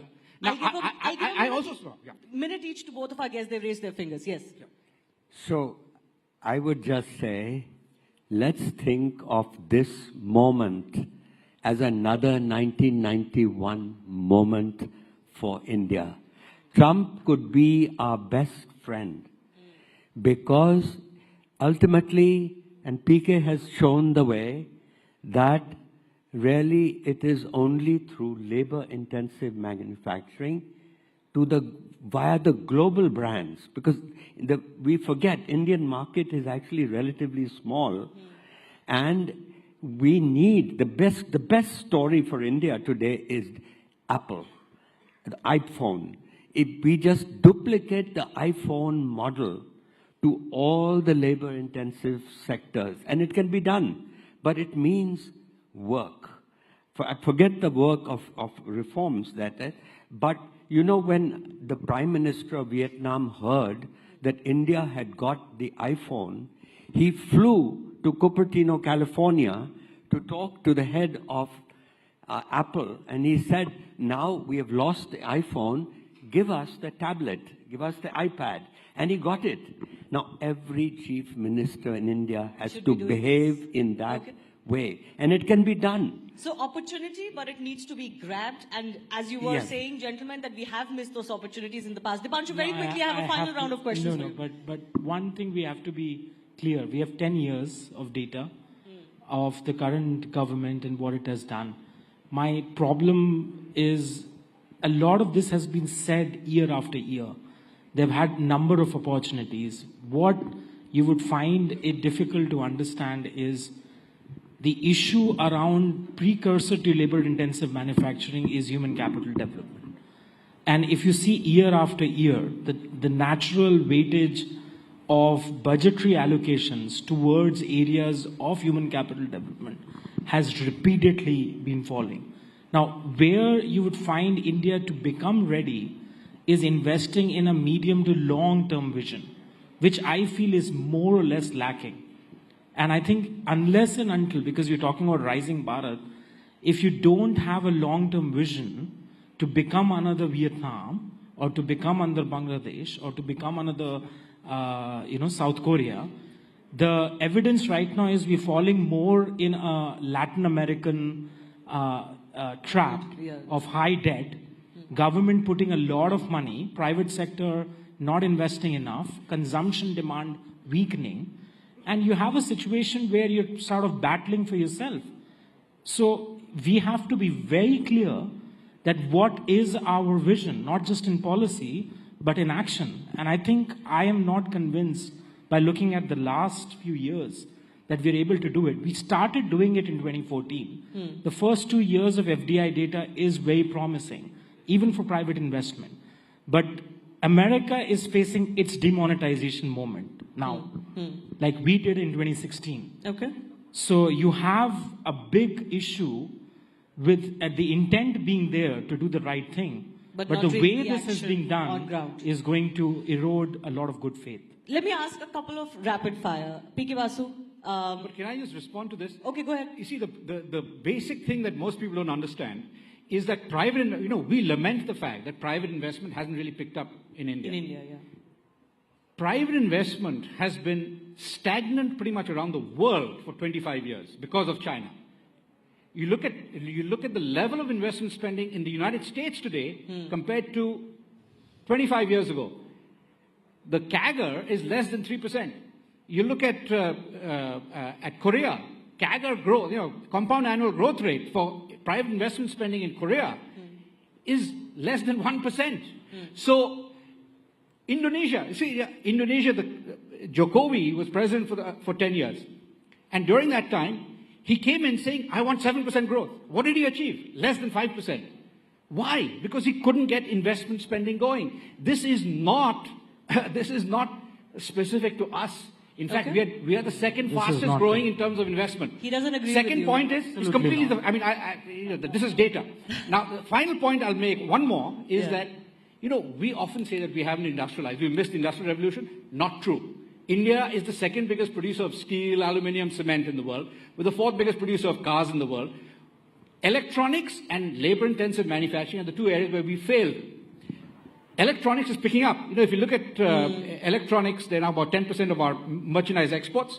This year, they've grown about 40%. They've continued to grow strongly for the last 5 years. So we're beginning to see a pickup there. Okay. But there's a lot of I'll take space to grow. precursors from previous panels. If the government has to do its bidding, let the government do its bidding. I mean, you have to look at the facts. Indonesia has done remarkably well in drawing private capital formation. India has not invested enough in human capital development. There have been studies last 3 decades of higher functional illiteracy. You have more enrollment in schools, colleges, but you have a situation of higher youth unemployment than ever before. Okay. And this is something we have to be very practical about. Okay, I have a rapid fire question set for you. So, Gushan, very quickly, please add to this, then I'll go to my rapid fire. You wanted to add to this? Well, all I want to say is, let's not worry about why we failed so far to become a manufacturing powerhouse, why we seem to have skipped from a green revolution, making agriculture a surplus sector, to a leader in the IT economy. What now is a golden moment, because with the tariffs against China being so high, every multinational company is scared. And China plus one, which we have not been able to harvest that strategy, this is almost like waiting, a fruit that's almost falling on the ground that we should grab. But we said that after COVID too. Yes, that's exactly my point, sir. We have been saying this year after year. I've been part of so many budgetary discussions as well. This is your 91 moment. This year is an intellectual bankruptcy, because I've been part of those conversations back and forth. I disagree with what he's saying. And I think this has to be put in I think we have on my left I didn't know this a was going to Senate. be so heated. Sorry. Okay, one by one. No, so let me just point out. Our public debt as a percent of GDP is coming down. Our external debt as a percent of GDP was 24% in 2014. It's now 17%. 82%. It's coming Where is down. it coming down? 24% to 17%. But external The debt. IMF has just warned us. So have you looked at the report of the IMF, which has just warned that your government debt to GDP is going over 80%, which is a red marker? I've been studying financial crisis in the United for States, 15 years. what it is in Indonesia, or what it is in Korea. India is not Indonesia. So the point is, the point I just like to make on industrial. Very quickly. So let us just look at steel, for instance, right? I started with steel. Steel production in China and the world has been declining for the last 3 years. The only one of the top 10 steel producing countries in the world that has seen an increase in steel production is India.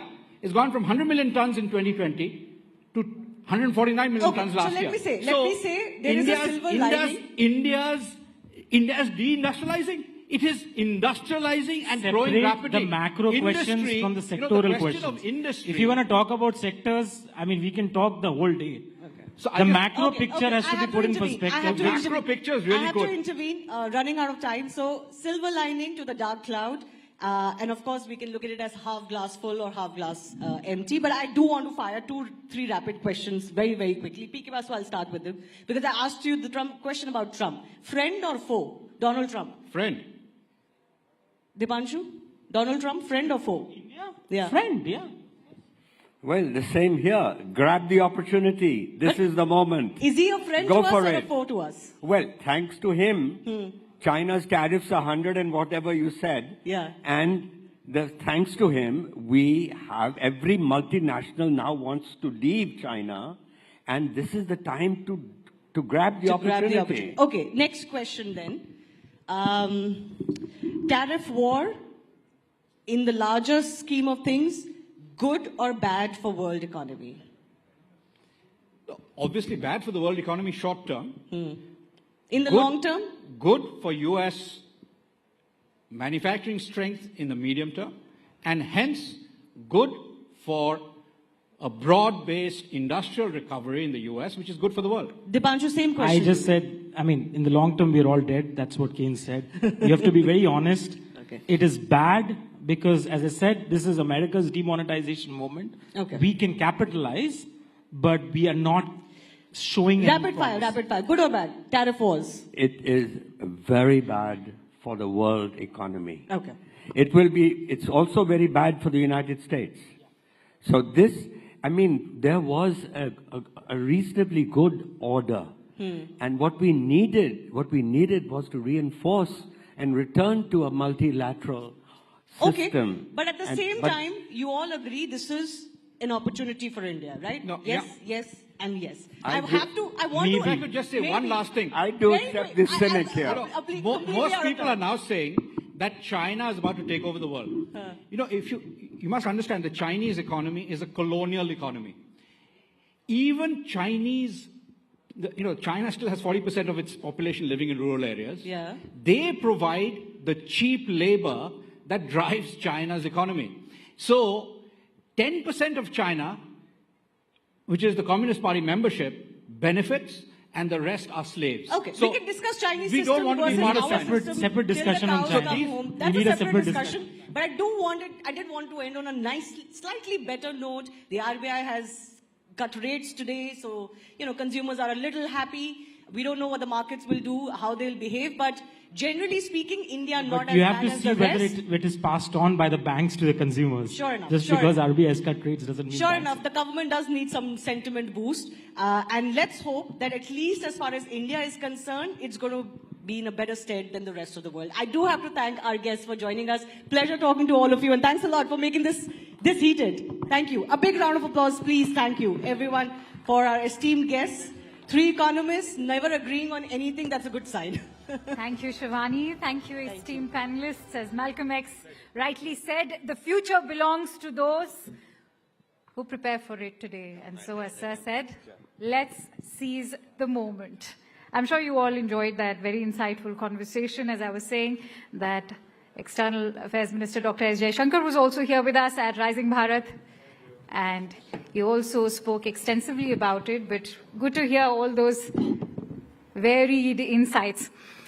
And since we are now talking about future, let's also talk about the past. Up next, we are about to embark on a journey through time, exploring how India's rich history shapes its present and will influence its future. In this session, we will have to ask ourselves those crucial questions. How do we learn from our past to shape our present? What role does history play in crafting the identity of modern India? And perhaps most importantly, what kind of India do we envision for generations to come? Let's dive into this dialogue and see where it takes us. And for that, may I invite Anand Narasimhan to please moderate this session for us. Anand, the stage is all yours. And joining us for this session are Mr. Uday Maharkar, who is a former CIC, Professor Makan Lal, who is a historian and author, and Sanak Pular, who is a historian and art collector. Many thanks to you, gentlemen, for joining in. Anand, the stage is all yours.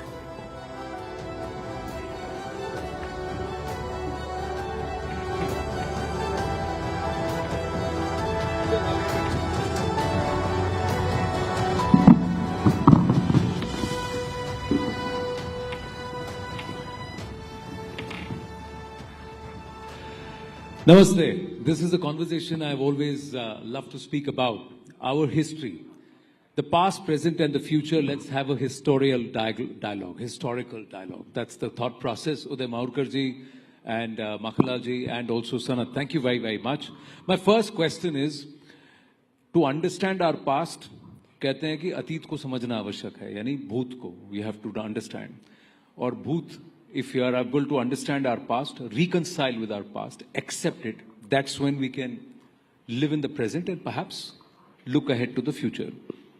How much do we know our history and how much do we need to know our history to even be able to perhaps understand the present circumstances so that we can course correct for the future?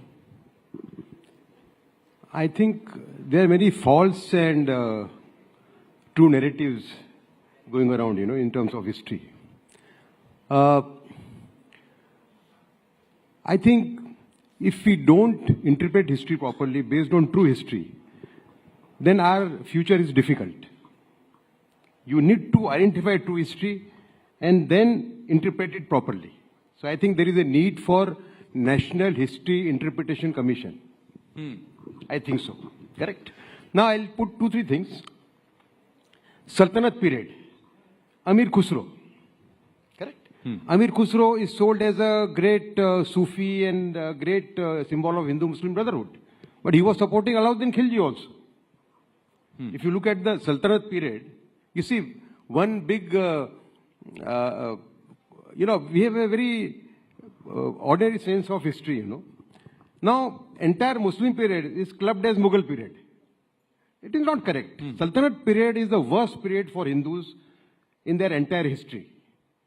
There is not a single ruler during Sultanate period from Iltutmish to Lodi, Tughlaq, Firoz Tughlaq, Muhammad Tughlaq, who can be called secular by any yardstick. So this you're saying... So that is the most painful period. Then comes Akbar. No, I'll tell you. I am not pitching for a ultra-right narrative as such. Then comes Akbar. Akbar initially is a fanatic, and after 1570, he turns to modern interpretation of Islam and, becomes a moderate for that matter.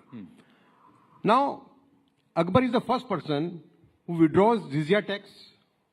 He is the first person who puts a stop to temple destruction. So now this whole narrative where Akbar is being compared virtually with Aurangzeb, I think it's not correct. Aurangzeb was certainly most fanatical person, but he was only half fanatical as compared to Khiljis and Tughlaqs. Okay. Get your point. Okay. Second, you see, the period between 8th and 12th centuries, when these Khajuraho-like temples were made, where even orgies were, depicted on the walls, correct? That is being sold as a golden period. My sense of history, my understanding of history, based on very good books, says that that was a decadent period of Indian history. Because Vamachari Tantric cult had taken over the society. There were Kapaliks who were doing sex in the open in the 8th and 9th century and 10th century. Correct? And that was the reason why Islam got a foothold in India. So what is being sold, by people who want to serve perverted content, sexually perverted content, that we are a land of those temples. Liberal values, open values. I don't think so, because that is the decadent period, because it was the period where Vamachari Tantric cult took hold of the society. Correct. What I am asking you, Udayji, is why is it that a nation or a civilization, and Professor Makhanlalji, I'm going to ask you this question again, that we have an itihasa of more than 7,000-8,000 years if you were to go by what Rakhi Ghadi has shown us. How is it that that is all concised into 500-600 years, 1,000 years, jo hamara atit tha? Is that what is going to help us define who you are going to be in the future? Is 10,000 years of history, is that so difficult to accept, understand, grasp, that कि इसको अब इतने में ही सीमित कर देते हैं, भाई ये वाला पीरियड है, इसको निकाल लो, जैसे इंस्टा शॉर्ट्स हो गया, तो हिस्ट्री शॉर्ट्स नहीं हो सकता. That's exactly what's happening. I'm very grateful to you for asking this question, and this question I answer you as a university professor for 45 years. I taught in Banaras Hindu University, Cambridge University, Aligarh Muslim University. So this question is very dear to me. Why history? Why 500 years history or 10,000 years history? Let me explain it in simplest possible word, which I learned as teacher. Every time you fill a form, you write your name, you write a date of birth, you write your village name or city name, you write your father's name, mother's name, your qualification. What that form is, that's your history. That's your identity. Remember that. That little form is your identity. Because of that, एक column उसमें और रहता है. Is there any criminal case against you? That also is part of your own history. And therefore, same is applicable on nations. Whichever nation it is, they are your identity. History is your identity. And deeper the identity, deeper you are more stable. I will explain that briefly. But at the same time, always remember, why history is identity. Imagine a person who has lost his memory. ऐसा नहीं है कि we do not know. हम अब सब लोगों का वास्ता ऐसे लोगों से पढ़ा है जिनकी मेमोरी नहीं है. जिसकी मेमोरी नहीं है, is he able to relate himself with anybody? Memory जिसकी खो गई है, क्या वो अपने पिता को, अपने माता को, अपनी बहन को, अपने रिश्तेदारों को पहचान पाता है? He has lost his complete identity. आप उसको कहीं भी ले जाइए. He will not be able to understand कि जहां मुझे ले जा रहे हैं वो मेरे फायदा का है, गलत है. Same thing happens with a nation which forgets its history. History is not only its identity, history is also its future. And therefore, all the time I am asked this question, why history? क्या देती है हमको? अरे history gives you your identity, who you are. And that is why it's very important to study history, to know history. Believe me, to go to England, go France, go Germany. Even the most smallest house will have a rack full of history books to know their own people. Now I'm coming on very briefly, I will tell you why 500 years, why not 6,000 years. That is where the problem begins, when you become selective. History does not allow you to be selective. History does not allow you to write selectively. History does not allow you to write balanced history. No. History should be written as it is. And we, the people, consumer of history, must learn to live with history and not in history. Very nice. Live with history, not in history, and accept all of our history. ये जो acceptance है ना उदय जी, and Sanad, I'll come to you in a bit. I'm just going to push Uday ji on this. This is what my grouse is, sir. If you believe that the Nehruvian historians balanced it out or tried to revisionize history, how is raking up the past in tones to say, this is the truth, this is what happened, going to help? Or is it to say, this happened, this happened, this happened, this happened, this also happened, and this also happened, and all of this makes us? When are we going to adapt that tone? When are we going to say that we were an advanced civilization 5,000 years ago because we saw the Harappan civilization and, of course, the entire Saraswati civilization, but society decayed. We became decadent. We reinvented the wheel. We came back again. And there were different times, different shapes to Bharatvarsh. Eventually, this is the shape. Now, this is an accepting tone. When will we adopt that? No. Let me add to what he's saying. That it is, very essential that we know correct history and we interpret history in the right way. Correct. Now, you see, in that sense, Gandhiji's murder was a big jolt to the nationalist movement. Because those who did not believe in the original ethos of this country, they took over. And then this narrative started coming, Now, the Harappan civilization, there is always an attempt to whitewash the positive aspects of the Harappan civilization. Idea is to ensure that India doesn't become a great nation. It is being done by a set of leftist historians, communist historians, and Islamist historians. Okay. The first thing which happened after independence, R.C. Mazumdar and Sir Jadunath Sarkar, two very balanced historians but patriotic people, they were sidelined soon after independence. No, Udayji, what I'm saying is, I'm not contesting all of this happened. Let's accept this happened. Jadunath Sarkar ji, R.C. Mazumdar ji were not allowed to present Itihasa as it happened. There were people who corrupted the interpretation to say as it should be interpreted or as we want them to read it. ठीक है. How are we going to correct that? To tell all of Bharat, it's not with an agenda, it's not with venom, it's not with spite, nor is it with pride or arrogance. It's with a sense of realism to say all of this is what has made us who we are today.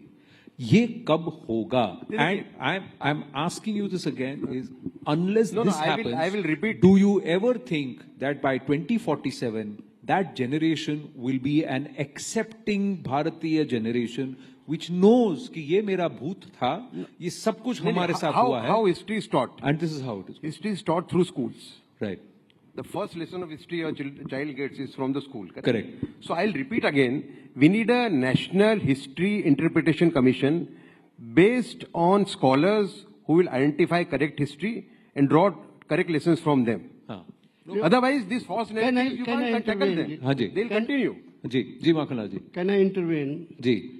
Very simple way history is narrate the facts, all facts, first, so that people know what are the facts.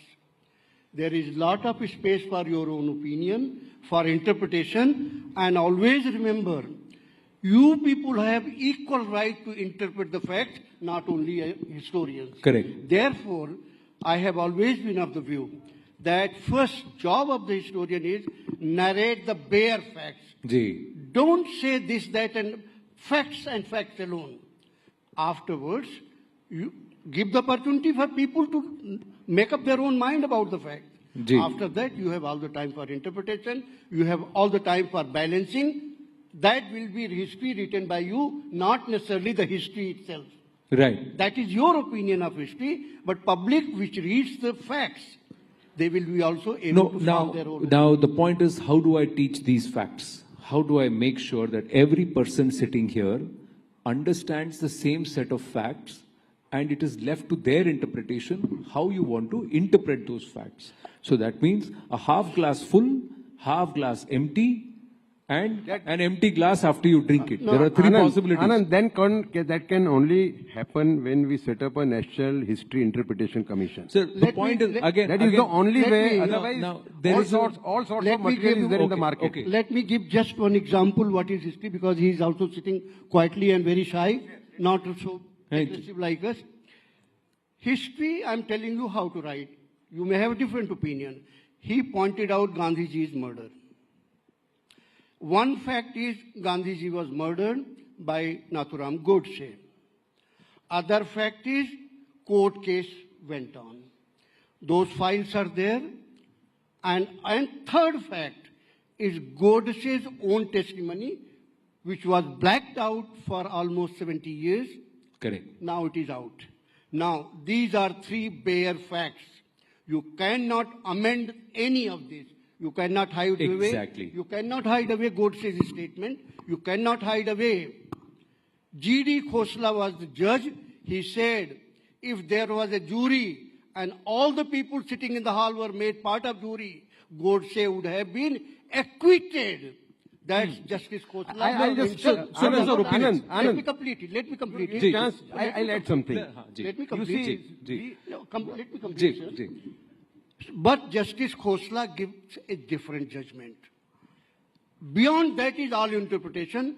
Why Godse killed, what Godse meant in his testimony, why G.D. Khosla said if the entire hall was jury, Godse would have been acquitted. Now, all this is matter of your own interpretation. Correct. The facts have to be there. Correct. So what you are saying is put out rather than. Anand, I want to add one point. One point before giving a chance. Yeah, you see, take Savarkar's example. Savarkar is still being accused of Gandhi murder. Correct. In spite of other commissions, declaring him innocent, Correct. Now, in 1978, Manohar Malgaonkar, the great author, literary figure, he wrote a book, The Man Who Killed Godse. By no means he was a Hindutva person. Correct. He was an honest, patriotic Indian, Right. He met Digambar Badge, the person on whose statement Savarkar was arrested. Right. The one who became approver. Right. Badge told him in 1978, 30 years after Gandhiji's murder, that Savarkar had no role to play, had given the statement under the pressure of the then government. Right. No, I understand. What I am saying is, our itihas or history is... He was not part of the... Savarkar was not part of the trial. He was acquitted right in the beginning. Yeah, he was not. What I'm saying is, this has got to be history. What the judges said, what the accused said, what the incident was, and what the prosecution said. All of this, should it not be out for us to consume? Yeah. If some of it is masked, that means you are being fed partial information, so that your opinion, our opinion, as a society, as a people, is doctored in a particular direction. Now, thank you for your patience, Sanat. Now, he is doing something which is very different. What he is doing, he's collecting art. Because art is a huge representation of our history.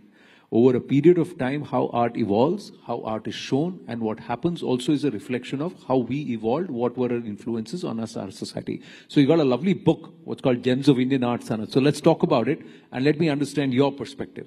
How would you want us to understand our itihas, our history, and what kind of a dialogue would you want on our history, say, 20 years down the line?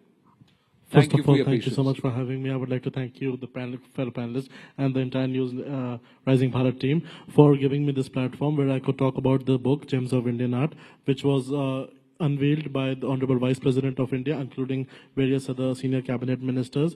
And this book actually was written in the memory of my late grandfather, who started in our house the process of collecting art, because he was the person who believed in Indian history. And he said that art is something which will stay till eternity. If the artist is not alive, but the painting created by the modern contemporary artist, or the artists such as Raja Ravi Verma or Amrita Shergill, who were of the pre-colonial era, exist, we can see the painting and understand the artist's perspective and their view, what they used to think of an ideal Bharat. The old Bengal school was set up as history of Indian modern art of the Bengali artists, set up by Sri Rabindranath Tagore ji, and Rabindranath Tagore ji was also a part of it. They were the people who saw how Indian art can grow, because actually the problem what has been not only in Indian art, about Indian history is, few people have only thought that the British history or the Western part of the history is superior to our history. They have always neglected that India was the richest country if it had not been looted by the people who looted India when it was the richest country, country in the world. In the colonial period, like you say, from 1890 onwards till about 1920, the biggest loot happened. Yeah. And then after that, a process came of demeaning the Indian history, only showing how superior their kings, their queens were. Why don't they talk? Why they never talk about Maharana Pratap or the Indian kings who conquered the world? Why didn't they think that Sikandar, who came down everywhere, he couldn't conquer India? Why don't they realize that? Because of the way the Indian Maharajas fought. Correct. So that aspect, is it captured in art? Have you been able to collect art that shows the interpretation of how we would like to say? As Bharatiya, how we interpret those times and also the previous periods. Have you been able to collect from those periods? Of course, they have been art. I have an artwork of renowned artist M.B. Dhurandhar, and I would like to talk about that.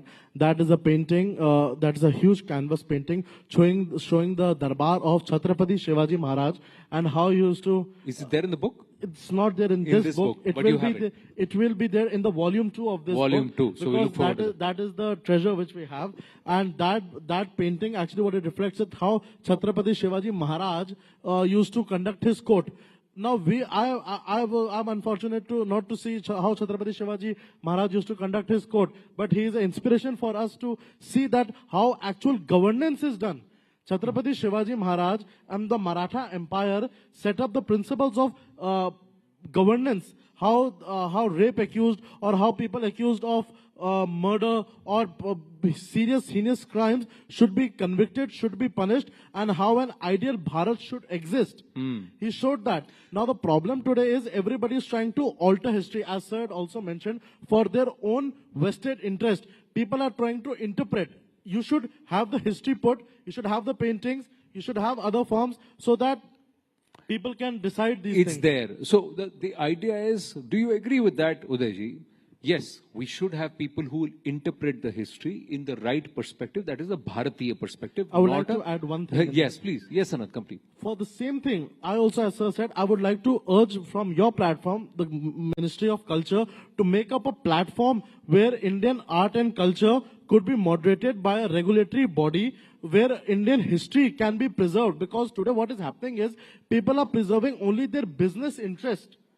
Because it has been regulated by private individuals, few people who are actually intermediaries are trying to control this art market, thinking that they are, because there is very less government interference.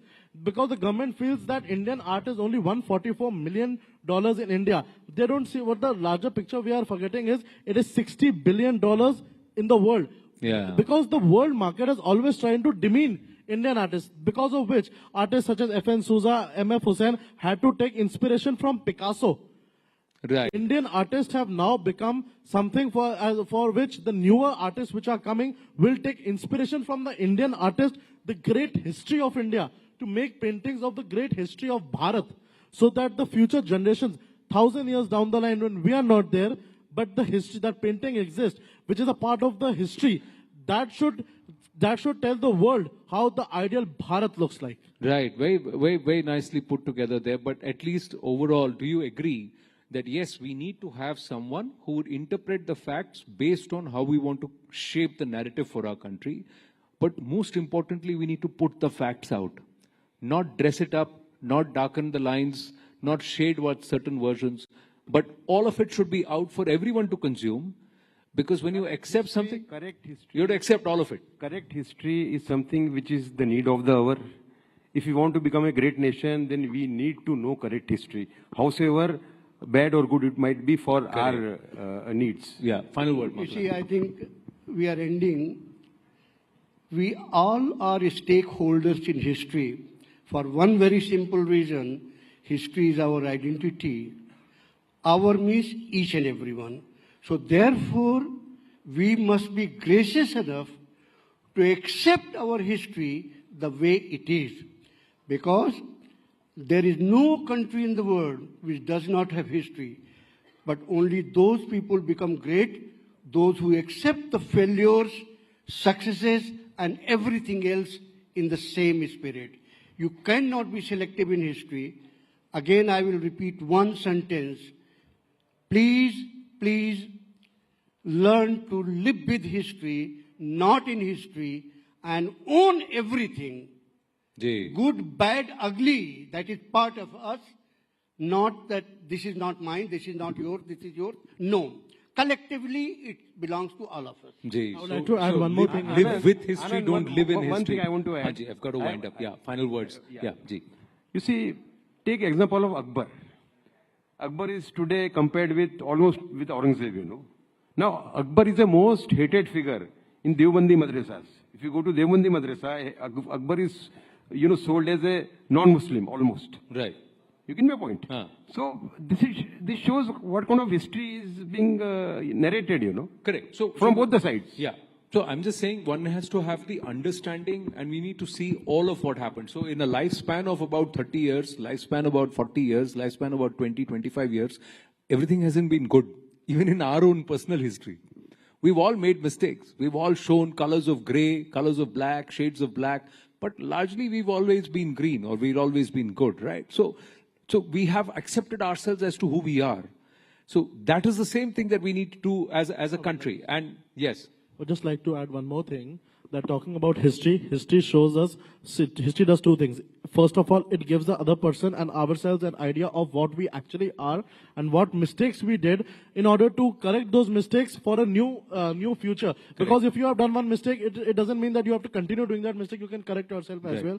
And one more thing on history, I would like to add, the Western influence during the previous era, I was not there and nobody in this room was there, the Nalanda Vishwavidyalaya was considered one of the best universities in the world. People from abroad used to come in to the Nalanda Vishwavidyalaya. They used to see that how can we get admissions. They were not admitted in our great university, Nalanda Vishwavidyalaya, or universities such as Banaras Hindu universities or other. They were not admitted over there. But today what the trend has started is that you have to go to Harvard, you have to go to Oxford to study, and then only you are considered of that level. I'm not saying that those universities are bad, but what I want to make that the is point again here where is, we are. It's a fact that there were great universities like Takshashila and Nalanda in Bharat. It's a fact that today we lack some of those kind of universities. It's also a fact that there are still potential to build such universities in our country. Now, all these three are facts which we need to put forward. How you look at it and how you interpret it, that we should leave it to the people. We need to correct our immediate history, you know. So, correction, the way the role of revolutionaries Sir, correction is very simple. Correction is you saying this is right, I saying this is right. My point is, the problem is everybody is dialogue on history can only happen when when everything is put forth and we accept कि ये सब हुआ था, जो fact हुआ था वो सब हुआ था. सिर्फ इसको देखो फिर उसको मत देखो, इसको देखो उसको मत देखो. That we shouldn't do. That's where I'm trying to. Some authority has to do it. You see, it can't be done by people themselves. Yeah. So, therefore, the National History Interpretation Commission. Sir, I think there will be people who will question the word interpretation. The National History Factual Commission or Revelation Commission. That is perhaps a better word than saying interpretation, because there again it is colored. That's where finally we are having a conversation about our history, and it's an engaging one. It's not a boring lecture. So I think that's why I need to thank all of you that putting perspectives here. And itihas mein bahut kuch hai seekhne ke liye. And all these facts, I think as a generation, we need to have the curiosity to learn, to know, so that हम कौन हैं, कहाँ से आए हैं, कहाँ पर हैं और कहाँ तक जाना है, इसमें absolute clarity है. Thank you very much. Thank you.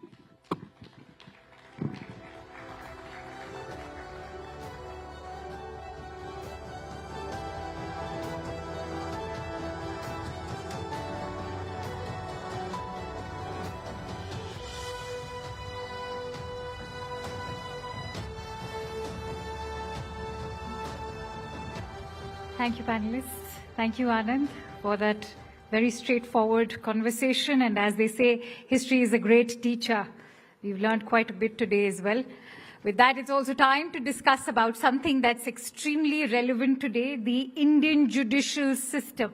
The judiciary is the backbone of any democracy, entrusted with the responsibility to uphold the rule of law and protect citizens' rights. But in order for it to remain effective, it must not only be impartial, but also accountable to the people it serves and transparent in its processes. And in this next upcoming session, we have top legal minds of our nation who will offer their views on judiciary's role in shaping the future of our courts. Ladies and gentlemen, please join me in welcoming on stage Avishankar Singhvi, who is an advocate at the Supreme Court, Agya Sen Gupta, who is a legal scholar and founder and research director at Vidhi, Sumit Chandar, who is an advocate at the Supreme Court. This one is going to be my seat. And Ashish Dikshit, who's a senior lawyer at the Supreme Court too. Thank you for joining in. Ladies and gentlemen, let's welcome them with a huge round of applause, please. I have the pleasure of also moderating this session.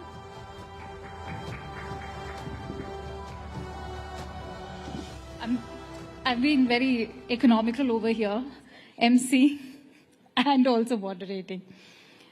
Avishankar. Avishkar, okay, so you've been spelt as Avishkar. But Avishkar, if I may begin with you, I just want to keep the tonality very informal, because I happen to be a mother to a 13-year-old who always tells me, I want to learn more, but the legal jargon sort of gets boring.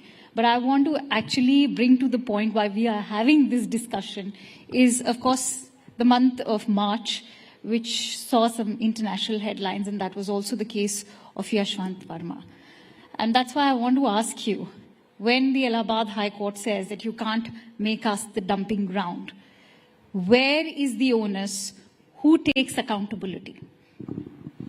Well, I'd start by saying that the Supreme Court is currently cognizant of the matter, and a 3-member committee has been formulated. So I would exercise restraint in saying anything about the impending investigation. But the about the larger accountability issue, bit? Yes, precisely. On the larger issue of, judicial independence and accountability and transparency, these are two constructs that go hand in hand. You cannot have one or the other. The independence of the judiciary lies at the heart of our constitution, and it is part of the basic structure. And it is an uncompromising value that and a virtue that we must all live by. Because the judiciary is the foremost institution when it comes to protecting the liberties and freedoms of our citizens. When it comes to accountability of judges, the Indian system is unique insofar as it has the collegium as opposed to the other jurisdictions in the country. The Indian courts, function by judges appointing judges, and there's a long evolution of the law. I don't want to take you through the judgments, but the upshot of this whole thing is that today we have a system where the collegium, the top 5 judges of the Supreme Court, appoint all the judges. And it happens in a rather opaque manner. So the collegium is not the best system that is there. However, the alternate that is there, which is the appointments by an executive interference, would also not, in my view, be a system that would be desirable. Because the collegium, for whatever follies it is still the best option in safeguarding the independence of the judiciary. But when you're talking about the follies, I want to bring you in on that note. In the year 2022, the law minister shared a figure of 1,600 cases where there were complaints against High Court and Supreme Court judges, but there could be no action taken. What do you do about it then? I'd like to bring you.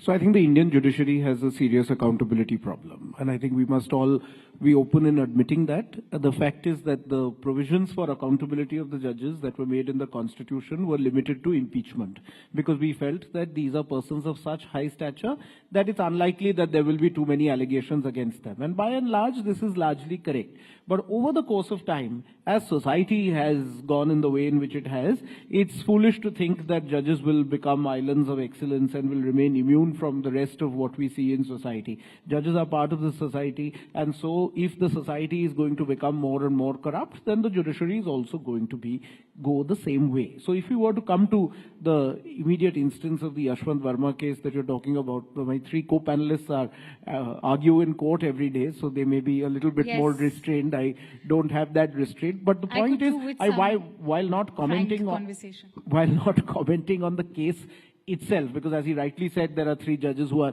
inquiring into the matter, I think there are 2 points that need to be made. The first is that we can't transfer judges about whom there is some suspicion. Transfer of judges cannot be done on the basis of the fact that there is something problematic about a judge, because an Allahabad High Court or earlier a Sikkim High Court or Guwahati High Court has a right to have judges who are entirely above board. So just because there is a cloud transfer, the gentleman somewhere, is not a solution. So my sympathies with the Allahabad. So where is the solution? Perhaps pause a bit and think what should have been done. Maybe demand the resignation, maybe just pause the transfer, go for an inquiry.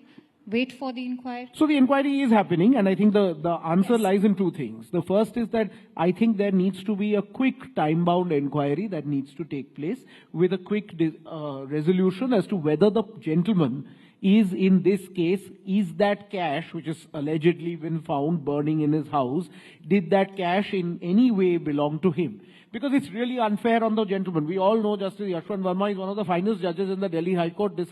If by any chance he is innocent, then this has damaged his reputation irreparably. So we need, not only from the point of view of judicial accountability, but also fairness of the person. And the previous gentleman was talking about fairness during Chhatrapati Shivaji's time. I think fairness in constitutional democracy in India requires the fact that there be a quick and speedy resolution. If the person is guilty, then make sure that impeachment proceedings happen quickly. And if the person is not, then please make sure that he can continue doing his work in the Delhi High Court. You used a very interesting word, impeachment proceedings. I want to bring Sumit on that note.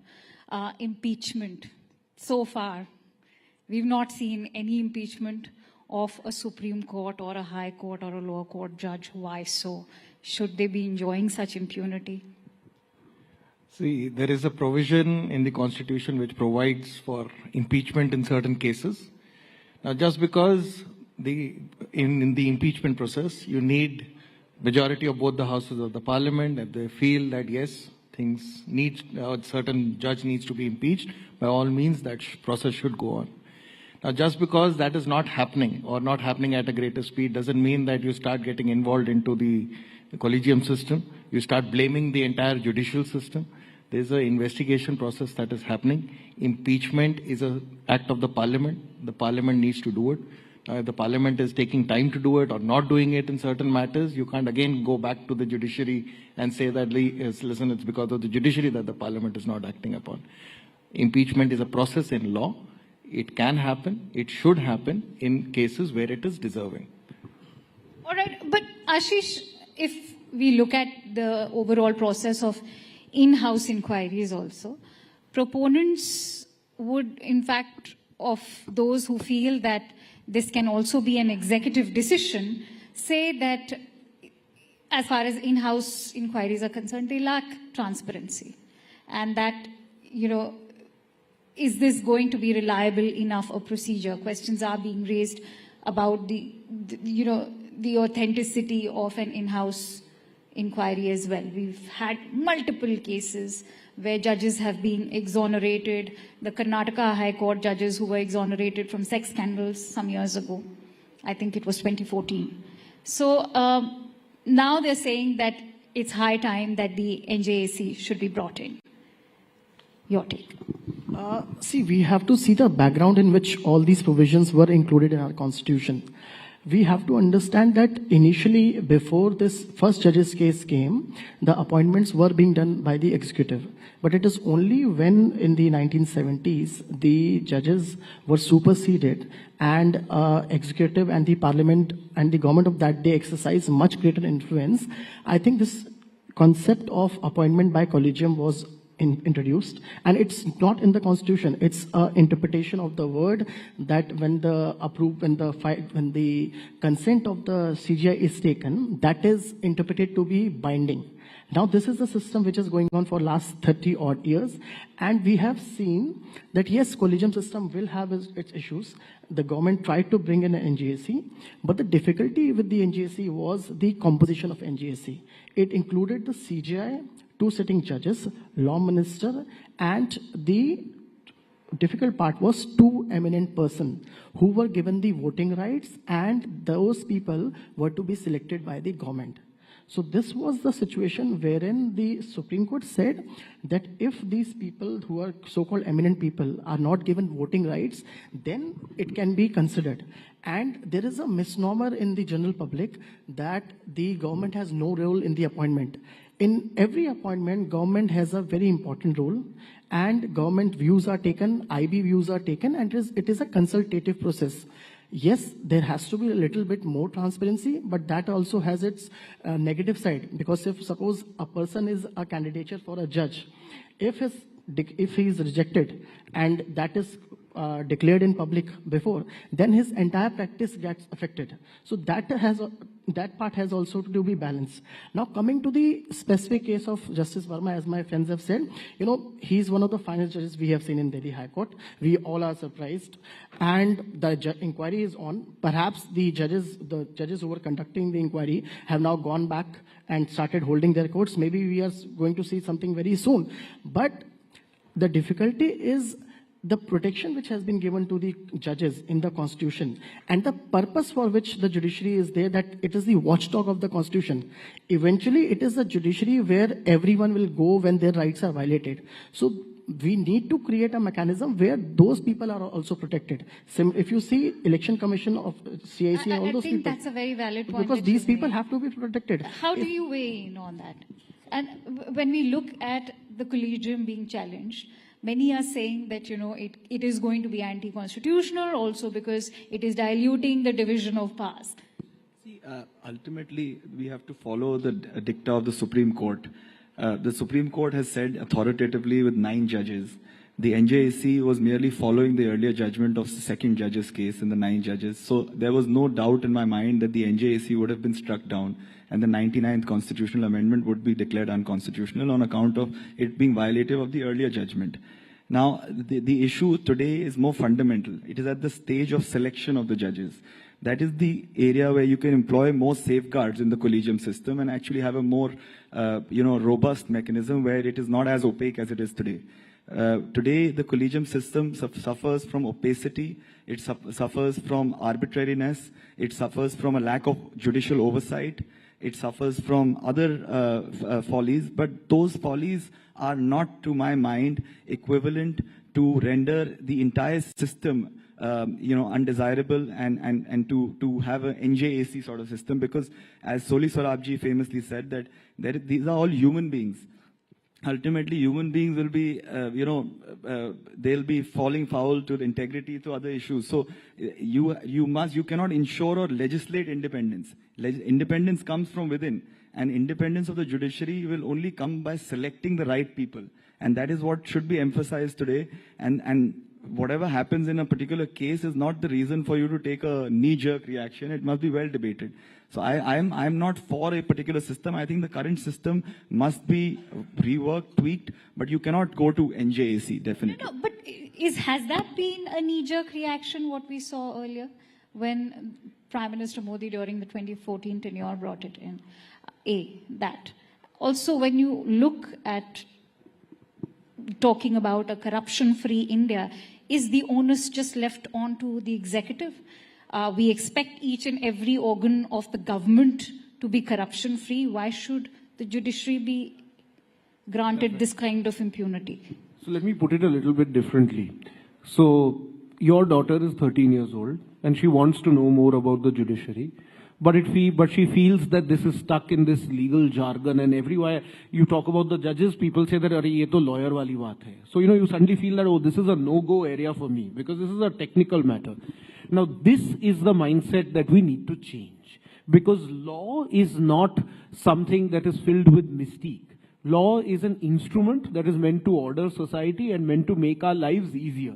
This seems a laughable proposition today in India, right? Because if anything, law doesn't make your life easy. No one wants to go anywhere near a court of law if they can have their way. So how do we make this easier? How do we reduce this shroud of opacity and make sure that law is something that the lay person can engage with? 3 things, which is related to appointments and accountability. I mean, there are many more. But on appointments, I mean, I have a different view from Avishkar. I think the collegium system started with all good intention, but is completely discredited at this point of time. And the reason is that it is a closed system. There is a view that it's only people appointing themselves, and there is a kind of closed brotherhood that is appointing people. Some merit to it, maybe not entirely. But I think every system has its time. This had its time. This is a system that needs to go. There needs to be a bipartisan commission of some kind. As Ashish was saying, we could think of the NJC with some tweaks. It doesn't have to be exactly the same composition, though I must point out that the eminent persons were not appointed by the government. They were appointed by the Chief Justice, the Prime Minister, and the leader of the opposition. But we can still tweak it. But we need some kind of system that is neither the government nor the judiciary on its own. On accountability, as I said, that this appointments commission also needs to be an appointments plus accountability commission, so that inquiries are held in a manner that doesn't feel like judges are only judging themselves. So you feel like nothing will come out of it. If you looked at the Chief Justice of India, Gogoi, had a 3-member inquiry committee that was set up against him. No one really believes that that was a credible process. I mean, whether it is credible or not is a different matter. It's a great disservice to the judges also who did that, because no one believes that it was credible. So we need to ensure that this commission, which is in charge of appointments, also takes into account accountability. And the last point on transfer should not be done in these kinds of situations. I'm taking it those cannot as be closing thoughts. Yes, that's fine. See, please keep in mind, I think there's been independence of judiciary is, I think, one of the core factors which should be respected. There is the 3 pillars of the Constitution, as we say it. We have the executive, the judiciary, and the legislature. We all the 3 pillars have their own roles for the governance. The 4th pillar, of course, being the media. Now, when there will be an interference between one pillar and the other, that itself will create a chaos. Any kind of a control over one over the other will go to the very premise of creating a situation where things may not work independently. If there is an involvement of the government in judiciary in any manner, whether be it appointment or in any other manner, towards the end, would that not influence judiciary? Then we are depending again on an external factor. And you think that today, if there are incidents, which are of course being taken care of, but if there are incidents, will the involvement in the appointments by the government in any manner, do you think it will create a purest form of system? No. There is a system which is created and created in a manner to protect the very institution itself. But why hasn't the judiciary been able to ensure that if the collegium was so reliable? Yes, so investigation is being taken place, at least in this case. But then again, we are questioning how reliable are the in-house judicial processes I'll answer themselves. that. I'll answer that. Why? Because see, everybody deserves a fair investigation. There are accusations, of course. In this case, there was allegedly what we call a purple banana being found in one of his rooms. And of course, that bag full of money, should we, just because it was found there, no investigation should be made at all? Secondly, who came out with that video? Towards the end, it came from judiciary itself. They said, yes, let this come to the media. There have been calls for a CBI or a TD investigation. Why not go ahead with that? Exactly. So executive is already doing the investigation. Judiciary is, of course, keeping a check on what the investigation is. There are judges from different states who have been appointed for the purpose of this investigation. Okay. I'm running short of time, so I have to quickly wrap that. Ashish, I want your closing thoughts, but as we discussed earlier, Mr. Chandrachud was here. And he made a very interesting point that just like the Indian Administrative Services, perhaps he's in fact one of those proponents who believe that it should also be applied to judiciary, that we should have a national level examination which is as stringent in perhaps ensuring that the best of the talent is the one that qualifies, and that he believes that it's not happening at a state level so far. See, I'll just make one comment on NGSC. We must understand that the biggest litigant in this country is the government of India. So if you want a litigant to have a complete say in the appointment of judges, do we expect a fairness or a procedure where the good judges will be appointed? That's the thing which we have to see. No one is against the government in a consultative process, consultative mechanism. But whether the government should have the final say in the appointment is the part where, for the sake of independence of judiciary, we all have to oppose it. Now, coming to this larger issue of having the All India Judicial Service examination, this idea has been mooted for long. As of now, the examinations are conducted by the High Court. Because the district judiciary is subordinate to the High Court of that state, the examination is conducted by the High Court. And High Courts have resisted this thing because eventually it is the High Court who is responsible for the implementation of law and the manner in which the cases are decided. When we say that there is a huge pendency, government is not blamed. It is the judges who are the blamed. So they have to see whether which kind of candidates are appointed. Justice Chandrachud has a view. He did say that yes, there should be a commission, there should be a exam. And I must tell you, the examination which is done by the High Courts is equally tough, if not more. So it can be said that there can be a different mechanism, but I think as of now, the High Courts are doing a good job. The results are there. We are finding new judges. There is so much of diversity, and so many women have come forward in the district judiciary.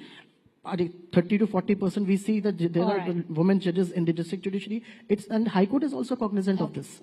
I'd like to give you 15 I'll just seconds. say that if independence of the judiciary is part of the basic structure of the Constitution, then no matter what law Parliament brings, the Supreme Court will always have the right to strike it down if that law falls foul or impinges on the independence of the judiciary.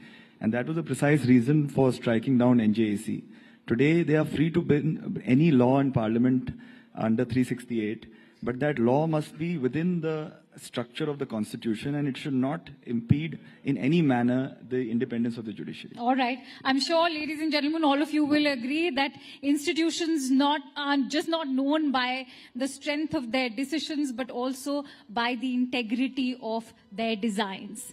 Thank you so much for a very insightful conversation. As we all know, as far as Bharat is concerned, Dharma is historic for us. It's in our civilization. Many thanks to you all for being part of Rising Bharat. It was a pleasure having you all over here.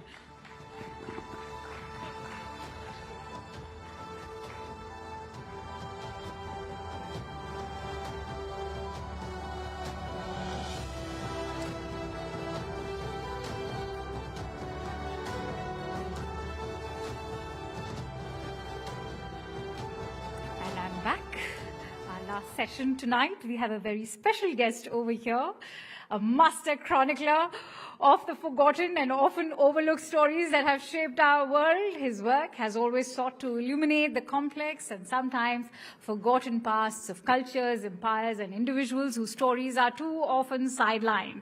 Whether it's his exploration of the Mughal Empire, the Silk Road, or the history of the East India Company, he has a unique way of bringing these hidden histories to light. I'll say hidden gems to light. Tonight, in fact, we'll delve into this process of uncovering these often elusive narratives with one and only William Dalrymple, who will reflect on how these hidden histories are just as vital to our understanding of the world today. And also, to have that conversation, I'd like to invite somebody who's a personal favorite, Rahul Shiv Shankar, to take this conversation forward.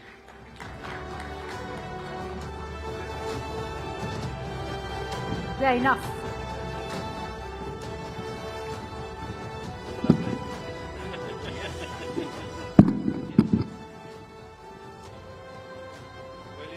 Is there anything more left for me to say after that sterling introduction? Let's get straight to it. William Dalrymple, we've of course spoken right after the release of your book, and that was quite a well-heralded podcast with you. You've long chronicled British and Mughal India. But now you've come up with the golden road that pivots back to ancient India. Why? And what's the central thesis here? So I spent 20 years working on the East India Company, 4 books: The Anarchy, White Mughals, Return of a King, The Last Mughal. And I think everyone, particularly my family, had thought that was enough East India Company and Mughals for one lifetime. Also, my beloved translator, Bruce Wannell, who worked very, very closely with me, had a spectacular ability to read any Persian text, any Mughal text, as easily as you and I could read the Times of India, died of cancer in 2019. And in some ways, I felt I'd sort of lost the key to Narnia. I could no longer just walk into libraries in Tonk or in Patna and access the texts which we've been looking at. So I went back to the subjects which had interested me as a teenager. I was originally keen on archaeology and ancient history. And it was very exciting after 20 years, really, working the same world, to completely discover a new world, the world of early India, of this extraordinary period when India was completely the center of Asia. It was the center initially of the trade and the economy. The monsoon winds blowing in one wave 6 months and back again for the next 6 put India very literally in the center of things, connected to the Roman world, where it was Rome's principal trading partner, but also connected to Southeast Asia and to China. And one of the main ideas in the book is that the Silk Road has come to dominate our understanding of ancient Asia. The idea that there was this sort of motorway overland running from the Mediterranean to the South China Sea. But the idea of the Silk Road is entirely Sino-centric. It connects everything with China, and the idea that silk was the principal trading commodities is nonsense. It isn't reflected in any of the sources. And in fact, the idea of the Silk Road was invented in 1877 by a German geographer called von Richthofen. It's an entirely modern idea. No ancient source talks about it. What the ancient sources say is that India is the center of things. Pliny talks about a major balance of payments problem, just like Trump today worrying about America's balance of payments and inflicting tariffs. In the Roman period, Pliny is worried because he says India is the drain of all the world. Great Indian exports like pepper, cotton, ivory, nard, and silk, because actually Chinese silk came to Rome via India, were major exports, and they suffered a 30% tariff at the border, not so different from what Trump is proposing for this country now. And this provided as much as a third of the entire Roman imperial budget. So the idea in this book is that the Silk Road never actually existed before the Mongol period, when Genghis Khan's conquest did create a motorway that linked Mediterranean with the South China Sea. Before that, maritime routes rather than overland routes, and India rather than China.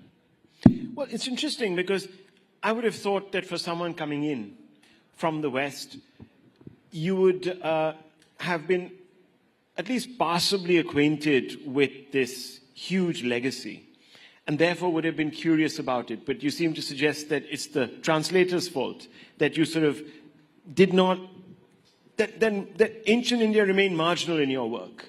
No, it was the first thing that I loved when I came. My very first trip to India, I went straight to Gwalior, Sanchi, Khajuraho, Ajanta, Ellora. But over the course of time, got obsessed with the East India Company. The idea that a corporation could take over a continent seemed to me an extraordinary thing. And of course, it's something that's happening at the moment. We're worrying about this, the oligarchs in Trump's world, the way all the tech moguls were there at the inauguration. These huge companies like Amazon and Meta, and Apple and Microsoft, all of whose annual profits are greater than the GDP of most continents. This extraordinary power that corporations now have. It seemed to me a very interesting subject. But I have loved going back to this. And this was a lockdown book. We were all locked down. I had my library, and it gave me a wonderful opportunity to read very widely across different fields. And what I found was that the history of this period is often locked into different silos. So the Buddhist history is often told as part of a Chinese story, the Silk Road. The story of Sanskritization of Southeast Asia, how Indian epics, Indian language, Hindu kingship spread to Angkor Wat, where the largest Hindu temple in the world is built not in India, but in Cambodia. But the largest Hindu empire in the world is the Khmer Empire. The way that Indian mathematics spread through the Arab world to give us the number system we all use, the nearest thing we have to a universal language. These seem fascinating ideas. And what I was trying to do was bring them all together under one roof and connect the dots, which I think people haven't done. The last time a book like this was written is probably A.L. Basham's Wonder That Was India, which is written in 1954. Of course, we've had some historians that have looked at that, but at that period. But wanted to ask you, because it's an interesting thought experiment. And it points to the rising Bharat that we see today. So it's not an accident, is it? So my view is that, I mean, if you look at Angus Maddison is the historian who studied trade figures historically, GDPs per head, and tried to work back from present figures to the sort of thing that was going on in Mughal India or medieval India or medieval Ming China, for example. And it's unequivocally the case, although you can quibble details in these figures, because obviously ancient economic figures are hard to come by and don't have the same veracity as modern figures. But nonetheless, it's completely clear that for most of history, maybe as much as 70, sometimes 80% of the world economy was generated by the lands that are now India and China. That both of these had terrific trading traditions, both over land and by sea.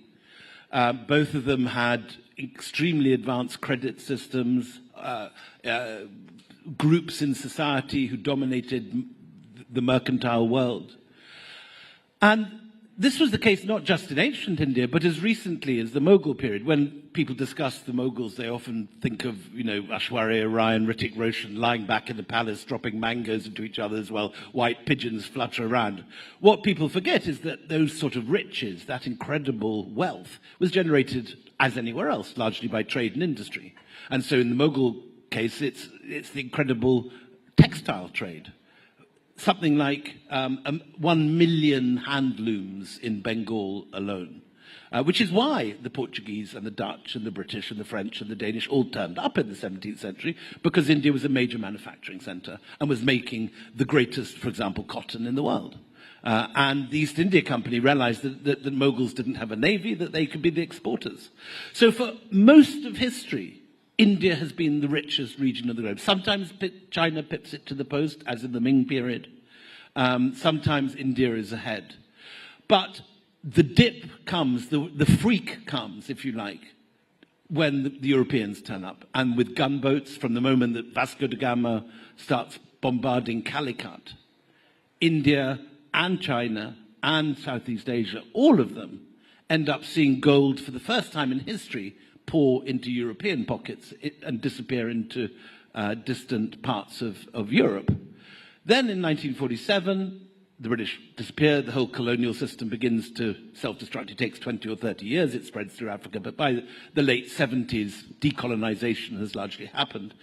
And what we see now, 75 years later, is not some freak of either of the brilliance of the administration in this part of the world, nor some strange quirk of economic history. It is things reverting to their natural place. India has always been a rich country. It has 2 harvests a year. It has rich minerals. It has gemstones. It has spectacularly fertile soils. It has innovative people.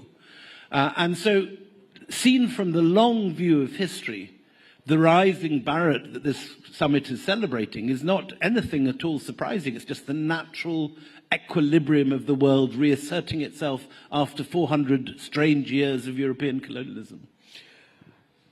I want to ask you a little bit more about, you sort of talked a little bit about, a lot about the trade aspects of things, the economy. But this was also a knowledge system of vast study. Correct. So build on that a little bit. You've really delved into that in your book. There's Nalanda, and before that also you sort of talked about other stuff. Yeah, no, so Nalanda is the subject that the last panel was, but one was talking about. And they were quite correct to say that Nalanda was the main center of learning in Asia. Our main source for Nalanda is a Chinese monk, Xuanzang, who comes overland by foot in the 7th century. And he leaves a very detailed account of this place, which he regards as the NASA, the Harvard, the Ivy League, the Oxbridge of his day. And we know that not just Xuanzang, but hundreds of other monks from China, from Korea, from Japan, come to this place because it has the best library in Asia, 9 stories tall, 3 sections, all the books in the world. You can borrow any of them as long as you put them back in your pigeonhole in the central courtyard in the evening. And Xuanzang is like some sort of bright-eyed undergraduate that's just turned up at Harvard for the first time. Everything is wonderful. Everything is extraordinary. The monks are men of genius. They all work hard. They all study. And it's something which I think has been forgotten. And when people go from this country to Southeast Asia, to Vietnam, to Cambodia, they see the effects of this period. From the 7th century right through to about the 12th century, Sanskrit is the common language of both culture and diplomacy, all the way from Kandahar to Java to Bali.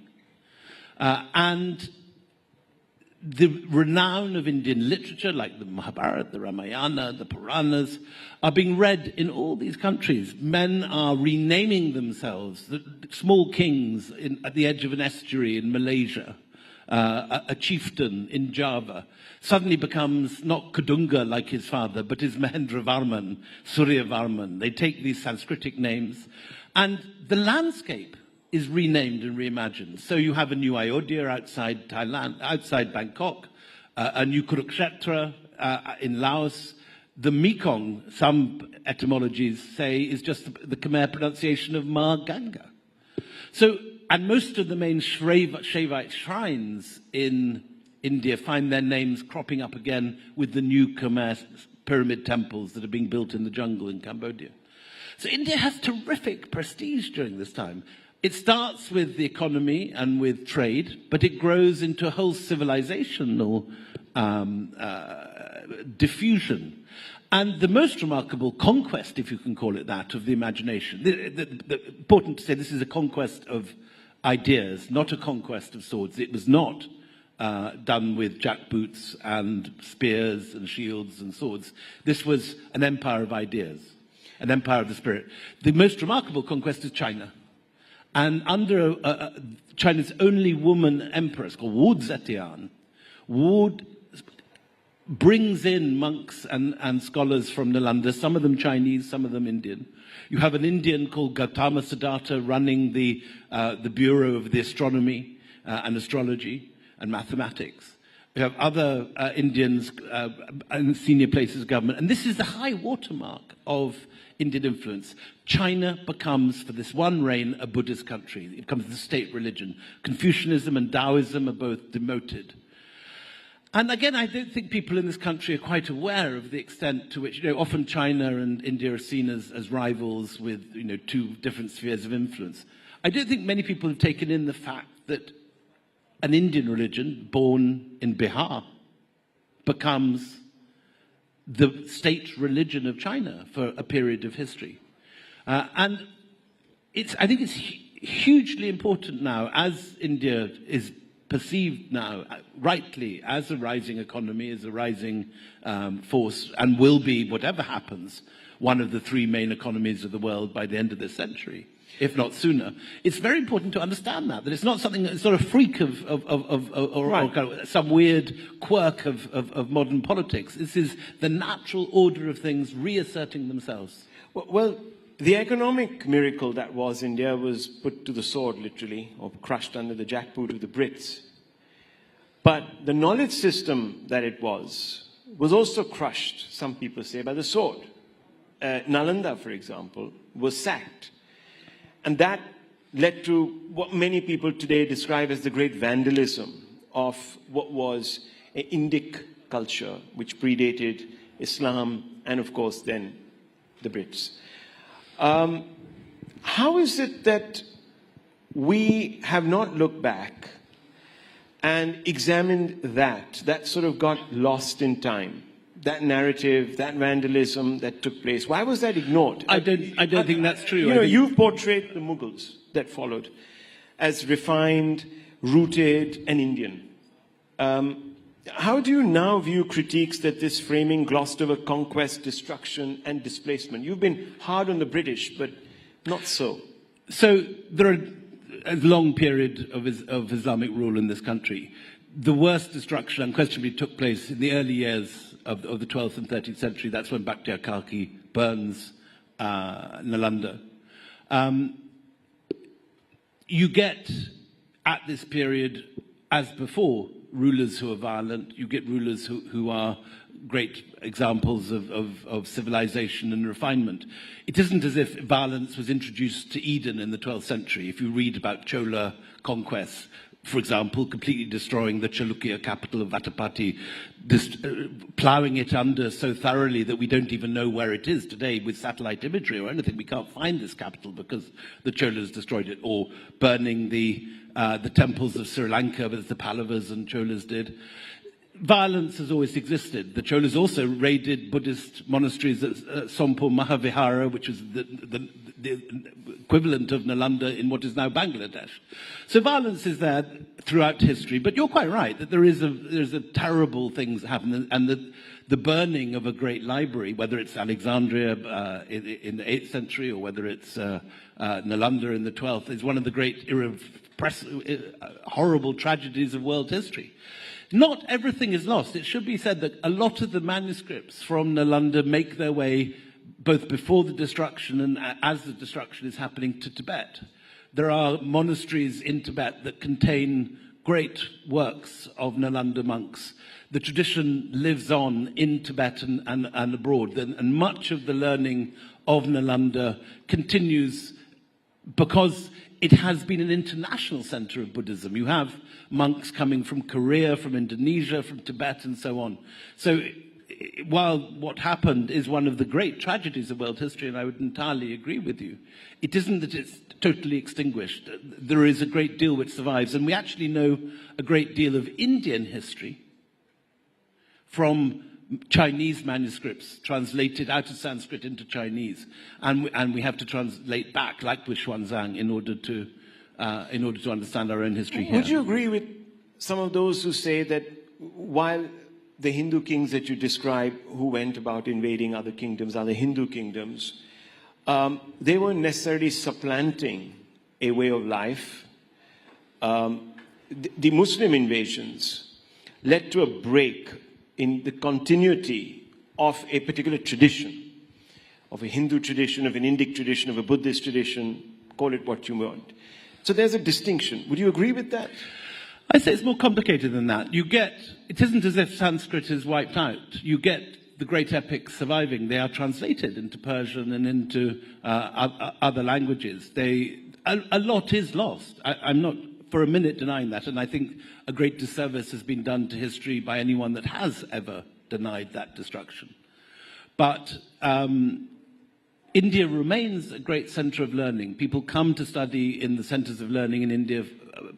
And when, for example, Genghis Khan destroys the great universities of Central Asia, it is here in Delhi that new universities get built. When you go to House Khas village, that is the great university of Firoz Shah Tughlaq, which was full of scholars, refugees from Central Asia. So there is a long tradition of scholarship continuing in this country under all sorts of different religious and linguistic banners.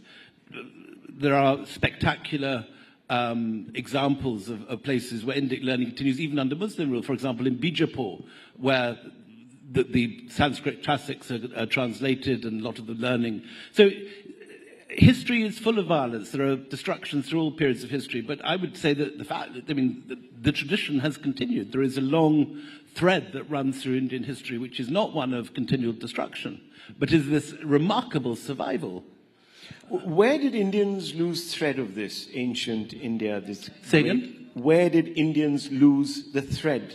I think it's here. I think it is very much retrievable. I don't feel that I'm living in a country which has lost its civilization or lost its civilizational bearings. I think the fact that it is here, the fact that we are discussing this all now, and that India has still a rich tradition. I mean, it'd be not true to say that India has the same reputation it had during the age of Nalanda when all the great scholars were coming here. But it's possible to imagine that will happen again, that there are traditions of learning and knowledge here which are remarkable and which can still teach the world a huge amount. And I think we need to... I think we should also, I should say, be more aware of our history and do more to preserve it. For example, Nalanda itself, only 10% has been excavated.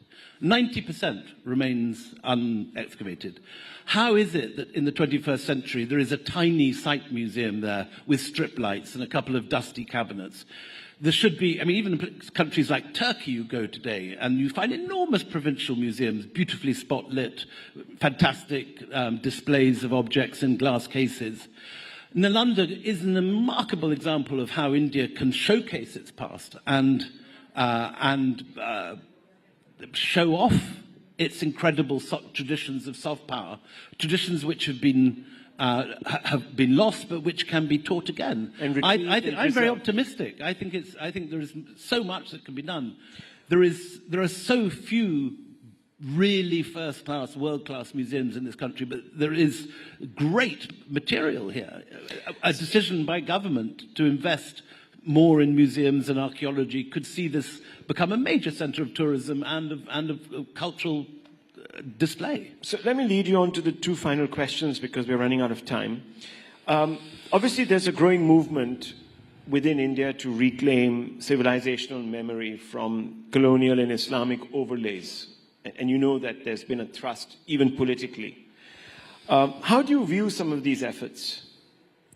Which efforts are you referring to? This reclamation of the ancient history. And there are now obviously some amount of tensions that are building up in certain sites across the country where people are hoping that one community would abet in this great reclamation project by giving up their own control, so to speak, or their own rights. India is not unique in that it's a country with many different layers and civilizations, many different periods of different dominance. If you go to, for example, an island like Sicily in the middle of the Mediterranean, there are successive Arab, Byzantine, Spanish, Neapolitan. That island has been ruled from many different places. The answer, it seems, when you have a complex and nuanced history, is to write complex and nuanced books about it and to teach it in a complex and nuanced way. That if you go to Sicily, the Spanish rulers who were very unpopular, who were toppled by Garibaldi and the Risorgimento, their statues are not toppled. They're still standing there. They're still in the museums. Their objects are on display. History is complicated. There are many parts of the world where civilizations lie in different layers, like sediment, like geology. And the attempt has to be made to teach it with nuance. History is not a matter of heroes and villains, of angels and demons.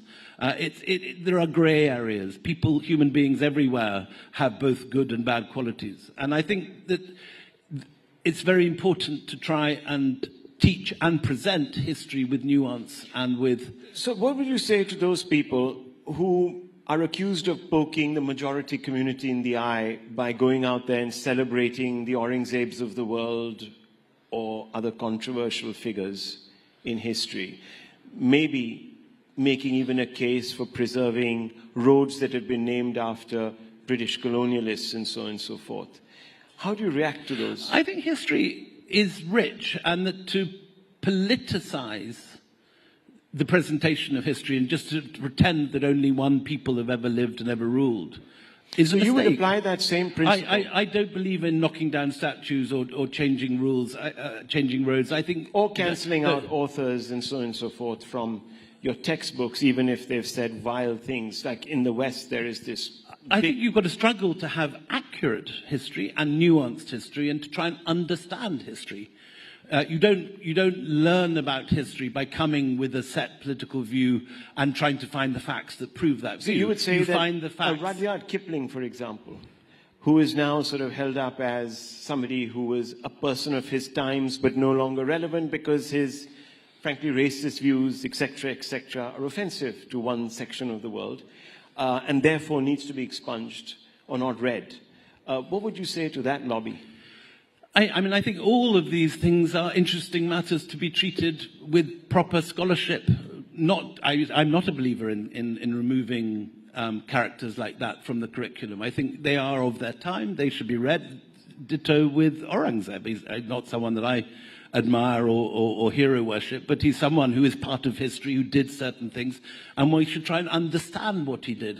History is all about understanding. It's not about lecturing and sort of turning people into whiter than white saints and darker than black villains. It's the science of trying to understand the complexity of our past. And so to cancel people, to knock down statues, to remove things from a complex history which is full of complexity and variety and many grey areas seems to be completely the wrong way to approach these matters. Well, William Dalrymple, thank you for resurrecting the Golden Road, and a road that takes us back to the glories of ancient India and hopefully runs right through and connects us to the present. As a foreigner coming to this country, I am in awe of the variety of the different periods of history. In the sense, I don't have a dog in this race. I don't support one team or the other. And I can get as much pleasure from visiting the Taj Mahal or watching a Mughal manuscript as I can from visiting Vijayanagar or going to the Tanjore Great Temple and being amazed by the Buddhist frescoes of Ajanta. It's all a very rich history, and it should all be celebrated. We leave it at that. Thank you very much. Thank you very much.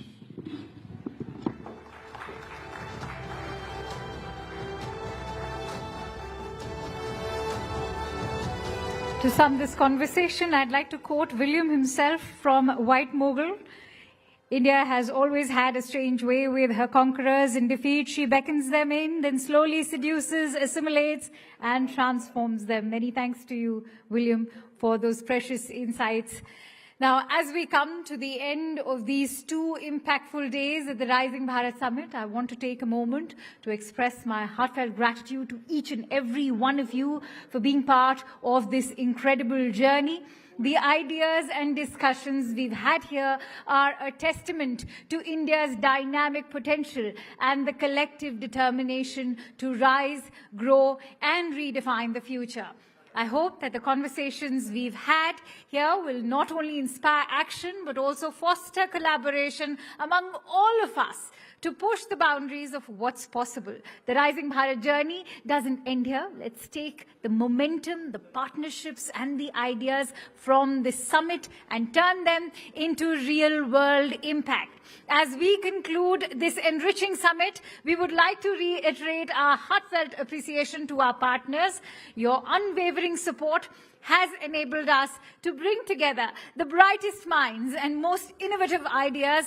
Thank you to our co-presenting partner, Dream Sports Associate Partners, Max Estates, Vikram Solar, Suntel and Reliance Industries Limited, Workspace Partner, IndiCube, our exchange partner, National Stock Exchange, Logistics Partner, DTDC, Energy Partner, Crown LNG, Insurance Partner, Insurance Dekho, and State Partners, Uttar Pradesh and Madhya Pradesh. Thank you everyone for making this summit a grand success. It wouldn't have been possible without your support. Thank you so much.